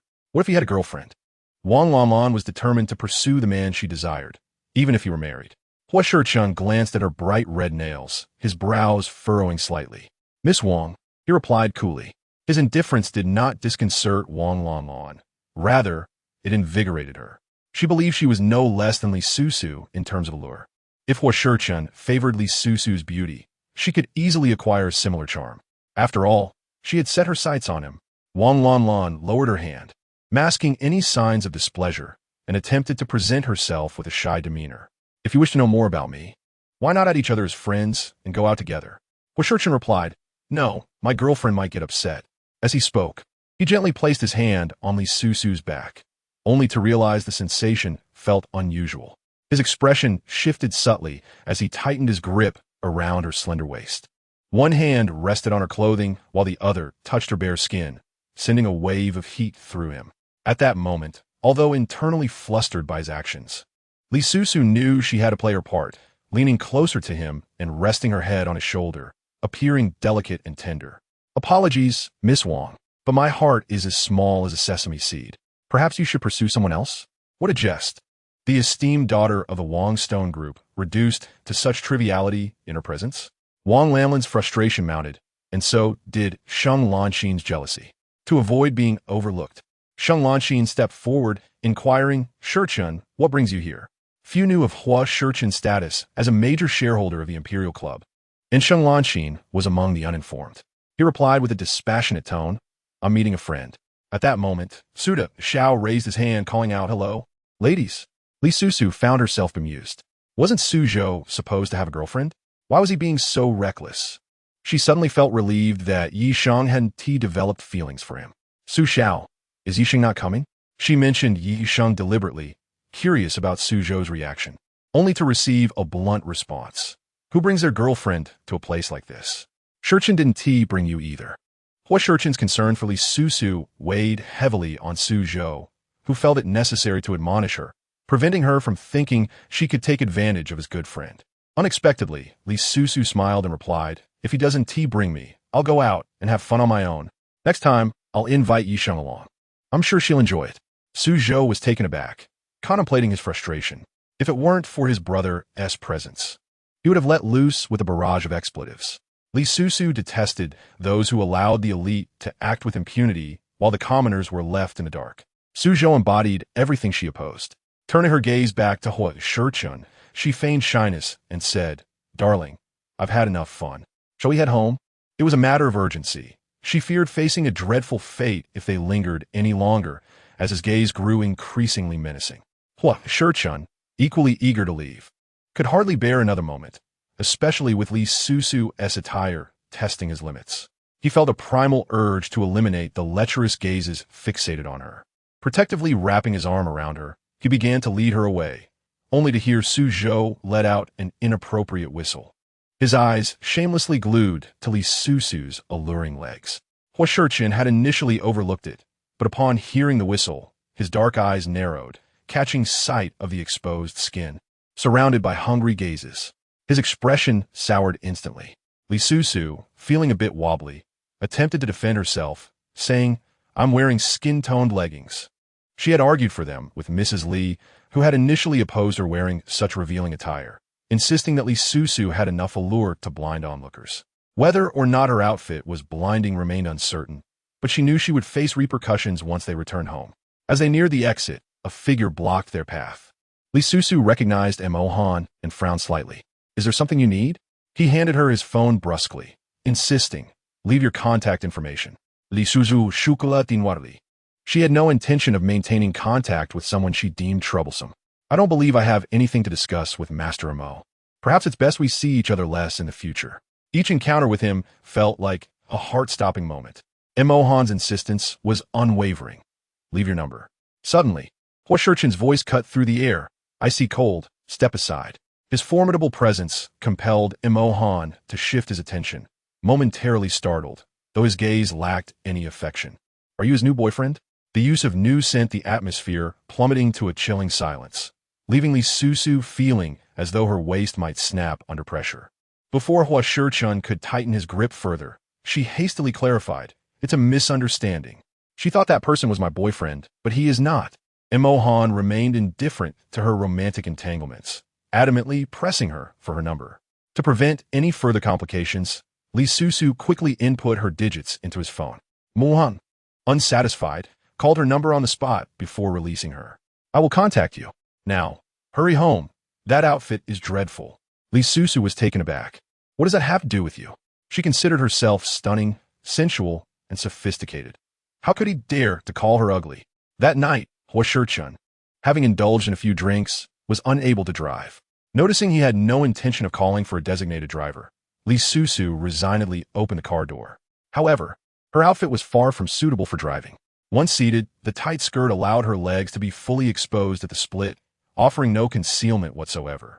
She glanced at her legs and then at Huo Sicheng, who reclined casually in his seat, his gaze fixed on her legs with an unreserved intensity. She attempted to close the split, but the effort proved futile. Feeling anxious, she implored, "Could you please not look? It's quite distracting and dangerous while I'm driving." "Am I not allowed to look?" His tone was slightly ominous. Li Susu deliberated for a few seconds, her survival instincts kicking in. "Perhaps we can. Look when we get home." What had she just uttered? Realizing the depth of her words, she felt her face flush as she attempted to clarify. "I didn't mean it that way." "And what did you mean?" This conversation was spiraling into dangerous territory. She hastily started the car, attempting to divert the topic. "How did Sheng Lanxin end up at Wang Lanlin's private gathering today? Does she know that the Wang Stone Group incident was your doing?" Huo Sicheng's expression turned icy as he withdrew his gaze. "Am I supposed to confess to that?" In her mind, she thought, "Whether you admit it or not." "I know it was you." Li Susu nodded. "Of course, it wasn't you. I misspoke." He countered, "At Wang Lanlin's gathering, you certainly didn't say that." Really? I must have forgotten." She decided to feign ignorance. Huo Sicheng closed his eyes and rubbed his temples, unable to shake off Mo Han's earlier words. An ache gnawed at him, as if something were tearing him apart. The air grew oppressively silent, prompting Li Susu to seek a new topic, only to notice that he had closed his eyes, falling into a somber quiet. Upon arriving home, she exited the car to assist him, expecting to support him inside. However, Huo Sicheng suddenly opened his eyes, the darkness within them resembling that of a predatory wolf, a fierce beast ready to pounce. Li Susu's heart raced, instinctively stepping back, recalling Huo Sicheng's ominous words about settling scores once they returned home. Before she could react, he scooped her into his arms, and she instinctively wrapped her arms around his neck to avoid falling. In that moment, she realized that if she were to tumble down, the position would be anything but graceful. The clothing belongs to Mrs. Li and must be returned tomorrow. When Sister Mu opened the door, she was startled to see Susu's exposed legs. With a shy gasp, she instinctively covered her eyes and discreetly slipped away without asking any questions. Susu had hoped for her help, but little did she know how quickly Sister Mu would flee. Once in the bedroom, Huo Sicheng tossed her onto the bed, his intentions unmistakably clear. Susu, with her exquisite beauty and alluring figure, remained captivating even in an awkward position on the bed. Nervously, she inquired, "May I take a shower?" Huo Sicheng silently fixated on her legs, deftly unbuttoning her dress with remarkable speed. He simply replied that it was unnecessary. During this process, the dress became entangled, and as she accidentally tugged the tassel at the back, the entire garment fell away. Upon realizing the design of the dress, Huo Sicheng felt an overwhelming urge to devour her. How dare you wear such clothing out in public? Those delicate tassels could expose you completely with the slightest mishap. Susu's heart ached as she gazed at the dress discarded on the floor, thinking of its return to Mrs. Li. It was designed this way. I had no choice. Seeing her reluctance to part with the dress, Huo Sicheng picked it up and, in front of her, tore it into strips. Chapter 117. Your family is naturally his family. While the severed tassel could have been salvaged, now it was utterly ruined. Susu's eyes widened, not out of sorrow, but from the sting of loss. Huo Sicheng, wishing to avoid her gaze, turned her over. The night stretched on interminably. The following morning, she awoke to the incessant ringing of her phone. Her body felt as if it had been run over by a vehicle, then reassembled by Huo Sicheng, only to be crushed again. Trembling, she raised her arm to reach for the phone on the nightstand. "Hello, Susu, at this moment. I want to see Sicheng. Can you arrange a meeting?" Susu yulti de wak. She sat up abruptly, gasping for breath, but her mother seemed oblivious. "There are some things you can't discuss. I'll talk to him directly. You tell him I want to see him." Knowing that Huo Sicheng had not forgotten about his daughter, her mother's tone was somewhat presumptuous. After a few moments of silence, Susu asked, "Mom, what do you want to see him about?" "Your brother came to the hospital today. He said you wouldn't help him." Her voice turned chilly, hinting at anger. "Susu, you only have one brother. If he is in trouble, who else will help him? Besides, I believe Sicheng won't refuse you if you just ask." A heavy weight pressed on Susu's chest. "If you can't ask, I will. He wants to marry you. Being together means your family is naturally his family. It's unreasonable for one family not to help another." This statement felt like moral coercion. Huo Sicheng owed nothing to the Li family. Even if they were in love, Susu wouldn't put him in a difficult position. Moreover, their marriage was born from a mere contract. "I'm sorry, Mom, but I'm a bit busy right now. Let us discuss this later." Evading the conversation, she hung up, feeling exhausted as she collapsed back onto the bed. How ruthless had Huo Sicheng been last night? It was as if he had finally tasted meat after 100 years of fasting.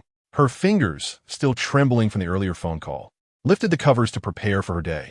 Upon seeing her reflection, Susu was taken aback. An hour later, she cautiously descended the stairs, where Sister Mu looked at her in surprise. "Madam, you're awake? Young master said you might not wake up until the afternoon." That should have been the case. But her mother's call had kept Susu awake. Now it was 10 in the morning, and Huo Sicheng had only let her sleep around 7. "Sister Mu, did you see the dress on my floor?" Although Huo Sicheng had torn it into strips, she couldn't go empty-handed to Mrs. Li. Sister Mu replied, "Young master had me throw it away this morning." Susu felt a pang of anxiety. "Thrown away? Where?" She attempted to rise. "Madam, you're not thinking of going to look for it, are you? Young master told me to dispose of it far away. By now, it's probably already at the waste processing plant. Besides, it's ruined and cannot be worn again." Despairing, Susu slumped back onto the table. Just as she intended to check the dress's price online, Mrs. Li's call came through, prompting her to straighten up. "Hello, it's me. I heard about last night. You did well. Susu Chekev."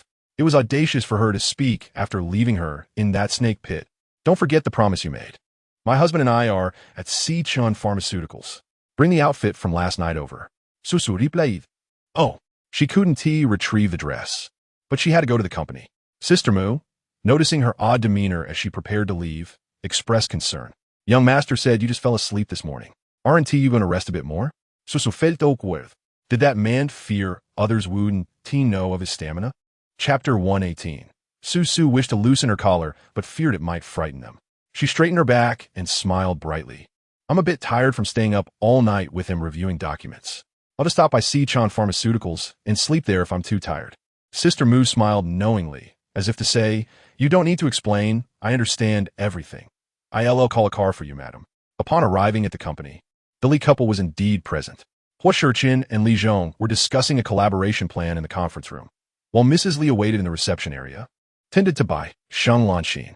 Just learning that Mrs. Li had allocated land to Huo Sicheng, her mood soured. She couldn't comprehend why Mrs. Li had deceived her, making their current relationship somewhat delicate. Sister Li, this tea was given to me by President Huo. I've been reluctant to drink it. The implication was clear. Because of Mrs. Li's special status and their close relationship, she was willing to share it. Yet, now that she realized Mrs. Li's insincere intentions, she perceived this statement as laced with ulterior motives. What did it mean that Huo Sicheng had given it to her? He had a girlfriend. Thinking of Susu, Mrs. Li glanced toward the door. Was that wretched girl arriving on a donkey? How slow. Just then, Susu entered. In stark contrast to her stunning appearance from the previous night, she was now bundled up tightly. Mrs. Li's lips twitched as she asked, "Aren't you hot?" Though her tone carried a hint of disdain, it was oddly familiar, leaving Sheng Lanxin bewildered. When had they become so close with Mrs. Li even showing concern for Susu's comfort? Susu's earlier efforts to win over the secretary had paid off, allowing her to learn Mrs. Li was in the reception area and head over directly. Hearing Zhao Xiaolan's question, she firmly responded, "Not at all, it's quite cool." Afterward, she rolled up her long sleeves slightly to ensure nothing inappropriate was visible. Mrs. Li turned to Sheng Lanxin, saying, she says she's cold. Please turn off the air conditioning. Sheng Lanxin's face paled. Serving Mrs. Li was crucial for the ongoing collaboration between the Li family and Sicheng Pharmaceuticals. Yet because of Susu's discomfort, she was asked to turn off the air conditioning. Sheng Lanxin's smile faltered. Sister Li, it's quite hot today. It's over 30 degrees outside. If we turn it off, you might not be comfortable. It's fine, I don't mind the heat. Susu felt a wave of urgency. She hoped Sheng Lanxin would stand her ground and keep the air conditioning on. Otherwise, she would risk heat stroke. Yet Mrs. Li's demeanor darkened, and she immediately ordered the air conditioning turned off. In less than 5 minutes, Susu felt her clothes begin to cling to her with sweat. Mrs. Li asked with concern, "Are you unwell? If you're sick, I wouldn't have insisted you come." Susu desperately wished to loosen her collar, but feared it might alarm them. "Never mind. I'm fine." "Fine, but dressed so warmly?" Realizing she wasn't ill, Mrs. Li scrutinized Susu with suspicion, suddenly asking, "Where's your dress? You came empty-handed, didn't you? That dress belongs to my daughter. You borrowed it and are expected to return it." Susu replied, "I lost it. I'll compensate you. How much is it? I could transfer the money to you. For a niche brand, it shouldn't be too expensive." However, Mrs. Li's expression turned odd as she said, "Didn't President would take you home directly last night? How could you lose it?" While the dress wasn't lost, it had been torn to shreds and discarded by Huo Sicheng. Yet Susu couldn't reveal this. How it was lost is of little significance. It is gone regardless. Mrs. Li does not wish for her to compensate. Instead, she encourages her to search again, claiming that the dress is the only one of its kind in the entire country. Unless Huo Sicheng lends a hand, Li Susu cannot afford to pay for it. Unaware of the dress's true worth, she states, "Then you can ask him for compensation. It has nothing to do with me." Chapter 119. One can only say that the two of you are fated to be together. This statement happened to be overheard by those emerging from the conference room after signing the cooperation plan. Mr. Li glanced at Huo Sicheng with a knowing smile, his gaze filled with intrigue. Mrs. Li, being a seasoned individual, chuckled and remarked, "Fine, I want to make you compensate. If it's lost, then it's lost." She then added, "Could Vice President Sheng please turn the air conditioning back on? Look at how she is sweating profusely." Sheng Lanxin, who had not seen Mrs. Li the previous night, was unaware of Li Susu's appearance at the gathering and the context of their conversation regarding the dress. However, noticing the dark circles under Li Susu's eyes, it was evident that she hadn't rested well, and her attire was merely a facade to conceal certain traces. So, her earlier claim of having communicated all night was indeed true. Jealousy crept onto Sheng Lanxin's cheeks, yet she still had to turn on the air conditioning for Li Susu. Huo Sicheng also noticed that Li Susu was drenched in sweat, her once pale face now flushed with color. Frowning, he approached her and inquired, "What brings you here?" "Mrs. Li replied, "I brought her here." When did these two develop such a close relationship? Huo Sicheng was bewildered, but Mrs. Li continued, "I took Susu to the emperor last night, but I received a sudden call, so I left her there alone. To make amends, I brought Zhong this morning to sign the next season's cooperation with Sicheng Pharmaceuticals. Therefore, today's events are entirely unrelated to Sheng Lanxin and are solely the result of Li Susu's efforts." She cast a proud glance at Huo Sicheng, but his profound gaze left her feeling weak. What was in that look? She dressed quite appropriately, did she not? Aside from her face, nothing was revealed. After the contract was signed, Huo Sicheng treated them to lunch. Mrs. Li smiled at Li Susu, causing her to feel quite disheartened. "Could you please stop smiling? Youth is indeed a blessing, brimming with vitality." Li Susu felt as though her face might bleed from the embarrassment. Grinding her teeth, she retorted, "That dress was prepared by you. I had no idea that Mr. Huo was coincidentally at the emperor. One could only say that you two are destined for each other. And it has nothing to do with me." How could she speak so audaciously? Li Susu resolved to distance herself from her. Mrs. Li, displeased, pulled her closer. "Why are you walking so fast? Afraid others might notice your odd demeanor? At least I can shield you." Li Susu's nostrils flared with indignation. Was it that obvious? Huo Sicheng, walking ahead, caught a glimpse of the two. Though he could not hear their whispered conversation, it was clear that Mrs. Li held a fondness for her. When he first met Li Susu, she was well-liked, but he hadn't anticipated her quickly establishing rapport with Mrs. Li. Moreover, considering that not only Li Zhong, but also Huo Sicheng had come to negotiate cooperation with Sicheng Pharmaceuticals that morning, Huo Sicheng's mood softened slightly. At least her heart was now with him, even if he didn't require her to do so much. Sheng Lanxin found herself in an awkward position. As the company's vice president, she could not find excuses to decline the meal, especially since her previous relationship with Mrs. Li had been so good. Yet, joining them meant facing the two ahead, while she remained isolated. She would also have to contend with Mrs. Li's sudden change in attitude, which felt like being placed on a roasting spit, making her situation particularly arduous. Several times, she attempted to interject to ease the tension with Mrs. Li, but the latter's cold demeanor and perfunctory responses left her feeling stifled. No matter how thick-skinned she was, she couldn't keep pressing against the cold shoulder. At this moment, while Li Susu was reveling in her happiness, Mrs. Li remarked, "You mischievous girl, your smile is stretching all the way to your ears." Chapter 120. "Do you know it's swollen today?" Li Susu, brimming with confidence, replied, "Nonsense, my mouth is so small. How could it stretch that far?" The other party chuckled, eyeing her lips. "Do you know it's swollen today?" Li Susu. The atmosphere among the five during the meal had noticeably shifted. Mrs. Li occasionally placed dishes into Li Susu's bowl, all of which were things she did not enjoy, leading Li Susu to suspect that Mrs. Li was playing tricks on her. Noticing Huo Sicheng glance her way, she picked up a piece of salted pig's trotter and asked, "Darling, would you like some?" "Here, have it." The term darling momentarily stunned Huo Sicheng, and in that brief instant, a piece of pig's trotter found its way into his bowl. Li Susu smiled sweetly. "Make sure to eat more." Mrs. Li shivered in disbelief. How overly sentimental. It was as if she were trying to make it seem like nobody had a partner. She also served her husband, saying, "Eat more. At your age, your stamina. Your constitution isn't as good as that of the younger crowd." Li Zhong Shuka. Sheng Lanxin seemed to recall something and reached for the plate of salted pig's trotters with her chopsticks. "Susu doesn't tea like this, does she?" "Pig's trotters are great for beauty. I quite enjoy them." She devoured several pieces, leaving Li Susu dumbfounded. How excessive. Did she truly believe her own words? Thinking Huo Sicheng preferred plump women, then Li Susu remembered something else.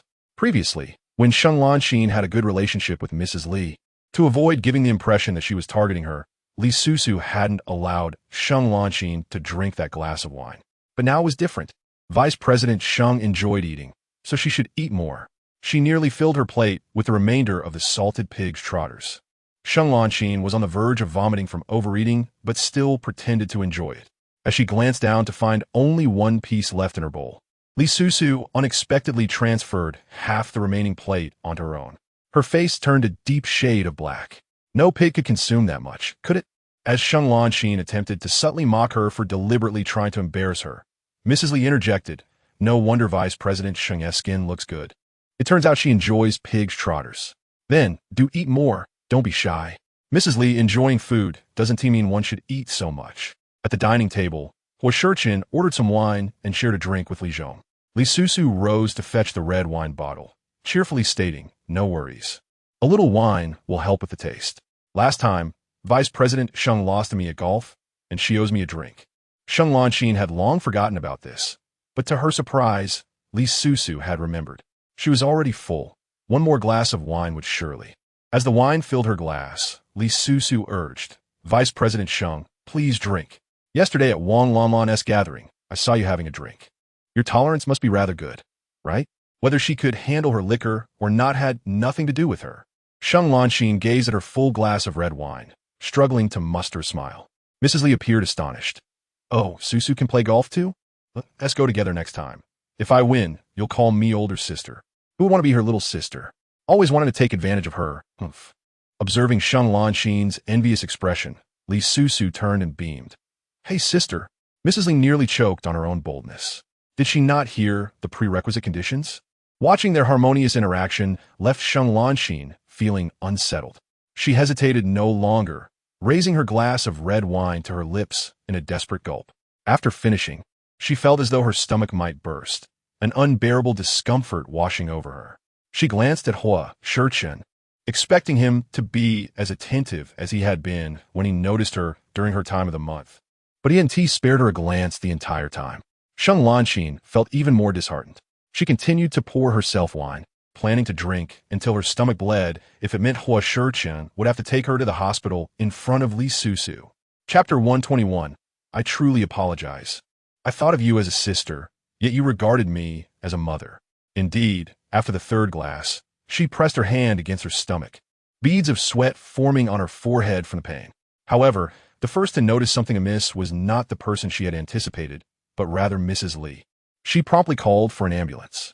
Li Susu requested Huo Sicheng to take the Li couple home while she followed to the hospital. Such a trivial trick was transparent to her. Unfortunately, for Sheng Lanxin, Huo Sicheng would not be escorting her, as he had crafted an image of being dedicated in front of the Li couple. Even if Li Susu spoke up, Huo Sicheng would have to exercise caution. Besides, he wasn't inclined to act. Once the patient was on the ambulance, Li Susu followed suit, realizing his presence was of little consequence. After a flurry of events, Sheng Lanxin regained consciousness, but the sight of Li Susu sitting beside her only deepened her dejection. "Li Susu, you must be feeling quite pleased, aren't you? Did you instigate Mrs. Li to test me, deliberately deceiving me into thinking she would bequeath that land to the one who saved her? Am I correct?" Seeing her failure to deny it, Sheng Lanxin's emotions surged. "How shameless you are! You were never like this before. I truly misjudged you." Had it not been for her, Sheng Lanxin would have long since been the cornerstone in helping Huo Sicheng acquire that land, and he would certainly have regarded her with newfound respect, rather than the indifference he shows now as she drinks herself into the hospital, with him not even bothering to visit. It's all Li Susu's fault. With no one else present, Li Susu rolled her eyes dramatically and scoffed. "I used to treat you quite well, yet you didn't cherish it. You treated me well? Huh. You merely viewed me as a subordinate, a tool to flaunt your status as a young lady." Li Susu raised an eyebrow defiantly. "Is that what you think?" Sheng Lanxin's anger intensified, causing her stomach to ache. She bitterly retorted, "I assent it? I merely complimented your dress, and you gifted me your second-hand clothing. If you truly consider me a sister, wouldn't you have bought me something new? Why should I wear what you've worn?" Observing her furious expression, Li Susu pondered for a few seconds, engaging in self-reflection. So, this so-called sisterhood means that if one admires something, the other must buy a new one for her. But that dress was worn by Li Susu only once, and upon her compliment, it was given to her. Buying clothes in a physical store requires trying them on. How could she assume that a new purchase would be unworn by others? Perhaps the issue lies with Sheng Lanxin's own mentality. How unfortunate. I treated you like a sister, only to discover you regarded me as a mother. Only a true mother would buy you new things simply because you desired them. She continued, Sheng Lanxin, you truly have a large face. Sheng Lanxin nearly bit her lip in anger, pointing towards the doorway with trembling fingers. Leave. I don't need your feigned concern. As if she were eager for her to stay. Li Susu stood up. Although our relationship as once close sisters is now shattered, I still kindly advise you not to be so ruthless that you neglect even yourself. If your health deteriorates, you won't even qualify to be my rival. Having said this, she departed. Passing by the adjacent hospital room of Shenglanxin, Li Susu suddenly halted. She quickly retraced her steps, incredulously pushing open the half-closed door. Gazing at Yi Sheng lying on the hospital bed. The nurse had just left, failing to secure the door completely. Yi Sheng's right leg was wrapped in bandages, suspended in midair, and she was alone in the room. Upon seeing Li Susu, she appeared exceptionally surprised. Susu Jia, how did you know I was hospitalized? I didn't know. I just happened to see you through other friends in the adjacent room. Saying this, Li Susu approached her, her brows knitted in concern. What happened? Chapter 122. She truly cares for Yi Sheng. Yi Sheng chuckled. I accidentally broke my leg. She further inquired. When did this happen? A few days ago. Are you in hospital alone? This question left Yi Sheng momentarily stunned before she casually replied. I hired a caregiver, so it's not entirely alone. If it weren't for the inconvenience of using the restroom, she wouldn't have even wanted to hire a caregiver. Li Susu sat by the bedside, unsure of what to say. She recalled Yi Sheng's words from the other day. The timing was suspicious enough to raise doubts about whether Yi Sheng's leg was truly broken by her parents. But could that be possible? Has Su Xiao even come to visit you at the hospital? Yi Sheng shook her head. He doesn't know. I lied to him that I needed to focus on studying for exams. She glanced at her injured leg. I'll be out in a few days. It's nothing. Li Susu couldn't fathom how lonely it must be to be confined to a hospital bed with a broken leg. She genuinely felt for Yi Sheng. Would you like some fruit? I can peel it for you. After searching around, she found not a single piece of fruit in the room. It was somewhat embarrassing. Yi Sheng shook her head. It's fine. I'm not hungry. It feels quite dull. Having you here to chat makes me feel much better. Which friend of yours is hospitalized? Shenglanxin. The name sounded familiar, and she recalled. Your rival in love? Li Susu coughed slightly. I suppose so. Susu Jia. You are too kind. Even when your rival is hospitalized, you come to see her. Her words made Li Susu feel a pang of shame. Perhaps I came here to throw her into the well? Yi Sheng chuckled, feeling as though she had heard a joke. I don't believe that. You're not that kind of person. Li Susu wished for Shenglanxin to hear this. A little girl understands more than she does. She asked, do you order takeout for every meal? The trash can is filled with bento boxes. Yes. Does your family even know you are hospitalized? Yi Sheng changed the subject. Susu Jia, will you visit your rival again tomorrow? Li Susu thought for a moment. I might. Why? Could you bring me something? I feel too embarrassed to buy it online. No problem. What else do you need? After some thought, Yi Sheng replied, nothing for now. Li father was also in this hospital, on a different floor. After sitting with her a while longer, Li Susu decided to leave. When she encountered Li mother, her cheeks tightened. Susu, your father just fell asleep. Don't disturb him, come with me. Had she known her father was sleeping, she would not have come. Li Susu followed Li mother, and they stood in their usual spot. Susu, have you considered what I spoke to you about? Your brother is quite urgent. You need to arrange a meeting with Sicheng. She resolved to be honest with Li mother. We are not reconciling. Li mother was taken aback. What do you mean? Huo Sicheng despises me. Father's medical expenses were negotiated with him, not because he still has feelings for me. What agreement did you reach? Li Cheng already knows about the marriage.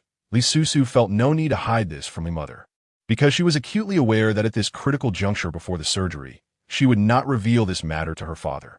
They agreed on a marriage contract, with a prenuptial agreement ensuring that his assets would not concern me post-divorce. Though this clause was fabricated, Li Susu needed to extinguish her mother's hopes. Li mother became anxious. He agreed to a marriage contract and a property agreement. Yes, so now you believe me, right? He hated me for being abandoned 5 years ago. Marrying me now is merely a means to entrap me, to take revenge. Perhaps one day he will tire of this game and divorce me. Chapter 123.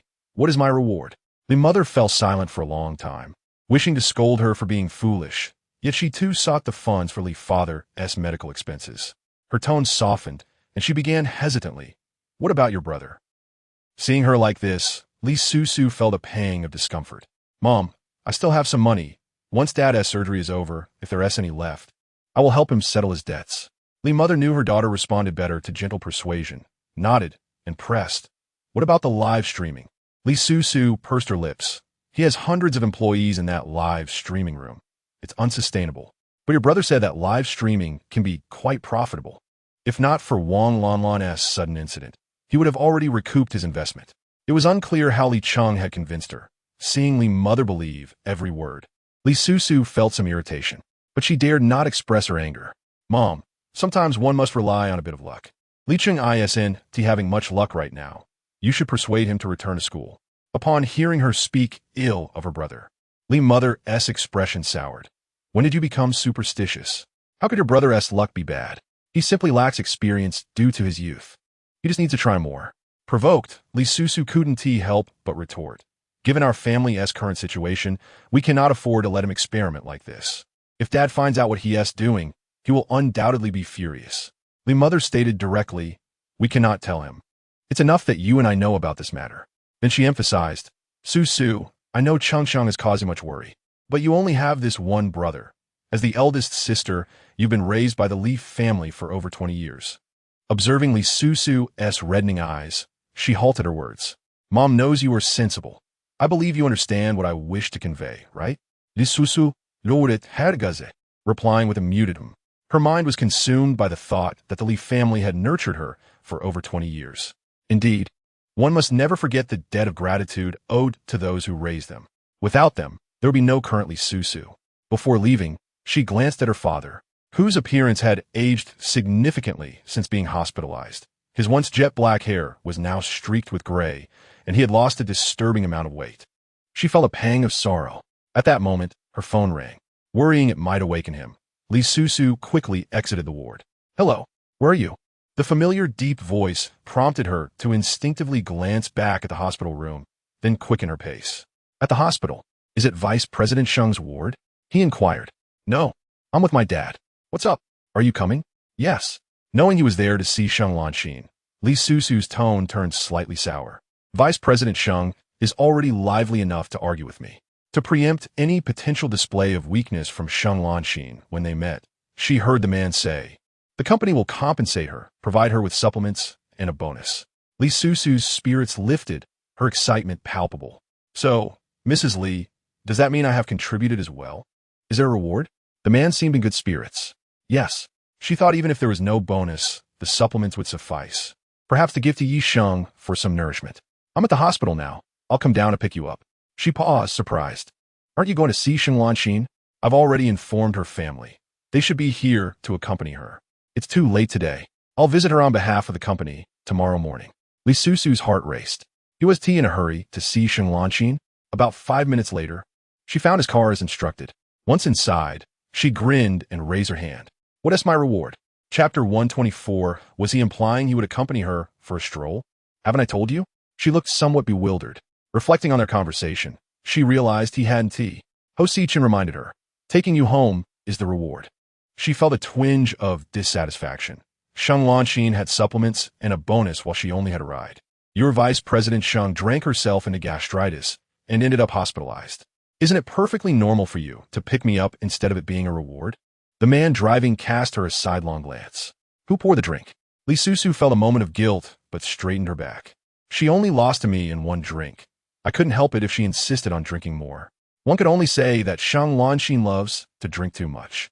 She deliberately emphasized those words, her intentions clear, attempting to tarnish Sheng Lanxin's image in Huo Sicheng's mind. Yet, he seemed unfazed and shifted the topic. Did you take that outfit to the dry cleaners? Li Susu suddenly froze. What outfit? The clothes. Suddenly, she exclaimed, raising her empty hands. Where are they? She had intended to take his clothes to the dry cleaner, but Mrs. Li had called her, leading her to take a taxi to find her. However, she was certain she hadn't left the clothes in the cab. Li Susu pulled out her phone. Don't worry. I think I left them in Mrs. Li's car. Huo Sicheng remained completely unfazed. Even in her view, he smirked slightly before returning to his placid demeanor. Once the call connected, upon learning she was searching for a set of clothes in a black bag, Mrs. Li's voice sounded odd. You haven't found them? I think I left them in your car. Mrs. Li then asked, after Mr. Ho sent us off, I instructed him to pick you up from the hospital. Has he arrived? Li Susu shot a glance at the man beside her, grinding her teeth. So it was Mrs. Li's arrangement, and she mentioned a reward. How unfair. She nodded. Yes, I'm in his car. But let's discuss the clothes first. There's a rabbit pattern on the black bag. Is there none? Mrs. Li fell silent for a moment, sharing a knowing smile with her husband, Li Zhong, who looked bewildered. No, you should check elsewhere. And just like that, she hung up the phone, leaving Li Susu no chance to ask further questions. How rude, she thought to herself, contemplating blocking her number. Li Susu, feeling guilty, turned to the man driving. How much was that outfit? Just over 140,000. She was taken aback. Li Susu resolved to visit Mrs. Li tomorrow. The outfit must be in her car. She asked Huo Sicheng for some time, and seeing him agree, she felt a wave of gratitude. Seizing the moment, she made a small request, which Huo Sicheng shockingly agreed to again. About 20 minutes later, the black Maybach parked in the mall's basement. Li Susu undit herseatbet. I thought you might get bored waiting in the car, so I'll go buy a few things. Huo Sicheng opened the car door and, with a neutral expression, said, I brought you here. Feel free to walk around. Was he implying he would accompany her? Li Susu gazed at his hand, wishing they could hold hands while shopping. Her heart raced at the thought, yet she dared not act on it. She first headed to the third floor to buy women's clothing, assuming Huo Sicheng would browse elsewhere. To her surprise, he calmly followed her. Aren't you going to buy anything? No. Oh, so he was intentionally accompanying her? Li Susu felt a surge of happiness and generously offered, Would you like a drink? I'll go get one. Chapter 125, I don't like the styles at your home. Huo Sicheng recalled the last drink that had been spilled on him, and his expression darkened. I want tea. Oh, then I'll buy one for myself. Feeling parched, she hurried to queue for a drink. Huo Sicheng stood beside her, lost in thought. When she returned, he remarked, cold drinks can irritate the gastrointestinal tract, causing cramps and discomfort. He continued, drinking too quickly can irritate the throat, and I remember your menstrual cycle is approaching. Cough, cough. She choked. As she was about to take a big gulp to quench her thirst, he began lecturing her instead. Why not mention that beforehand? Feeling aggrieved, she retorted. So should I wait until it's no longer cold to drink? Yes. He actually answered her. Would the ice cubes melt, leaving any flavor? Li Susu lamented her $15 spent. If you don't care, you won tea, remember. You used to love buying cold beverages. It's been 5 years. And you haven tea improved. Oh no, here we go again. 5 years ago, she was a student, and she could endure being lectured by her boyfriend. But now, she was in the workforce. She wasn't a student anymore. Why was she still being lectured by her husband? Suddenly, Li Susu pointed toward the store ahead. I'm going to buy something from there. You might find it inconvenient to enter. Wait for me outside. With that, she dashed off, avoiding the sight of the man's furrowed brow. As she browsed styles, a shop assistant approached.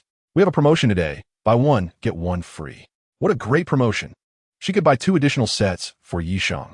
I'll take 2 sets in 32A. The assistant glanced at her chest and smiled. Buying for someone special? Li Susu, still contemplating her purchases, was startled as Huo Sicheng walked into the store. This was a lingerie shop, just as she was about to ask him to wait outside. The assistant returned with new lingerie.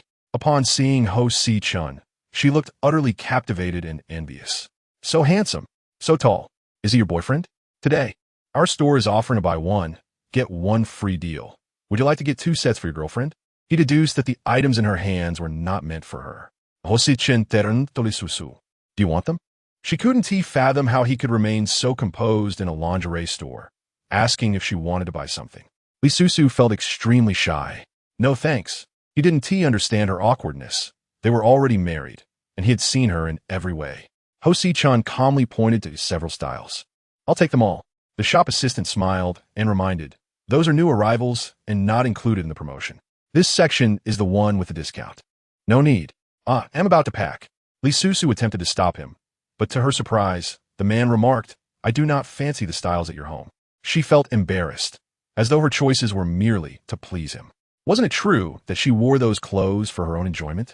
Li Susu wished for a hole to hide in.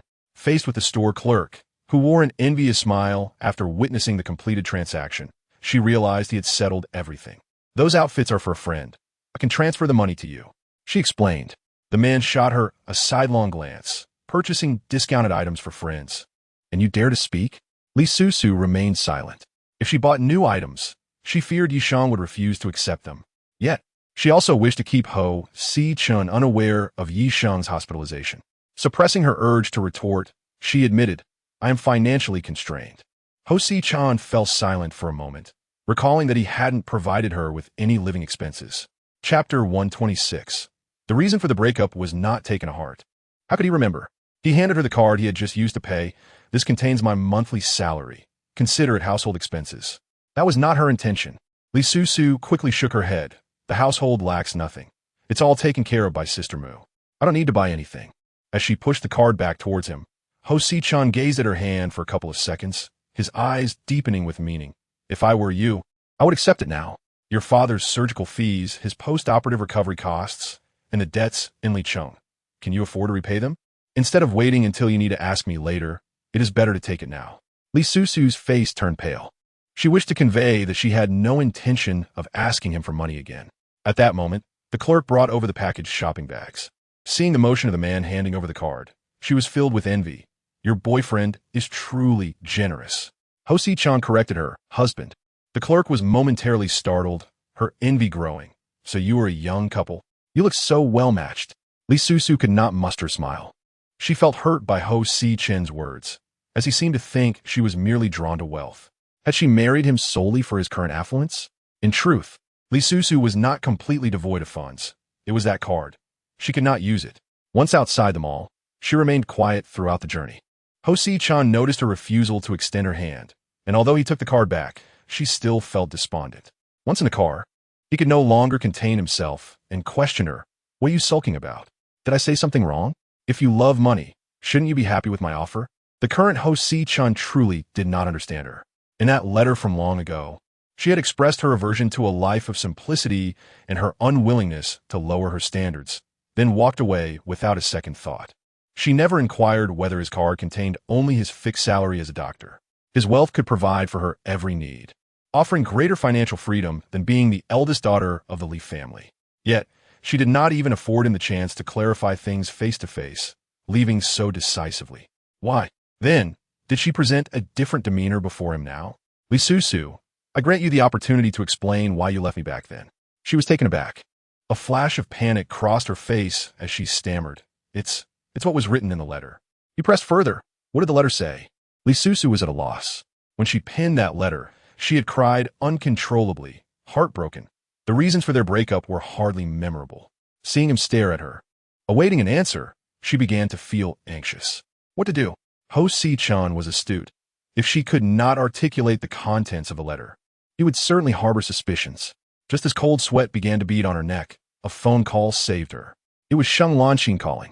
The man frowned slightly, displeased that the conversation had been interrupted, but he did not decline the call. Hello. Sheng Lanqin was feeling much better and was preparing to go downstairs. I could be discharged tomorrow. Will you be able to pick me up? He had sent so many supplements, and she felt that he still cared for her, prompting her to make the call. Huo Sicheng's tone was official. If no one is available to pick you up, I will send Sheng. Li Susu recognized Sheng Lanqin's call and, upon hearing his response, immediately understood that the woman was up to no good again. She had merely suffered from stomach inflammation due to excessive drinking. Did she not know how to use a ride-hailing app? Lowering her head, Li Susu picked up the now melted drink and took a vigorous sip, only to start coughing. Chapter 127. Huo Sicheng would never allow her to reside in the Li family home, given her previous blunder with dumplings. Huo Sicheng promptly set his phone aside and handed her a tissue, his gaze fixed on her condition to prevent her from aspirating the beverage. From his phone, Sheng Lanqin's voice could be heard calling out, but no one responded for a long time. She was furious. Li Susu was clearly doing it on purpose, preventing Huo Sicheng from coming to pick her up tomorrow. It was infuriating. She pressed the elevator button roughly, and when the doors opened, she encountered another passenger. Sheng Lanqin was taken aback. You are Li Sheng. He was equally surprised. Sister Lanqin, what are you doing here? Since Li Susu had gone abroad, they had not crossed paths like this. The last time was at Wang Lanlin's gathering, where she had only seen him briefly without exchanging greetings. Sheng Lanqin smiled. Shall we find a place to sit and chat? Of course.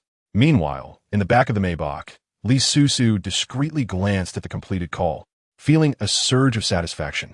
She would not grant the mistress any opportunity to ascend. Once the call was disconnected, she quickly said, It's nothing. I just took too big a sip and choked.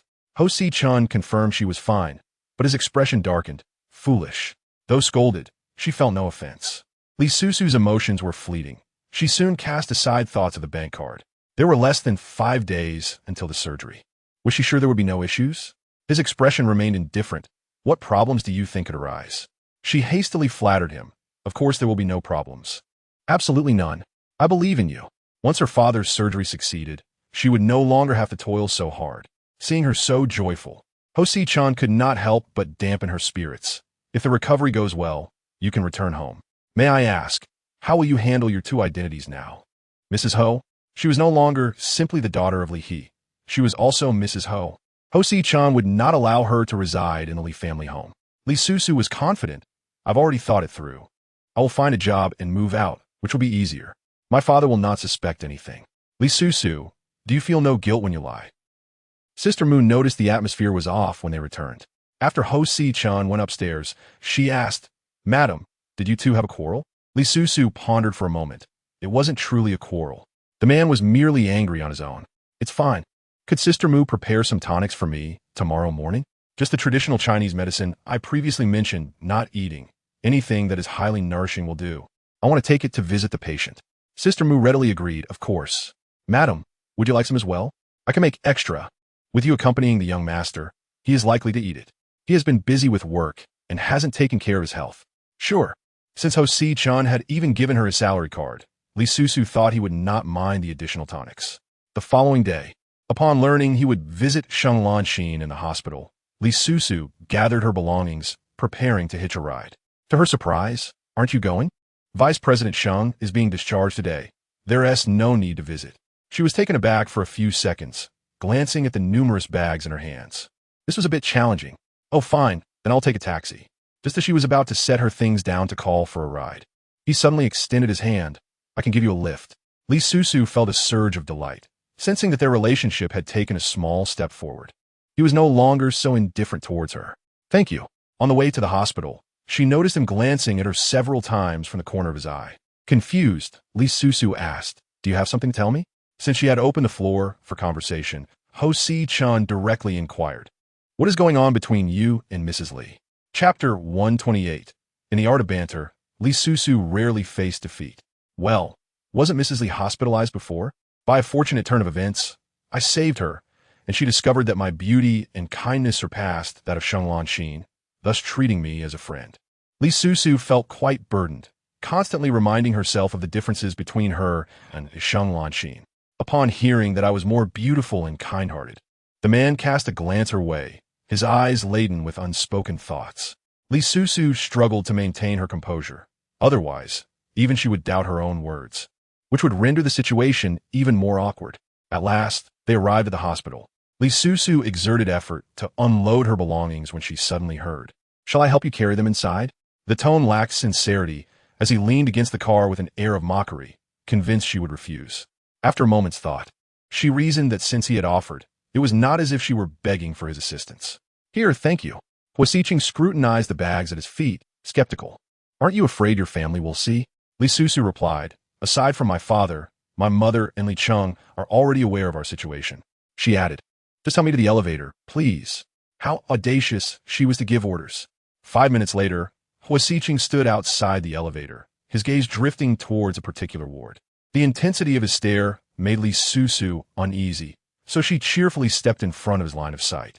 Drive safely on the way, goodbye. She waved energetically, hoping he would leave quickly. Though the chances were slim, she feared the possibility of an unforeseen circumstance. Huo Sicheng, perceiving her apprehension, deliberately delayed his departure.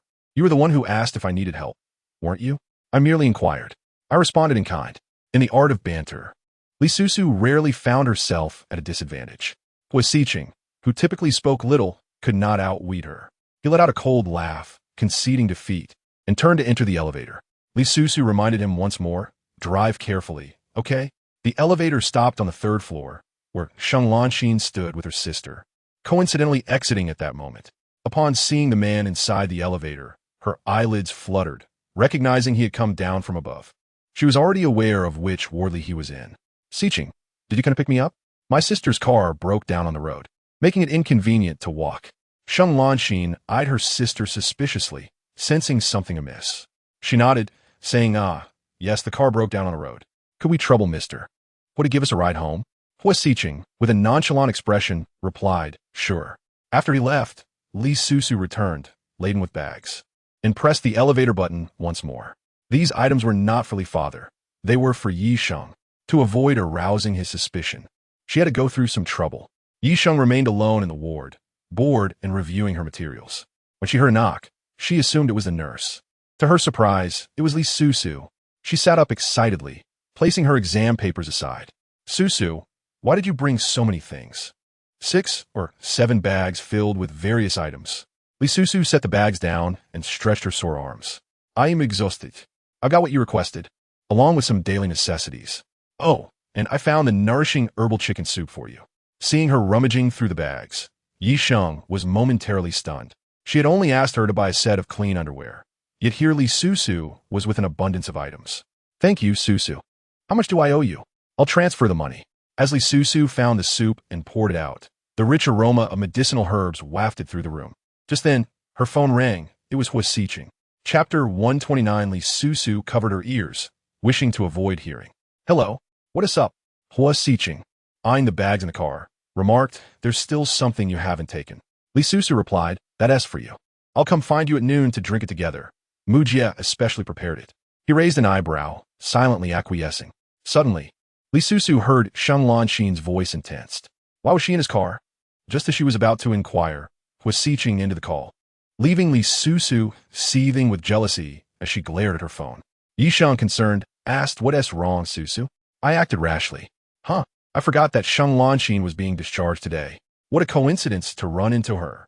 Li Susu felt utterly perplexed, recognizing that she was envious. Yisheng chimed in with indignation. "I told you that Vice President Sheng is not a good person. She clearly had no issues. Yet she sneaked out for hours yesterday and came back late." Li Susu was astonished. "How do you know?" Yisheng repeated proudly. "I was keeping an eye on your rival. With your condition, how could you possibly keep watch over her?" It wasn't that she looked down on Yisheng, but rather, her leg was suspended in the air, making movement difficult. Li Susu truly did not need her to go to such lengths on her behalf. Yisheng defended. "I've gotten friendly with the nurses on this floor. They told me. They even mentioned a young boy who brought her back. Unclear what their relationship is." "A young boy? I thought Sheng Lanxin only had a sister." "Never mind. Focus on your recovery and don't worry about anything else. I'll come visit whenever I can." As Yisheng drank the chicken soup, warmth filled her heart, and she smiled foolishly. Meanwhile, Li Susu was preoccupied with that expensive outfit worth over 14,000. After helping Yisheng take a shower, she called Mrs. Li. The latter was reluctant to meet her, but Li Susu, undeterred, insisted on going. To her surprise, Mrs. Li was in the middle of a full-body spa and insisted Li Susu join her, or she wouldn't engage in conversation. Li Susu was furious, suspecting Mrs. Li was deliberately avoiding her to lure her in. Mrs. Li scrutinized her. "Hurry and change. Do you still want that outfit? So it really is in your car? Let us do a spa together. Perhaps my mood will improve, and I'll remember." Li Susu sensed something was off in her gaze, as if she intended to undress her with her eyes. Though they were both women, she still felt shy. She hesitated. "I'm afraid you'll see me and feel inadequate. Perhaps it's better if I sit beside you and watch." Mrs. Li smirked. "You can leave if you want." She signaled for the spa staff to escort her out. Li Susu gritted her teeth. "Fine, I'll do it." After all, it wasn't her money being spent on the treatment. Once she changed in the dressing room, Mrs. Li immediately propped herself up on the beauty bed, unashamedly revealing her intentions. She simply wanted to see. Li Susu steeled herself, removed her bathrobe, and quickly lay down, but Mrs. Li still caught a glimpse. She gasped, chuckling wickedly. "Youth is a blessing. Your skin is so delicate it could be pinched for water. You have assets in all the right places. Huo Sicheng is quite fortunate." Then, with a knowing look, she questioned, "That night of passion, it must have been thrilling?" Li Susu covered her ears, wishing to escape the conversation. The nearby female technician found her reaction so endearing that she couldn't help but laugh. Li Susu felt utterly mortified. Upon returning home, the pressure had been immense. After the spa treatment, she felt completely relaxed and even managed to take a nap. When she awoke, she found Mrs. Li sitting beside her, startling her into an upright position. Hearing a clicking sound, she suddenly lay back down, her cheeks flushed as she asked, "Do you not understand the concept of modesty?" Chapter 130. She needed to maintain her youthful beauty, ensuring she would never fade. "You set up to show me. It's not like I lifted your blanket." Li Susu decided not to hold a grudge, as she still needed to find her clothes. Sisterly, where are my clothes? Zhao Xiaolan replied. Are you planning to talk to me while lying down? Get up, change your clothes, and have some beauty tea before we chat. She was the first to rise and step outside, thinking it was petty to act so stingy. What harm was there in a few more glances? Li Susu quickly changed her clothes and caught up with her, only to learn, you said it's not in the car? Yes, it's not with me. Engaging in wordplay, Mrs. Li lifted a cup of rose tea from the table and urged, drink this. Although you have good foundations, you can't keep up such a lifestyle without consequence. You'll age in no time. Seeing she was overly concerned, she added, your Mr. Huo is quite handsome. I bet when he is 50, there will be young girls vying for his attention. You must take good care of yourself. Li Susu gulped down the rose tea in one go and then asked for another cup. Had I known it wasn't tea here, I wouldn't have come. What a waste of time. Mrs. Li fumed, ungrateful girl. I invited you to relax, and you don't even appreciate it. Leave on your own. I want to see you off. Before departing, Li Susu ordered 2 cups of rose tea, filling her stomach to the brim. Observing her burp, Mrs. Li couldn't help but twitch her lips. Once a distinguished daughter of a wealthy family, how had she come to live so humbly? After Li Susu left, Mrs. Li instructed the spa manager to call her later, informing her of a membership card that would expire in a year if left unused. Convinced that Li Susu would not let it go to waste, she noted how exhausted the girl appeared, even dozing off during a spa treatment. The manager smiled, remarking on Mrs. Li's kindness towards Miss Li. Li Susu hurried to Sicheng Pharmaceutical, anxious that Sheng Lanxin might consume her nourishing soup. After all, she was in his car. Who could tell if she would shamelessly ask for the chicken soup? Mrs. Li was right. With Huo Sicheng's looks, talents, and status, women of all ages would likely vie for his attention. She had to maintain her youthful beauty, forever flourishing. She rushed past the front desk, barely allowing the secretary a chance to greet her. Huo Sicheng, preparing for a meeting, was taken aback when a figure suddenly appeared before him, instinctively raising his hand to shield her forehead from a potential collision. Startled, Li Susu had not anticipated his abrupt emergence from the office. Are you heading out? She inquired. To a meeting. Why the rush?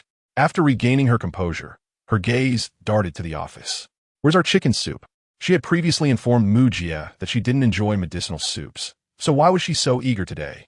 The intricacies of a woman's heart were unfathomable. Huo Sicheng frowned. It's inside. Then go to your meeting. I'll wait for you to return and drink together. Her enthusiasm made him suspect some ulterior motive. After he left for the meeting, Li Susu was unexpectedly called by a voice, turning to find the secretary from last time, who had left a good impression. Miss Li, I heard that Vice President Sheng was hospitalized due to drinking for work, and the company is holding a meeting to commend him. What? Li Susu was infuriated. How shameless can Sheng Lanxin be? Thank you for informing me. She entered the office, pouring the nourishing soup from the thermos in her mouth in one gulp. It was quite potent, and after finishing, she belched, her brows knitting together. When Huo Sicheng returned, he found her sprawled on the couch, beads of sweat dotting her forehead. Are you foolish? You drank all that potent soup in one go. Not to mention, she had consumed several cups of rose tea at Mrs. Li's place. At that moment, Li Susu felt utterly despondent, attributing her discomfort to him. I feel unwell. His irritation flared. Serves you right. Though his words were harsh, he couldn't ignore her pitiful state. He carried her to the inner room, laying her on the bed, and retrieved a medical kit. Li Susu assumed he was going to prescribe her medicine, but to her shock, he produced a set of silver needles, causing her to bolt. However, he anticipated her reaction and caught her ankle just in time. Let go, she exclaimed, scrambling onto the bed, sweating profusely. I don't feel unwell anymore, truly. I advise you to let me administer a few acupuncture needles. Otherwise, that strong tonic will leave you feeling ill for days. What? Ill for days? Li Susu wrestled with her thoughts. Fine. With his grip on her ankle released, she nervously glanced at the row of silver needles, then slowly retreated back to him, stopping in front of him. You be gentle. You think this is about adjusting bones? There's a technique to it, he added. Acupuncture won't hurt much. It just appears daunting. His next instruction left her stunned. Take off your top. What? Do I really have to undress? Huo Sicheng raised an eyebrow. I don't intend to repeat myself. Seeing her hesitation, his patience began to wear thin. Li Susu, in the eyes of a doctor, there is no distinction between genders. She pouted, I don't believe that.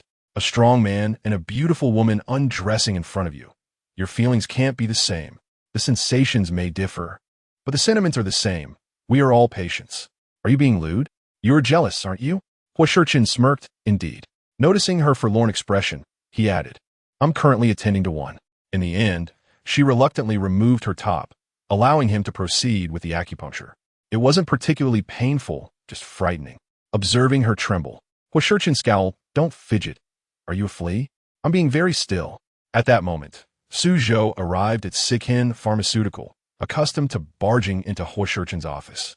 The secretary no longer bothering to stop him, not finding anyone in the office. He was about to ask the secretary when he heard muffled sounds from the partially closed lounge. Though unclear, he instinctively caught on to key phrases, such as lying down, and I'm already very light. Inside, Li Susu had to admit that exceptional individuals excelled at everything they undertook. Huo Sicheng had merely inserted a few needles, and her stomach felt immediately better, the cold sweat no longer oozing. The taste of her belch was indescribable. Stealing a glance at him, she expected him to look disgusted. To her surprise, he calmly organized the silver needles.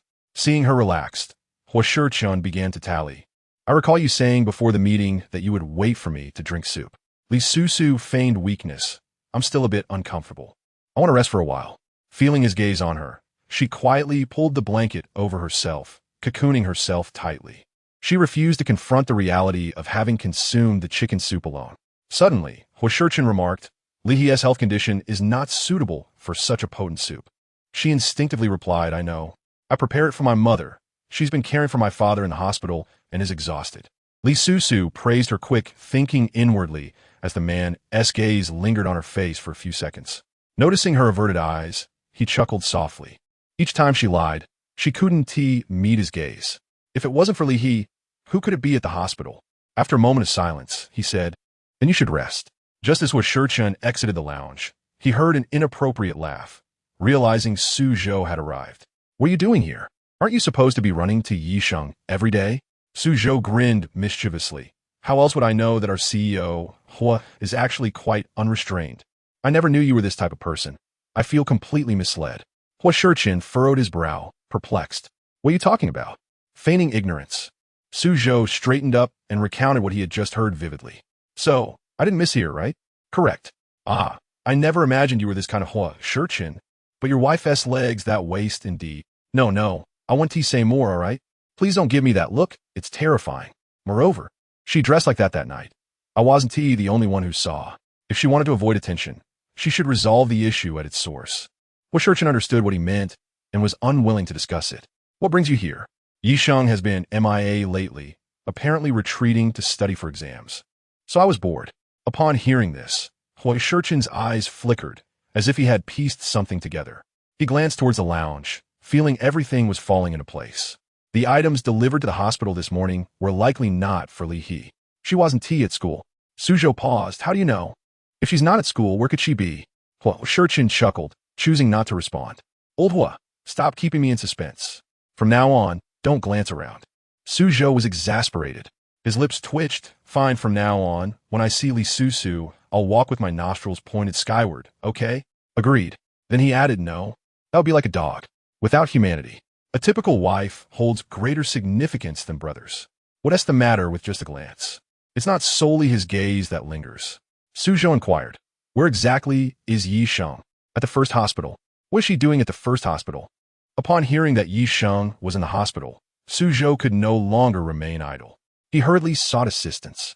To prevent excessive noise, Huo Sicheng returned to his desk to continue his work. The lounge was eerily quiet. It seemed someone was genuinely asleep. After a restful slumber, Li Susu felt rejuvenated. She could now bounce around without issue. However, as she sat up, her nose felt warm, and upon touching it, she discovered it was covered in blood. Just as her scream began, a figure rushed in through the doorway, and, seeing her nose bleed, quickly handed her a tissue. Li Susu intended to wipe it herself, but heard a commanding voice, don't move. She felt aggrieved. After making you drink so much nourishing soup, would you dare do it again?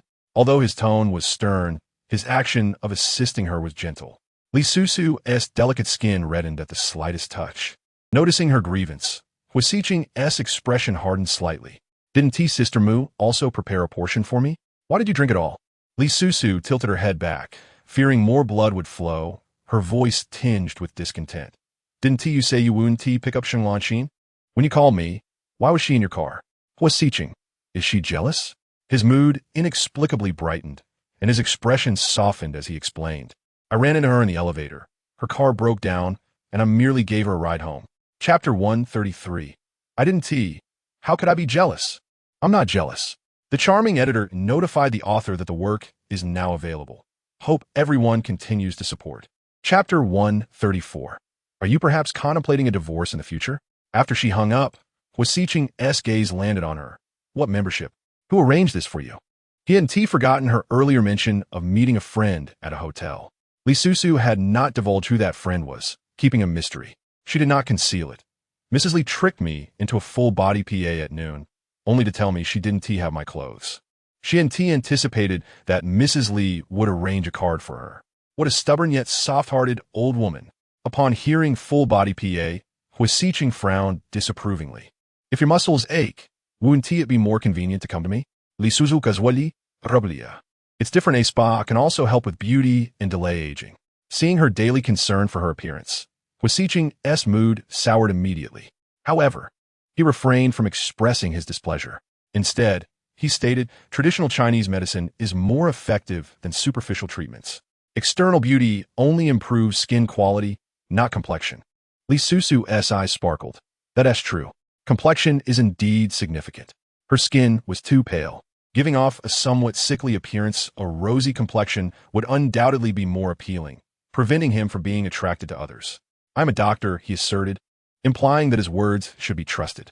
Li Susu certainly believed him, her excitement palpable. Your pharmaceutical company has plenty of herbs, right? Can I enjoy the employee discount? Huo Sicheng's expression darkened. As the president's wife of Sicheng Pharmaceuticals, why would she need to pay for herbs at her own company? He wondered what she was thinking. They were already married, yet she was so resolute in delineating their finances. Was she plotting for a future divorce? This thought further darkened his expression. I'll deduct it from your salary. Li Susu found this quite agreeable. She could use her salary from a year later to offset the herbs before even starting work. No problem. She truly dared to accept. Huo Sicheng's irritation simmered. His thoughts abruptly interrupted by the ringing of the landline. Someone from Wang Corporation wished to meet him. Huo Sicheng had no collaborations with Wang Corporation. Their unexpected visit prompted him to ponder for a few seconds before sending someone to escort them to the conference room. Upon hearing Wang Corporation, Li Susu's eyelids twitched. She hadn't forgotten the way Wang Lanlan looked at him. May I join? I'd like to familiarize myself with the business, she declared with righteous fervor, devoid of any selfish motives. The man glanced at her, neither accepting nor rejecting her request, and Li Susu happily followed along. To her surprise, the visitor was none other than Wang Lanlan. Upon seeing Huo Sicheng, her eyes sparkled with admiration, her intentions glaringly obvious. Mr. Huo, you look even more handsome after a few days. Ignoring the man's reaction, Li Susu felt a surge of anger. What was wrong with this person? Miss Wang, what brings you to see Sicheng? Since he had publicly acknowledged her as his girlfriend, Li Susu could confidently adopt the demeanor of one. Wang Lanlan seemed to have just noticed her. Miss Li, you're here too. I've come to discuss a collaboration with Sicheng Pharmaceuticals. Could you please step outside? Who begins a collaboration discussion by complimenting someone's looks? Clearly, her intentions were elsewhere. Li Susu straightened her posture. I'm sorry, but I'm currently Sicheng's secretary, and I must be present during meetings. Wang Lanlan's demeanor shifted instantly. Mr. Huo, I do prefer to speak with you privately. Although Wang Corporation had recently suffered reputational damage and its stock had plummeted, it remained one of the leading enterprises in the capital. Sicheng Pharmaceuticals ranked fifth at most. Wang Lanlan felt confident that they would greatly value a partnership with Wang Corporation. Thus, she unapologetically made her request. Li Susu's expression tightened. No matter how jealous she felt, she couldn't impede the company's growth. Wang Lanlan was there to discuss the collaboration. If she insisted on speaking privately with Huo Sicheng, Li Susu had no choice but to withdraw. Sicheng, I suddenly feel a bit thirsty, so I'll just chapter 135. Huo Sicheng was disinterested in engaging in business warfare. She attempted to give herself an exit, but the man interrupted her. Huo Sicheng, with a stoic expression, addressed Wang Lanlan. I'm sorry, but Sicheng Pharmaceuticals values its reputation and does not collaborate with companies that have damaged theirs. His words were not only a response to Wang Lanlan's disrespect towards Li Susu, but also signified the direction Sicheng Pharmaceuticals intended to pursue. He wouldn't allow the company he founded to compromise its principles for potential benefits. Picking up on the underlying message, Wang Lanlan's confidence waned. She gazed at the man before her, unable to comprehend how his aura could be so captivating that it held her gaze captive. With a pitiful expression, she stated, "My father is innocent in this matter. The tax evasion was carried out by the vice president, and he has since been dismissed by the board." Huo Sicheng's gaze deepened, a slight smile playing on his lips. "Is that so?" "Indeed, it was true. It has nothing to do with my father. He has been released." Sacrificing the pawn to save the king was indeed the most prudent crisis management strategy for Wang Corporation at this time. However, what Wang Lanlan did not realize was that her father's investigation had been orchestrated by Huo Sicheng himself. It could be said that she had likely heard whispers about it, but was too blinded by love to believe it. "This partnership was also negotiated by my father and me. You should at least look at the collaboration proposal." Seemingly oblivious to Huo Sicheng's rejection, she pushed the newly drafted collaboration plan toward him. Li Susu saw him pick it up, casually flipping through a few pages, before lightly laughing. "If your company truly wishes to collaborate with Sicheng Pharmaceuticals, you must demonstrate sincerity. Sicheng does not require to depend on any major corporation, nor do we accept insincere handouts. Miss Wang may leave." His stance was unequivocal. This collaboration proposal positioned Wang Corporation as the dominant party, exuding an air of condescension.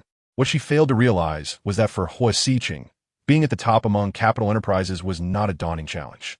The crux lay in whether he was willing to pursue it. A newly established company of fewer than 5 years could easily attract collective backlash from other enterprises if it ascended too rapidly. Sicheng Pharmaceuticals did not fear Wang Corporation, but if they allied with several major companies, the situation could become troublesome. Huo Sicheng was not inclined to engage deeply in business rivalries. Surpassing Li Susu Group had been his initial motive for shifting from medicine to business. Sicheng had long left Li Susu Group in its wake, especially since the latter had gone bankrupt. Whether or not they were at the pinnacle mattered little to Huo Sicheng. Yet, should anyone dare to challenge Sicheng, they would not escape the consequences of being toppled from their high perch. The investigation into Wang Corporation was merely a minor warning. Wang Lanlan, unconcerned with the company's operations, eagerly arrived after her brother presented her with a collaboration plan. Little did she anticipate Huo Sicheng's demeanor. However, she felt no anger. Instead, she found his strong character and charm quite appealing. "Please don't be upset. If there's anything unsuitable, let me know and I'll have my brother amend it," she suggested. Li Susu was impressed. She had already been infatuated, but Wang Lanlan was even more so. Yet, did Huo Sicheng truly disregard the collaboration with Wang Shi Group, the largest listed company in the imperial city? She couldn't help but gaze at him, her admiration and respect evident in her eyes. Internally, she felt a twinge of pride, thinking, whose eyes are so discerning to have chosen him at first glance? Despite Wang Lanlan's familiar tone, Huo Sicheng remained unyielding, even slightly irritated. "Miss Wang, please take your leave. Don't be so cold. At least treat me to afternoon tea." She had become bolder than when she initially pursued Huo Sicheng. Li Susu smiled sweetly. "If Miss Wang desires afternoon tea, I shall treat you." Wang Lanlan rolled her eyes. "I only wish to enjoy it with Mr. Huo." End of this chapter. Chapter 136. The path for this legitimate wife to avoid becoming a concubine is fraught with difficulties. My Mr. Huo is quite busy. Miss Wang must wait in line to schedule an appointment with him. Wang Lanlan was reluctant to engage with her. Li Susu was simply small-minded, envious of her status as the eldest daughter of the Wang family, fearing she might snatch Huo Sicheng away. Unexpectedly, Huo Sicheng stood and left the conference room, disregarding her calls. How wonderfully unique he was. Wang Lanlan admired him greatly. Noticing her persistence, Li Susu quickly stepped in to block her path. "Miss Wang, allow me to escort you." After seeing Wang Lanlan off, Li Susu sighed in relief. With rivals both inside and outside, this legitimate wife faced a tumultuous journey ahead. Upon returning to the president's office, she found Sheng Lanxin already present. Just as she resolved an external rival, an internal crisis emerged, and she braced herself once more. At that moment, Sheng Lanxin inquired, "Sicheng, you truly rejected the collaboration with Wang Shi Group?" Although Wang Lanlan was a rival, the enemy of my enemy is my friend. Sheng Lanxin was more than willing to involve Wang Lanlan against Li Susu, her formidable opponent. The age-old adage, when the clam and the snipe quarrel, it is the fisherman who benefits, was a truth she had gleaned from years of navigating the business world. Seeing the man nod, Sheng Lanxin frowned. Wangshe Group is the largest enterprise in the imperial city. Collaborating with them would be a significant boon for our company. Huo Sicheng's expression turned pensive as his fingers lightly tapped the tabletop. Has Vice President Sheng forgotten? Wangshe Group is currently embroiled in scandal. Sheng Lanxin, appearing confident, replied, I have thoroughly investigated. The tax evasion scandal was orchestrated by their vice president, who has already faced legal consequences and been dismissed by the board. Is that so? For some reason, Huo Sicheng's retort sent a jolt through Sheng Lanxin's heart. Was it not true? If it were, how could Chairman Wang be spared? She asserted firmly, indeed, and I have established a good rapport with Miss Wang. She is quite eager to collaborate with Sicheng Pharmaceuticals. Li Susu pondered how Sheng Lanxin had spent 5 years with Huo Sicheng. His intent was glaringly obvious, yet she remained steadfast in her beliefs. Did she truly believe her eloquence could alter Huo Sicheng's principles? Li Susu had witnessed his stubbornness regarding principles firsthand. Despite her numerous attempts to seduce him, he had resisted, insisting on waiting until after marriage. Such a principled individual could not be easily swayed by mere words. As expected, amidst Sheng Lanxin's self-satisfied persuasion, Huo Sicheng stated plainly, Vice President Sheng, Sicheng does not need to rely on Wangshe Group. She halted her argument, feeling a touch of embarrassment, especially with Li Susu nearby, likely reveling in her discomfort. With a feigned look of grievance, she said, I only wish what is best for Sicheng. I understand, yet I have my own principles of conduct. Acknowledging that further discussion would only bolster Li Susu's confidence, Sheng Lanxin reluctantly nodded, very well. Upon exiting the president's office, she grew increasingly resentful. Remembering Li City's mention of Li's father's upcoming surgery, an idea sparked in her mind. Since Li Susu wouldn't let her have an easy time, she would not allow Li Susu to prevail either. After her departure, Li Susu cheerfully approached Huo Sicheng, her smile radiant. I knew you would remain true to yourself. The man raised an eyebrow. If I am not myself, then who am I? No one. I think it is quite good that Sicheng does not collaborate with Wangshe Group. An enterprise with a checkered past could easily find itself under scrutiny again, potentially dragging us down with them. Is that truly your sentiment? She nodded vigorously, only to notice a slight upturn at the corner of his mouth.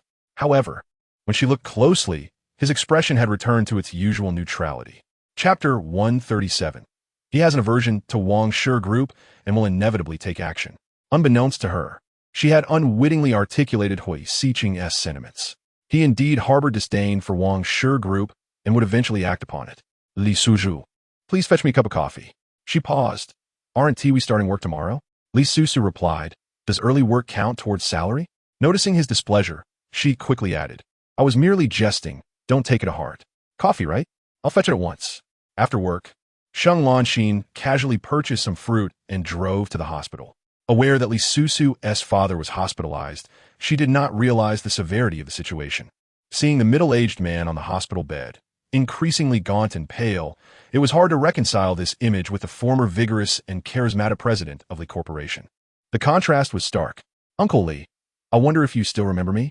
Li's mother beamed. How could I forget? You and Susu were inseparable back in the day. She added, next time, there's no need to bring gifts. Your presence is gift enough. Sheng Lanxin dismissed her words, knowing the items were merely casual purchases. During their conversation, she learned that Li He was to undergo surgery in a couple of days and intentionally remarked, Susu should have informed me earlier. I should have visited you sooner. Li's father defended his daughter. She merely wished to spare you worry. Where are you working now? Have you and Susu met since her return from studying abroad? Sheng Lanxin casually replied, I am now vice president of Sicheng Pharmaceuticals, and yes, I have met Susu. Li He's expression shifted. Where?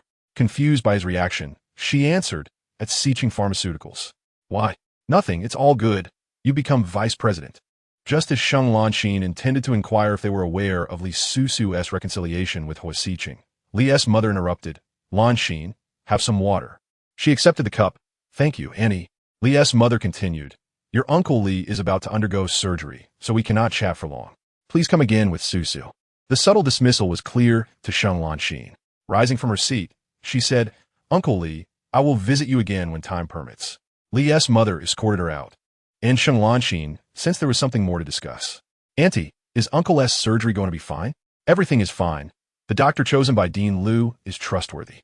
With good intentions, Sheng Lanxin inquired, "What is the name of the lead surgeon?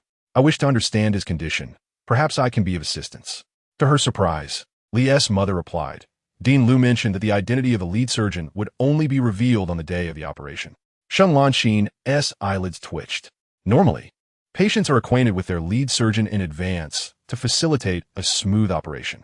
Yet, in Li's case, the identity of the surgeon would remain undisclosed until the day of the surgery. Such secrecy was indeed concerning. Sheng Lanxin directly asked, "Annie, are you aware of Susu's reconciliation with Huo Sicheng?" Li's mother's expression grew slightly uneasy, but she maintained composure. "Yes, but her father does not approve. So please refrain from mentioning it in his presence." Sheng Lanxin felt a pang of disappointment, having thought that Li Susu was hiding this from them. Why does uncle oppose it? Sicheng is such a remarkable man. Li's mother was reluctant to elaborate. "Just avoid bringing him up in front of your uncle." Turning back to glance at the hospital room behind her, she said, "Please arrange a meeting with Huo Sicheng for me." Sheng Lanxin found the situation increasingly puzzling. Why would she seek Huo Sicheng through her rather than Li Susu? Chapter 138, Such a shrewd individual. Did Li Susu really think she could hide secrets from him? No problem. I will help you arrange it. After bidding farewell to Li's mother, Sheng Lanxin's emotions fluctuated. It was all too strange. Who was the surgeon for Li He? Suddenly, she recalled that Li Susu had previously asked Huo Sicheng to save her father, and her heart began to race. Could it be that he had not wielded a scalpel for 5 years? If it truly were him, Sheng Lanxin could hardly fathom the consequences of a failed surgery on Huo Sicheng's reputation. For Li Susu's sake, was he willing to disregard his own honor in the interests of Sicheng Pharmaceuticals? No, she must investigate this thoroughly. Meanwhile, Li Susu had brought a bag of items for Huo Sicheng to deliver to the hospital, claiming it was for her father. Yet he had not a single cell that believed her. The black Maybach halted at the hospital entrance, and Li Susu waved cheerfully. "You can go ahead. I'll return home later." Huo Sicheng gazed pensively at her retreating figure, choosing not to intervene. Once she was out of sight, he parked the car, switched off the engine, and proceeded to seek out Director Liu. With the surgery time drawing near, he needed to follow up on Li He's condition. Unbeknownst to him, Sheng Lanxin was preparing to drive home when she spotted the familiar Maybach. A thought crossed her mind, prompting her to exit her vehicle and trail after him. Watching Huo Sicheng knock on the director's office door, her heart sank. Sheng Lanxin was almost certain that Huo Sicheng was indeed Li He's lead surgeon. Perhaps, due to Li He's disapproval of his reconciliation with Li Susu, they intended to reveal the surgeon's identity on the day of the operation. Absolutely not. She would never agree to Huo Sicheng performing surgery on Li He. The risks were too great. A single misstep could ruin his reputation, consequently affecting Sicheng Pharmaceuticals.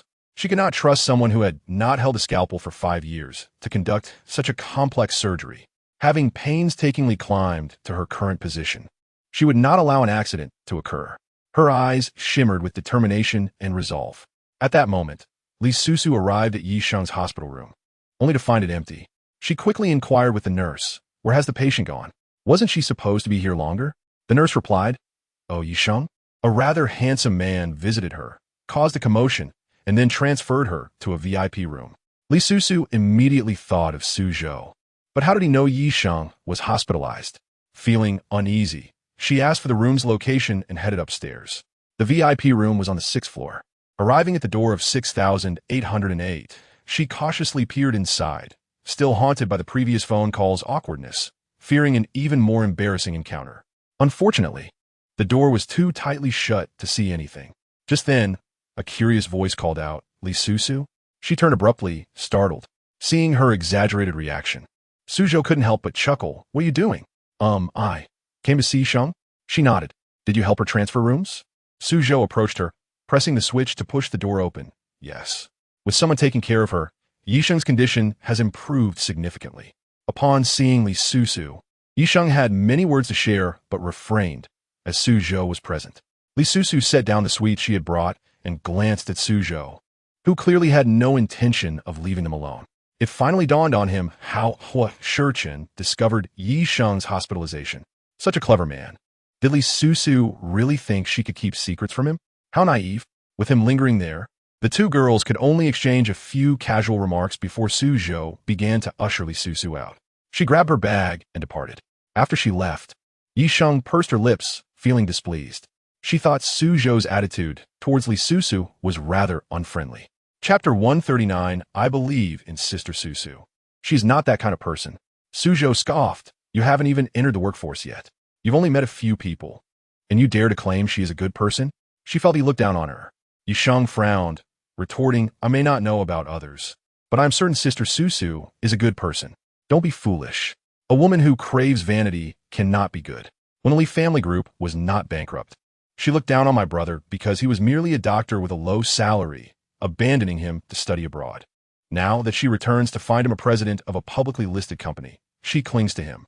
Can such a woman be considered good? If Su Zhou encountered such a woman, he would not hesitate to make her rethink her ways. Yet he could not comprehend how his usually astute brother had fallen for such a woman. Yi Sheng remained unmoved by his words. I trust Sister Susu. She's not that kind of person. Stubborn. If you weren't my woman, do you think she would even acknowledge you? His words were harsh, and Yi Sheng's expression changed instantly. Deep down, she knew that without Su Zhou, she was nothing.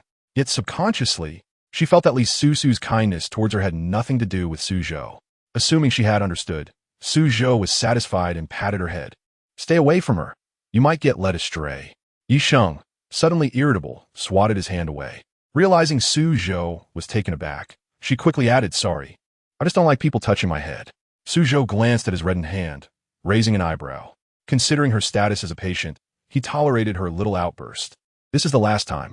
As Li Susu descended the elevator from the 6th floor, someone on the 5th floor awaited the lift, causing her to pause momentarily. She then stared, bewildered, at the man entering the elevator. Huo Sicheng showed no surprise at her presence. He lifted his eyelids, glancing at the floor number, causing Li Susu's face to flush. He was aware of which floor her father was on, making the situation quite awkward. Actually, Yi Sheng, you remember her, right? Su Xiao's girlfriend. She concealed her intentions, fearing Su Zhou would find out. Now that he had discovered, there was no need for her to act secretively, as if she were being unfaithful. Huo Sicheng responded nonchalantly. She continued. Yi Sheng broke her leg and is hospitalized. She seemed quite pitiful being alone, so I thought I would visit her when I had the chance. Why keep it from me? I didn't want Su Xiao to know. Do you think by telling me, I would leak it to him? It was precisely because she had withheld the information that he had notified Su Zhou intentionally. But Li Susu remained oblivious. For a few seconds, she felt guilty, her mind racing. How could I? I was worried you might feel uncomfortable knowing while keeping it from your good friend. So I just didn't mention it. Her expression seemed to say, see, how considerate I am for you. Huo Sicheng found her pretense amusing. His laughter unnerved Li Susu.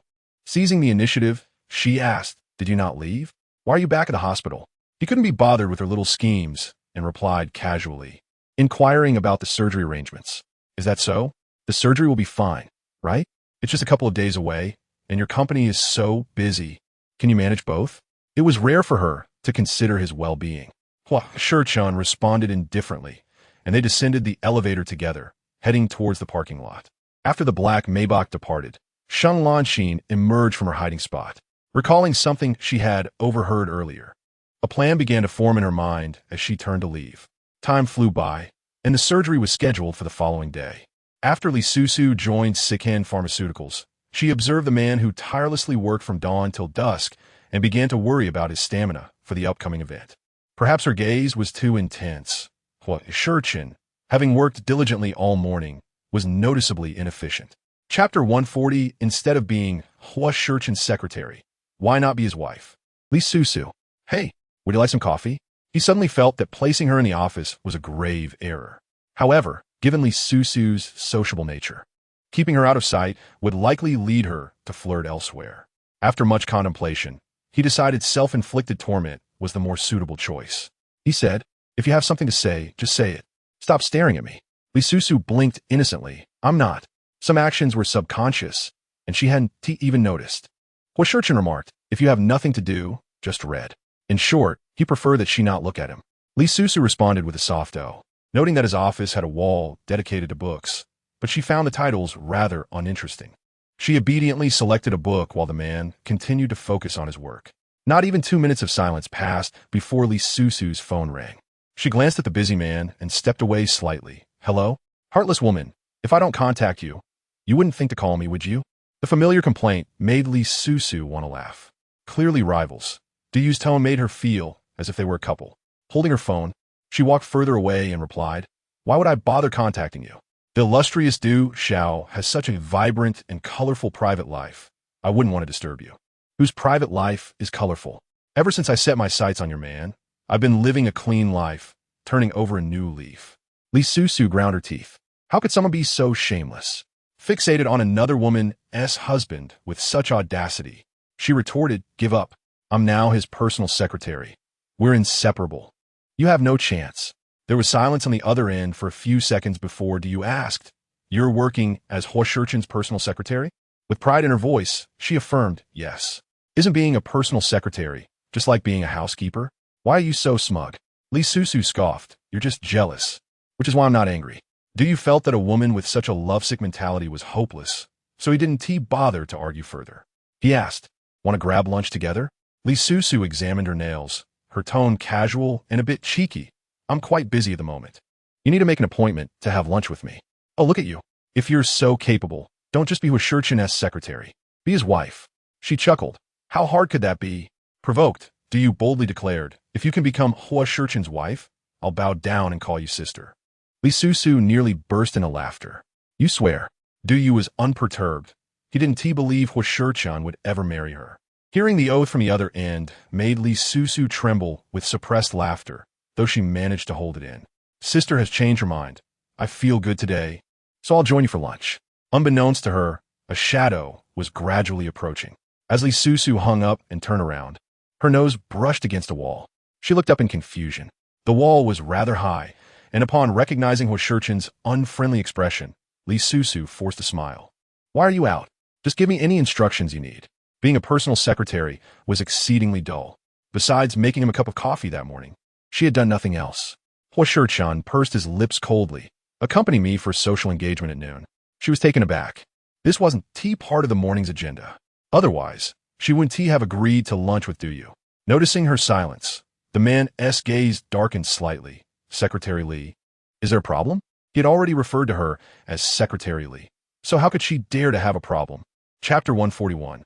I suddenly thought he might have transitioned and was unable to answer the phone. Li Susu smiled awkwardly. No. How could there be a problem? I am a diligent and responsible secretary. When he returned to his office, she murmured to his retreating figure. What was he doing out? To specifically remind her of a last-minute appointment? Li Susu sent a message to Duyu, realizing she would be standing him up. The man promptly rendered her phone useless. Poking at the unresponsive screen, Li Susu was furious. Such a petty man. She had mentioned work as the reason. Yet he had still managed to infect her phone with a virus. Fuming, she slipped to the secretary's room to borrow a phone, only to realize she hadn't memorized Duyu's number. How embarrassing.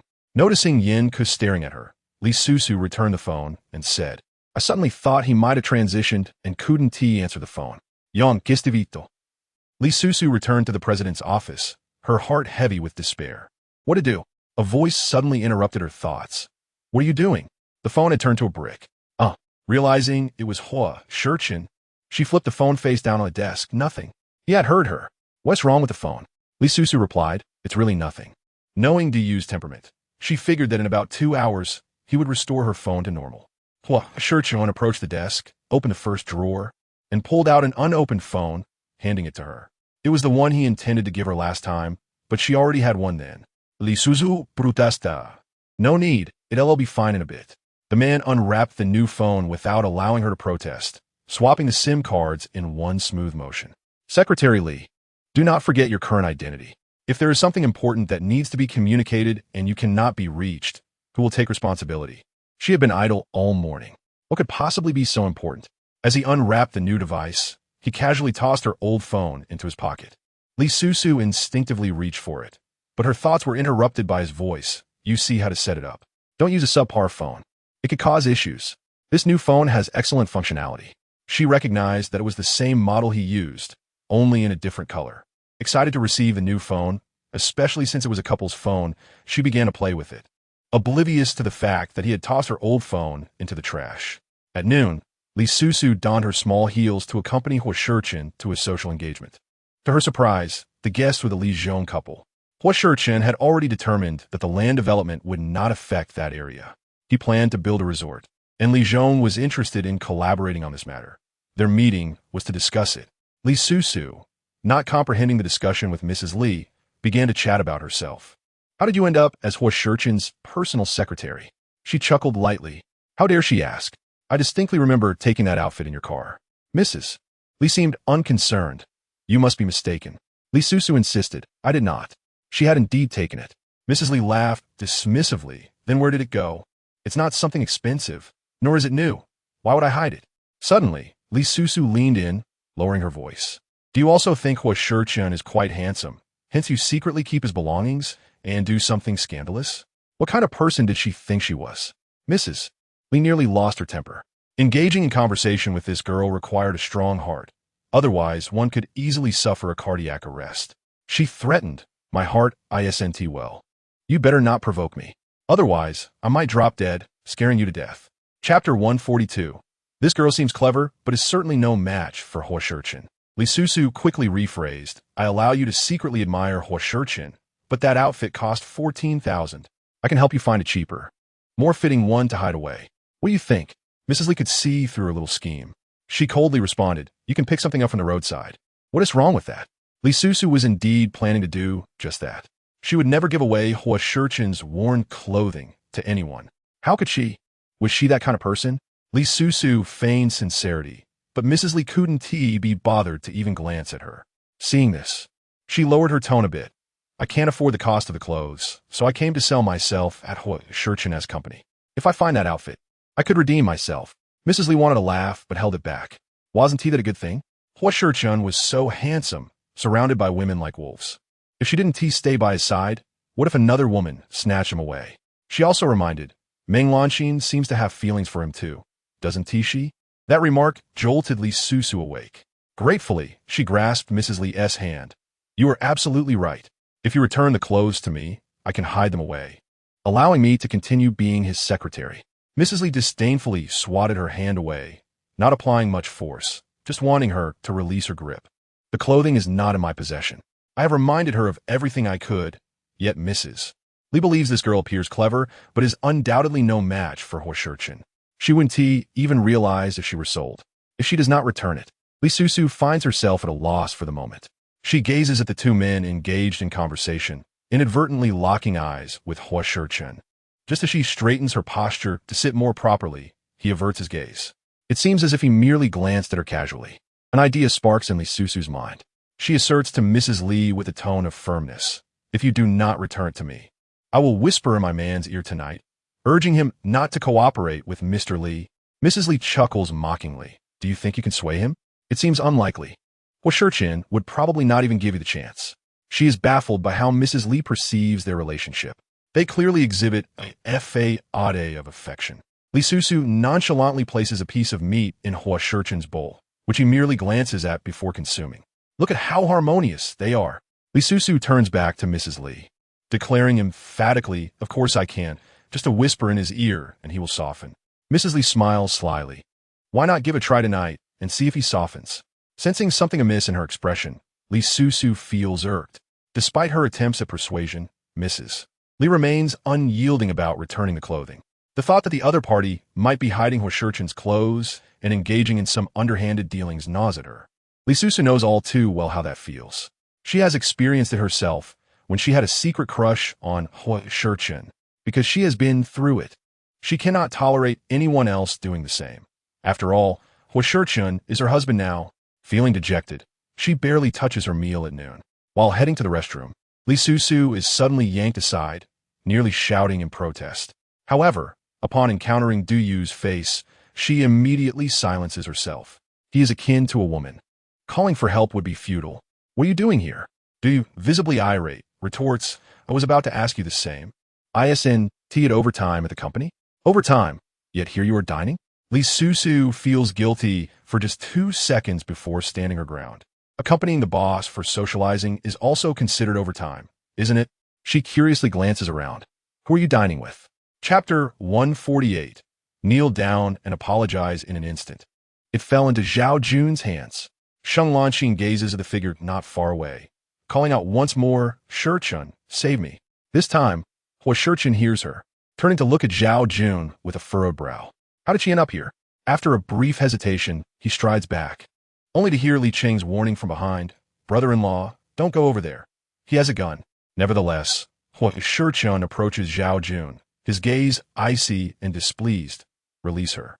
Zhao Jun, holding Sheng Lanqin hostage, steps back menacingly. "Don't move. She is your beloved confidant, isn't she? If you want her to live, do as I say." "What do you want me to do?" Zhao Jun, suddenly excited, orders, "Kneel down and apologize to me." To his surprise, the response comes without hesitation. Not possible. He is momentarily stunned, then becomes furious. "Huo Sicheng, are you truly willing to abandon such a beautiful woman? What a pity if something were to happen to her." The woman he holds has tears in her eyes, biting her trembling lip. "Sicheng." Huo Sicheng does not look at Sheng Lanqin. He bets that Zhao Jun is merely bluffing and wouldn't he dare to pull the trigger. "If you kill her, I will ensure the entire Zhao family pays the price, one by one, making you witness the consequences of your folly." His eyes are cold, and the depths of his gaze are unfathomable, making it impossible to discern the truth of his words. Yet, Zhao Jun, having previously suffered a broken nose at Huo Sicheng's hands, is well aware of the man's ruthlessness. He is infuriated. Why is it that the one who should be kneeling and apologizing remains so high and mighty? "You let her go now, and I won't hold it against you, nor will I touch the Zhao family." Zhao Jun begins to waver. He only intended to teach Huo Sicheng a lesson, not to implicate the entire Zhao family. Just then, a black Maybach suddenly speeds towards them, and Li Cheng shouts, "Brother-in-law, get out of the way." The car accelerates, seemingly about to crash into Zhao Jun. His pupils dilate, not knowing how to react. In a moment of desperation, he fires his weapon wildly at the approaching Maybach. While Huo Sicheng rushes forward to grab Sheng Lanqin, she notices a protruding stone on the ground to her left, pretends to stumble, and collides with the man holding her, causing both to fall to the ground. Then she hears a muffled grunt as Huo Sicheng's wrist strikes the sharp stone, rendering his arm numb. Sheng Lanqin, unhurt, scrambles to her feet, her face pale, crying out, "Sicheng, are you all right?" The black Maybach comes to a halt. Li Cheng's legs trembla uncontrollably, his head resting on the steering wheel, too afraid to look ahead. It seems he has crashed into Zhao Jun. Huo Sicheng, seeing the man who has been thrown aside, tightens his expression and pushes away Sheng Lanqin's hand to stand. He quickly assesses Zhao Jun's condition and, finding him still breathing, breathes a sigh of relief. A life can be lost, but it must not be at Li Cheng's hands. He is still a student. With this thought, the man calmly picks up his phone to call for an ambulance. Soon after, they head to the hospital to treat their injuries and then to the police station. Li Cheng sits in a wheelchair, his face pale and devoid of color. Sheng Lanqin comforts him. "It's all right. We acted in self-defense." Although she tries to reassure him, the young man's expression remains vacant, his eyes lacking light. Suddenly, he turns to Huo Sicheng, asking, "Brother-in-law, your hand." The originally fair and slender hand is now wrapped in bandages, suffering a slight fracture that requires time to heal. Thinking of his surgery scheduled for tomorrow, he lifts his uninjured left hand to rub his nose. Chapter 149. Huo Sicheng's hand is injured. A headache. Sheng Lanqin feels a surge of satisfaction. Zhao Jun is too foolish, and in the end, it falls to her to handle things. As luck would have it, her plan has succeeded. Huo Sicheng's hand is now injured, rendering him unable to perform the surgery for Li He. Suddenly, she hears the man inquire, "How did you end up there?" She had anticipated this question from Huo Sicheng. "I saw your car on the road. It seemed to be in a hurry, so I followed. Worried you might be in an accident, hoping I could help." "Who knew?" "I'm sorry, Sicheng. I shouldn't have meddled." She feels guilty, bowing her head. Huo Sicheng presses his lips together, unable to reproach her. After all, she couldn't possibly know he was meant to perform surgery on Li He tomorrow. The group briefly takes notes, and apart from Li Cheng, the two can leave first. Before departing, Huo Sicheng reassures the disheartened young man, "Don't worry. I'm here. Nothing will happen." Li Cheng trusts him and nods. Upon leaving the police station, Sheng Lanqin, appearing fatigued, asks, "Sicheng, could you please give me a ride home? I was a bit frightened back there and still feel scared." He nods. After all, she is the vice president of Sicheng Pharmaceuticals, and it was due to her concern for him that she followed. Meanwhile, in the hospital, Li Susu is comforting her father, urging him to rest early tonight, assuring him that both she and Li Cheng will be at the hospital with him for the surgery tomorrow. Li remains composed. Regardless of whether the surgery will be successful, he has resigned himself to fate. He simply finds it hard to part with his wife and children. Don't worry, your father has faced many storms before. One surgery is not enough to keep me up at night. Li Susu chuckles. Indeed, Mr. Li is the most formidable. Li waves his hand. I am no longer Mr. Li. It's good not to be a boss anymore. I will have more time to spend with you all. She laughs. It's wonderful that you can think this way. Suddenly, Li Susu's phone rings. It is an unfamiliar number. She answers. Not knowing what the other party is saying, she glances at her father, pretending not to hear clearly. I'll change positions. Please hold on. Stepping out of the ward. Her expression darkens. The police station? All right, I'll head over now. By the time she arrives at the police station, it is already dark. Li Susu looks at Li Cheng in the wheelchair, unable to hide her concern. What on earth happened? He briefly explains the situation. Today's events seem to have affected him significantly. Li Cheng appears listless, no longer cursing the heavens. Upon realizing it was someone from the bar who had been trouble for him, Li Susu's face turns pale. She bites her lip. You just said, Huo Sicheng's hand is injured? Yes. Lanxin was taken hostage by Zhao Jun, and her brother-in-law was injured while trying to save her. It felt as though my heart had been pierced, knowing that aside from his hand, Huo Sicheng was otherwise unharmed. Li Susu found herself at a loss for words regarding her feelings. It was particularly troubling that Lanxin was the one who was hurt. What a coincidence! She recalled the previous incident at Sicheng Pharmaceutical, where she had implored Huo Sicheng to save her father, and Lanxin had been present. With this thought, Li Susu pressed her lips together. After leaving the police station, she picked up her phone and called Du. Could you assist me with something? Just as Du was about to tease her for being the one to call him, he sensed the seriousness in her tone and became more attentive. What has happened? Upon discovering Lanxin's whereabouts, Li Susu hailed a taxi to the location, only to find that she had arranged to meet Wang Lanlan. How could someone who had just faced life and death have the leisure to visit a bar? In Chapter 150, Li Susu was determined to record their conversation. They were seated in a VIP booth, distanced from the other tables, and Wang Lanlan had brought bodyguards along. The two burly men stationed there discouraged anyone from approaching. Li Susu wished to eavesdrop, but was disheartened by the bodyguard's imposing stature. She could only resort to cleverness. At that moment in the VIP booth, Lanxin and Wang Lanlan were raising their glasses, both beaming as if celebrating something. Wang Lanlan reassured her, You need not worry about Zhao Jun. I will handle it. This matter will not implicate you. Lanxin had been eagerly awaiting those words. She had inadvertently learned about Zhao Jun's harassment of Li Susu at the bar, which had been interrupted by Huo Sicheng breaking Zhao Jun's nose. Immediately, she thought to exploit this incident to incite Zhao Jun's revenge. However, she could not confront him directly, so she turned to Wang Lanlan. This love-struck individual could be easily manipulated with a few words. She might even assist Lanxin in devising plans. If Huo Sicheng's hand was injured while saving her, he would be unable to perform surgery on Li Susu, which would surely lead to an argument between them. When their relationship began to falter, Wang Lanlan would be poised to swoop in. She imagined it beautifully, yet remained oblivious to the fact that Lanxin would ultimately emerge victorious. Raising her glass, she showered Wang Lanlan with flattery. May Miss Wang soon fulfill her wishes and become the mistress of Sicheng Pharmaceutical. Wang Lanlan, unable to contain her delight, responded, You certainly know how to speak. I want to forget you once I achieve my goals. At that moment, a masked woman uncorked a new bottle of red wine, pouring it for the two. Wang Lanlan frowned slightly. The woman's physique caught her eye more than once, yet she dismissed any jealousy, knowing that women working in such places often underwent surgeries. Lanxin gazed at the departing masked woman, a flicker of recognition in her eyes. The figure seemed so familiar. Suddenly, she called out Li Susu. The masked woman did not react, slowly making her way elsewhere, but Lanxin felt something was amiss. Miss Wang, wait here. I'll check something. Wang Lanlan was puzzled. What are you doing? How could Li Susu possibly be here? After all, why would she be serving drinks in such attire at a time like this?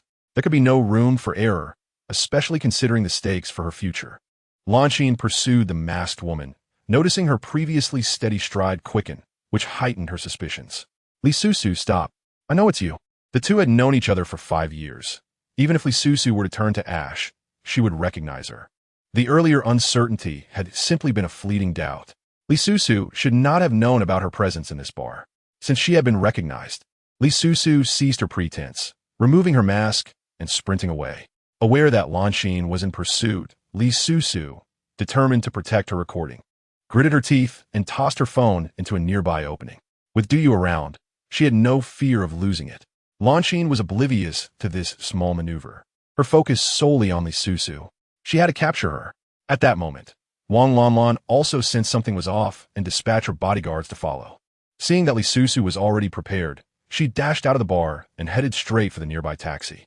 Wang Lanlan immediately grabbed her phone to make a call. Once the taxi started moving, Li Susu breathed a sigh of relief.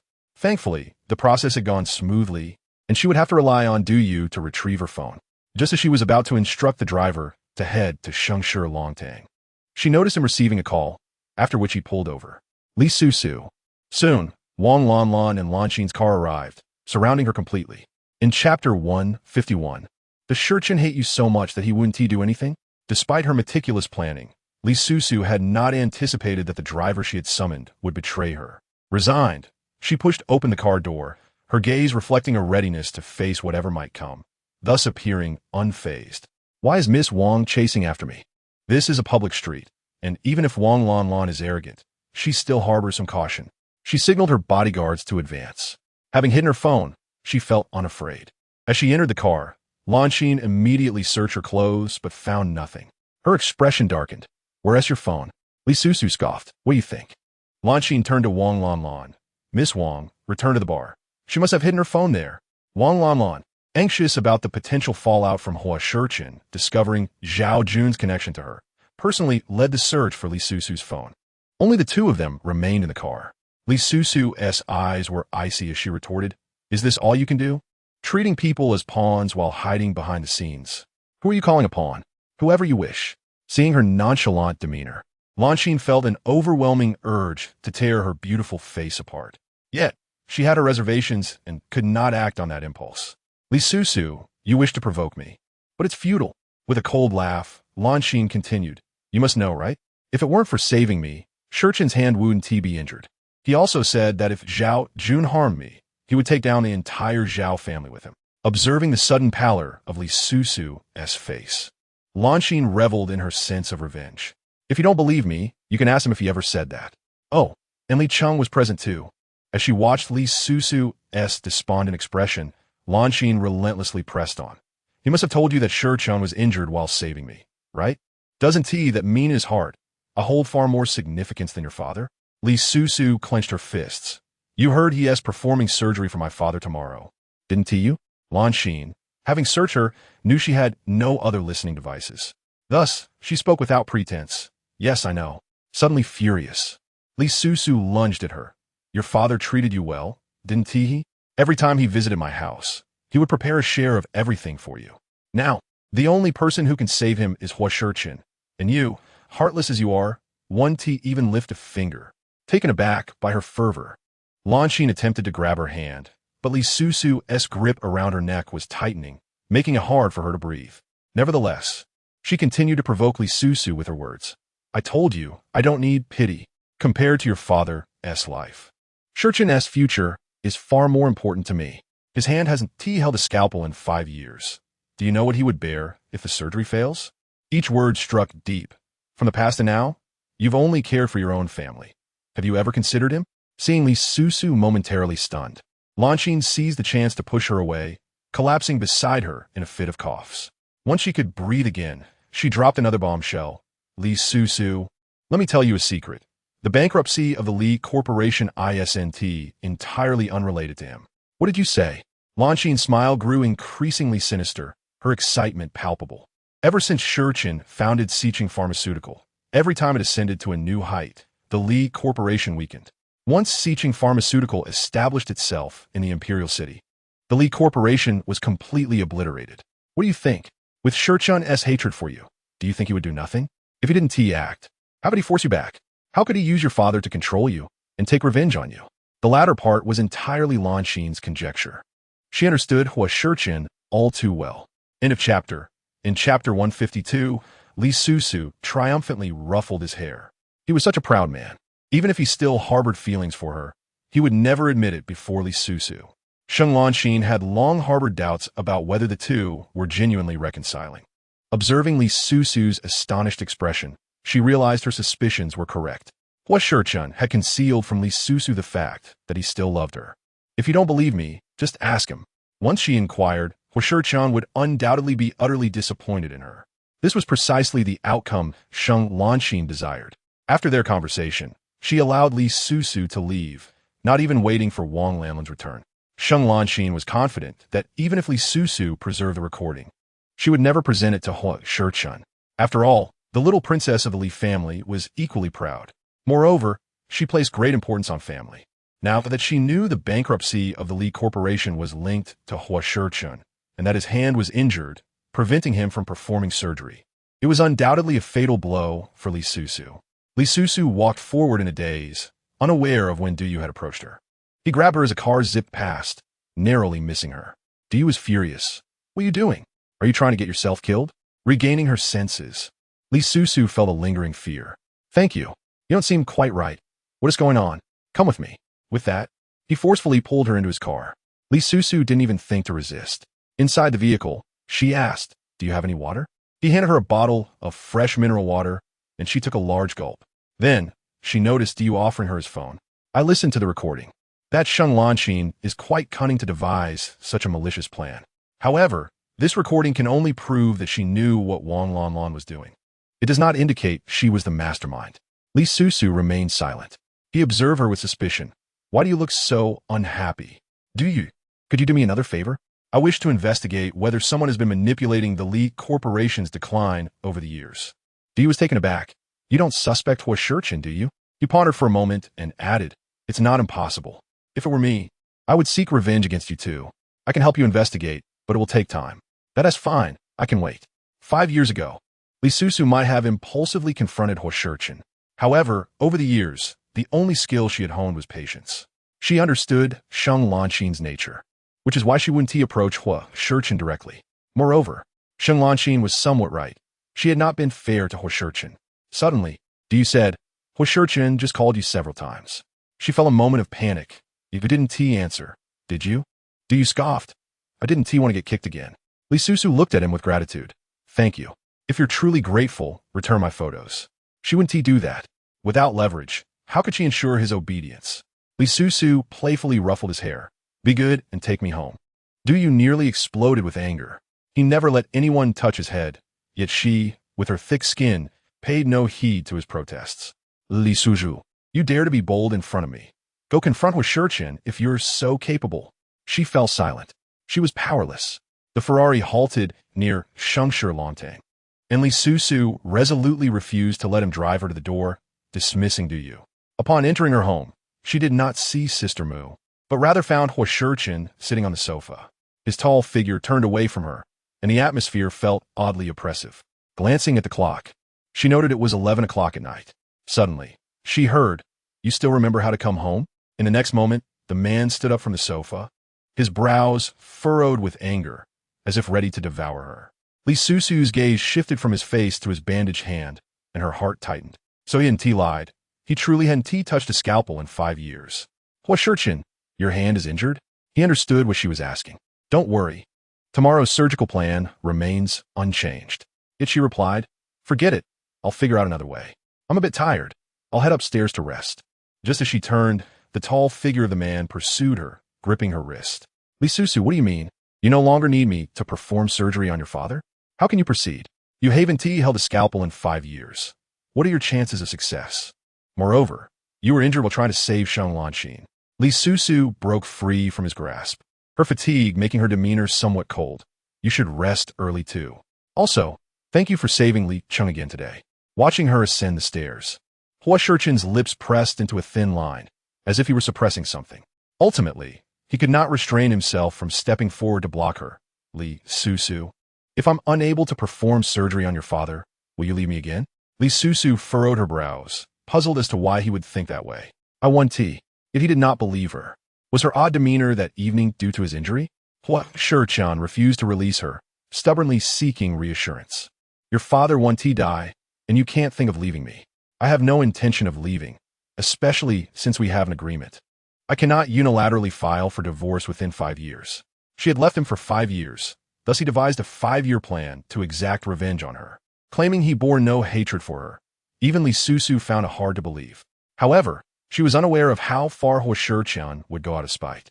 I don't wish to bathe tonight, so I'll sleep in the guest room.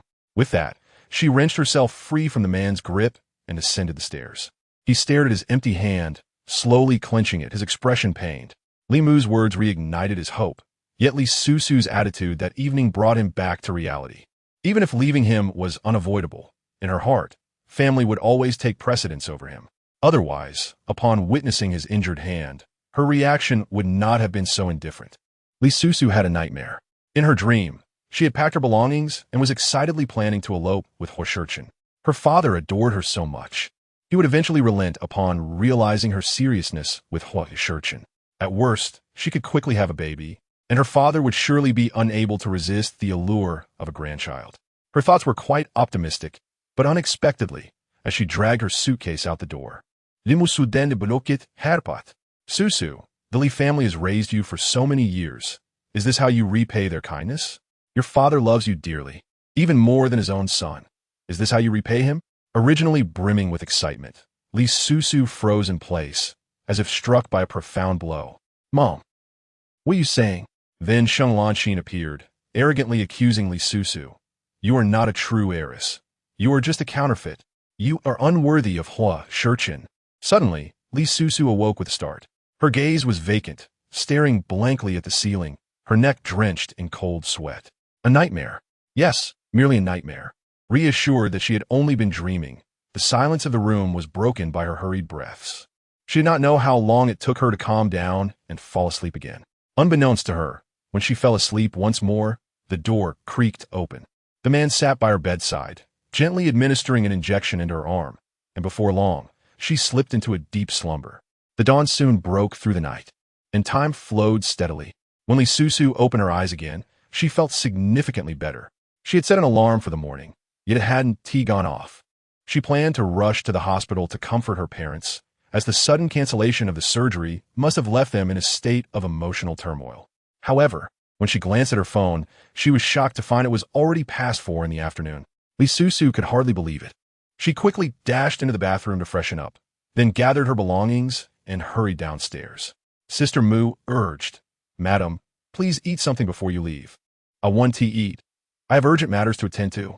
After replying, Li Susu called for a car, instructing the driver, to the first hospital.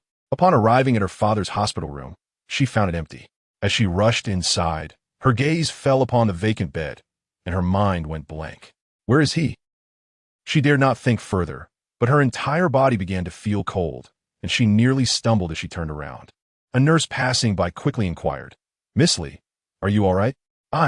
Where's my father? Mr. Li's surgery had been scheduled for early morning, and family members were informed beforehand. Why did you and your brother not arrive today? Li Cheng is at the police station, hence he cannot come. Suddenly, Li Susu realized, You mean my father's surgery wasn't canceled? The nurse, taken aback, replied, No, it was quite successful. Mr. Li has now been transferred to the ICU for observation for 2 days. He will return to a regular ward if there are no issues.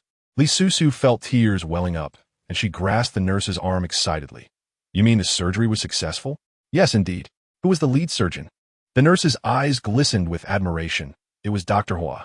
We were all thrilled to see him return to the hospital to perform the surgery himself. Li Susu's mind was filled solely with the name Dr. Huo. Releasing the nurse, she shakily took out her phone to call Huo Sicheng. After 2 rings, he answered. Hello. She inquired. Where are you?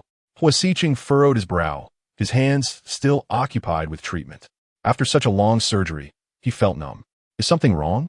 Despite the coolness in his voice, it could not quell Li Susu's fervor. I want to see you. 10 minutes later, Huo Sicheng appeared outside Li He's original hospital room, spotting the slender figure seated on a public chair by the door.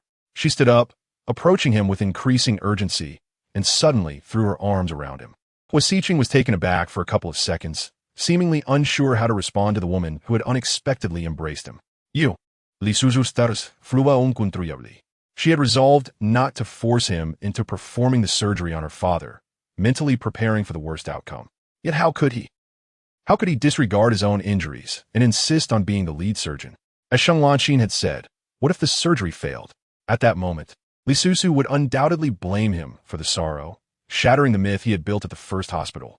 If this information leaked, the consequences would be unimaginable. Huo Sicheng felt a part of the fortress he had built within himself crumble at her touch, and he instinctively wrapped his left arm around her. The surgery was quite successful. Just pay attention to recovery and come for a follow-up at the hospital. Li Susu remained silent, desiring nothing more than to hold him tightly. He seemed to sense something amiss, and they fell into silence. After an indeterminate amount of time, Huo Sicheng noticed someone approaching and gently pushed her away. Li Susu wiped away her tears and recognized the newcomer. She couldn't suppress her joyful smile. "Mom, what brings you here? How is Dad?" Suddenly, a middle-aged woman stepped forward and slapped her across the face. The sharp sound of the slap left Li Susu stunned. She looked at the person before her, bewildered, as if she had no idea what she had done wrong. End of this chapter. Chapter 155. Next time you consider striking her, think about the consequences. Li's mother attempted to strike again, but this time her arm was seized by another hand. Huo Sicheng's expression was grim as he pushed Li's mother back, his face cold as ice. "What are you doing?" Li's mother glared at her daughter, who was burying her face in silence, and angrily accused. "How could you endanger your brother? Almost getting him arrested? He is still so young. What will happen if he has a criminal record?" Seeing her daughter hiding in Huo Sicheng's embrace and remaining silent only fueled Li's mother's rage. "Do you think having a protector means you can escape consequences? Previously, when I asked you to seek his help for your brother, you always brushed me off. Now, you've directly sent your brother to the police station." Li's mother was filled with sorrow and disappointment, her gaze piercing Li Susu's heart like a dagger. After a moment of silence, Li Susu finally accepted the reality of being publicly reprimanded by her mother in front of Huo Sicheng. "Mom, I went to that bar because of Li Cheng's mistakes. I was trying to save him, which led to the trouble with Zhao Jun. I don't care. You must ensure your brother is safe and sound. He cannot have a criminal record. Do you hear me?" Li Susu bit her lip, striving to remain calm. Without her mother's urging, she would still find a way to help. "I know. You better understand. Your father just finished surgery. If he finds out you caused trouble at a bar and got your brother arrested, he will surely be enraged and end up back in the ICU. Feeling the person in her arms stiffen at these words, Huo Sicheng could no longer hold his tongue. "Auntie, Li Susu is also your daughter. Isn't it a bit excessive to accuse her without understanding the situation? This is between mother and daughter. You should not interfere." Implicitly, she did not regard Huo Sicheng as a son-in-law, but as a family member. His expression grew colder. "She is not only your daughter now. She is also my wife." "Huo Sicheng, you strike my wife and expect me to remain uninvolved. Are you suggesting I should not interfere in anything related to the Li family in the future?" The man spoke plainly. "Do you think I performed surgery on Li He for no reason? Next time you think about striking her, consider the consequences." With that, he took Li Susu away, leaving her mother in shock. Once in the car, Li Susu remained silent, prompting Huo Sicheng to frown. "If you want to cry, just let it out." He had no idea that Li's mother was a woman who favored sons over daughters. Remembering how she had always treated Li Susu, Huo Sicheng's heart was filled with mixed emotions. Yet, Li Susu replied, "I am not going to cry. My father's surgery ended safely. And now I can go to the police station to clarify Li Cheng's situation." She glanced at his bandaged hand, feeling guilty. "I'm sorry. I lost my temper with you last night, hoping you would abandon today as surgery out of anger. Who would have imagined you would go into the operating room injured?" Huo Sicheng's brow knitted tightly. The Li Susu he remembered was the beloved daughter of the Li family. However, Li's mother's actions today had completely overturned his previous perceptions. Li Susu did not seem too distressed, indicating she had long grown accustomed to her mother's preferential treatment. This thought suddenly ignited his anger. "Li Susu, why have you never mentioned your mother asking you to find me?" Seeing her silent, he grasped her chin, forcing her to meet his gaze. "What do you truly think?" He longed to hear the answer he sought from her lips, but she remained mute. Huo Sicheng's frustration mounted. Yet, upon seeing the clear imprint of the slap on her face, he stifled his rage and drove her home. When she insisted on going to the police station, Huo Sicheng found it absurd. "You plan to go to the police station looking like this? What if they misunderstand and think I'm abusing you, leading to my arrest?" End of this chapter. Chapter 156. He had never known this woman could be so stubborn. She quickly reassured. That one tea happened. I can explain for you. He scoffed. You remember you have a mouth, but why weren't you speaking just now? Li Susu fell silent again.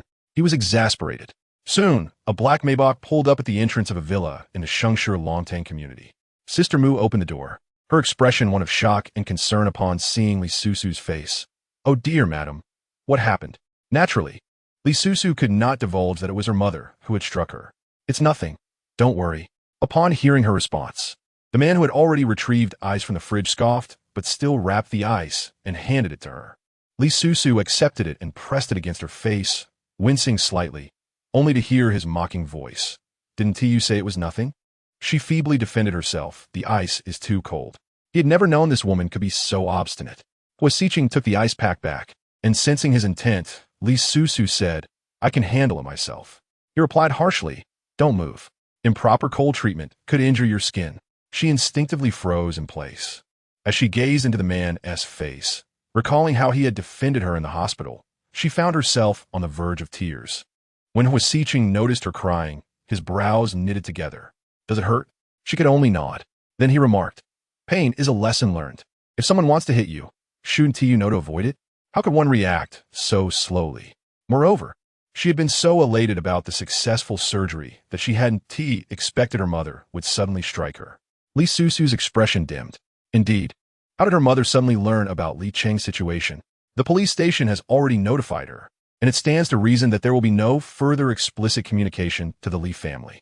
Li Susu recalled the last time Yi Sheng stayed next to Sheng Lanxin, mentioning how she was escorted back to her ward by a young man. It seems Sheng Lanxin must have encountered Li Cheng at the hospital. Given her character, she would undoubtedly visit her father in the ward, perhaps even deliberately revealing her relationship with Huo Sicheng to inform them. Yet, until now, her father has not questioned her, which must be due to her mother. The thought of her mother sent a chill through Li Susu's fingertips. Sensing her shiver, Huo Sicheng paused the ice pack application, concerned that her delicate skin might suffer from a cold. Knowing he had misunderstood, Li Susu chose not to clarify. Surely, there wouldn't be any trouble with Li Cheng. How could he have run over Zhao Jun? Huo Sicheng raised an eyebrow and briefly recounted the situation. Noting her silence, he reassured her, Li Cheng will be fine. He acted in self-defense, as Zhao Jun was armed. The realization that he had risked himself to save Li Cheng terrified Li Susu, draining the color from her face. She could hardly fathom what would have happened had Zhao Jun fired at him. Suddenly, a hand reached over, gently brushing her swollen cheek as he said, He wouldn't dare shoot at me, so there's no need to fear. Are you so certain? Indeed. Yet, he was not unprepared. At that moment, his peripheral vision was constantly monitoring Zhao Jun's actions, anticipating any desperate moves. Such details were unnecessary for him to share with her. You rest at home. I will handle things with Li Cheng. He rose, but a small hand tugged at him. Li Susu looked up, her clear eyes glistening with tears as she pleaded. Will you take me with you? No, I cannot face your visage in this state. He would be unable to suppress his urge to retaliate against Li's mother and disregard the matters concerning Li Cheng. She stood there, stunned. Was she really that hideous? End of chapter. Chapter 157. The embarrassment makes her want to run away. After Huo Sicheng left, Li Susu hurried upstairs to stand before the mirror. She was greeted by the sight of her right cheek, swollen like a balloon, with a clear handprint etched upon it. Who is this unattractive woman? She questioned herself in the mirror. The thought of Huo Sicheng seeing her like this made her cover her face, inadvertently touching the injury, causing her to wince in pain. The embarrassment was overwhelming, making her yearn to flee from home. Huo Sicheng went to the police station to report Zhao Jun for illegally possessing a firearm and attempting to harm Li Cheng, along with his injury report. All submitted to the authorities. Upon learning that Zhao's family was causing a ruckus due to Zhao Jun's condition, Huo Sicheng initially considered letting them off the hook. However, it was no longer necessary to show mercy. A swift resolution was imperative to prevent any lingering threats. He promptly took action to dismantle several of the Zhao family's businesses, silencing them from further inquiries into Zhao Jun's condition. Next, he visited Li's mother. After their discussion, Li's mother's complexion turned a deep shade of anger. Yet she dared not utter a word against the man before her. Her son was at the police station, requiring his assistance. Moreover, Her husband's post-operative recovery expenses depended on him. Contemplating these matters, Li's mother forced a stiff smile. I was wrong. My emotions got the better of me. Yes, you. I will never lay a hand on Susu again. After all, she is the cherished daughter of the Li family, our beloved Pearl. Huo Sicheng replied, I hope you will keep your word. Rest assured I will. Please also ensure that Chengqing receives proper care.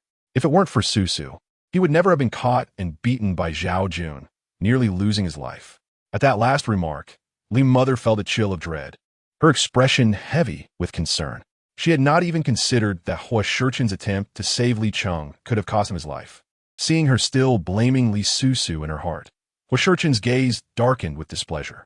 However, it was indeed true that Li Cheng had been captured by Suju, leading to Zhao Jun's pursuit of Li Susu, which resulted in her injury. This matter was connected to Huo Sicheng, and he could not stand idly by. Li Cheng will be fine. After their conversation, Huo Sicheng called Qi Sheng to inquire about the lawyer's preparations. It was best to resolve this matter promptly, lest the family member, who was always eager to escape, forget about her swollen face. Li Susu searched online for various methods to quickly reduce facial swelling.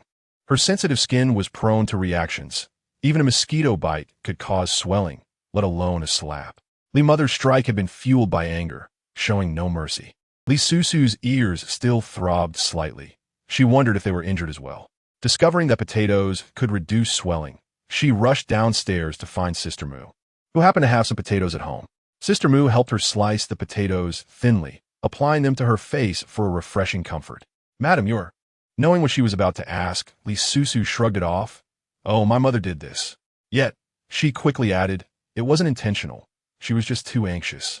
What kind of mother would strike her daughter so harshly? Besides, the lady was obedient, beautiful, and well-mannered. Sister Mu would secretly rejoice if she had such a daughter. I'll cut you some more potato slices. It must be quite uncomfortable with your face like this.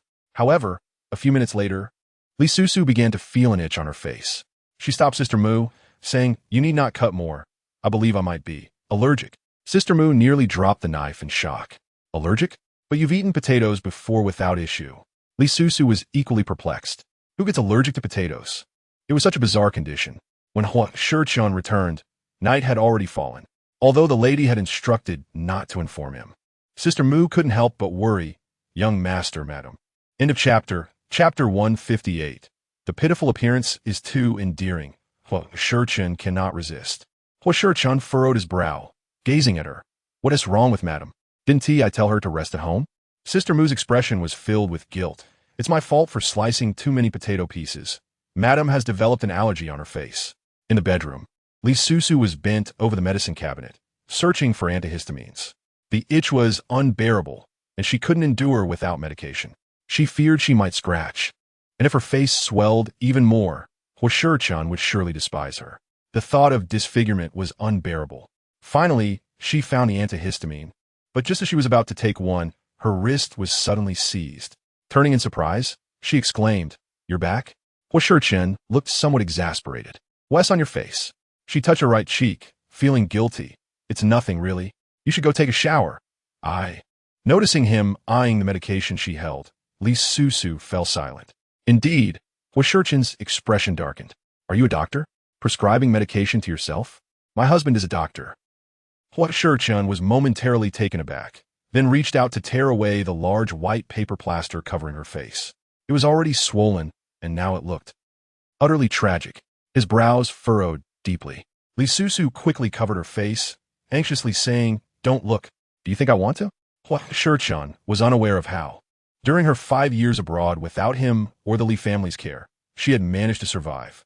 Though irritated, he chose to assist her in treating the allergy first, then prepare medication for her to take. The effects of the medicine weren't immediate. Her face still itched, and Li Susu was on the verge of tears. Yet, she dared not scratch, fearing disfigurement. With her delicate and fragile appearance, she looked so pitiful that Huo Sicheng found it hard to resist. He opted to turn a blind eye. "I still have matters to attend to." Li Susu felt a pang of sadness. Indeed, she was so unattractive that he couldn't bear to stay in the same room. Sister Mu called them for dinner after preparing the meal. Huo Sicheng descended from the study, only to see Li Susu had reattached the large white paper to her face. He felt a headache coming on. "How can you eat like this? Without it?" I'm afraid you won't be able to eat seeing my face. Li Susu raplia. It's fine. I can tear a hole for eating and stick it back afterward. She had always been vain. To fit into a beautiful dress, she would torment herself with dieting until she was exhausted. Huo Sicheng was surprised that, even after 5 years, her personality had not changed a bit. He could neither comprehend nor intended to understand. Shall I tear it off, or will you do it yourself? She nervously clutched the large white paper, fearing that he might see and lose his appetite. Noticing his dark and frightening expression, Li Susu quickly peeled off the white mask. Don't blame me if you can't eat, she thought. He returned his focus to his meal, indifferent to her peculiar thoughts. It seemed he intended to ignore her, which relieved Li Susu. This way, it wouldn't affect his eating. By evening, her face had swollen to more than double its daytime size, burning and itching intensely. Li Susu doubted that Huo Sicheng had practiced medicine for many years, as his skills appeared to have deteriorated. Yet, he had just successfully performed a surgery that saved her father's life. She decided to endure a little longer, hoping the medication would take effect soon. Huo Sicheng had been running between the company and the police station lately, looking quite exhausted, with her lying beside him. He fell asleep as soon as his head touched the bed. Li Susu noticed his fatigue and didn't want to disturb his slumber. However, her discomfort was unbearable, causing tears to escape her eyes. After an unknown duration, a delicate finger poked at the man's waist, and Li Susu pitifully called out, Huo Sicheng. In an instant, he opened his eyes. Turning his gaze towards her, he found her teary-eyed and red-nosed, resembling a little crybaby. A glance at her face prompted Huo Sicheng to sit up abruptly. No improvement? He asked. She nodded sadly. It's even more swollen. The medication had clearly not worked, leading to her worsening condition. Suddenly realizing something, he hastily jumped out of bed to search through the medicine cabinet, discovering that the crucial antihistamine had expired. He had been so busy lately that he completely overlooked the expiration date. Upon this realization, he swiftly turned and scooped Li Susu into his arms. I'm taking you to the hospital. Huh? Can't we just take new medicine? She protested. It's expired. Li Susu fell silent, feeling a bit sorry for herself. How could she be so unfortunate? I can walk by myself. I'm not crippled.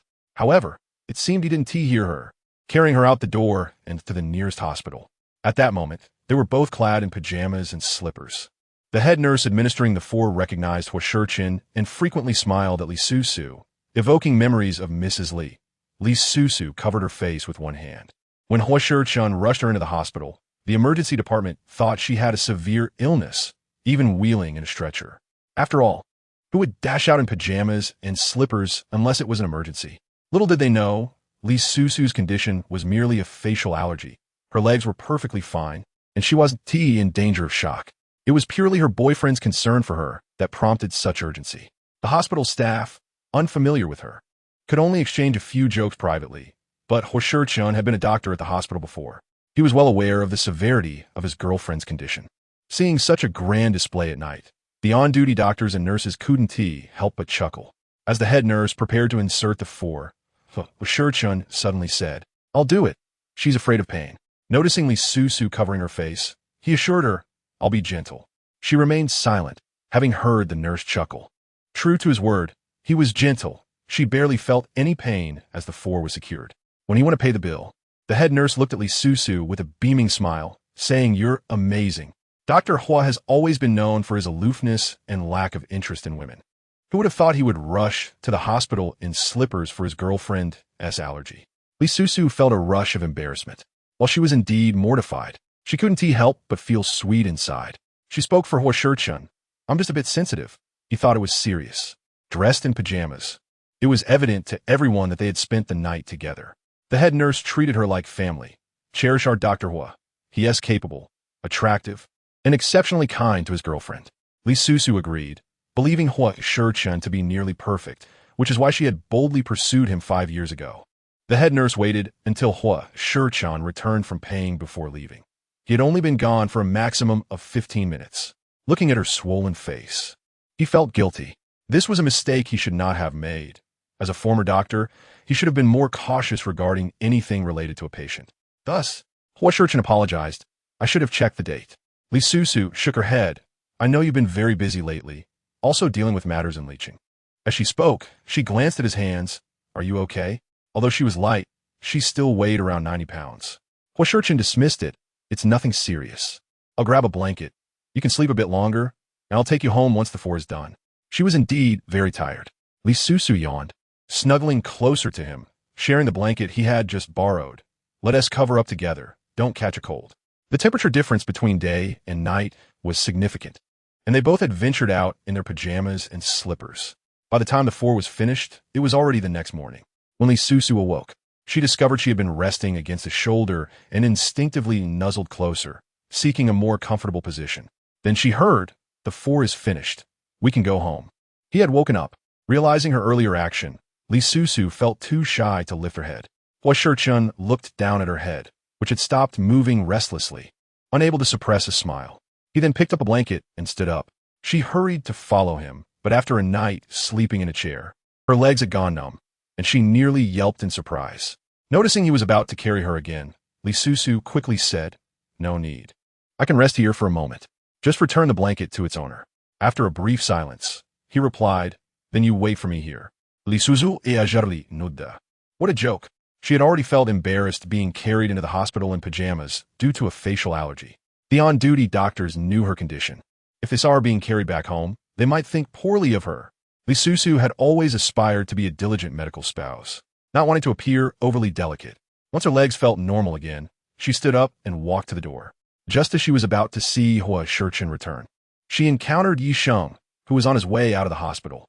Although she instinctively covered her face, his keen eyes recognized her immediately, despite her outfit. Sister Su, what's going on? Yi Sheng was still recovering from his injury, but was cleared to leave the hospital.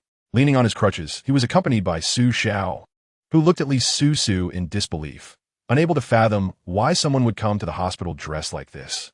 As a brother-in-law, he offered a token of concern. Is this an emergency?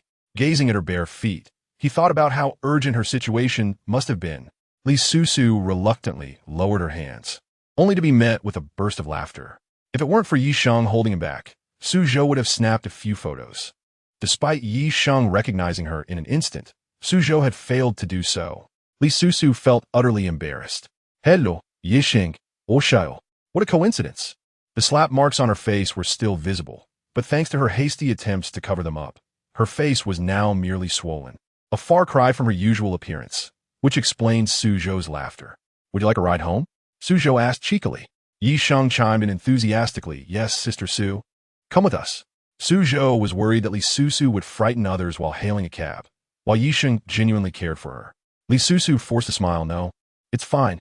Su Zhou scrutinized her from head to toe. Curious, your pajamas have no pockets. How will you get home without cash or a phone? Just as he finished speaking, a familiar voice called out from behind. You don't need to worry about that.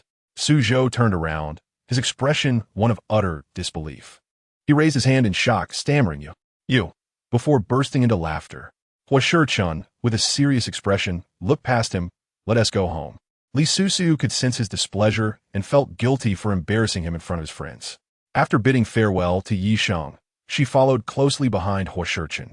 However, Su Zhou, stifling laughter, caught up with them. Old Hua, let us grab breakfast together. It's rare to run into you so early. The individual before him had shed their usual serious demeanor, appearing in pajamas and slippers. Su Zhou felt the likelihood of this was akin to winning the lottery. Huo Sicheng gazed at him with a deep look. No need, Mu Jie has prepared breakfast. He had just called to inquire when he would return. Su Zhou responded confidently. Then let's go to your house for breakfast. Chapter 161. How romantic is it to rush to the hospital with a swollen face without even changing out of pajamas? Yi Sheng noticed Li Susu's embarrassment and attempted to intervene. Su Xiao, my leg is not very convenient like this. Perhaps we should postpone? No worries, I can carry you. We ought to learn from the affectionate ways of those young couples. How romantic is it to rush to the hospital with a swollen face without even changing out of pajamas? Yi Sheng watched as Li Susu blushed, feeling somewhat annoyed. Why was this man always targeting Susu? Just as she was about to speak, Su Zhou focused on Huo Sicheng. Old Hua, driving in those slippers isn't practical. If the traffic police catch you, you might lose points. I volunteered to drive you home. The cost of the ride can be offset by breakfast, and thus, a delightful agreement was reached. He was unabashed, not caring whether others agreed, solely intent on mooching a meal. Huo Sicheng cast him a cool glance. Suit yourself. Before long, For individuals were seated in a vehicle, the atmosphere distinctly altered. Li Susu tucked her pale toes into her shoes, only to hear, "Susu, Jia. I still owe you for the items you bought last time. How much was it?" Perhaps the tension in the car was too thick, prompting Yi Sheng to break the awkward silence. Li Susu couldn't recall the amount. Huo Sicheng had covered everything. "It's fine, I didn't keep track either." Su Zhou interjected. "That won't do. What needs to be paid should be settled. I'm not short of that little money. I'll transfer it to old Huo later." Had she known he would be out, Li Susu would have had Yi Sheng purchase new items, a miscalculation. Yet, the fact that Yi Sheng had an incident and he came to the hospital to care for her surprised her. She began to worry about Yi Sheng, hoping she wouldn't get herself into trouble due to overconfidence. Upon learning there were guests, Mu Jie specially prepared breakfast anew, so lavish that Su Zhou exclaimed, "Mu Ye, why not come work for me? I'll pay you 4 times your current salary. What do you think?" Mu Jie laughed. "Su Xiao misses my cooking. You're welcome to come anytime." Her refusal was quite courteous, but Su Zhou remained undeterred. "How about you set your price? Don't mind this guy next to you. Be bold and state it." "Su Xiao, you're joking. There are many capable housekeepers better than me. You could look for another." Regardless, she was unwilling to leave, even for high price. Su Zhou was curious. "How can you adapt to this cold fellow? He is not cold at all in my eyes." In Mu Jie's view, Huo Sicheng had only merits, which left Su Zhou in awe. After breakfast, he departed with Yi Sheng, while Li Susu wished to visit the hospital. Previously, she had refrained from going due to the visible handprints, fearing her father would ask questions upon waking. Now that the marks had faded significantly, she was eager to see him. Unexpectedly, Huo Sicheng forbade her. "You didn't sleep well at the hospital last night. Sleep a bit more before going." Her expression brightened. "I'm not tired, really." Huo Sicheng shot her a cool glance. "I'm tired. I was a human pillow all night." Thus, he intended to carry her back, although reluctant to admit it. His sleep indeed suffered without her beside him. Li Susu felt guilty and refrained from mentioning the hospital again. Obediently heading upstairs to be a human pillow, Huo Sicheng was unceremonious, wrapping his long arms around her slender waist completely. Li Susu almost felt as if she were being suffocated. Time passed unmeasured until her eyelids began to droop, just as she was about to drift off when her phone rang. Fearing it might awaken him, she struggled to retrieve it from the bedside. It was a call from her mother. After hesitating a few seconds, she hung up and silenced her phone, placing it back on the table. Though Huo Sicheng hadn't spoken, Li Susu wasn't naive. Her eyes had observed. His right hand was evidently not normal. While holding her, he used his arm's strength, his palm not fully closing. Chapter 162. One could not help but wonder about Li Susu's fortune. With this thought, she quietly gazed at the man beside her, her eyes slightly moist. Why did it seem that since meeting her, he had been perpetually unfortunate? Lost in her thoughts, Li Susu fell asleep. When she awoke, the man beside her had already left. After a simple wash-up, Li Susu descended and heard Mu Jie say, "The young master has gone to the company. He instructed that if you wish to go to the hospital upon waking, you should return home early tonight." "I understand, Mu Jie." Just earlier, she had returned a call to her mother, worrying that her mother might be upset for missing the call. Surprisingly, her mother was not only calm, but had informed her that her father had awakened and wished to see her. As she prepared to leave, Mu Jie mentioned that Huo Sicheng had left the car for her, suggesting she drive out. Without hesitation, Li Susu drove to the hospital. Her mother had deceived her father, saying he was still in a coma, to avoid alarming him. Thus, Li Susu would not expose her mother's words. Simultaneously, she informed her mother that Huo Sicheng would assist in rescuing Li Cheng, as he was acting in self-defense and would not face sentencing.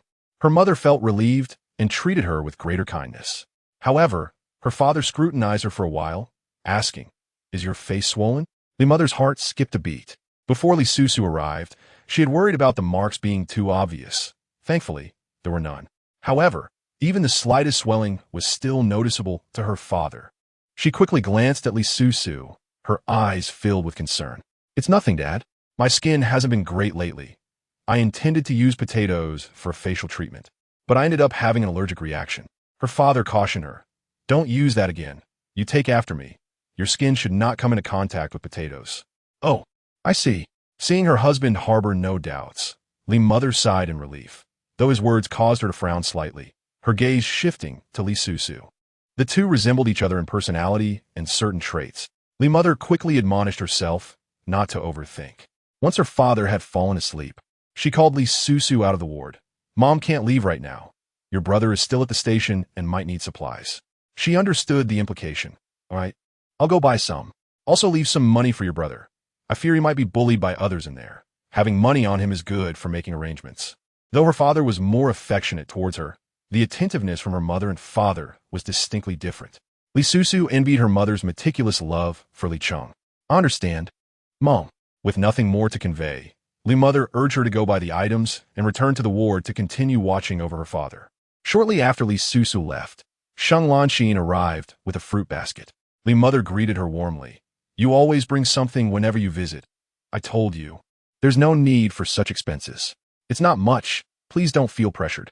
Congratulations to Uncle for a successful surgery. That's wonderful. Li Mother found her beautiful and kind-hearted, growing fond of her. Indeed, I only learned on the day of the surgery that the lead surgeon was Sicheng. She had known he was a doctor, but Li Mother had never considered how outstanding Huo Sicheng was even as a doctor. One could not help but wonder about Li Susu's fortune. Her father remained asleep, and Sheng Lanxin did not enter to see him, instead choosing to stay with Li Mother. She found Sheng Lanxin to be much more considerate than Li Susu. I heard you visited Chengsheng at the police station. How is he? Was he cold or hungry? Sheng Lanxin smiled. Rest assured, I sent quite a few things today. He's doing well. Sicheng is actively working to ensure he's released. There should be no problems. Thank you for your concern, Lanxin. Since Li Susu returned to the country, Li Mother felt she had changed significantly. Chapter 163. Susu is not your biological daughter. She was no longer as obedient and docile as before. Thus, she found Sheng Lanxin increasingly agreeable. If only Susu were as sensible as you, I would worry less. Sheng Lanxin's eyes flickered, sensing the conversation's pivot. I too feel she has changed a lot. It's as if she has become a different person. I didn't expect it would be the same for you. She is so ungrateful. Li Mother's eyelids twitched, her heart racing. You? Sheng Lanxin's smile deepened. I know. Auntie, Susu is not your biological daughter. Li Mu. Upon arriving at the police station, Li Susu learned that Sheng Lanxin had visited. Li Cheng, spotting her, remarked, Why did you arrive so late? Sister Lanxin is more concerned than you are. She doesn't even know why I was arrested. Once he realized he would not face any consequences, his temper flared again. Observing his familiar tone toward Sheng Lanxin, Li Susu furrowed her brow, suspecting her intentions were not as kind-hearted as they seemed. What did she say to you? What could she possibly say? Words of concern and comfort, perhaps. When my brother-in-law came to rescue me, she was far more proactive than you, following his car without a hint of fear. Unable to hold back, Li Susu retorted, If she hadn't followed, maybe you and Sicheng would have been safe.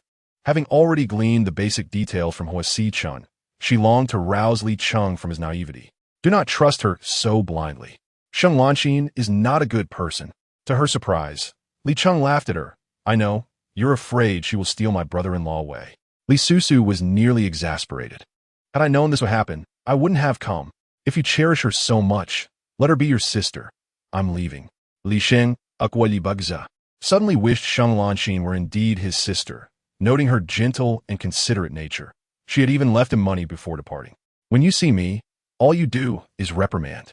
If you're going, then go quickly. I don't particularly care for your visits. He noted the change in her demeanor and regretted his unfiltered words. Yet he would not retract them. Isn't it true? Sister Lanxin embodies sisterly love far better than you. Li Susu supiresit had enguf, but her trembling fingers betrayed her emotional turmoil.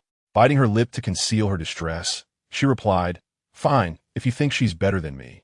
Let her take the role of your sister. What are you suggesting? I must have her consent. Li Susu, are you trying to escape the responsibilities of being a sister? With Huo Sicheng backing her, Li Cheng was not foolish enough to dismiss her.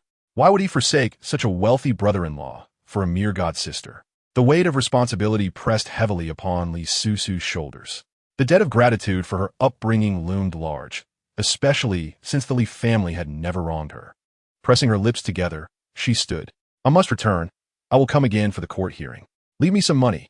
Remembering Li Mues admonations. Li Susu silently opened her bag, leaving behind the prepared cash for him.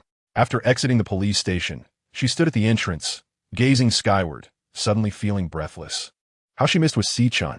Subsequently, Li Susu drove to find him, fortuitously arriving just as he was finishing work after he had lent her his car. Upon reaching Sicheng Pharmaceuticals, she encountered Sheng Lanxin. Recalling Li Cheng's words at the police station, a shadow crossed her eyes. "You certainly seem more invested in my family than anyone else." Sheng Lanxin, just returning from the hospital, wore a cheerful smile. Leaning closer, she whispered, "Are they truly your family?" Witnessing the sudden change in Li Susu's expression, Sheng Lanxin was elated. She could finally unveil this secret before Li Susu. Chapter 164. Why must it be Li Susu? What right does a counterfeit heiress have to flaunt her superiority? She isn't even as noble as I am. At least Sheng Lanxin has her biological parents. But what of Li Susu? She had confirmed from Li Mu that she was not the biological daughter of the Li couple. In other words, Li Susu is an orphan. With this thought, Sheng Lanxin had prepared a litany of venomous words. Li Mu herself told me. She said she prefers me over you and regrets adopting you. She even called you an ingrate, having raised you in the palm of her hand, only for you to think of yourself at critical moments. The last statement was exceedingly malicious. Li Susu, you are nothing now. Li Susu felt as though she had been struck by lightning. She never expected Li Mu to divulge such a significant secret to Sheng Lanxin so easily. The identity of the Li family's eldest daughter had always been her source of pride. Even in the face of family bankruptcy, she had never looked down upon herself. However, with this secret being exposed by Sheng Lanxin, her heart felt as though it had sprung a leak, allowing cold winds to rush in. Yet, she did not falter. Clutching the car keys Huo Sicheng had left her, she found her strength in them. And what now? Instead of being crushed, Sheng Lanxin's smile faded slowly. 5 years ago, I might have feared this secret being revealed. But now, with the Li Corporation gone, who would care whether I am truly the Li family's eldest daughter? Surely you aren't naive enough to think Sicheng would mind? Sheng Lanxin's expression darkened. Li Susu's words serve as a reminder that this matter must not be disclosed to Huo Sicheng. Otherwise, he would only feel more sympathy for her, possibly even forgiving her for leaving years ago. Your skin has thickened since 5 years ago, hasn't it? Even your identity is false, yet you shamelessly linger by Sicheng's side. Li Susu remained unfazed by her provocation. My skin is not thicker than yours. You know Sicheng does not favor you, but still cling to him for attention. Even after employing every tactic, you have yet to capture his heart. This statement struck at the very core of Sheng Lanxin's insecurities. She had orchestrated Li Susu's departure, yet 5 years had passed without earning the man's affections. How could she accept it? She could not understand why Huo Sicheng, a man who could have anyone beautiful, was so drawn to someone like Li Susu. If beauty were the standard, there were many who were more attractive than her vying for his attention. Yet, he remained indifferent. Why must it be Li Susu? She refused to believe her misfortune. Li Susu, enjoy your moment of pride. Just wait. Leaving behind a cryptic remark, Sheng Lanxin sneered and turned to enter the elevator. As long as she could locate Sun Kai, the truth about Li Susu deceiving Huo Sicheng would be revealed. Unfortunately, Lady Li had defected to her side. Otherwise, Sheng Lanxin could easily track down Sun Kai's whereabouts. She would not let Li Susu's luck continue to shine. Determined, she resolved to unearth Sun Kai, even if he were hiding underground. Li Susu remained unaware of Sheng Lanxin's thoughts, although she had held her ground in their exchange. The knowledge of her background being exposed left her feeling disheartened. Who could have imagined that a child raised in the Li family would turn out to be an orphan? 5 years ago, upon discovering she was not the Li couple's biological daughter, she had resolved to leave, as even she could not accept that truth. She was at a loss as to how to face Huo Sicheng. Chapter 165. Doubts arise about whether Mr. Huo could be abusive. Fearing discovery, the once mighty eldest daughter of the Li family turned out to be an impostor. The true Li Susu is, in fact, an orphan. Her once proud confidence was rendered worthless. Suddenly, Li Susu wished to avoid Huo Sicheng. She feared losing control of her emotions, revealing the truth behind her departure, especially concerning matters in F country. Just as she was about to leave, Sicheng spotted her and approached with unusual enthusiasm. "Miss Li, are you here to see Mr. Huo?" "Yes, in his office." Li Susu had brought sweet and sour pork for Huo Sicheng, casually handing it to Assistant Qi. "I have to go. This is for you." To her surprise, Sicheng instinctively recoiled, causing the packaging to fall to the ground. "Li Susu." "Sicheng. Oh no, how do I explain this?" Just then, the door to the president's office swung open, and Huo Sicheng emerged, shifting his gaze between the two before looking down at the fallen item. The familiar scent wafted up, darkening his expression. Gritting his teeth, he commanded Li Susu, "Come with me." Is it too late to pick up the sweet and sour pork and claim it fell by accident? Assistant Chi looked distressed. He could tell that Li Susu had no romantic inclinations toward him. She likely left abruptly, simply handing him the food because he was Mr. Huo's assistant. But Mr. Huo had a different interpretation. Would he think he was being matched with her? Upon entering, Li Susu explained, "I was about to have Assistant Chi give it to you, but he suddenly stepped aside, and the sweet and sour pork fell." She spoke earnestly, as if it were indeed the case. Huo Sichen's expression was somber. "Every time you arrive at my office, you hand things over to Shang. Do you really think I would believe this excuse? I have no feelings for Shang. He is far less attractive than you, though I feel somewhat sorry for him." Li Susu did not intentionally tarnish Shang's reputation. She believed her words were in his best interest. Last time, Huo Sicheng intended to transfer him to XJ. And I doubt he would want to go, would he?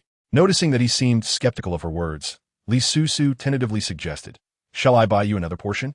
The restaurant selling sweet and sour pork was quite far from Sicheng Pharmaceuticals, and she hoped Huo Sicheng would decline. To her surprise, the man chuckled, "Sure, go ahead." Li Susu was taken aback. "It's so far, and the queue is so long." Seeing her hesitation, Huo Sichen's smile did not reach his eyes. "Are you unwilling? Why the reluctance?" "Of course I'm willing. After all, I'm the personal secretary earning a salary from Mr. Huo." The man responded, "I'll take 2 days off due to a facial allergy. The finance department will account for my absence." Li Susu thought to herself, "If I had known, I wouldn't have taken leave. Now everyone in the company will think Mr. Huo is abusive."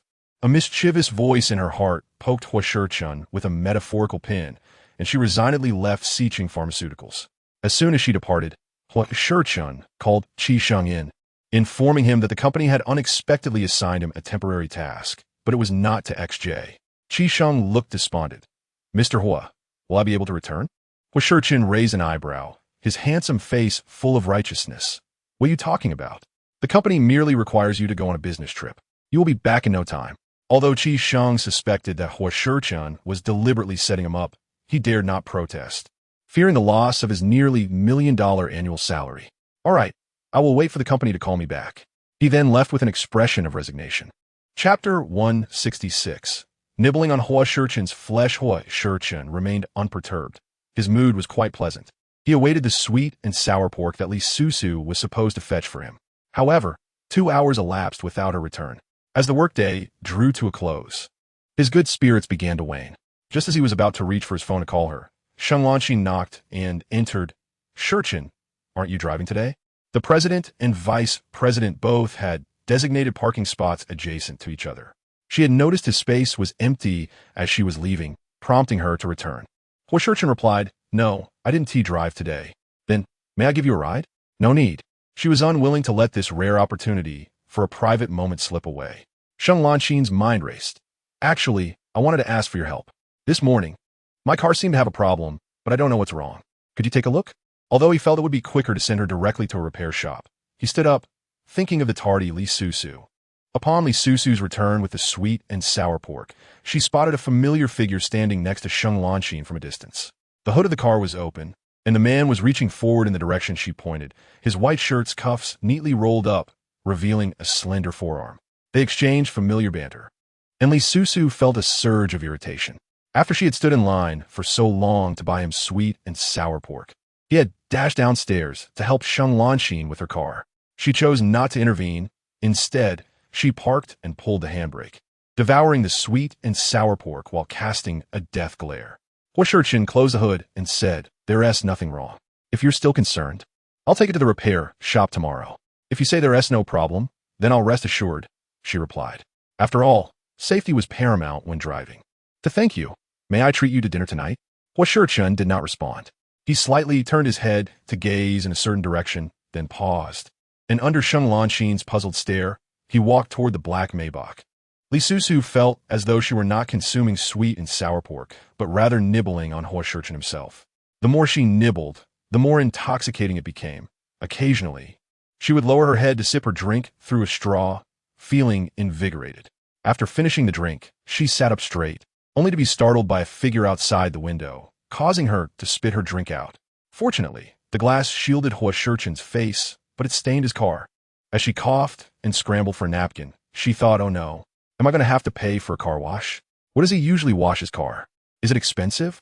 Hearing a knock on the window, she hurriedly slid it down, revealing a sheepish smile. Mr. Huo, I'm back with the sweet and sour pork. Huo Sichen's gaze swept over her face and landed on the 2 bags of sweet and sour pork that had been opened and nearly devoured. He was amused. You actually bought it back? Li Susu realized she had truly made a mess. Not only had she consumed 2 pounds of sweet and sour pork by herself, but she had also dirted his car while eating in it. Regardless of which offense, she felt she wouldn't survive the night. If only I had eaten further away. Should I go buy more? Huo Sicheng opened the driver's side door, his expression darkening, which frightened Li Susu into quickly exiting the car. However, he blocked her way, leaving her no choice but to move cautiously, trying not to provoke him further. Just as she successfully exited and prepared to flee, he grasped her wrist, and Li Susu felt tears welling up. She turned back with a forced smile. Mr. Huo, do you need something? Where are you going? Home. Chapter 167. I called you when I was in Country F. As the black Maybach turned around, Li Susu glanced at Sheng Lanxin, who had not yet left. The latter gazed at her silently, her expression somewhat eerie. Yet, Li Susu was unafraid. She mischievously pulled down her lower eyelid with her finger and made a funny face. Sheng Lanxin responded, childish. Unable to bear it any longer, she turned and returned to her car, following the Maybach out of the parking lot. On the way home, Li Susu stole several glances at him and couldn't help but inquire, what was wrong with Vice President Sheng's car? Nothing at all.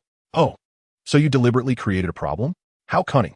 Li Susu was relieved to be his secretary. Otherwise, she wouldn't know how many excuses Sheng Lanxin could concoct to get closer to him. However, after all these years, had he never developed feelings? If not, why had it been Sheng Lanxin who answered that phone call 4 years ago? And why had she used such an ambiguous tone, claiming he had just fallen asleep? Suddenly, Li Susu's heart sank, doubting whether she had been deceived.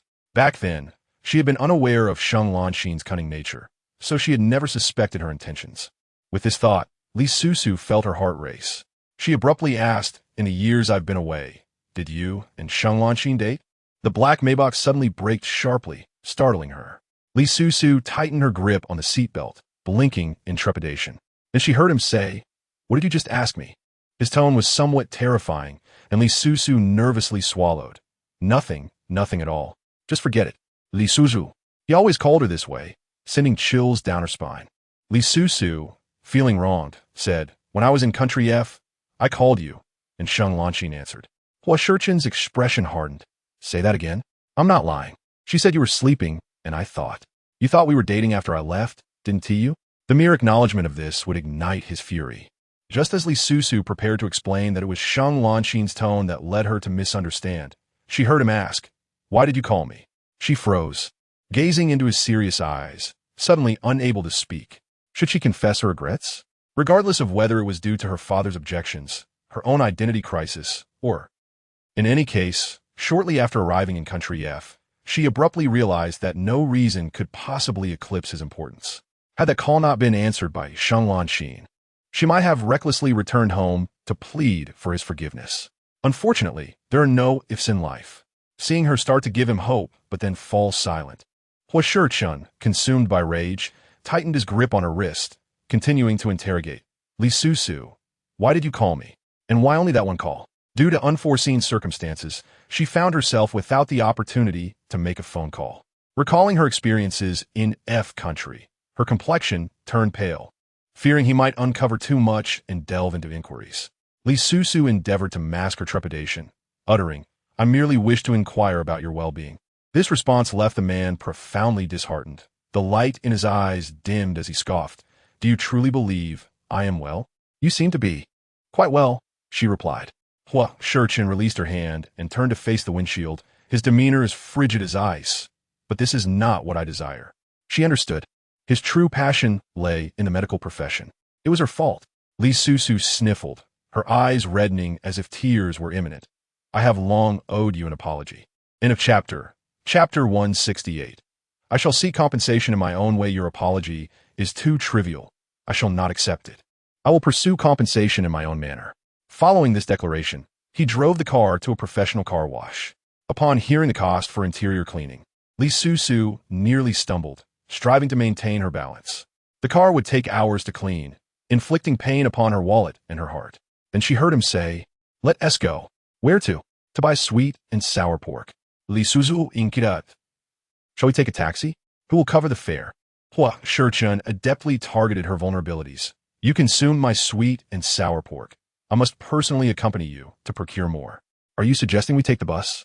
It's not as if I haven't done so before. In those early days, enamored by love, she had believed a doctor's monthly salary could stretch to a modest sum.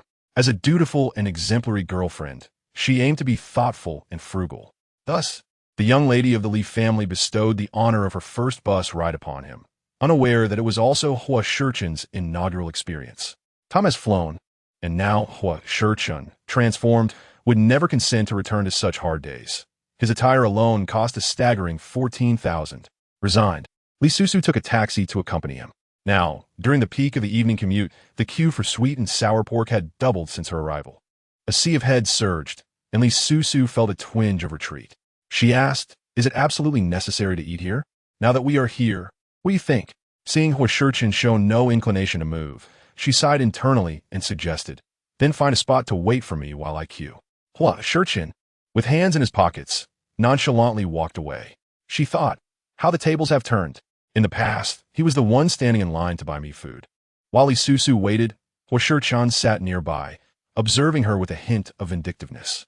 The crowd was overwhelming, and, as her legs grew numb, she occasionally tilted her head to peek forward, her anxiety mounting.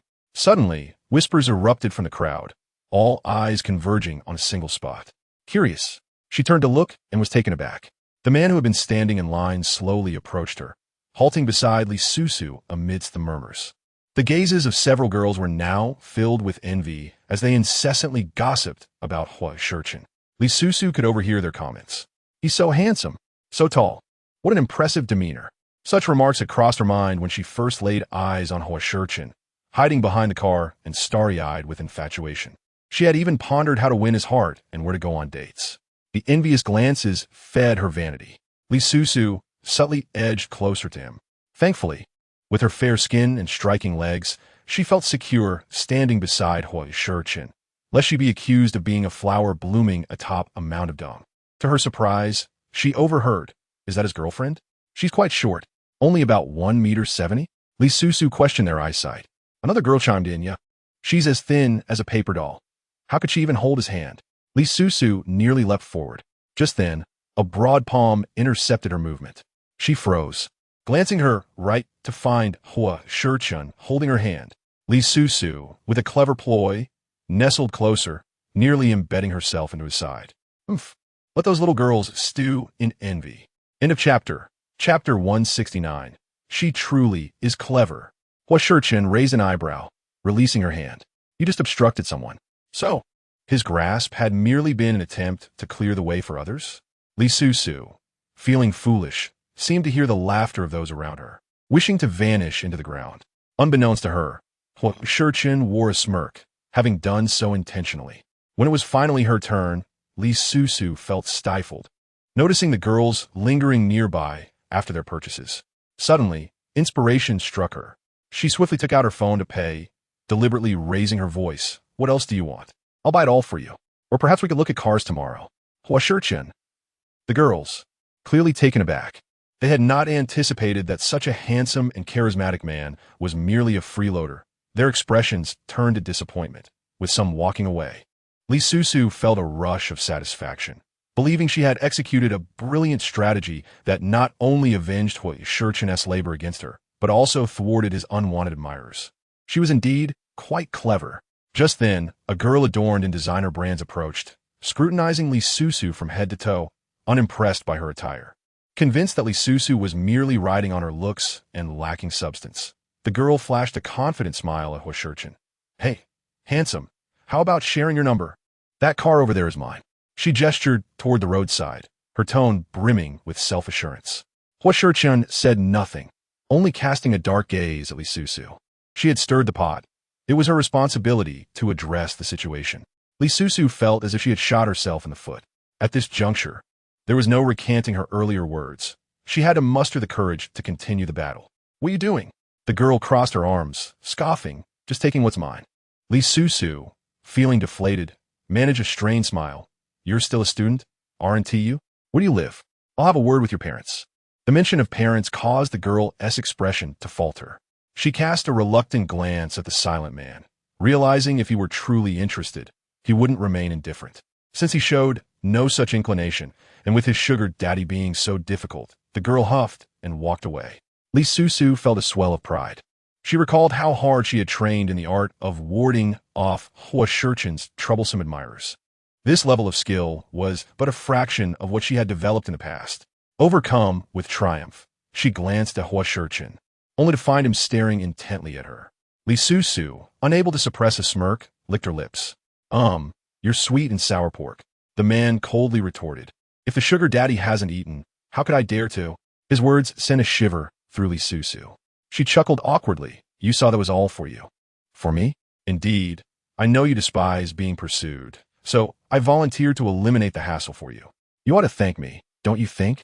Huo Sicheng admired her eloquence. It was a shame she didn't pursue a career in comedy. I thank you by treating you to sweet and sour pork, he said, returning the 2 bags she had given him. Li Susu felt a wave of nausea. Having overindulged in the car, even the most delicious food would be unwelcome. Suddenly, she felt a twinge of sympathy for Sheng Lanxin, who had consumed even more pig trotters at that dinner. Li Susu's smile grew strained as she hastily declined. No need. I'll treat you. Please, no formality. Seeing his indifferent gaze fixed upon her, she quietly reclaimed the sweet and sour pork. Although she couldn't eat it, she could take it home for Sister Mill. But why did this man insist on buying? In a chapter 170. He can't even let me sleep in? The next day, aware that taking leave would result in a pay cut, Li Susu rose early. Upon awakening, she noticed the man beside her had opened his eyes, casting a disgruntled glance at the alarm clock. It was only 6:30. I know, but I couldn't sleep and decided to get up. Horson directly pulled her into the blanket, wrapping his arms around her waist. Li Susu nearly found it hard to breathe. What does this mean? Is he not letting her get up after not even rising himself? Suddenly, Horson said, who was it back then that would lie in bed all day and insisted on sleeping with me? So, this was his form of revenge? Li Susu felt like crying. She endured being a pillow until 7:30, when the man finally released her. He patted his backside and headed to the bathroom to wash up, while Li Susu felt sore all over. After breakfast, the two of them left together. However, the car was not headed towards the office. She asked, do you have other work plans? After a few days off, she was unaware of his schedule for the day. Horson replied nonchalantly, and then added, we're going to 4S shop. Confused, she wondered what they would do there so early in the morning. Fix a car? It couldn't be to buy one. 20 minutes later, a black Maybach drove into the BMW 4S shop, where staff promptly greeted them. Mr. Ho, the car you were interested in has arrived. Li Susu was taken aback. Doesn't he already have a car? Why would he want to buy another? If he had extra money, he could donate it to charity. She followed Horson to view the car he had chosen, which cost around $800,000. Although it was not cheap, it was still far less than his Maybach. However, the car appeared to have good safety features. Horson nodded, this one. The staff smiled, great, I'll assist you with the purchase paperwork. Once he left, Li Susu asked, why are you buying another car? Horson's gaze flickered, it's not for me. Seeing her confusion, he reminded her. Someone publicly stated yesterday they would buy me a car, and I like this one. Remember to pay later, Mrs. Ho. Li Susu was speechless. Was she still dreaming? An $800,000 car? It was hard to believe she would spend that much, especially since she hadn't agreed to anything. She quickly clarified, I said I'd take you to see the car, not to buy it. There's a difference. He remained firm. It's the same thing. Feeling flustered, Li Susu realized he was serious, and he was already processing the purchase. She abruptly declared, I need to use the restroom. It's over there, the staff pointed out. Mrs. Ho, do hurry back. I'll be waiting. Li Susu indeed returned quickly, and the man regarded her with mild surprise. Was she so obedient? Not like her at all. The sales staff soon returned, maintaining a particularly pleasant demeanor. The paperwork is complete. Please follow me to settle the payment. Just as Horson turned to look at Li Susu, her phone rang. She swiftly answered, her expression changing. What? Is it that serious? All right, we're coming right away. After hanging up, she anxiously grabbed Horson's hand and told the staff, I'm sorry, there's an emergency at the hospital. We want to be buying the car. She decisively pulled the man out of the 4S shop. Inside the black Maybach, Horson gazed at her thoughtfully. What happened at the hospital? Once she confirmed that the 4S staff hadn't followed them, Li Susu sighed in relief. Oh, my dad has no appetite after surgery. Was that what she considered an emergency? Li Susu chuckled. Yes, a person is iron, and food is steel. If you can't eat, how can that be? We can forego the car, but we must eat. Don't you think? Chapter 171. I just made my rival angry. She vowed never to show off again. Over 80,000 for a single sentence is far too expensive. Horson, of course, picked up on the underlying tone. He chuckled, though his smile lacked sincerity. Since Mrs. Ho is reluctant to buy a car, shall we at least purchase some food? Li Susu had no reason to refuse. 800,000 could buy a small shop. Let us buy. We must buy. What do you want to eat, Mr. Ho?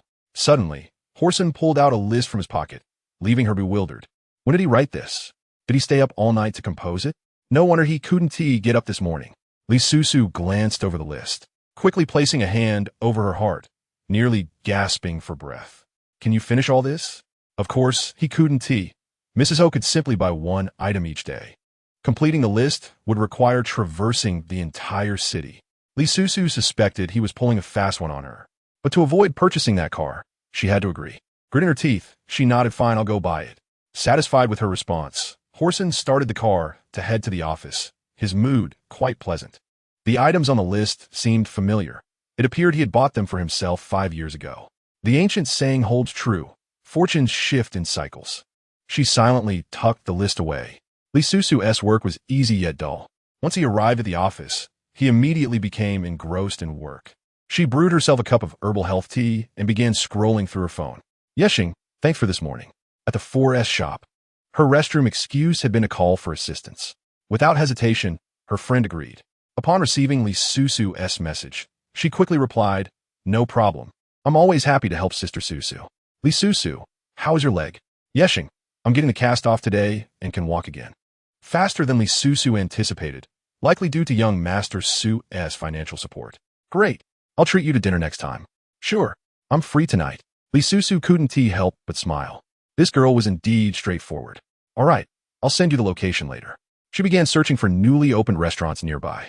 At the desk in front of her, the man squinted his eyes, scrutinizing her. He wondered whom she was so happily communicating with. Regardless, he was not pleased.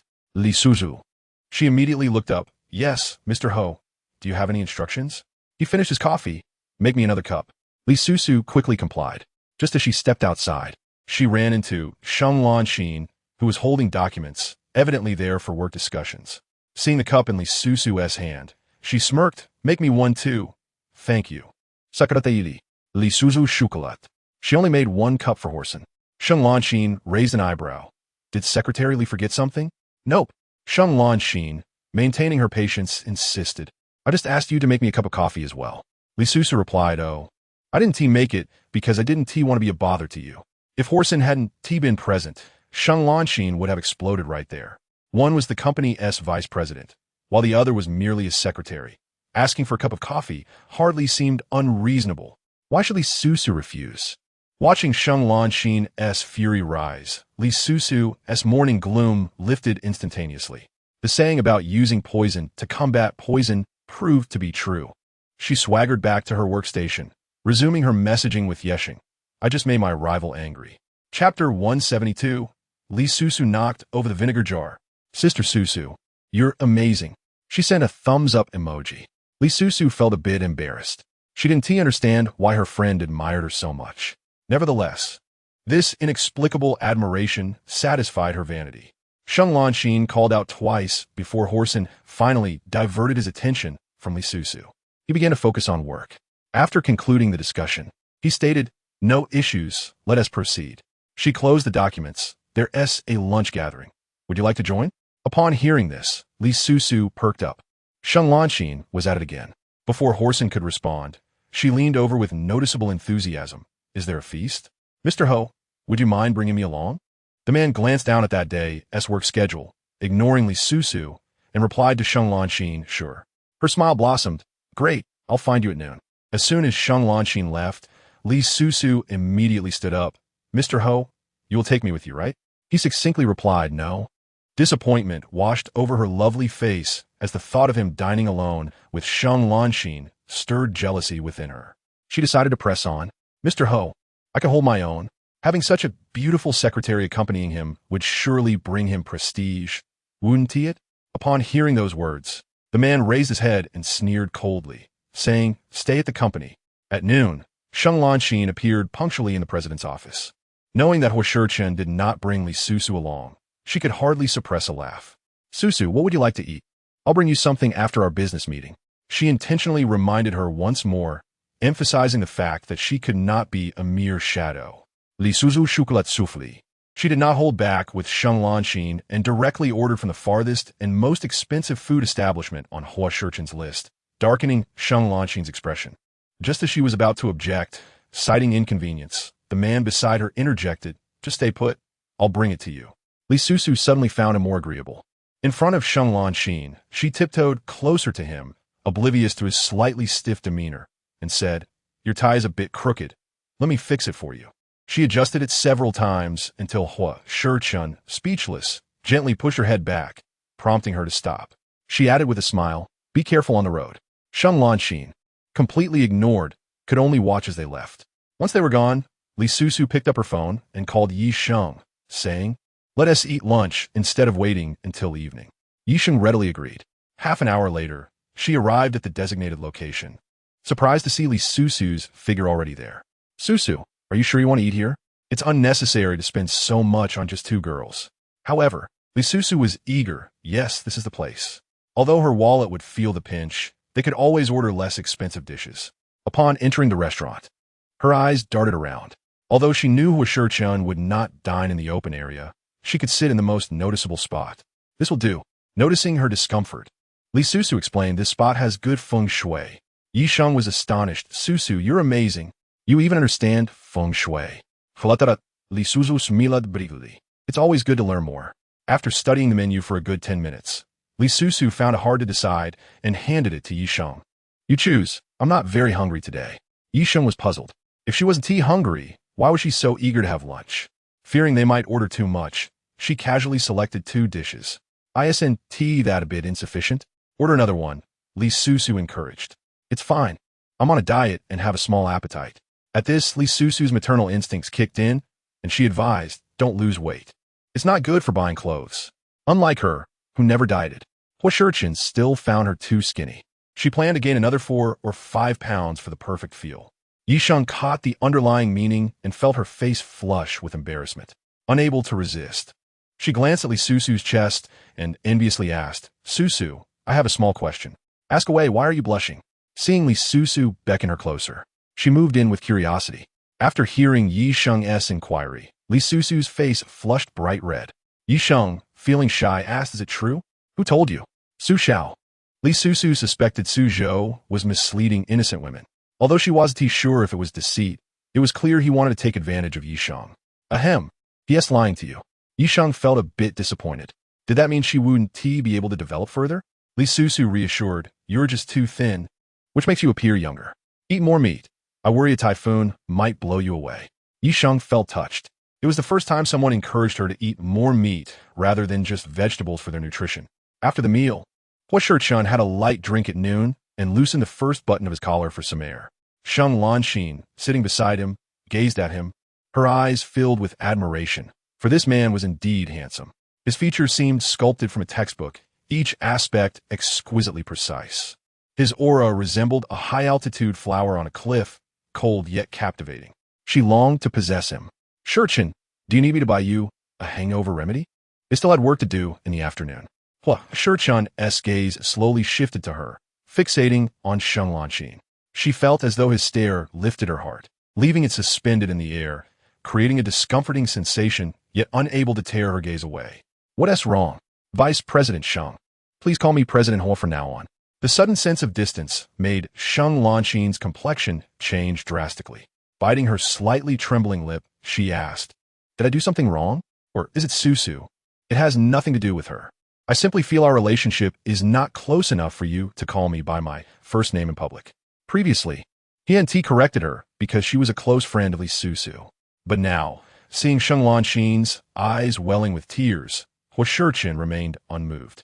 I have something I want to confirm with you, Vice President Sheng. She forced her tears back and put on a brave smile. Go ahead. Did you receive a call from Li Susu when she was in F country? Upon seeing her face turn pale, Huo Sicheng finally believed Li Susu's words. She hadn't lied.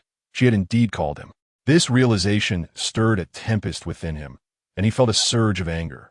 Wanting to question what right Sheng Lanxin had to answer his calls. Yet, he managed to restrain his fury. After all, this woman had accompanied him in his entrepreneurial journey for 5 years, a testament to his non-impulsive character. She did call, didn't she? Why didn't you inform me that you took her call? Sheng Lanxin's mind raced as she quickly covered her mouth with teary eyes. Sorry, Sicheng. His brow furrowed. I just want a reason. And you deleted my call records because I stood up for you. She hurt you so deeply and left without a word. And I was upset. She seized the moment to confess, gazing at him with hopeful eyes. Huo Sicheng, being astute, certainly understood her implication. He remained unmoved, his demeanor cold. That is not a valid reason for taking my call. Fairness is a matter between Li Susu and me, and it does not concern you. As if oblivious to Sheng Lanxin's pale face, he continued, moreover, you deleted my call records. She froze. At that moment, she was certain he would never discover her actions. But now that Huo Sicheng knew, did it imply that he had been waiting for Li Susu's call, even in his most anguished moments?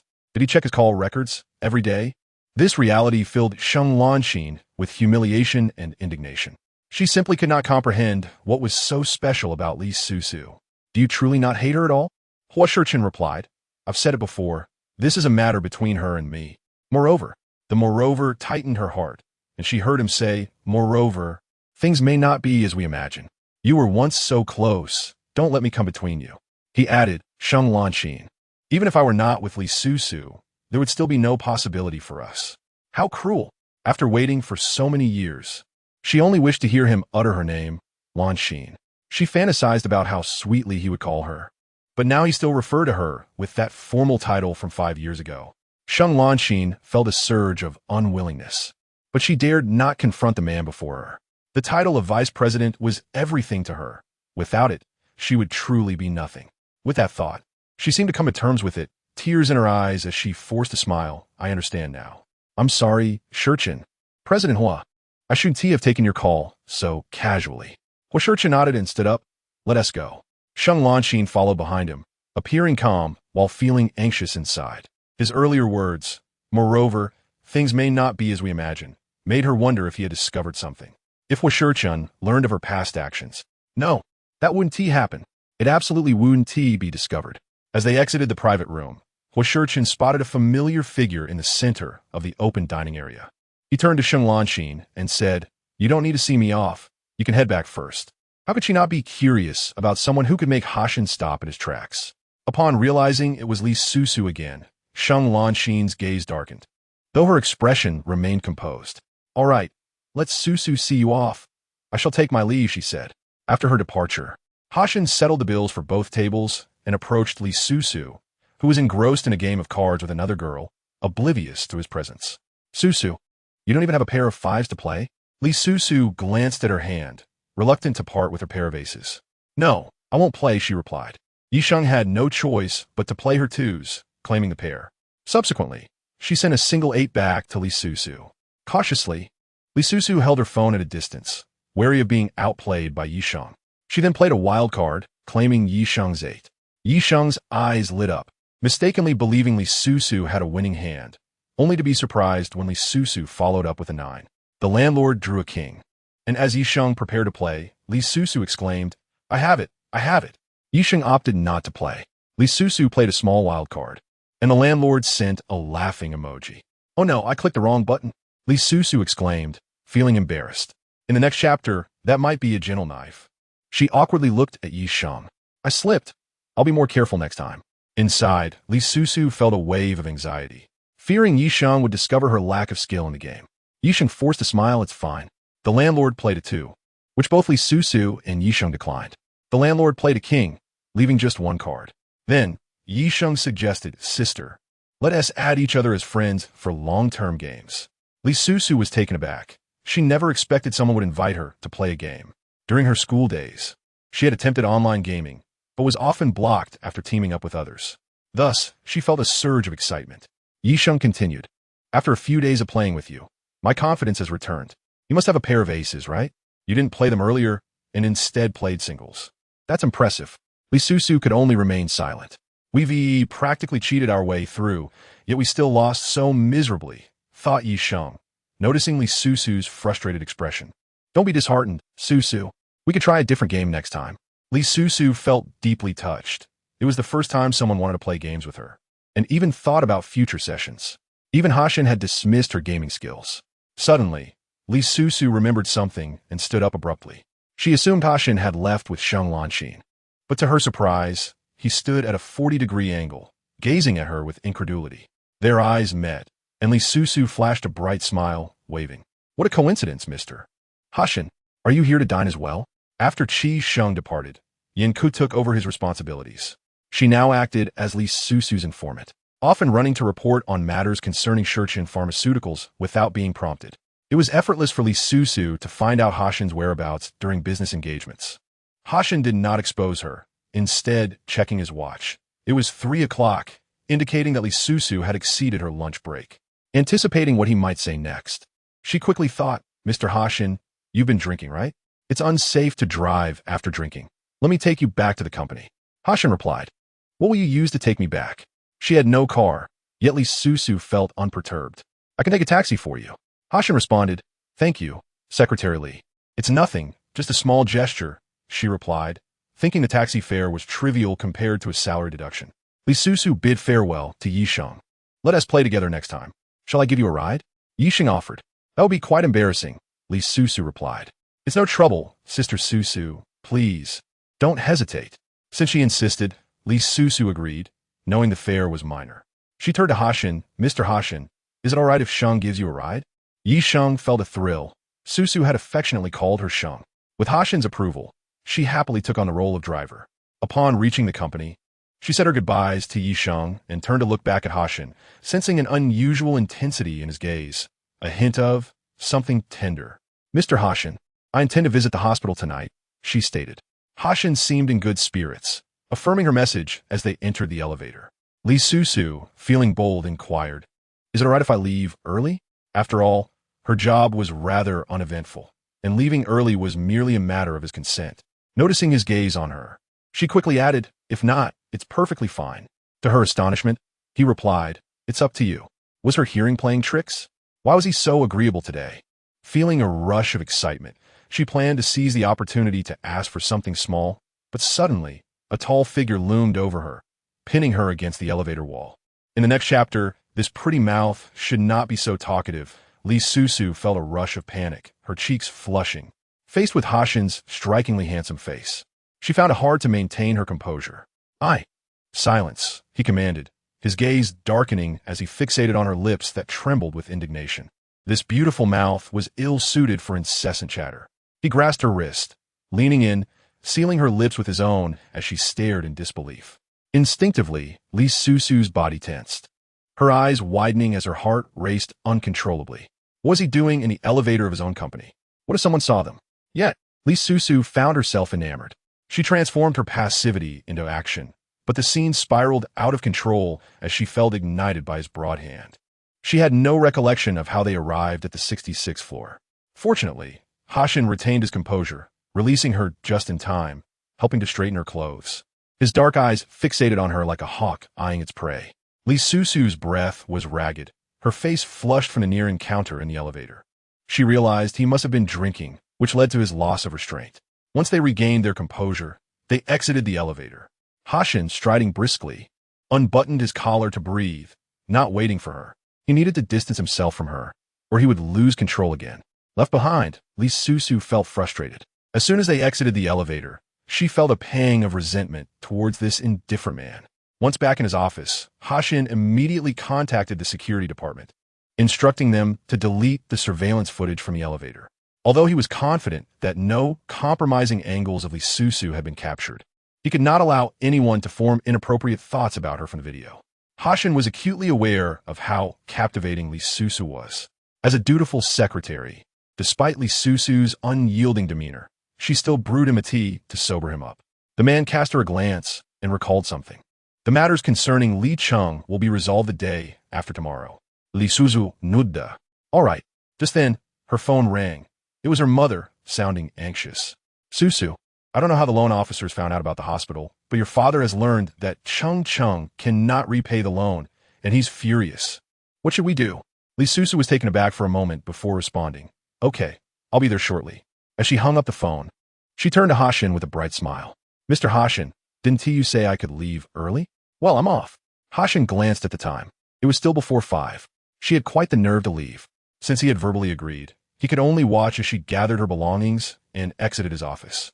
Li Susu, short on time, hurriedly hailed a taxi to the hospital. Upon entering her father's room, she could sense the tension. He had clearly just expressed his anger. At that moment, Li held his abdomen, pale from the recent surgery. Alarmed, Li Susu exclaimed, Dad, you just had surgery. You mustn't get so worked up. Noticing her arrival, Li sternly asked, Where's your brother? Why has his phone number turned into a deadline? Li Cheng had already changed his phone number, but he was oblivious to it. Li Susu remarked, He borrowed money he couldn't repay, so I told him to cancel his phone number and obediently return to school. At such a moment, she had to refrain from provoking him and could only resort to deception. Dad, Li Cheng is still young. He was merely deceived into taking out a loan. Chapter 177. Do you still wish to bring down Sicheng Pharmaceuticals? Are you going to act like a turtle? 5 million, not 50,000. He coughed. Li Mu, just scolded by him, dare not approach. Li Susu, filled with concern, patted his back. I will find a way. He knows he was wrong and surely won't make the same mistake again. Li felt a pang of sympathy for her. Ever since the collapse of Li Susu Group, she had returned from studying abroad in F country, bearing the weight of the family's burdens alone, compounded by the existence of such a troublesome brother. Dad and Mom have insurance that can be refunded. You should go home and take care of it. Li Susu felt disheartened for her father. How can you refund it? You can claim a lot from his hospital stay. Upon hearing this, Li father added, Then cancel the insurance. It should be worth around 4 to 500,000. Li Mu was reluctant. The insurance was essentially her future security after the bankruptcy of Li Susu Group. In a few years, it will be fully paid off, refunding it now. Hearing Li Mu's objections, Li father shouted, Be quiet. Li Cheng was spoiled by you. A doting mother raises a wayward son. Li Mu felt wronged, but dared not retort. She had indeed spoiled Li Cheng, but how could she help it when he was their only son? If Li did not pamper Li Susu, it would be fine, but he favored her even more than his own son. Every time he praised Li Susu, Li Mu felt pity for her son. Naturally, she would buy whatever Li Cheng desired. However, she believed that his current state was not solely her fault. Seeing Li Mu being scolded, Li Susu remained silent for a moment before saying, It truly cannot be refunded. You and Mom are getting older and need some security. I will find a way regarding Li Cheng. Li Mu felt reassured. She knew Li Susu was filial. Since she had promised her father, she would not let him down. Li Susu comforted her father for a while, and when he fell asleep, she went to the payment center to settle the most recent bill. Checking her bank account, she realized the 10 million given by Huo Sicheng had dwindled to 2 million. She was uncertain how much the subsequent rehabilitation costs would amount to, and repaying Li Cheng's debts would still not suffice. A headache began to form. At that moment, an idea struck Li Susu, but she quickly dismissed it. That card could not be used. As she furrowed her brows, Du called her. I have found some leads on the matter you asked me to investigate. Shall we meet? Had he not called, Li Susu would have forgotten about it entirely, primarily due to the overwhelming recent events. She readily agreed. They arranged to meet at a CAF near the hospital. Du handed her a stack of documents, his demeanor somewhat grave. Don't be alarmed. Stay calm. As she was about to open the documents, she paused and put them back on the table, her expression deflated. I won't look, just tell me directly. Du replied. The downfall of Li Susu Group is indeed related to Sicheng Pharmaceuticals. Although Huo Sicheng did not act personally, his stance on Li Susu Group was clear. Companies wishing to collaborate with Sicheng Pharmaceuticals gradually sever ties with Li Susu Group, likely to curry favor with him. Noticing her gloomy demeanor, he felt a twinge of sympathy. Do you want me to continue? Li Susu shook her head. No, that's enough. Do you despise him? Would you like your brother to avenge you? His words unexpectedly lightened Li Susu's spirits. She asked, How would you help me seek revenge? Do you have the power to bring down Sicheng Pharmaceuticals? Du scoffed. You still wish to topple Sicheng Pharmaceuticals? I was merely making an analogy. Revenge against Huo Sicheng doesn't necessarily mean destroying Sicheng Pharmaceuticals. I could simply take what he values most. Li Susu began to suspect that he was harboring resentment due to love. Chapter 178. So infuriating, yet I want to implant a virus in her phone. Your thoughts are quite perilous. I advise you not to provoke him. The current Huo Sicheng is inscrutable, even to her. Li Susu feared you might act recklessly. The man scoffed and asked, so you plan to do nothing? You, the eldest daughter of a Li family, have fallen into misfortune because of him. She was not the true eldest daughter of the Li family. As Shen Lanxin had said, she was merely an impostor. Li Susu acknowledged with a hum. Do you, exasperated? Retorted, what a failure. Love-struck fool. So infuriating. Yet he wanted to implant a virus in her phone. Li Susu couldn't help but laugh at his expression. Du had recently changed his hairstyle to a messy silver gray, resembling a loyal dog. Combined with his expression, he looked like a loyal hound deprived of a bone. Unable to resist, she reached out and ruffled his layered hair. TSK, now you look like a scruffy dog. Do you, flustered, exclaimed, what are you doing? I just style my hair. Li Susu chuckled. It suits you quite well. His ruffled hair quickly smoothed down, and he appeared quite pleased. Of course. Just look at my looks. Even a buzz cut would make me stand out. More like standing out at a zoo. The playful banter concluded, and she stood up. Let's keep in touch another time. He promptly reminded her, my birthday is next week. Li Susu was taken aback. Birthday? Do you, somia excited? Replié. Yes, remember to come. Is it necessary to go? Most of his friends were familiar to Li Susu, all of whom were frivolous rich kids with nothing serious to do but discuss food, fun, and games. There was a significant gap between their lives now. She was a bankrupt heiress. Upon realizing she might not attend, Du Yu's smile instantly froze. He chuckled ominously, threatening, try not coming. He added, you must bring a gift. She seriously suspected he was only insisting on her attendance to score a present. The circles they moved in were vastly different. Forcing herself into it would be quite uncomfortable. Understood, I will come. Only then did Du Yu allow her to leave. Li Susu recalled the words of her friend Mu Jie before she left home, and thus returned home early after meeting him. As she exited the subway and approached her doorstep, she spotted a familiar car parked outside. However, due to the evening's dim lighting, she could not confirm it. Only when she reached the vehicle did Li Susu lean incredulously against the car window. No way. It was supposed to be returned. How could it be here? Hurriedly, she entered the house, and Mu Jie, noticing her flustered state, asked, Madam, what's wrong? Mu Jie, whose car is that BMW outside? Oh, the young master had someone bring it back. It should be for you. Li Susu felt a chill run down her spine. She certainly did not want it. An $80,000 car, factoring in maintenance, fuel, and insurance, would cost a fortune over the year. Why not take the subway instead? Li Susu quickly inquired. Has your young master returned? No sooner had she spoken than Huo Sicheng appeared at the door. Seeing her home, he asked, did you see that car? Li Susu felt like crying. Yes, I saw it. Do you like it? At the mention of 800,000, she only felt a pang of regret. However, why was he asking her if she liked it? Li Susu recalled Mu Jie's earlier words, her eyelids twitching. Is it for me? Sometimes, I need to send you out on errands, and it's inconvenient without a car at the company. Instantly, her mood shifted from a cloudy gloom to a sunny delight, tinged with excitement. So it's a company car? I won't have to pay for it, right? I intended to gift it to you, but seeing how you are for Li He, I cannot allow you to scrimp on even this amount. The company will cover half, and you will have to pay the other half. End of this chapter, chapter 179. Li Susu plans to comfort him. Li Susu immediately changed her expression. I believe that even if it's a company car, it doesn't need to be so expensive. There's a new model of Wuxi Hongguang electric vehicle that would suit me perfectly. Huo Sicheng remained silent, as he had never heard of the car and could not provide an opinion. You like that one? Li Susu nuda eajarli. Without a car, it was quite inconvenient. If the company would cover half, she could accept that. Seeing him take out his phone to search, Li Susu leaned in excitedly, exclaiming, yes, that's the one. Isn't it adorable?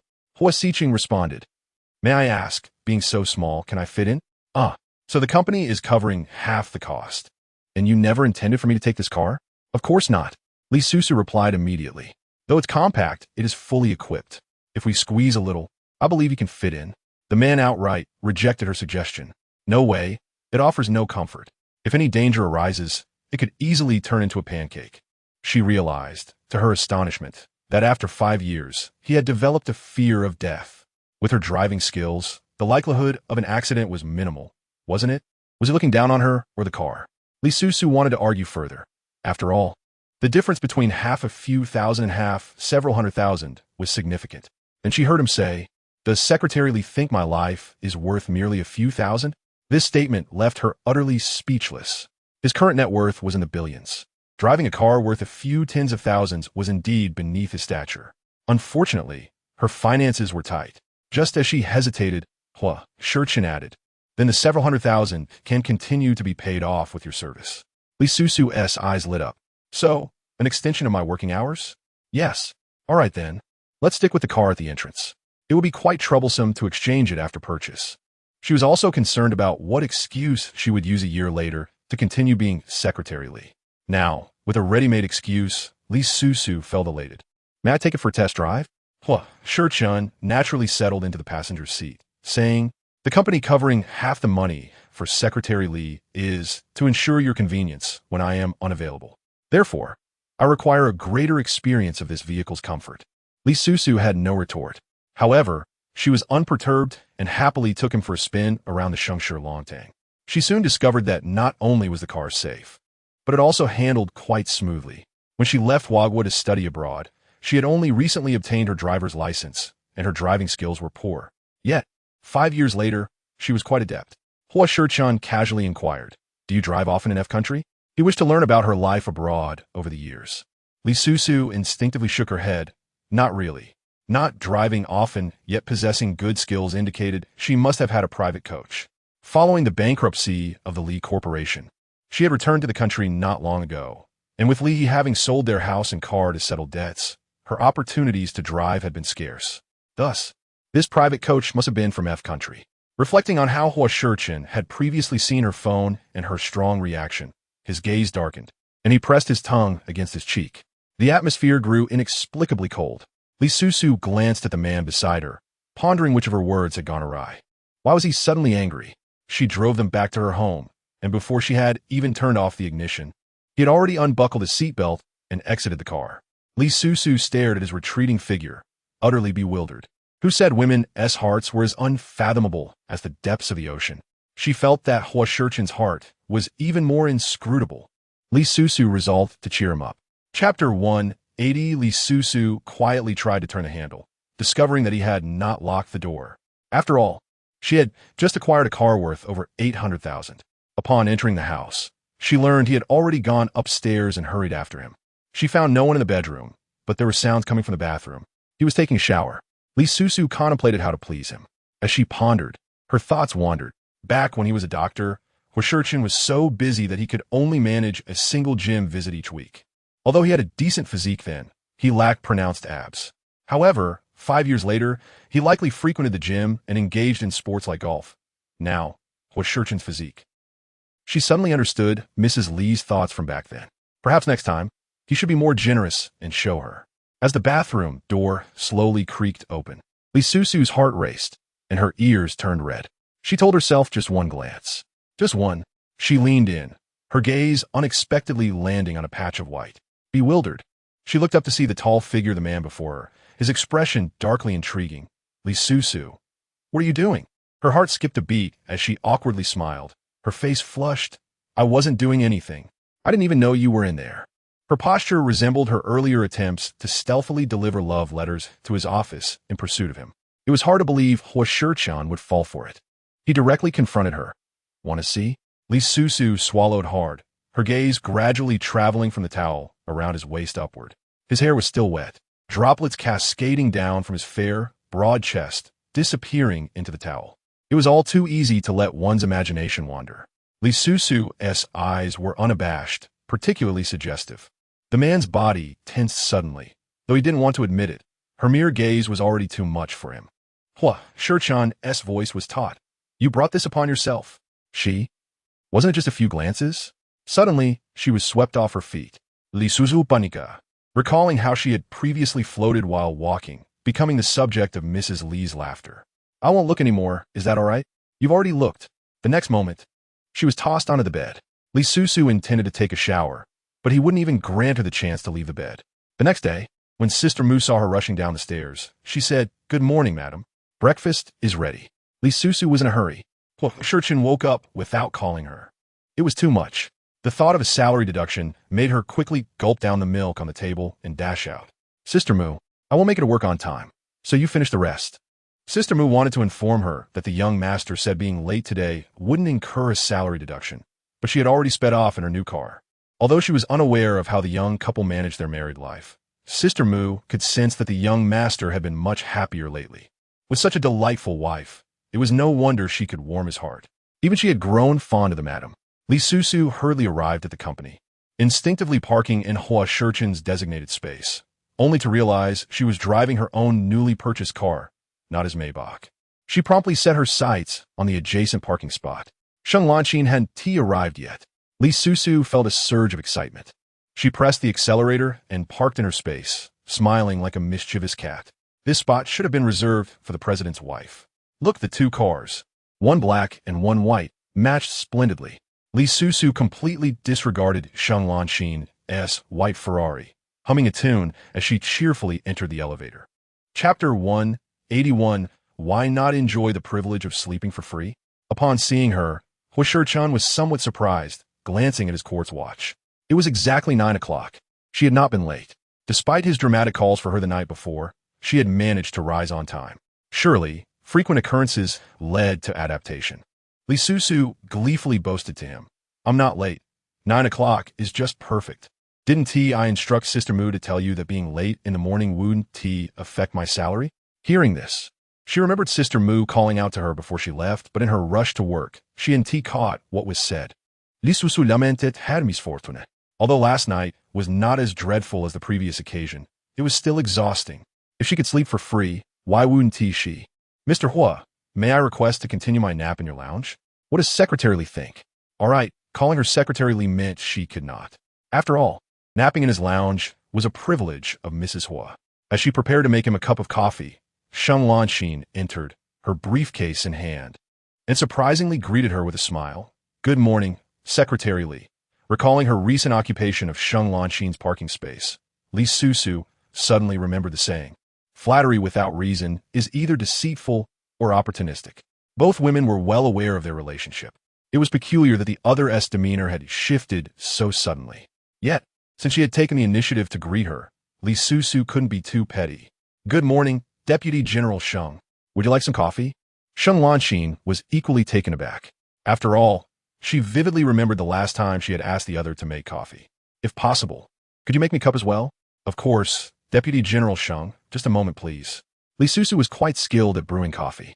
After taking a sip, Sheng Lanqin was about to praise her when she suddenly heard, Deputy General Sheng, there is something I'd like to discuss with you. Sheng Lanqin, is the sun rising in the west today? Recalling her earlier promise to Huo Sicheng to mend her relationship with Li Susu, she smiled and said, don't speak like that. I will do my utmost to assist you with anything. Li Susu, beaming, replied, then could you possibly lend me your parking space? Sheng Lanqin's eyelids twitched. The car in my space. Is it yours? Indeed. Sicheng just bought it for me. Li Susu confirmed. You must have seen it when Vice President Sheng came, right? I did. She had even instructed the security department to tow that vehicle from her space, and now she would have to arrange for its return. How frustrating. Sheng Lanqin forced herself to remain calm, determined not to provoke Huo Sicheng's displeasure. It was merely a parking space. She could park elsewhere. Her amiable demeanor today astonished Li Susu. However, she was uninterested in the reasons behind it. Having secured the desired parking space, she felt that helping Sheng Lanqin make a cup of coffee was quite worth it. You two discuss work. I shall not intrude.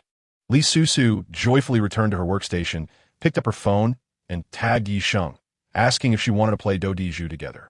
Yi Sheng replied that she was in class, and it was inconvenient. Thus, Li Susu resorted to playing Yang Luga Yang alone, perhaps engrossed in her game. She did not notice when Sheng Lanqin left. It was only when she sensed a shadow looming above her that she was startled by a man's presence. She hastily turned her phone face down on the table, wishing to conceal it. Ever since he had assisted her in reaching the 3rd level, her game page had remained static, unresponsive. Yet, Huo Sicheng had already seen it, quite clearly. Li Susu, playing games at work. What else am I to do? She retorted. You didn't go by the items on the list today, did you? Chapter 182. Clingy, insisting on dragging me out shopping. Li Susu felt flustered. In her haste to avoid a salary deduction, she had completely forgotten, but I will go buy them right now. She sprang to her feet, only to hear, Li Cheng can leave the police station by 10. You should go pick him up. No need to buy anything for me. A pang of guilt struck Li Susu. He had reminded her earlier, and she had completely forgotten. However, when she rushed to the police station, she discovered that Li Cheng had already been picked up. By whom? It was only after she called him that she realized Sheng Lanxin had gone to the company late today solely to pick up Li Cheng first. He was rather brusque on the phone, comparing Li Susu unfavorably to Sheng Lanxin, accusing her of being inattentive to her own affairs. She retorted, "Then go acknowledge her as your sister," and ended the call. Li Susu could not fathom why Sheng Lanxin was so invested in her family. The only certainty was that the latter harbored ulterior motives. Li Cheng needed to trust her, but there was little she could do. A few days later, Du Yu's birthday was approaching. Li Susu invited Yi Sheng for a shopping trip. With her current means, she could not afford the expensive items, while the inexpensive ones did not appeal to Du Yu. Selecting a gift proved to be quite a challenge. Yi Sheng, assuming she was shopping for Huo Sicheng, suggested, "Why not buy him something he uses often? What does Du Yu use most? A computer?" She recalled that his computer was configured by her, both exorbitant in price and one of a kind globally. Convincing him to replace it would likely be more difficult than persuading him to change his character. Besides, a computer was quite costly. Thus, Li Susu had a flash of inspiration and chose a branded mechanical keyboard. Hearing it cost over 8,000, she ultimately settled for a mouse, one in a pink, sparkling design that glowed. Yi Sheng was taken aback, though she felt it was not her place to judge the peculiar tastes of couples. She merely thought Huo Sicheng would likely not appreciate it.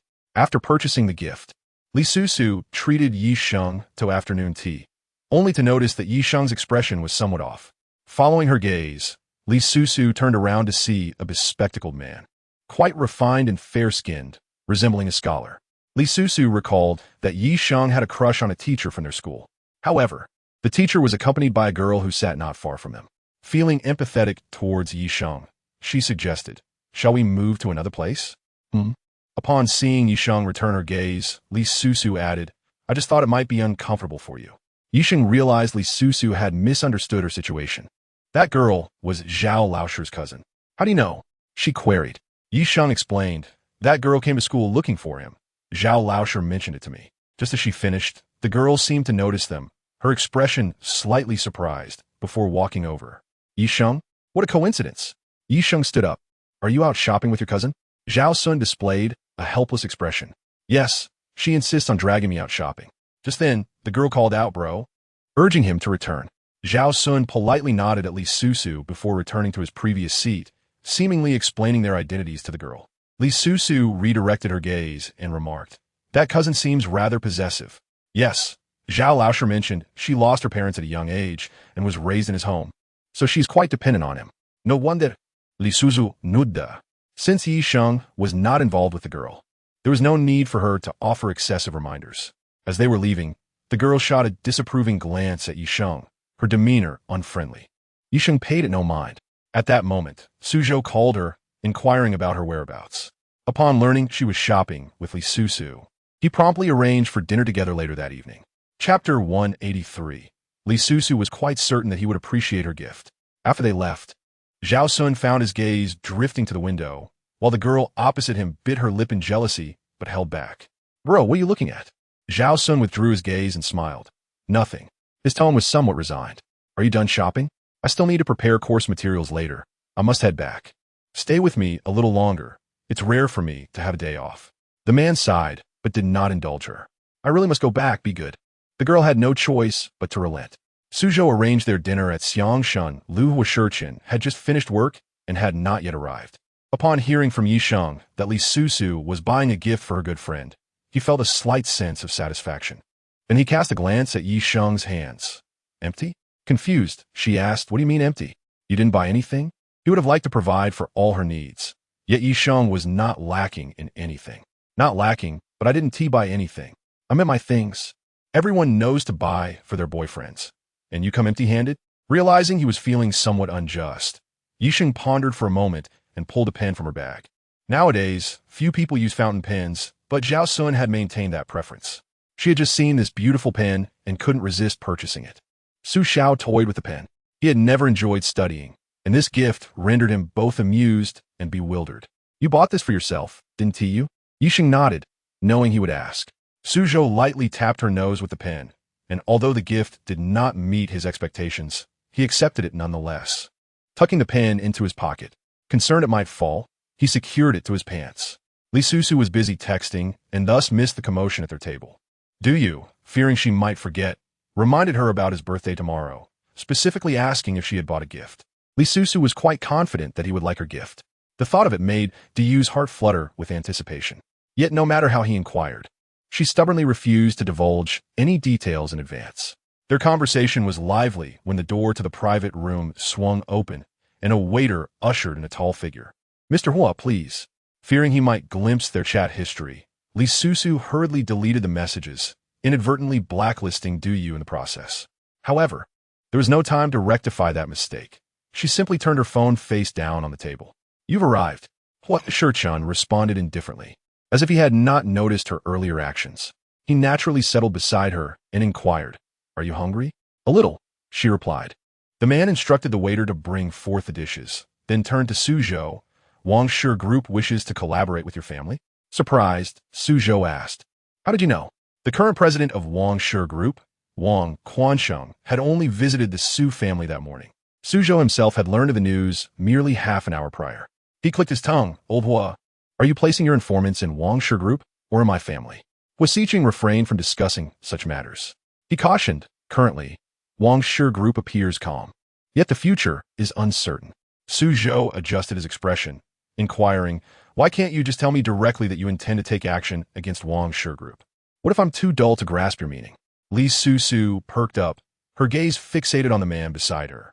He remained composed, responding to Suzhou's question with straightforwardness. If your intelligence is lacking, that is not my fault. Suzhou nearly laughed in irritation, pondering why he had ever considered Huo Sicheng a friend. When Suzhou first met him, Sicheng Pharmaceutical was merely in its infancy, and no one could have predicted his rise to prominence. Chapter 184. Does Mrs. Wen not comprehend the law? Bigamy is illegal. Suzhou found Huo Sicheng to be quite enigmatic, possessing considerable talents and a cool demeanor, unyielding to flattery. Such qualities are rare in the business world, and given Huo's appealing appearance, Suzhou made several attempts to engage him in conversation, eventually earning Huo's attention. Over time, he discovered that Huo's character resonated with him, prompting him to arrange for his family to assist Huo in business matters. Gradually, perhaps due to the excessive aid from the Su family, Huo felt unable to decline Suzhou's friendship. However, I advise you to inform my family, Suzhou mentioned. I believe there's a more expedient way to deal with Wangshe Group. He deliberately glanced at Li Susu, his expression playful. Isn't Wangshe Group's heiress, Wang Lanlan, pursuing you?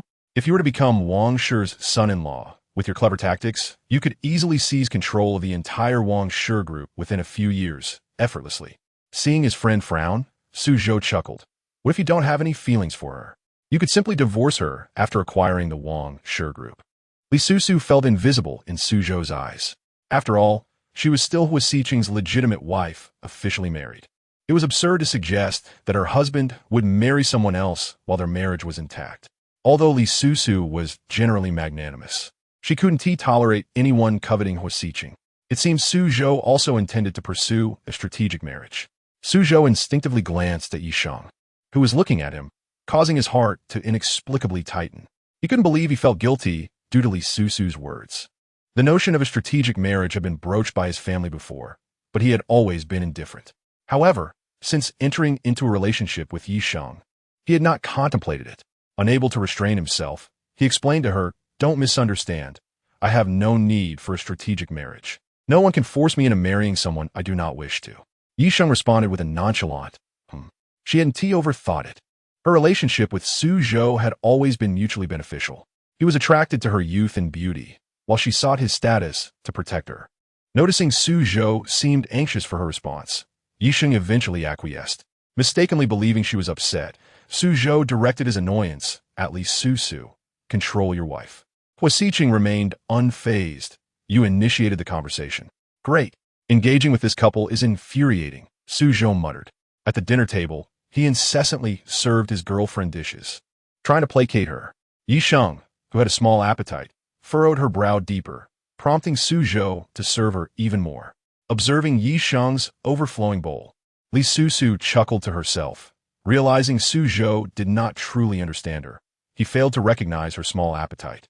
She had no intention of clarifying, allowing Su Zhou to believe Yi Sheng was upset. After all, he had suggested such a ridiculous idea to Huo Sicheng. After dinner, Huo Sicheng offered to have Li Susu's car driven back while she rode with him. She frequently glanced at the man driving, her gaze perhaps too intense for Huo Sicheng to ignore. "What is it? You wouldn't truly consider a strategic marriage with Wang Lanlan, would you?" Upon hearing her inquiry, Huo Sicheng's dark eyes clouded with irritation, and he felt a strong urge to silence her. "Mrs. Huo, are you not aware of the law? Bigamy is illegal." So he did not intend to divorce her to marry Wang Lanlan? Li Susu burst into laughter, complimenting him. "Mr. Huo, your legal knowledge is impressive. I commend you." After a moment's thought, she added, "You don't necessarily need a marriage alliance to dismantle Wang Shi Group. If you can locate the vice president who took the fall for Chairman Wang and persuade him to recant his testimony, the effect would be substantial." Chapter 185. Li Susu felt her heart race with exhilaration at his actions. If the scandal regarding tax evasion and covering up were to surface, even Wang Shi Group, no matter how formidable, would struggle to withstand public scrutiny. Should his rivals take advantage of the situation, it would surely lead to their downfall. Upon hearing her insights, Huo Sicheng was momentarily taken aback, but he quickly recalled that Li Susu was the daughter of the Li family, thus familiar with various business tactics. He dismissed the thought. Moreover, Huo Sicheng had already secured the vice president's recorded confession. Suddenly, he reached out, pinching Li Susu's cheek gently, leaving a faint mark. Noticing this, he tenderly rubbed it with his thumb. Li Susu felt her heart race at his gesture, recalling how he had previously mentioned finding her adorable when he pinched her cheek. Did this mean he currently found her cute? She instinctively leaned closer, resembling a kitten seeking affection, and playfully tapped his hand twice. When he glanced at her in surprise, she smiled and playfully meowed. Huo Sicheng nearly lost his composure. The car swerved slightly as he struggled to refocus on driving. His mind flooded with the image of her sweet imitation of a cat. He parked by the roadside, and under Li Susu's puzzled gaze, he grasped the nape of her neck and pulled her closer. In the blink of an eye, he sealed her lips with a kiss. This kiss was exceptionally gentle, leaving Li Susu dazed for several seconds. Just as she prepared to respond, she heard a warning. "If you don't want things to escalate here, behave yourself." It was he who initiated the kiss, yet he forbade her from responding. How unfair. However, recalling their near encounter in the elevator, she obediently remained still, allowing him to kiss her. Seeing her compliance, Huo Sicheng suddenly bit her lightly, then pulled back to regain his composure. If he did not restrain himself, he would lose control entirely. Li Susu winced, covering her lips, tears welling in her eyes as she silently scolded him. How unfair. He kissed her and then bit her. "I barely moved." Huo Sicheng replied firmly, "You did move." Li Susu found herself questioning her own actions. Did she move? Perhaps it wasn't impossible. Considering Huo Sicheng was the one kissing her, she might have lost control in the moment. Seeing her deep in self-doubt, occasionally furrowing her brow and stealing glances at him, Huo Sicheng struggled to suppress a smile. Was this woman raised on cuteness? Upon returning home in the sleek black Maybach, Li Susu felt self-conscious, fearing that Mu Jie would notice her swollen lips. Her sensitive skin would reveal any mark. It would be quite conspicuous. Unfortunately, they had to share the dinner table, and Mu Jie quickly caught on. Just as she was about to express concern, she noticed Madame's furtive glances and immediately understood. She thought to herself, the young master is too unmindful of her feelings. Was that bite really necessary? Should I suggest applying some medicine? With that in mind, Mu Jie advised, "Madame, wait a bit before drinking the soup. It might be hot." Li Susu's face flushed crimson. She stammered, "It's nothing." Perhaps Mu Jie's perceptive gaze made Huo Sicheng realize he had indeed been a bit excessive. Noticing Li Susu's struggle to eat without aggravating her injury, he furrowed his brow. Feeling guilty, he offered her a piece of beef, saying, "Open your mouth." Li Susu was taken aback. Her lips were the issue, not her hands. Yet, as Huo Sicheng was feeding her, she did not mind playing the handicapped role. With that thought, she smiled and opened her mouth to eat, momentarily forgetting her injury, only to wince in pain. Chapter 186. Li Susu felt like a clandestine mistress, hiding and avoiding detection. After ascending the stairs, Huo Sicheng retrieved the medical kit. He checked the expiration date before pulling her closer to apply the ointment. His touch was gentle, causing Li Susu to feel ticklish. The moment she recoiled, he shot her a glare, forcing her to stifle her laughter and present her lips for treatment. Having finished applying the medicine, Huo Sicheng looked at Li Susu's glistening lips, feeling an overwhelming urge to kiss her once more. She mistakenly thought she was applying lip balm and habitually puckered her lips, only to suddenly change color. Can this medicine be ingested? I accidentally licked it. Huo Sichen's temple twitched with irritation. How could you not ask if it's edible? Li Susu, fearing she might be poisoned, became anxious. Is it okay? Can I eat it? Her incessant questioning prompted Huo Sicheng to pull her close and kiss her, then gazed at her with a distant expression. Do you understand now? She shyly nodded. I understand. Suddenly, Huo Sicheng asked, did you go shopping with Yisheng today? Li Susu couldn't reveal anything about do you, so she firmly stated, I didn't buy anything, just browsing. Her account contradicted what Su Zhou had told her. Huo Sicheng frowned. Was she planning to surprise him? He chose not to press further, but Li Susu had her own query. Did you really do something about the Wangsha group? How did you manage that? She was not a naive fool. She had been raised as a young lady of the Li family and had absorbed some business acumen. Thus, she understood that moving against the foremost financial family in the imperial city was no small feat, however. Huo Sicheng was reluctant to discuss it further. Though her curiosity was piqued, Li Susu had to suppress it. The next morning, Huo Sicheng kindly waited for her to go to work together. But Li Susu insisted on driving herself. The man, frowning, stared at her for a few seconds before leaving in apparent displeasure. Li Susu followed behind, nibbling on a bun. On the way, she received a call from an unknown number. The moment she answered, Diyu's furious voice erupted. Li Susu, what do you mean? I only invited you to my birthday party, and you blocked me.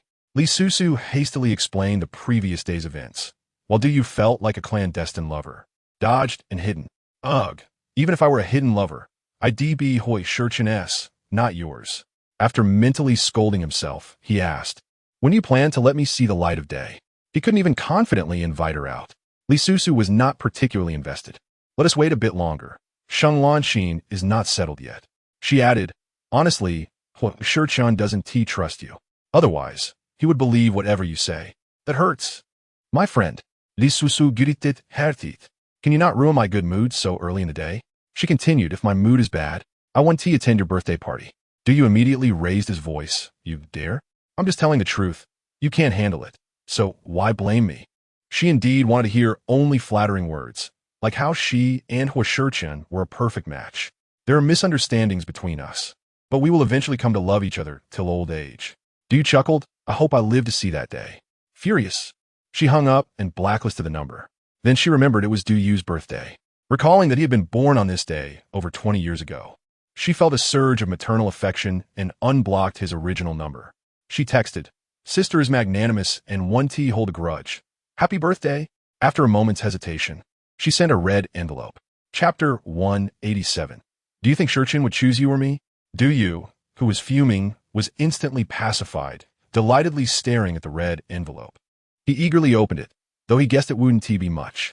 What on earth is 8 yuan and 8 dimes? Anger surged within him, and he texted back, how stingy. Is this the best you can do? He swiftly received a reply. If you dislike it, return it.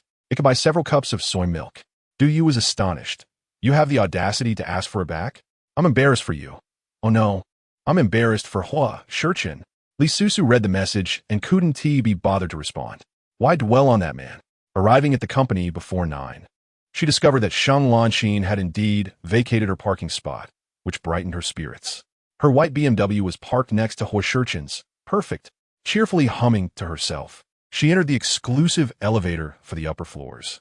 Habitually, she went to make Huo Sicheng a cup of coffee, only to find out from Secretary Yan that he had already left shortly after arriving. With him absent, Li Susu felt even more bored. She handed the coffee to Secretary Yan, saying, this is for your hard work. Yan was pleasantly surprised. Thank you. Li Susu spent the day playing games alone in the office. An unfamiliar number flashed on her phone, the country code indicating France. She swiftly hung up, rejecting the call. The best strategy against someone like Mo Han was to keep her distance. After a day of boredom and no sight of Huo Sicheng, she decided to leave work early without waiting for a reply to her message. Although she wasn't too fond of the U.S. dog meat friends, she still cared about her reputation. She deliberately borrowed a piece of clothing from a brand store. Just as she was about to leave, she unexpectedly encountered Wang Lanlan. Wang Lanlan was also shopping and raised an eyebrow upon seeing Li Susu. "Isn't your family bankrupt? How can you still afford clothes from this store?" Then she recalled that Huo Sicheng was now Li Susu's boyfriend, which left her feeling quite uneasy. In a sarcastic tone, she remarked, "Miss Li is here to buy clothes too?" Li Susu, confused, replied, "Am I supposed to shop for dog food in a clothing store?" Wang Lanlan's expression changed instantly. Very few dared to speak to her in such a manner. Wasn't it just because she was currently Huo Sicheng's girlfriend? What was so remarkable about that? Perhaps in a few days, she would become the ex-girlfriend of the president of Sicheng Pharmaceuticals. With this thought in mind, Wang Lanlan couldn't help but taunt. Relying on a boyfriend is nothing to brag about. Without Sicheng, you're nothing. Li Susu found this amusing. So, Miss Wang earns and spends her money based solely on her own capabilities, which has nothing to do with your family. Wang Lanlan was infuriated. She couldn't counter Li Susu. This woman's retorts were infuriating. Li Susu was not finished yet. Also, didn't you get kicked out of Sicheng Pharmaceuticals by my Sicheng? You calling him by his name makes it sound like you two are close. What if others misunderstand? As her words echoed, laughter erupted around them. Seeing Wang Lanlan about to explode, the salesperson quickly adjusted her expression. Although the Wang family's daughter was a significant client, she was indeed difficult to please. The first person to dare to confront her made the salesperson feel quite satisfied. Wang Lanlan, utterly exasperated, could hardly contain herself. The matter was still uncertain, and she shouldn't have said it, but she couldn't resist. Li Susu, don't be too arrogant. If the Wang family proposes a union with Sicheng Pharmaceuticals, do you think Sicheng would choose you or me? End of this chapter, chapter 188. Quite eye-catching, she assumed Li Susu would be flustered, but instead, she responded, "Oh, I'm so scared. Miss Wang, are you unable to marry?" You. Li Susu remembered how Wang Lanlan had colluded with Sheng Lanxin to nearly harm Li Cheng and was not one to show mercy to her enemies. What about me?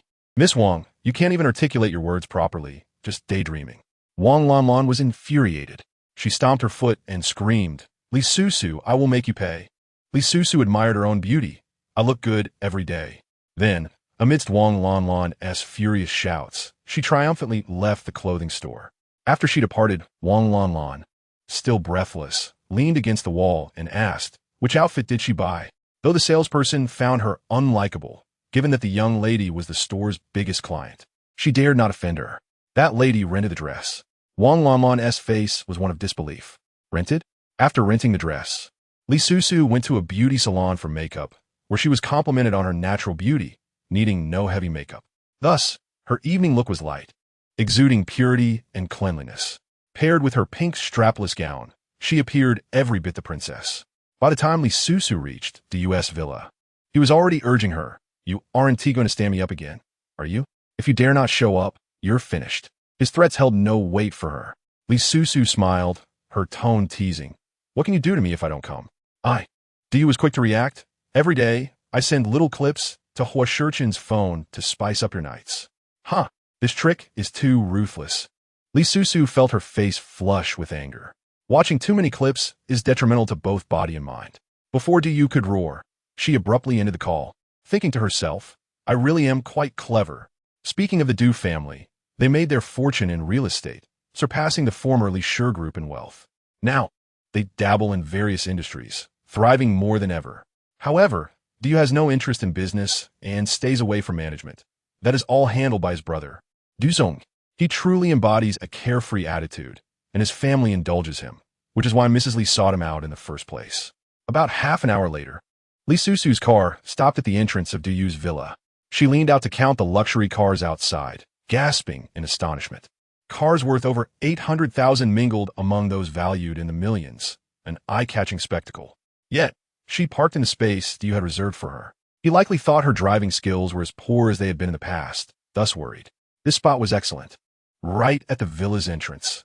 Any wealthy heir would notice it at first glance, perhaps mistaking it for the family chauffeur's vehicle. Thinking too much, Li Susu lifted her skirt and gracefully stepped down. Today, her pink strapless dress was rather modest, hugging her figure down to her ankles. She believed her taste was impeccable and felt unafraid even if she bumped into Huo Sicheng.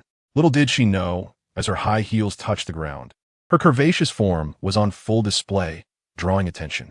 Upon inviting his friends inside, Du immediately spotted her, his eyes lighting up with delight.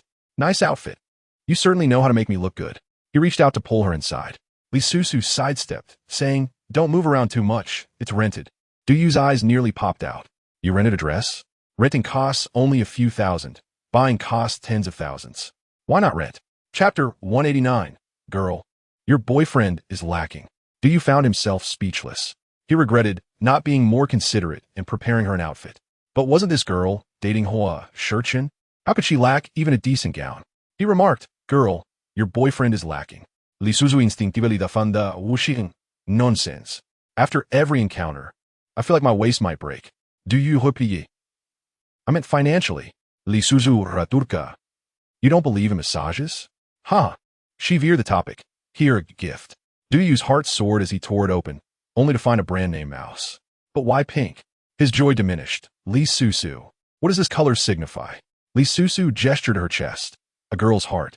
He chuckled. Thank you. Don't mention it. The keyboard was too expensive. So just make do with the mouse. It seemed he wasn't even worthy of owning a keyboard.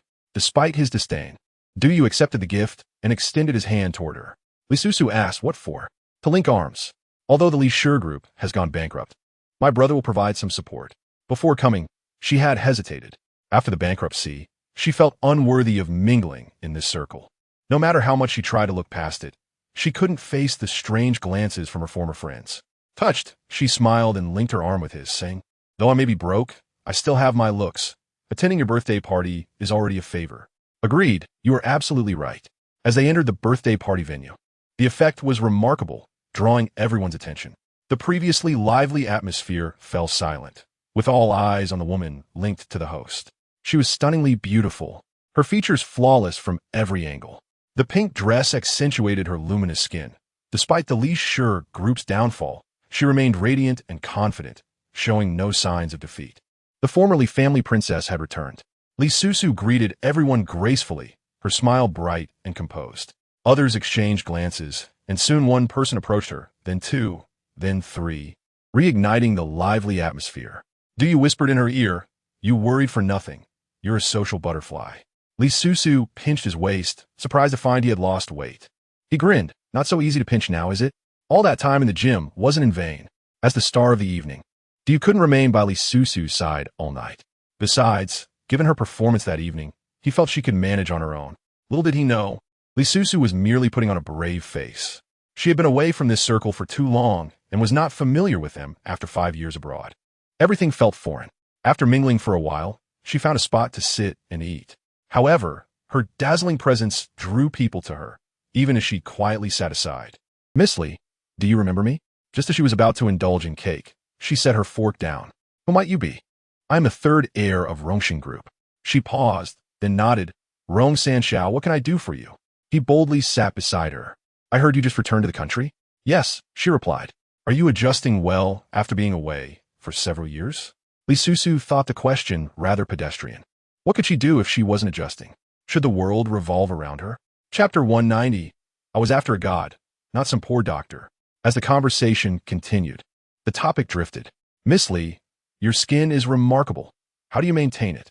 Li Susu was suspicious, thinking he might be Du's secret admirer. Why was he asking about her skincare routine? Did he want to know for himself, or to recommend it to Du? Du has great skin. It's no worse than mine. He blinked, confused. You don't agree? He instinctively glanced at Du amidst the crowd, realizing that not only was Du handsome, but his skin was indeed flawless. Yet, what did that have to do with their current conversation? He redirected. Miss Li, what do you do for fun? Let's add each other as friends and hang out sometime. I'm quite busy. Ah, I remember now. Your father is in the hospital, right? Do you need help? As he leaned closer, he continued, if you become my girlfriend, I could help with some of the expenses. What do you think? So, he was interested in her? Li Susu smiled coldly. Have you consulted Du about this? At her words, Rongsheng's expression darkened, not wanting to cause a scene at Du's birthday party. He lowered his voice. Li Susu, you're merely a fallen phoenix now. Do you still think you are as noble as 5 years ago? You once had the luxury to refuse me. What about now? Heh, She was taken aback. I refused you? His expression remained unchanged. You were pursuing a poor doctor at that time. With so many suitors back then, she had no recollection. After a moment of thought, Li Susu smiled brightly. It seems my taste has remained consistent. Rongsan Shao, you should return from whence you came. Your stinginess does not suit me. He even suggested helping with some expenses. How shameless of him. Li Susu recalled Rong Sheng's identity. He was the son born from the chairman of Rongsheng Group's second marriage. Hardly favored, thus limited in financial means. His father was now on his third marriage, with the youngest son merely 8 months old. Were it not for the name of Rongsheng Group, Rongsheng likely wouldn't have been eligible to attend Du Yu's birthday party. Perhaps he sought to reclaim his dignity after being rejected, attempting to humiliate her in return. She added, I was pursuing a god, not some poor doctor. Rongsheng felt deeply insulted. He knew well his status was insufficient to catch the eye of the Li family's little princess back then. Yet now, Li Susu was unrecognizable. Her family had gone bankrupt, yet she stood before him so audaciously. He cast a glance behind Li Susu, although not overtly noticeable. A careful observer could discern that the label on her clothing remained intact. Recalling Wang Lanlin's specific instructions regarding her, he abruptly reached out towards Li Susu and tugged at the pristine label. His swift motion caught her off guard, causing her delicate face to pale slightly. Then he exclaimed, Goodness, how can one leave home without removing the tags? You can't possibly be renting this outfit. His voice was loud, instantly drawing numerous gazes from the surrounding crowd. Some were astonished, others scornful, and some mocked, while a few simply observed the unfolding drama. Li Susu found herself ensnared in this situation and angrily pushed Rongsheng away. The resentment on his face, born of love turned to hate, was truly unappealing. What I wear has nothing to do with you, Rongsheng. Rongsheng had no intention of escalating the conflict, yet Li Susu's repeated humiliations provoked him. Now, with Wang Lanlan backing him, he felt unafraid of Du Yu. I merely detest vain women who, despite having left this circle, shamelessly attempt to reinsert themselves. Chapter 191. Even without his support, Li Susu has Huo Sicheng. I simply came to attend a friend's birthday party. Are you being overly dramatic? Rongsheng replied with a face full of derision. Dressed like a little princess, who doesn't know that the Li Corporation has long since gone bankrupt. Oh, and your ailing father. Things must be rather tight for you. Borrowing clothes just to attend a gathering. Calling you vain is being kind. Nearby, someone was secretly recording the spectacle. Li Susu felt isolated as the gazes directed at her brimmed with mockery.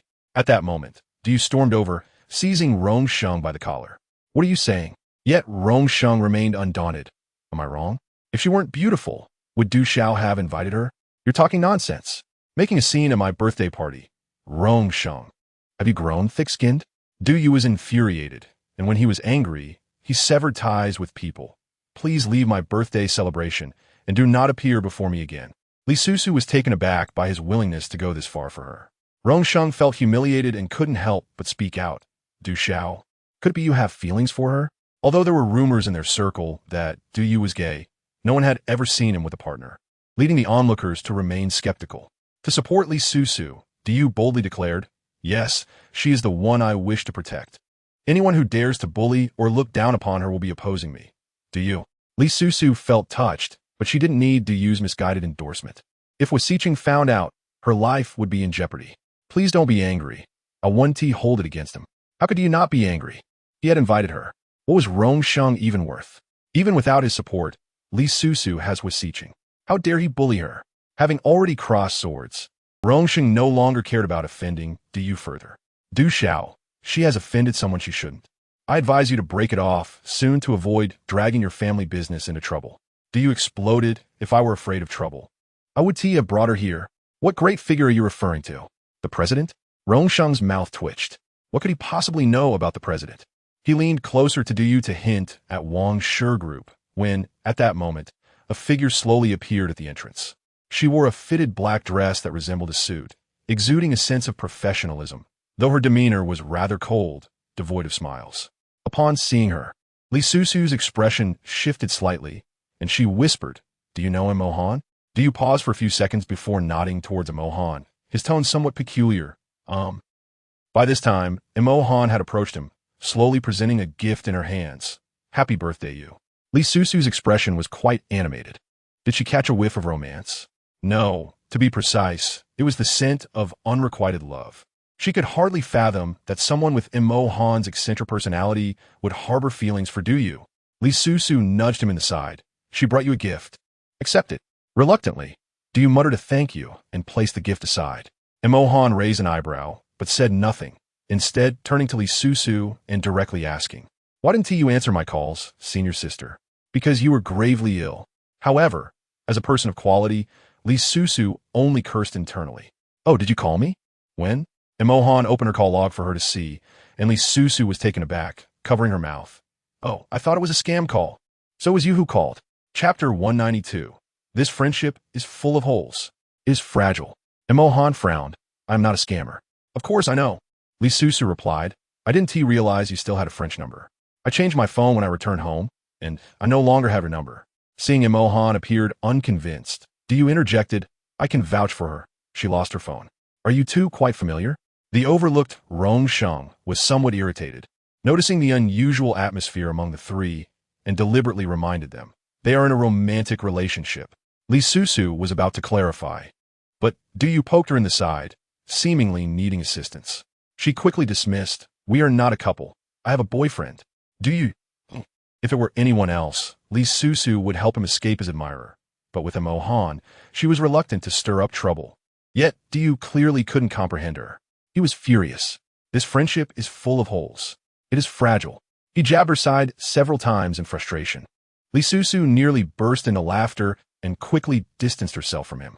Although she denied it, Mo Han still discerned that their relationship was not ordinary. Rong Sheng, the instigator, was undeterred. She's lying. If she isn't Du Xiao's girlfriend, why would she attend his birthday party today? Li Susu found that remark unpalatable. "I could just as easily say you were his boyfriend, which is why you came to his birthday party." Her silver-tongued retort left Rong Sheng's face a deep shade of anger. He furiously countered, "I am not gay." Li Susu, "But he is." Rong Sheng. "Do you? Muan." Li Susu could only assist Du Yu to this extent. Why must one feign a relationship to shake off a suitor? Just confess one's sexual orientation, and it would surely scare Mo Han off. Yet upon hearing that Du Yu was gay, her expression remained unchanged, as if she had already known. Noticing Du Yu inching closer and poking her again, Li Susu blinked innocently at him, rendering him speechless. "Are you two close as sisters?" Li Susu wished to avoid the discussion, but Mo Han seemed willing to share about Du Yu. Yes, indeed. Was this truly acceptable? Li Susu recognized that Mo Han was aloof, quirky, and her thought processes diverged from others, often leaving her at a loss for words. Yet in front of Du Yu, the typically cold Mo Han behaved like a docile lamb. She found it quite unsettling. Du Yu was aware of Mo Han's capabilities, yet he was oblivious to Li Susu's abilities in France. He asked bluntly, "Who is more impressive, her or you?" Seeing Mo Han's expression shift slightly, Du Yu's surprise deepened. His gaze towards Li Susu seemed to convey, "Appearances can be deceiving." Mo Han was recognized both domestically and internationally as a master artist. Her artwork had garnered numerous international accolades, and she had graced the headlines of magazines, with media outlets lauding her talent. Yet she failed to respond to his question. What did that signify? Du Yu, who had known her since childhood, was well aware. As he gazed at Li Susu with sparkling eyes, Mo Han felt a pang of envy. She is just a turtle hiding its head. "Turtle, Susu, here we go again." She interrupted Mo Han. "I have some matters to attend to. Happy birthday. Do you enjoy yourself?" At that moment, Rong Sheng let out a laugh, unabashedly displaying his disdain. What a ridiculous question from Du Xiao. How could Li Susu possibly be more capable than Master Mo? If she were that remarkable, why has she remained in the shadows all these years? Before Du could respond, Mo Han raised an eyebrow at him. "Who are you?" Rong Sheng hurriedly introduced himself, but her cold demeanor left him feeling awkward. Mo Han asked, "Do you seem to have some objections to my senior sister?" Into this chapter, Chapter 193. There is nothing wrong with her words. You are not worthy of her. After being rejected by her multiple times, could he not harbor grievances? Rong Sheng was not afraid of Du Yu, but he had heard that Mo Han's background was formidable. Wang Lanlan had specifically invited her last time.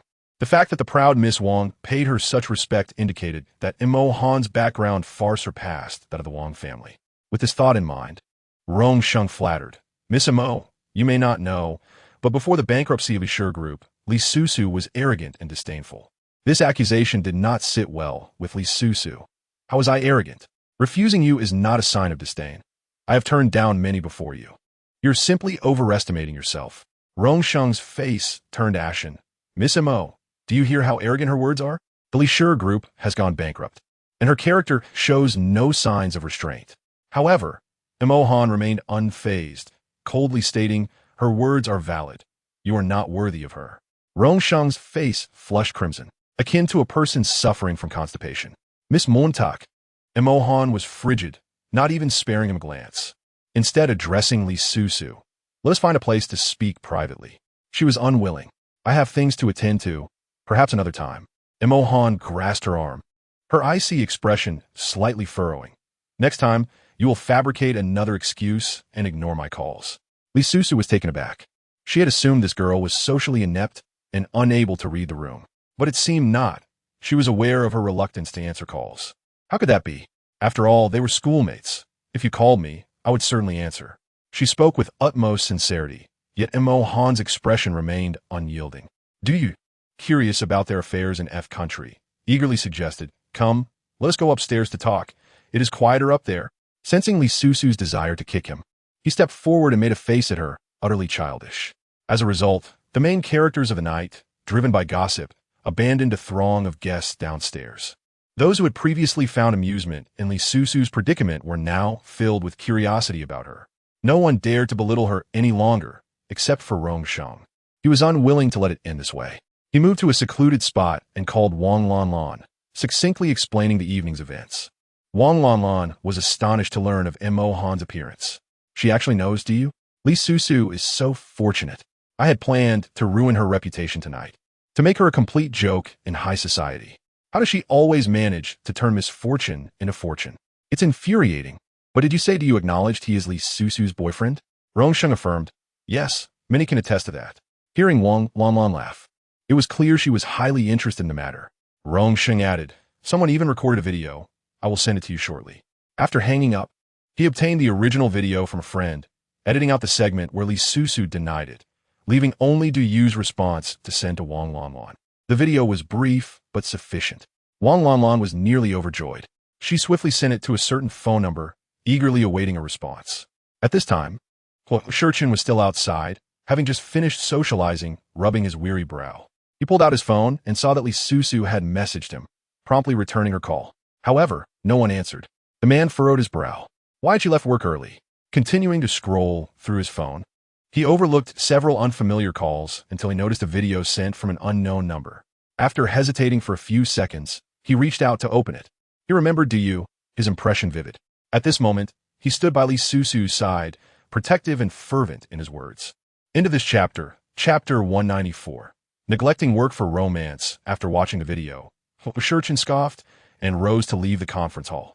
In the room, the three of them exchanged glances. It should be said that Du Yu and Li Susu were scrutinizing each other. Mo Han, with a clear objective, fixed her gaze on Li Susu. You still owe me an explanation. What explanation? Surely this person wouldn't cling to her for that reason? Why had Li Susu been avoiding her all this time? Then she heard, why did you back out at the last moment and not participate in the competition? I had an urgent matter.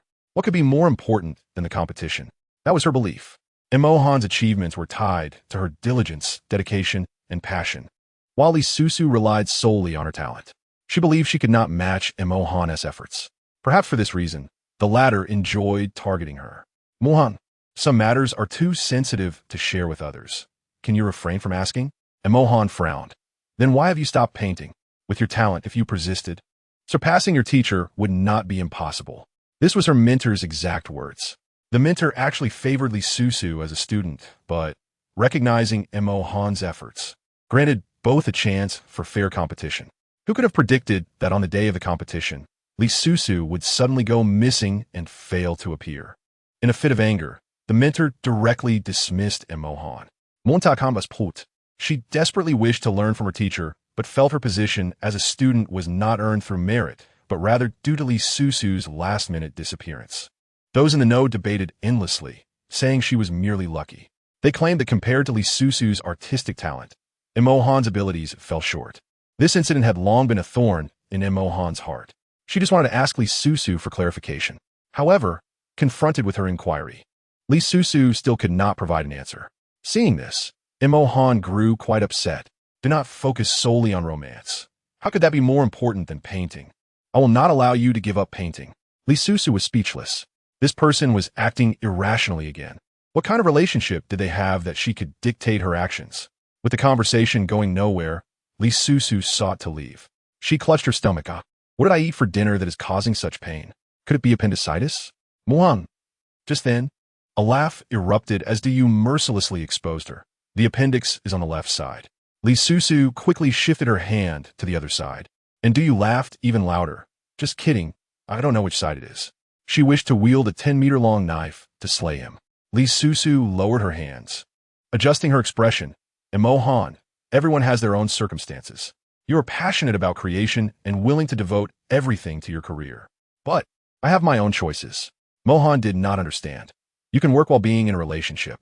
She had firmly decided that Li Susu was merely a romantic fool neglecting her career. Li Susu was infuriated. This person was once again being unreasonable. Then she noticed her phone ringing. In that instant, she was so excited that she picked it up immediately. Hello? Huo Sicheng. I am at Du's door, come out. Li Susu. Overwhelmed with excitement. With Huo Sicheng's arrival, her conversation with Mo Han could finally conclude, and she hurried downstairs, entirely oblivious to how he knew she was there. Seeing Huo Sicheng arrive, Du simply followed him outside. At that moment, the man had already exited his car, surveying the villa before him with dark, inscrutable eyes, lost in thought. End of this chapter, chapter 195, heart racing. Legs trembling upon seeing Li Susu's silhouette followed by two others, he wrapped his arm around her waist, acting affectionately. Slow down. What if you fall? The sudden display of concern left her momentarily stunned. Seeing that he was not angry, her smile blossomed. What are you doing here? He succinctly replied, looking for you. Then he released her and showed her the video on his phone. Li Susu. What? Is it even edited like this? Du behind her felt a wave of anxiety. Each time he saw Huo Sicheng, his heart raced, and his legs felt weak. Although they lived in the same city, Li Susu had not seen him since going abroad. Who would have thought this man would still have such a significant impact on him? He was undeniably handsome. His eyes gleamed, while beside him, Mo Han's brows were knitted in confusion. The more she looked at Huo Sicheng, the more familiar he appeared. Where had she seen him before? Certainly not in the imperial city. Lost in thought, Li Susu was hurriedly trying to explain to the man, this video is only part of the story. The person who sent it to you has taken it out of context. Don't believe it. Huo Sicheng spoke plainly. No news. Otherwise, I wouldn't show you. She sighed in relief. Smart men are undeniably attractive. She beamed. Are you here to pick me up? I was just about to leave. Let's go home. Little did she know, she couldn't pull him along. Li Susu felt a bit anxious. Aren't we leaving? Huo Sicheng responded. I'm here, just greeting someone. Slowly, he walked towards Du under Li Susu's astonished gaze. She hurried to follow. Du was taken aback by Huo Sicheng's approach and grew increasingly nervous, stuttering. Did you need something? Observing his flustered demeanor, Li Susu couldn't help but wish to capture this moment for future amusement. Huo Sicheng had already deduced that the gift Li Susu bought while shopping with Yisheng was meant for someone else, and thus, there was no surprise in the matter. He cast a cold glance at Du and stated, Susu is my woman, so refrain from making any misleading comments in the future. Instead of being offended, Du found Huo Sicheng incredibly cool. Huo Sicheng exuded an imposing aura when he threatened others. He told Du to wait and began fiddling with his phone. 2 minutes later, Huo Sicheng's phone rang. Du urged him, take a look at the original video. As Huo Sicheng watched, Rongsheng unexpectedly appeared as he was leaving the villa. Recognizing Huo Sicheng, Rongsheng's emotions surged, and he nearly rushed to greet him, stammering, Is that you? The man's icy glare startled Rongsheng. Had he done something to offend him? Mr. Huo, do you remember me? I'm the third son of Rongsheng Group. It's a pleasure to meet you. Recently, Rongsheng Group had been actively collaborating with Sicheng Pharmaceuticals. Securing Huo Sicheng's favor would elevate his company significantly. Rongsheng eagerly continued. No worries if you don't remember. Are you attending Du Xiao's birthday party? Could I have her contact information to stay in touch? He assumed they were all there to celebrate Du Yu's birthday, and Huo Sicheng might grant him some regard. Just as Huo Sicheng finished watching the video and turned off his screen, he looked at Rongsheng and chuckled. You're the third son of Rongsheng Group, correct? Rongsheng was ecstatic, yes. You must have met my elder brother. He recently visited Sicheng Pharmaceuticals. We are very eager to collaborate with you. Could you do me a favor?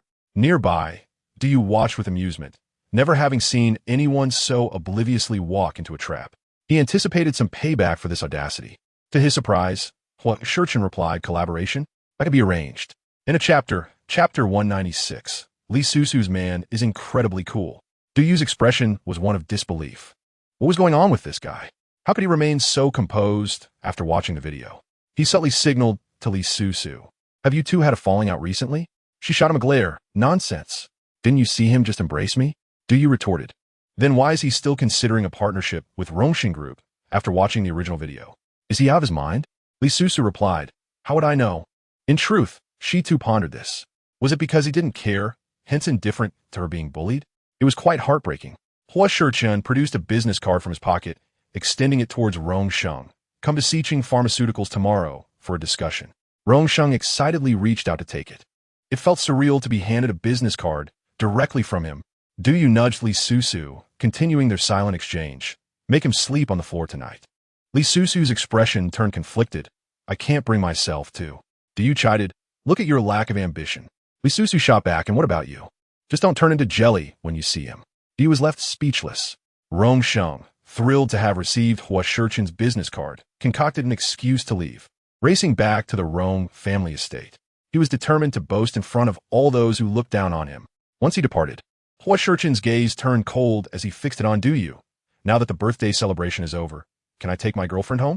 The emphasized words were caught only by Li Susu. He indeed did not wish to acknowledge their marriage in front of others. She waved at Du Yu goodbye. Previously, Du Yu had berated her for not standing up for herself in front of Huo Sicheng. But now he was too intimidated to even breathe heavily as he watched them leave. Sigh. Li Susu's man is incredibly cool. He turned to rejoin his friends, only to find Mo Han standing silently at the entrance, lost in thought. Her silence rendered her ghostly, utterly devoid of presence. It was unnerving. What are you thinking about? Mo Han shook her head. Nothing. I'm leaving too. By nature, she was not one to seek attention. Had it not been for him, she wouldn't have attended such a birthday party. Du Yu did not expect her to stay. Be careful on your way. Before departing, Mo Han suddenly asked, do you like Li Susu? Hearing the question, he chuckled. I like her, man. She showed no surprise or disdain, merely elongated her response. Oh. Du Yu was somewhat taken aback. Her capacity for acceptance was astonishing. He then heard her say, he could never like you. You should give up. Du Yu was left speechless. He wanted to retort that he could never like her either, and she should also give up. Yet, he had witnessed Mo Han's stubbornness before and found it pointless to argue. On the way home, Li Susu felt slightly anxious. Since getting into the car, the man beside her had been unusually silent, making it difficult to decipher his thoughts. She attempted to explain her reunion with Du Yu, but he seemed uninterested and instead inquired about another matter. Did Rongsheng pursue you 5 years ago? Li Susu was taken aback. She didn't even recall that. He did mention it, but I don't remember. She sensed the man cast a glance at her, but she couldn't comprehend its meaning. It was perfectly normal not to remember, given the multitude of suitors during her school days. Yet, she vividly recalled every detail of her pursuit of him. Then she heard a mocking laugh. What a relief. Mrs. Huo hasn't forgotten me. Otherwise, who knows what I might have done. End of chapter. Chapter 197. Was it the poor quality of the dress or Huo Sicheng's strength? Li Susu instinctively replied, I could forget everyone in the world but you. The imprint of her first love was too vivid. The bittersweet memories were impossible to erase. The man regarded her with a peculiar expression, but did not respond. Li Susu assumed he would inquire about Du Yu, but he remained silent. Perhaps he was indifferent, rendering it inconsequential. How disheartening. She rubbed her chest, attempting to soothe the ache. Upon arriving home, Li Susu exited the car first. The man glanced at her retreating figure, his brows furrowed. The evening's attire was relatively modest, with only her shoulders exposed. Yet, she seemed to favor form-fitting designs that accentuated her figure. As he observed her curvaceous silhouette, Huo Sicheng's gaze darkened further. Once in the room, recalling their previous experience, she hurried to the bathroom to change. The zipper was tricky to reach before she could manage it. The bathroom door swung open. Their eyes met. and as she watched the man approach, she felt a surge of nervousness. I can do it myself. However, Huo Sicheng would not grant her that chance. The following day, Li Susu held the remnants of her dress. Contemplating a pressing question, was it the fabric's inferior quality or Huo Sicheng's excessive strength? The vivid memories of the previous night flooded her mind, and she embarrassedly stuffed the dress into a bag. It had nothing to do with the dress. After incurring another financial loss, she received a call from Mrs. Li, who invited her for a spa treatment. She truly needed to unwind, so she readily accepted. Perhaps it was fate. The more one dislikes someone, the more likely they are to encounter them. In truth, there were only a few renowned spa centers in the imperial city, so meeting Wang Lanlan was hardly surprising. However, Wang Lanlan was taken aback to see Li Susu at the spa. Without regard for Li Susu's dignity, she immediately queried the manager beside her. Why do you let just anyone in? This is incredibly low class. As a major client and daughter of the Wang family, no one dared to offend her. The manager hurriedly explained, Miss Li is here with Mrs. Li. Unbeknownst to her, these words only served to further provoke Wang Lanlan. Recently, the television station had inexplicably reversed its decision. They had initially intended to elevate her in place of Zhao Xiaolan, yet now they were re-employing Zhao. Several programs have been snatched away from her, leaving Wang Lanlan seething with unexpressed frustration. What had Mrs. Li brought? Was she not a mere nobody? Such remarks were undeniably harsh, leaving the manager at a loss for words. After careful consideration, she deemed Wang Lanlan to be of greater significance and approached Li Susu. Miss Li, I apologize, but your membership fee for Paradise SBA will be fully refunded, along with a compensation fee. The implication was clear. Li Susu was being expelled. Infuriated, she forced a smile and retorted, Very well, if the compensation is not substantial, I shall not be satisfied. In terms of financial power and background, she could not compete with Wang Lanlan. Regardless of the outcome, Li Susu would not shortchange herself. Upon learning of the situation, Mrs. Li hastily exited the private room, erupting in fury upon seeing her. You just left like that? Li Susu raised her phone with a smile. Look, the entire year's membership fee refunded, plus 100,000 in compensation. It's as if my previous visits were all complimentary. Not a loss at all. Mrs. Li was both amused and exasperated. How desperate are you for money? Li Susu replied earnestly, very desperate. Upon hearing this, Mrs. Li hesitated before asking, Does Huo Sicheng not provide you with funds? End of this chapter, chapter 198. I offer my art, not my body. Realizing it was her own choice, Mrs. Li was left speechless with anger. She lost the desire for a spa treatment and took Li Susu out for dim sum, curiously inquiring, Aren't you working this morning? I am, but I can go in later without a salary deduction. After all, she had attended to the esteemed Mr. Huo last night. With his satisfaction, her days would be a tad more comfortable. Unaware of the full story, Mrs. Li assumed Huo Sicheng was indulging her. It's commendable to be self-reliant. Women must be independent to earn respect from men.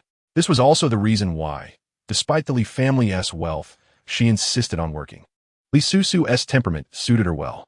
She scrutinized Li Susu from head to toe and asked, If you're short on cash, why not look for a part-time job? With your figure and looks, earning money should be effortless. Li Susu protectively crossed her arms over her chest, feigning shock. What do you mean? I offer my art, not my body. Then, with sparkling eyes, she inquired, What part-time jobs? Showcasing my figure? I'm game. Mrs. Li was amused by her theatricality. I'll inquire for you, but no rush. I'm rather anxious. Do ask now, Li Susu insisted. Mrs. Li, initially contemplating calling Huo Sicheng, given that she was his girlfriend, but seeing Li Susu's urgency, she decided to assist her first. When discussing part-time work, Li Susu generously paid for the dim sum and transferred her still-warm membership and compensation funds to Mrs. Li. Mrs. Li shot her a glare. You earned this. Accept it. Li Susu refused. A gentleman earns wealth through proper means. Had you not helped me obtain a membership card, I wouldn't have secured such a sum. She insisted on her acceptance and then drove to the company. Upon arrival, she heard Yin Ku mention that someone from Rongxing Group was visiting and that Huo Sicheng was in a meeting. Li Susu lingered by the conference room door with a cup of coffee, peering through the glass. Indeed, she spotted Rongsheng and a few others from the Rong family. However, the atmosphere fell off. Just then, she saw a man resembling Rongsheng, but slightly older, bowing his head to Huo Sicheng in apology before scolding Rongsheng. The group, looking dejected, headed for the exit of Sicheng Pharmaceuticals. Li Susu quickly turned to leave, forgetting she was holding coffee, nearly spilling the cup. By the time she steadied it, the Rong family had appeared before her, creating an awkward moment. Upholding her professional demeanor, she nodded to the Rong group members, only to hear Rong Sheng's sharp inquiry. "What are you doing here?" Li Susu found him rather foolish. He hadn't inquired about anything and was merely a pawn for Wang Lanlan.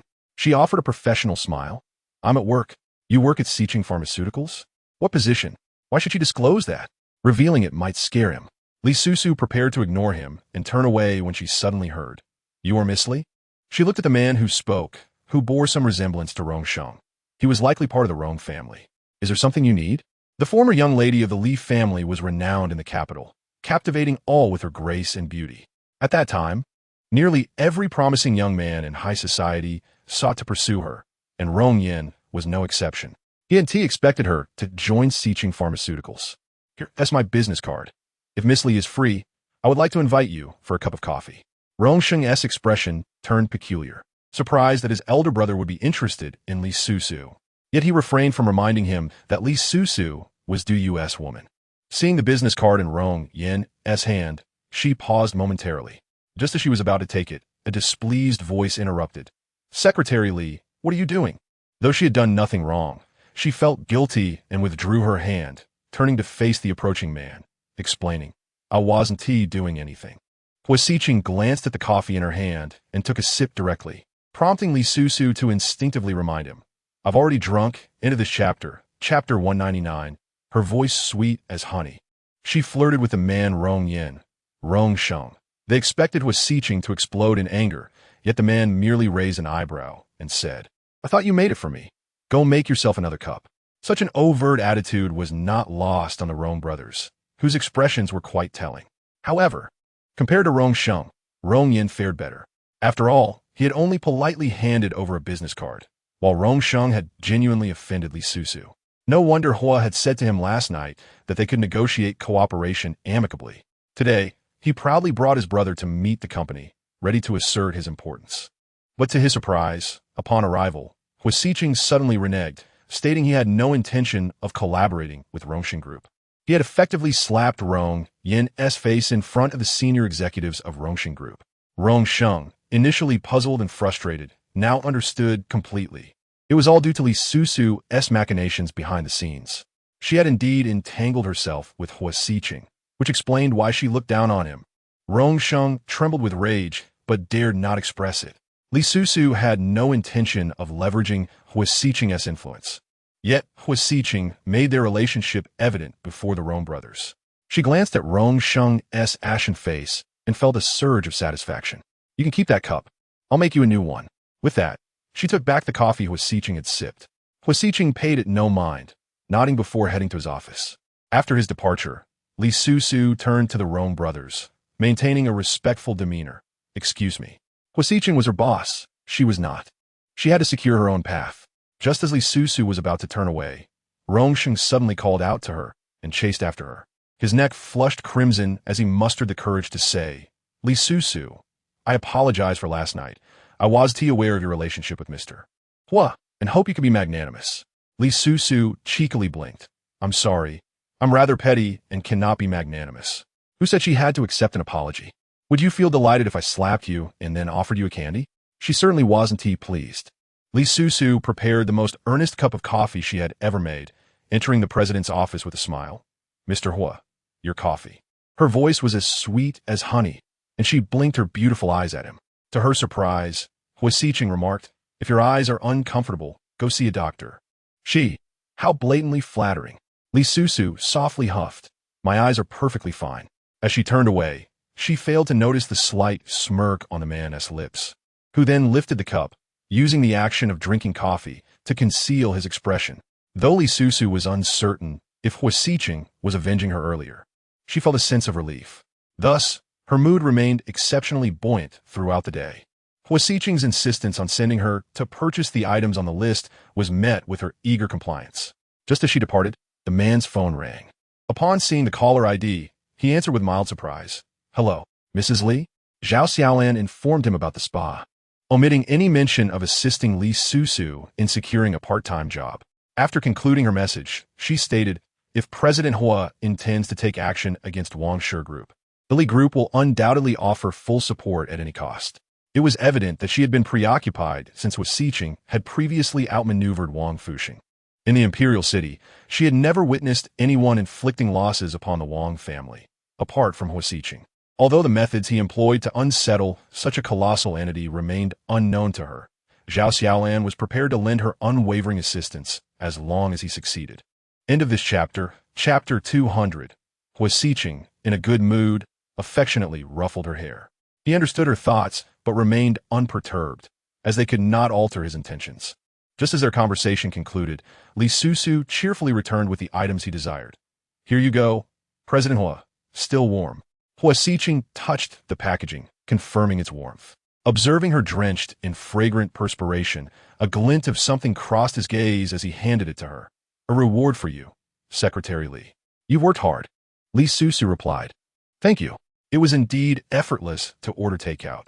There was no need for her to fetch it herself, especially since it would go uneaten. It felt like he was teasing her. Nevertheless, she smiled brightly as she accepted. Thank you, President Huo. Her ability to adapt seemed to please him, and Huo Sicheng, in good spirits, affectionately patted her head. Go ahead and eat. As Li Susu settled onto the sofa, clutching her snack bag, his expression gradually darkened. She appeared to have changed significantly. The former Li Susu would never have allowed herself to be at a disadvantage. Yet, in the face of injustice and bullying, she had become more astute, seemingly yielding to fate. The recent bankruptcy of the Li family was still fresh in her memory. Could a person truly undergo such a drastic transformation? Li Susu was unaware of his current thoughts. It had been a long time since she had tasted food from this establishment, and the flavors were delightful. With each bite, her contentment grew. After finishing work, she bought some supplements to take to the hospital. By chance, she encountered Li Cheng. The siblings refrained from mentioning the imprisonment incident, wary of provoking their father. After reprimanding Li Cheng for borrowing money, he softened upon seeing his daughter. Since you found a job, you needn't come over so often after work. I don't want you to tire yourself out. Li Susu placed the fruits and supplements on the table. It's fine. My job is quite relaxed. Would you like some oranges? I can peel them for you. The middle-aged man nodded, feeling grateful for his dutiful daughter. The atmosphere between them was harmonious, contrasting sharply with the earlier tension. Li Cheng felt a twinge of jealousy, unable to comprehend why their father treated him and his sister so differently. Unable to endure the discomfort, he stood up. Sister, can we step outside? I need to talk to you. What do you need to talk to her about? If you ask her for money again, I'll break your legs. Li Cheng's face flushed with indignation. It's not about money. With that, he exited the hospital room. Their mother gestured for Li Susu to follow, and she bit her lip, handing the peeled orange to their father. He might have something to discuss with me. You eat first, and I'll come back in a bit. Their father frowned. Don't indulge him. You've spoiled him. Understood, Dad. Li Susu left the room, pondering Li Cheng's earlier comments with indifference. What do you need me for? He shuffled his sneakers on the floor, stating, I need some money. I don't have any living expenses lately. Weren't you just saying you didn't need money? She laughed in disbelief. Why not ask Shengwan Xin for help? Li Cheng retorted in frustration. She's not my real sister. How can I ask her for money? Li Susu shot back. You remember I'm your real sister? I'm the villain here, and when you need something, you come to me. Li Cheng, I owe you nothing. Her debts were solely to their parents for raising them. Thus, with the family's bankruptcy, Li Susu was willing to shoulder the responsibility of providing for the household. However, Li Cheng saw things differently. Their mother had repeatedly told him to ask his sister for help without overthinking it. I just need a bit of living expenses. Is that too much to ask? 1,000? Who are you insulting? He was furious. 1,000 yuan isn't enough for 3 days of living expenses. If you won't give it to me, go ask your brother-in-law. End of this chapter, chapter 201. Indeed, once a daughter is married, she is like water poured out. Upon hearing that he intended to approach Huo Sicheng, Li Susu's expression darkened. Li Cheng, you owe me nothing. Just then, the door swung open, and their mother emerged. Her expression dark as she glared at Li Susu, seemingly having overheard her words. Were it not for her apprehension regarding Huo Sicheng's past dealings with her, she would have erupted in anger.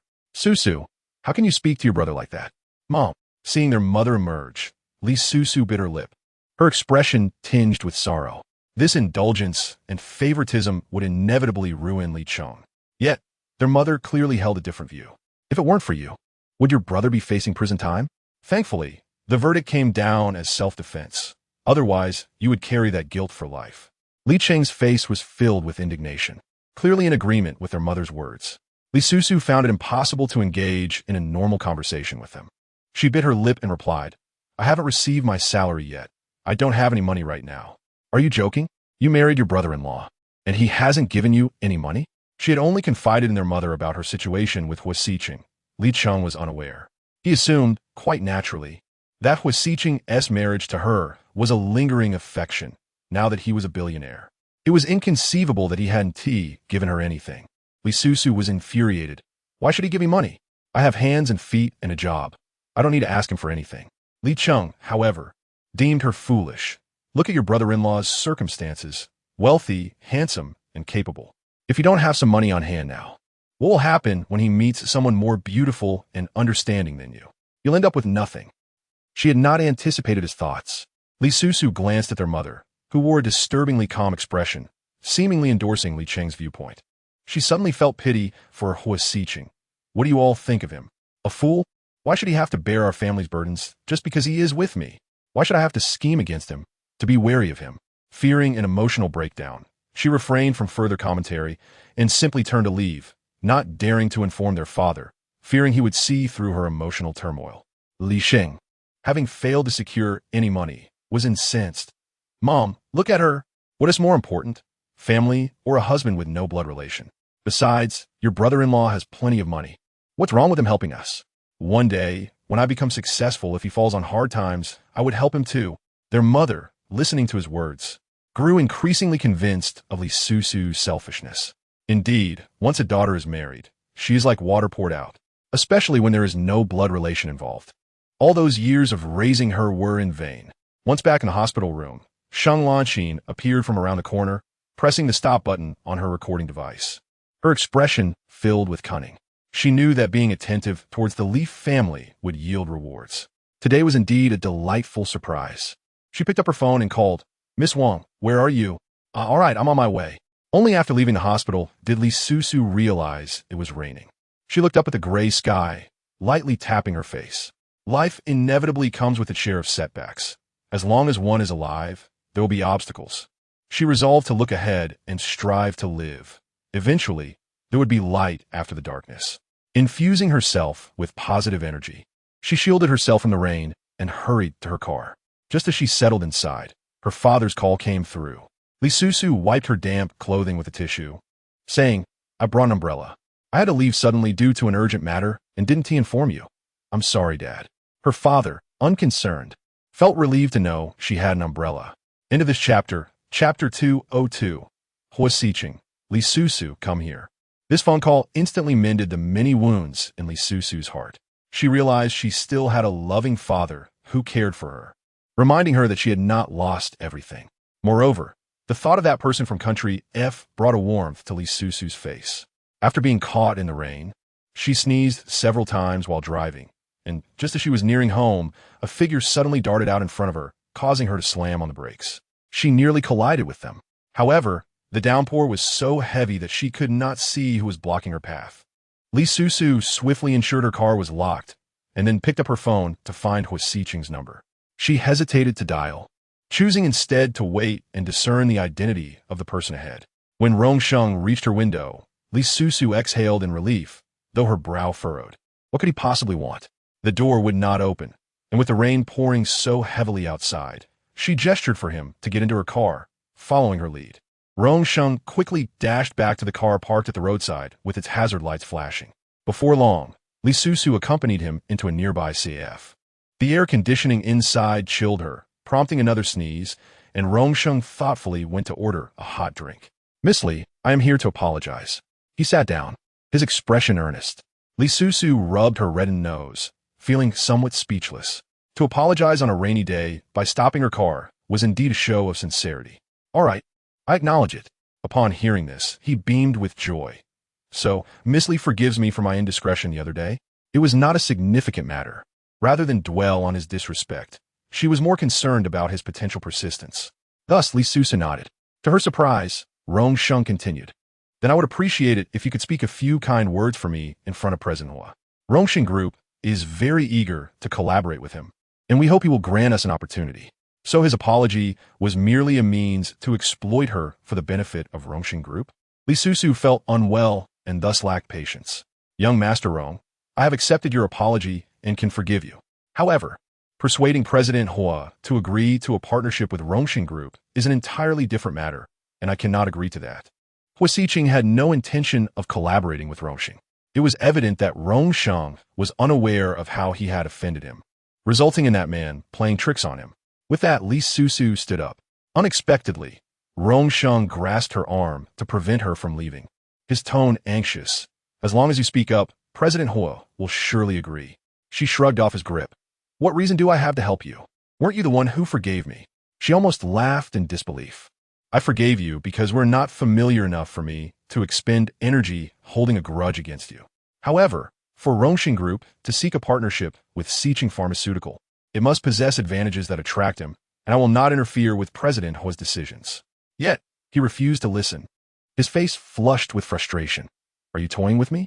If you weren't going to help, you could have said so without needing me to apologize. Li Susu found herself laughing in anger. Was this man out of his mind?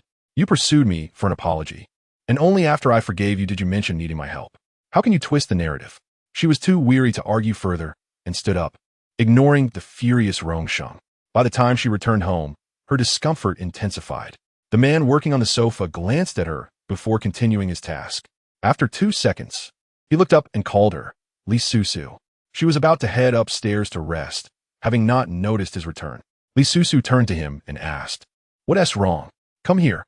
As she approached, the man placed his palm against her forehead for a few seconds. Li Susu was still processing his actions when Huo Sicheng set down his briefcase and, with a serious expression, stated, "You have a fever." She was momentarily stunned. Li Susu touched her own forehead. It felt slightly warm, but not excessively so.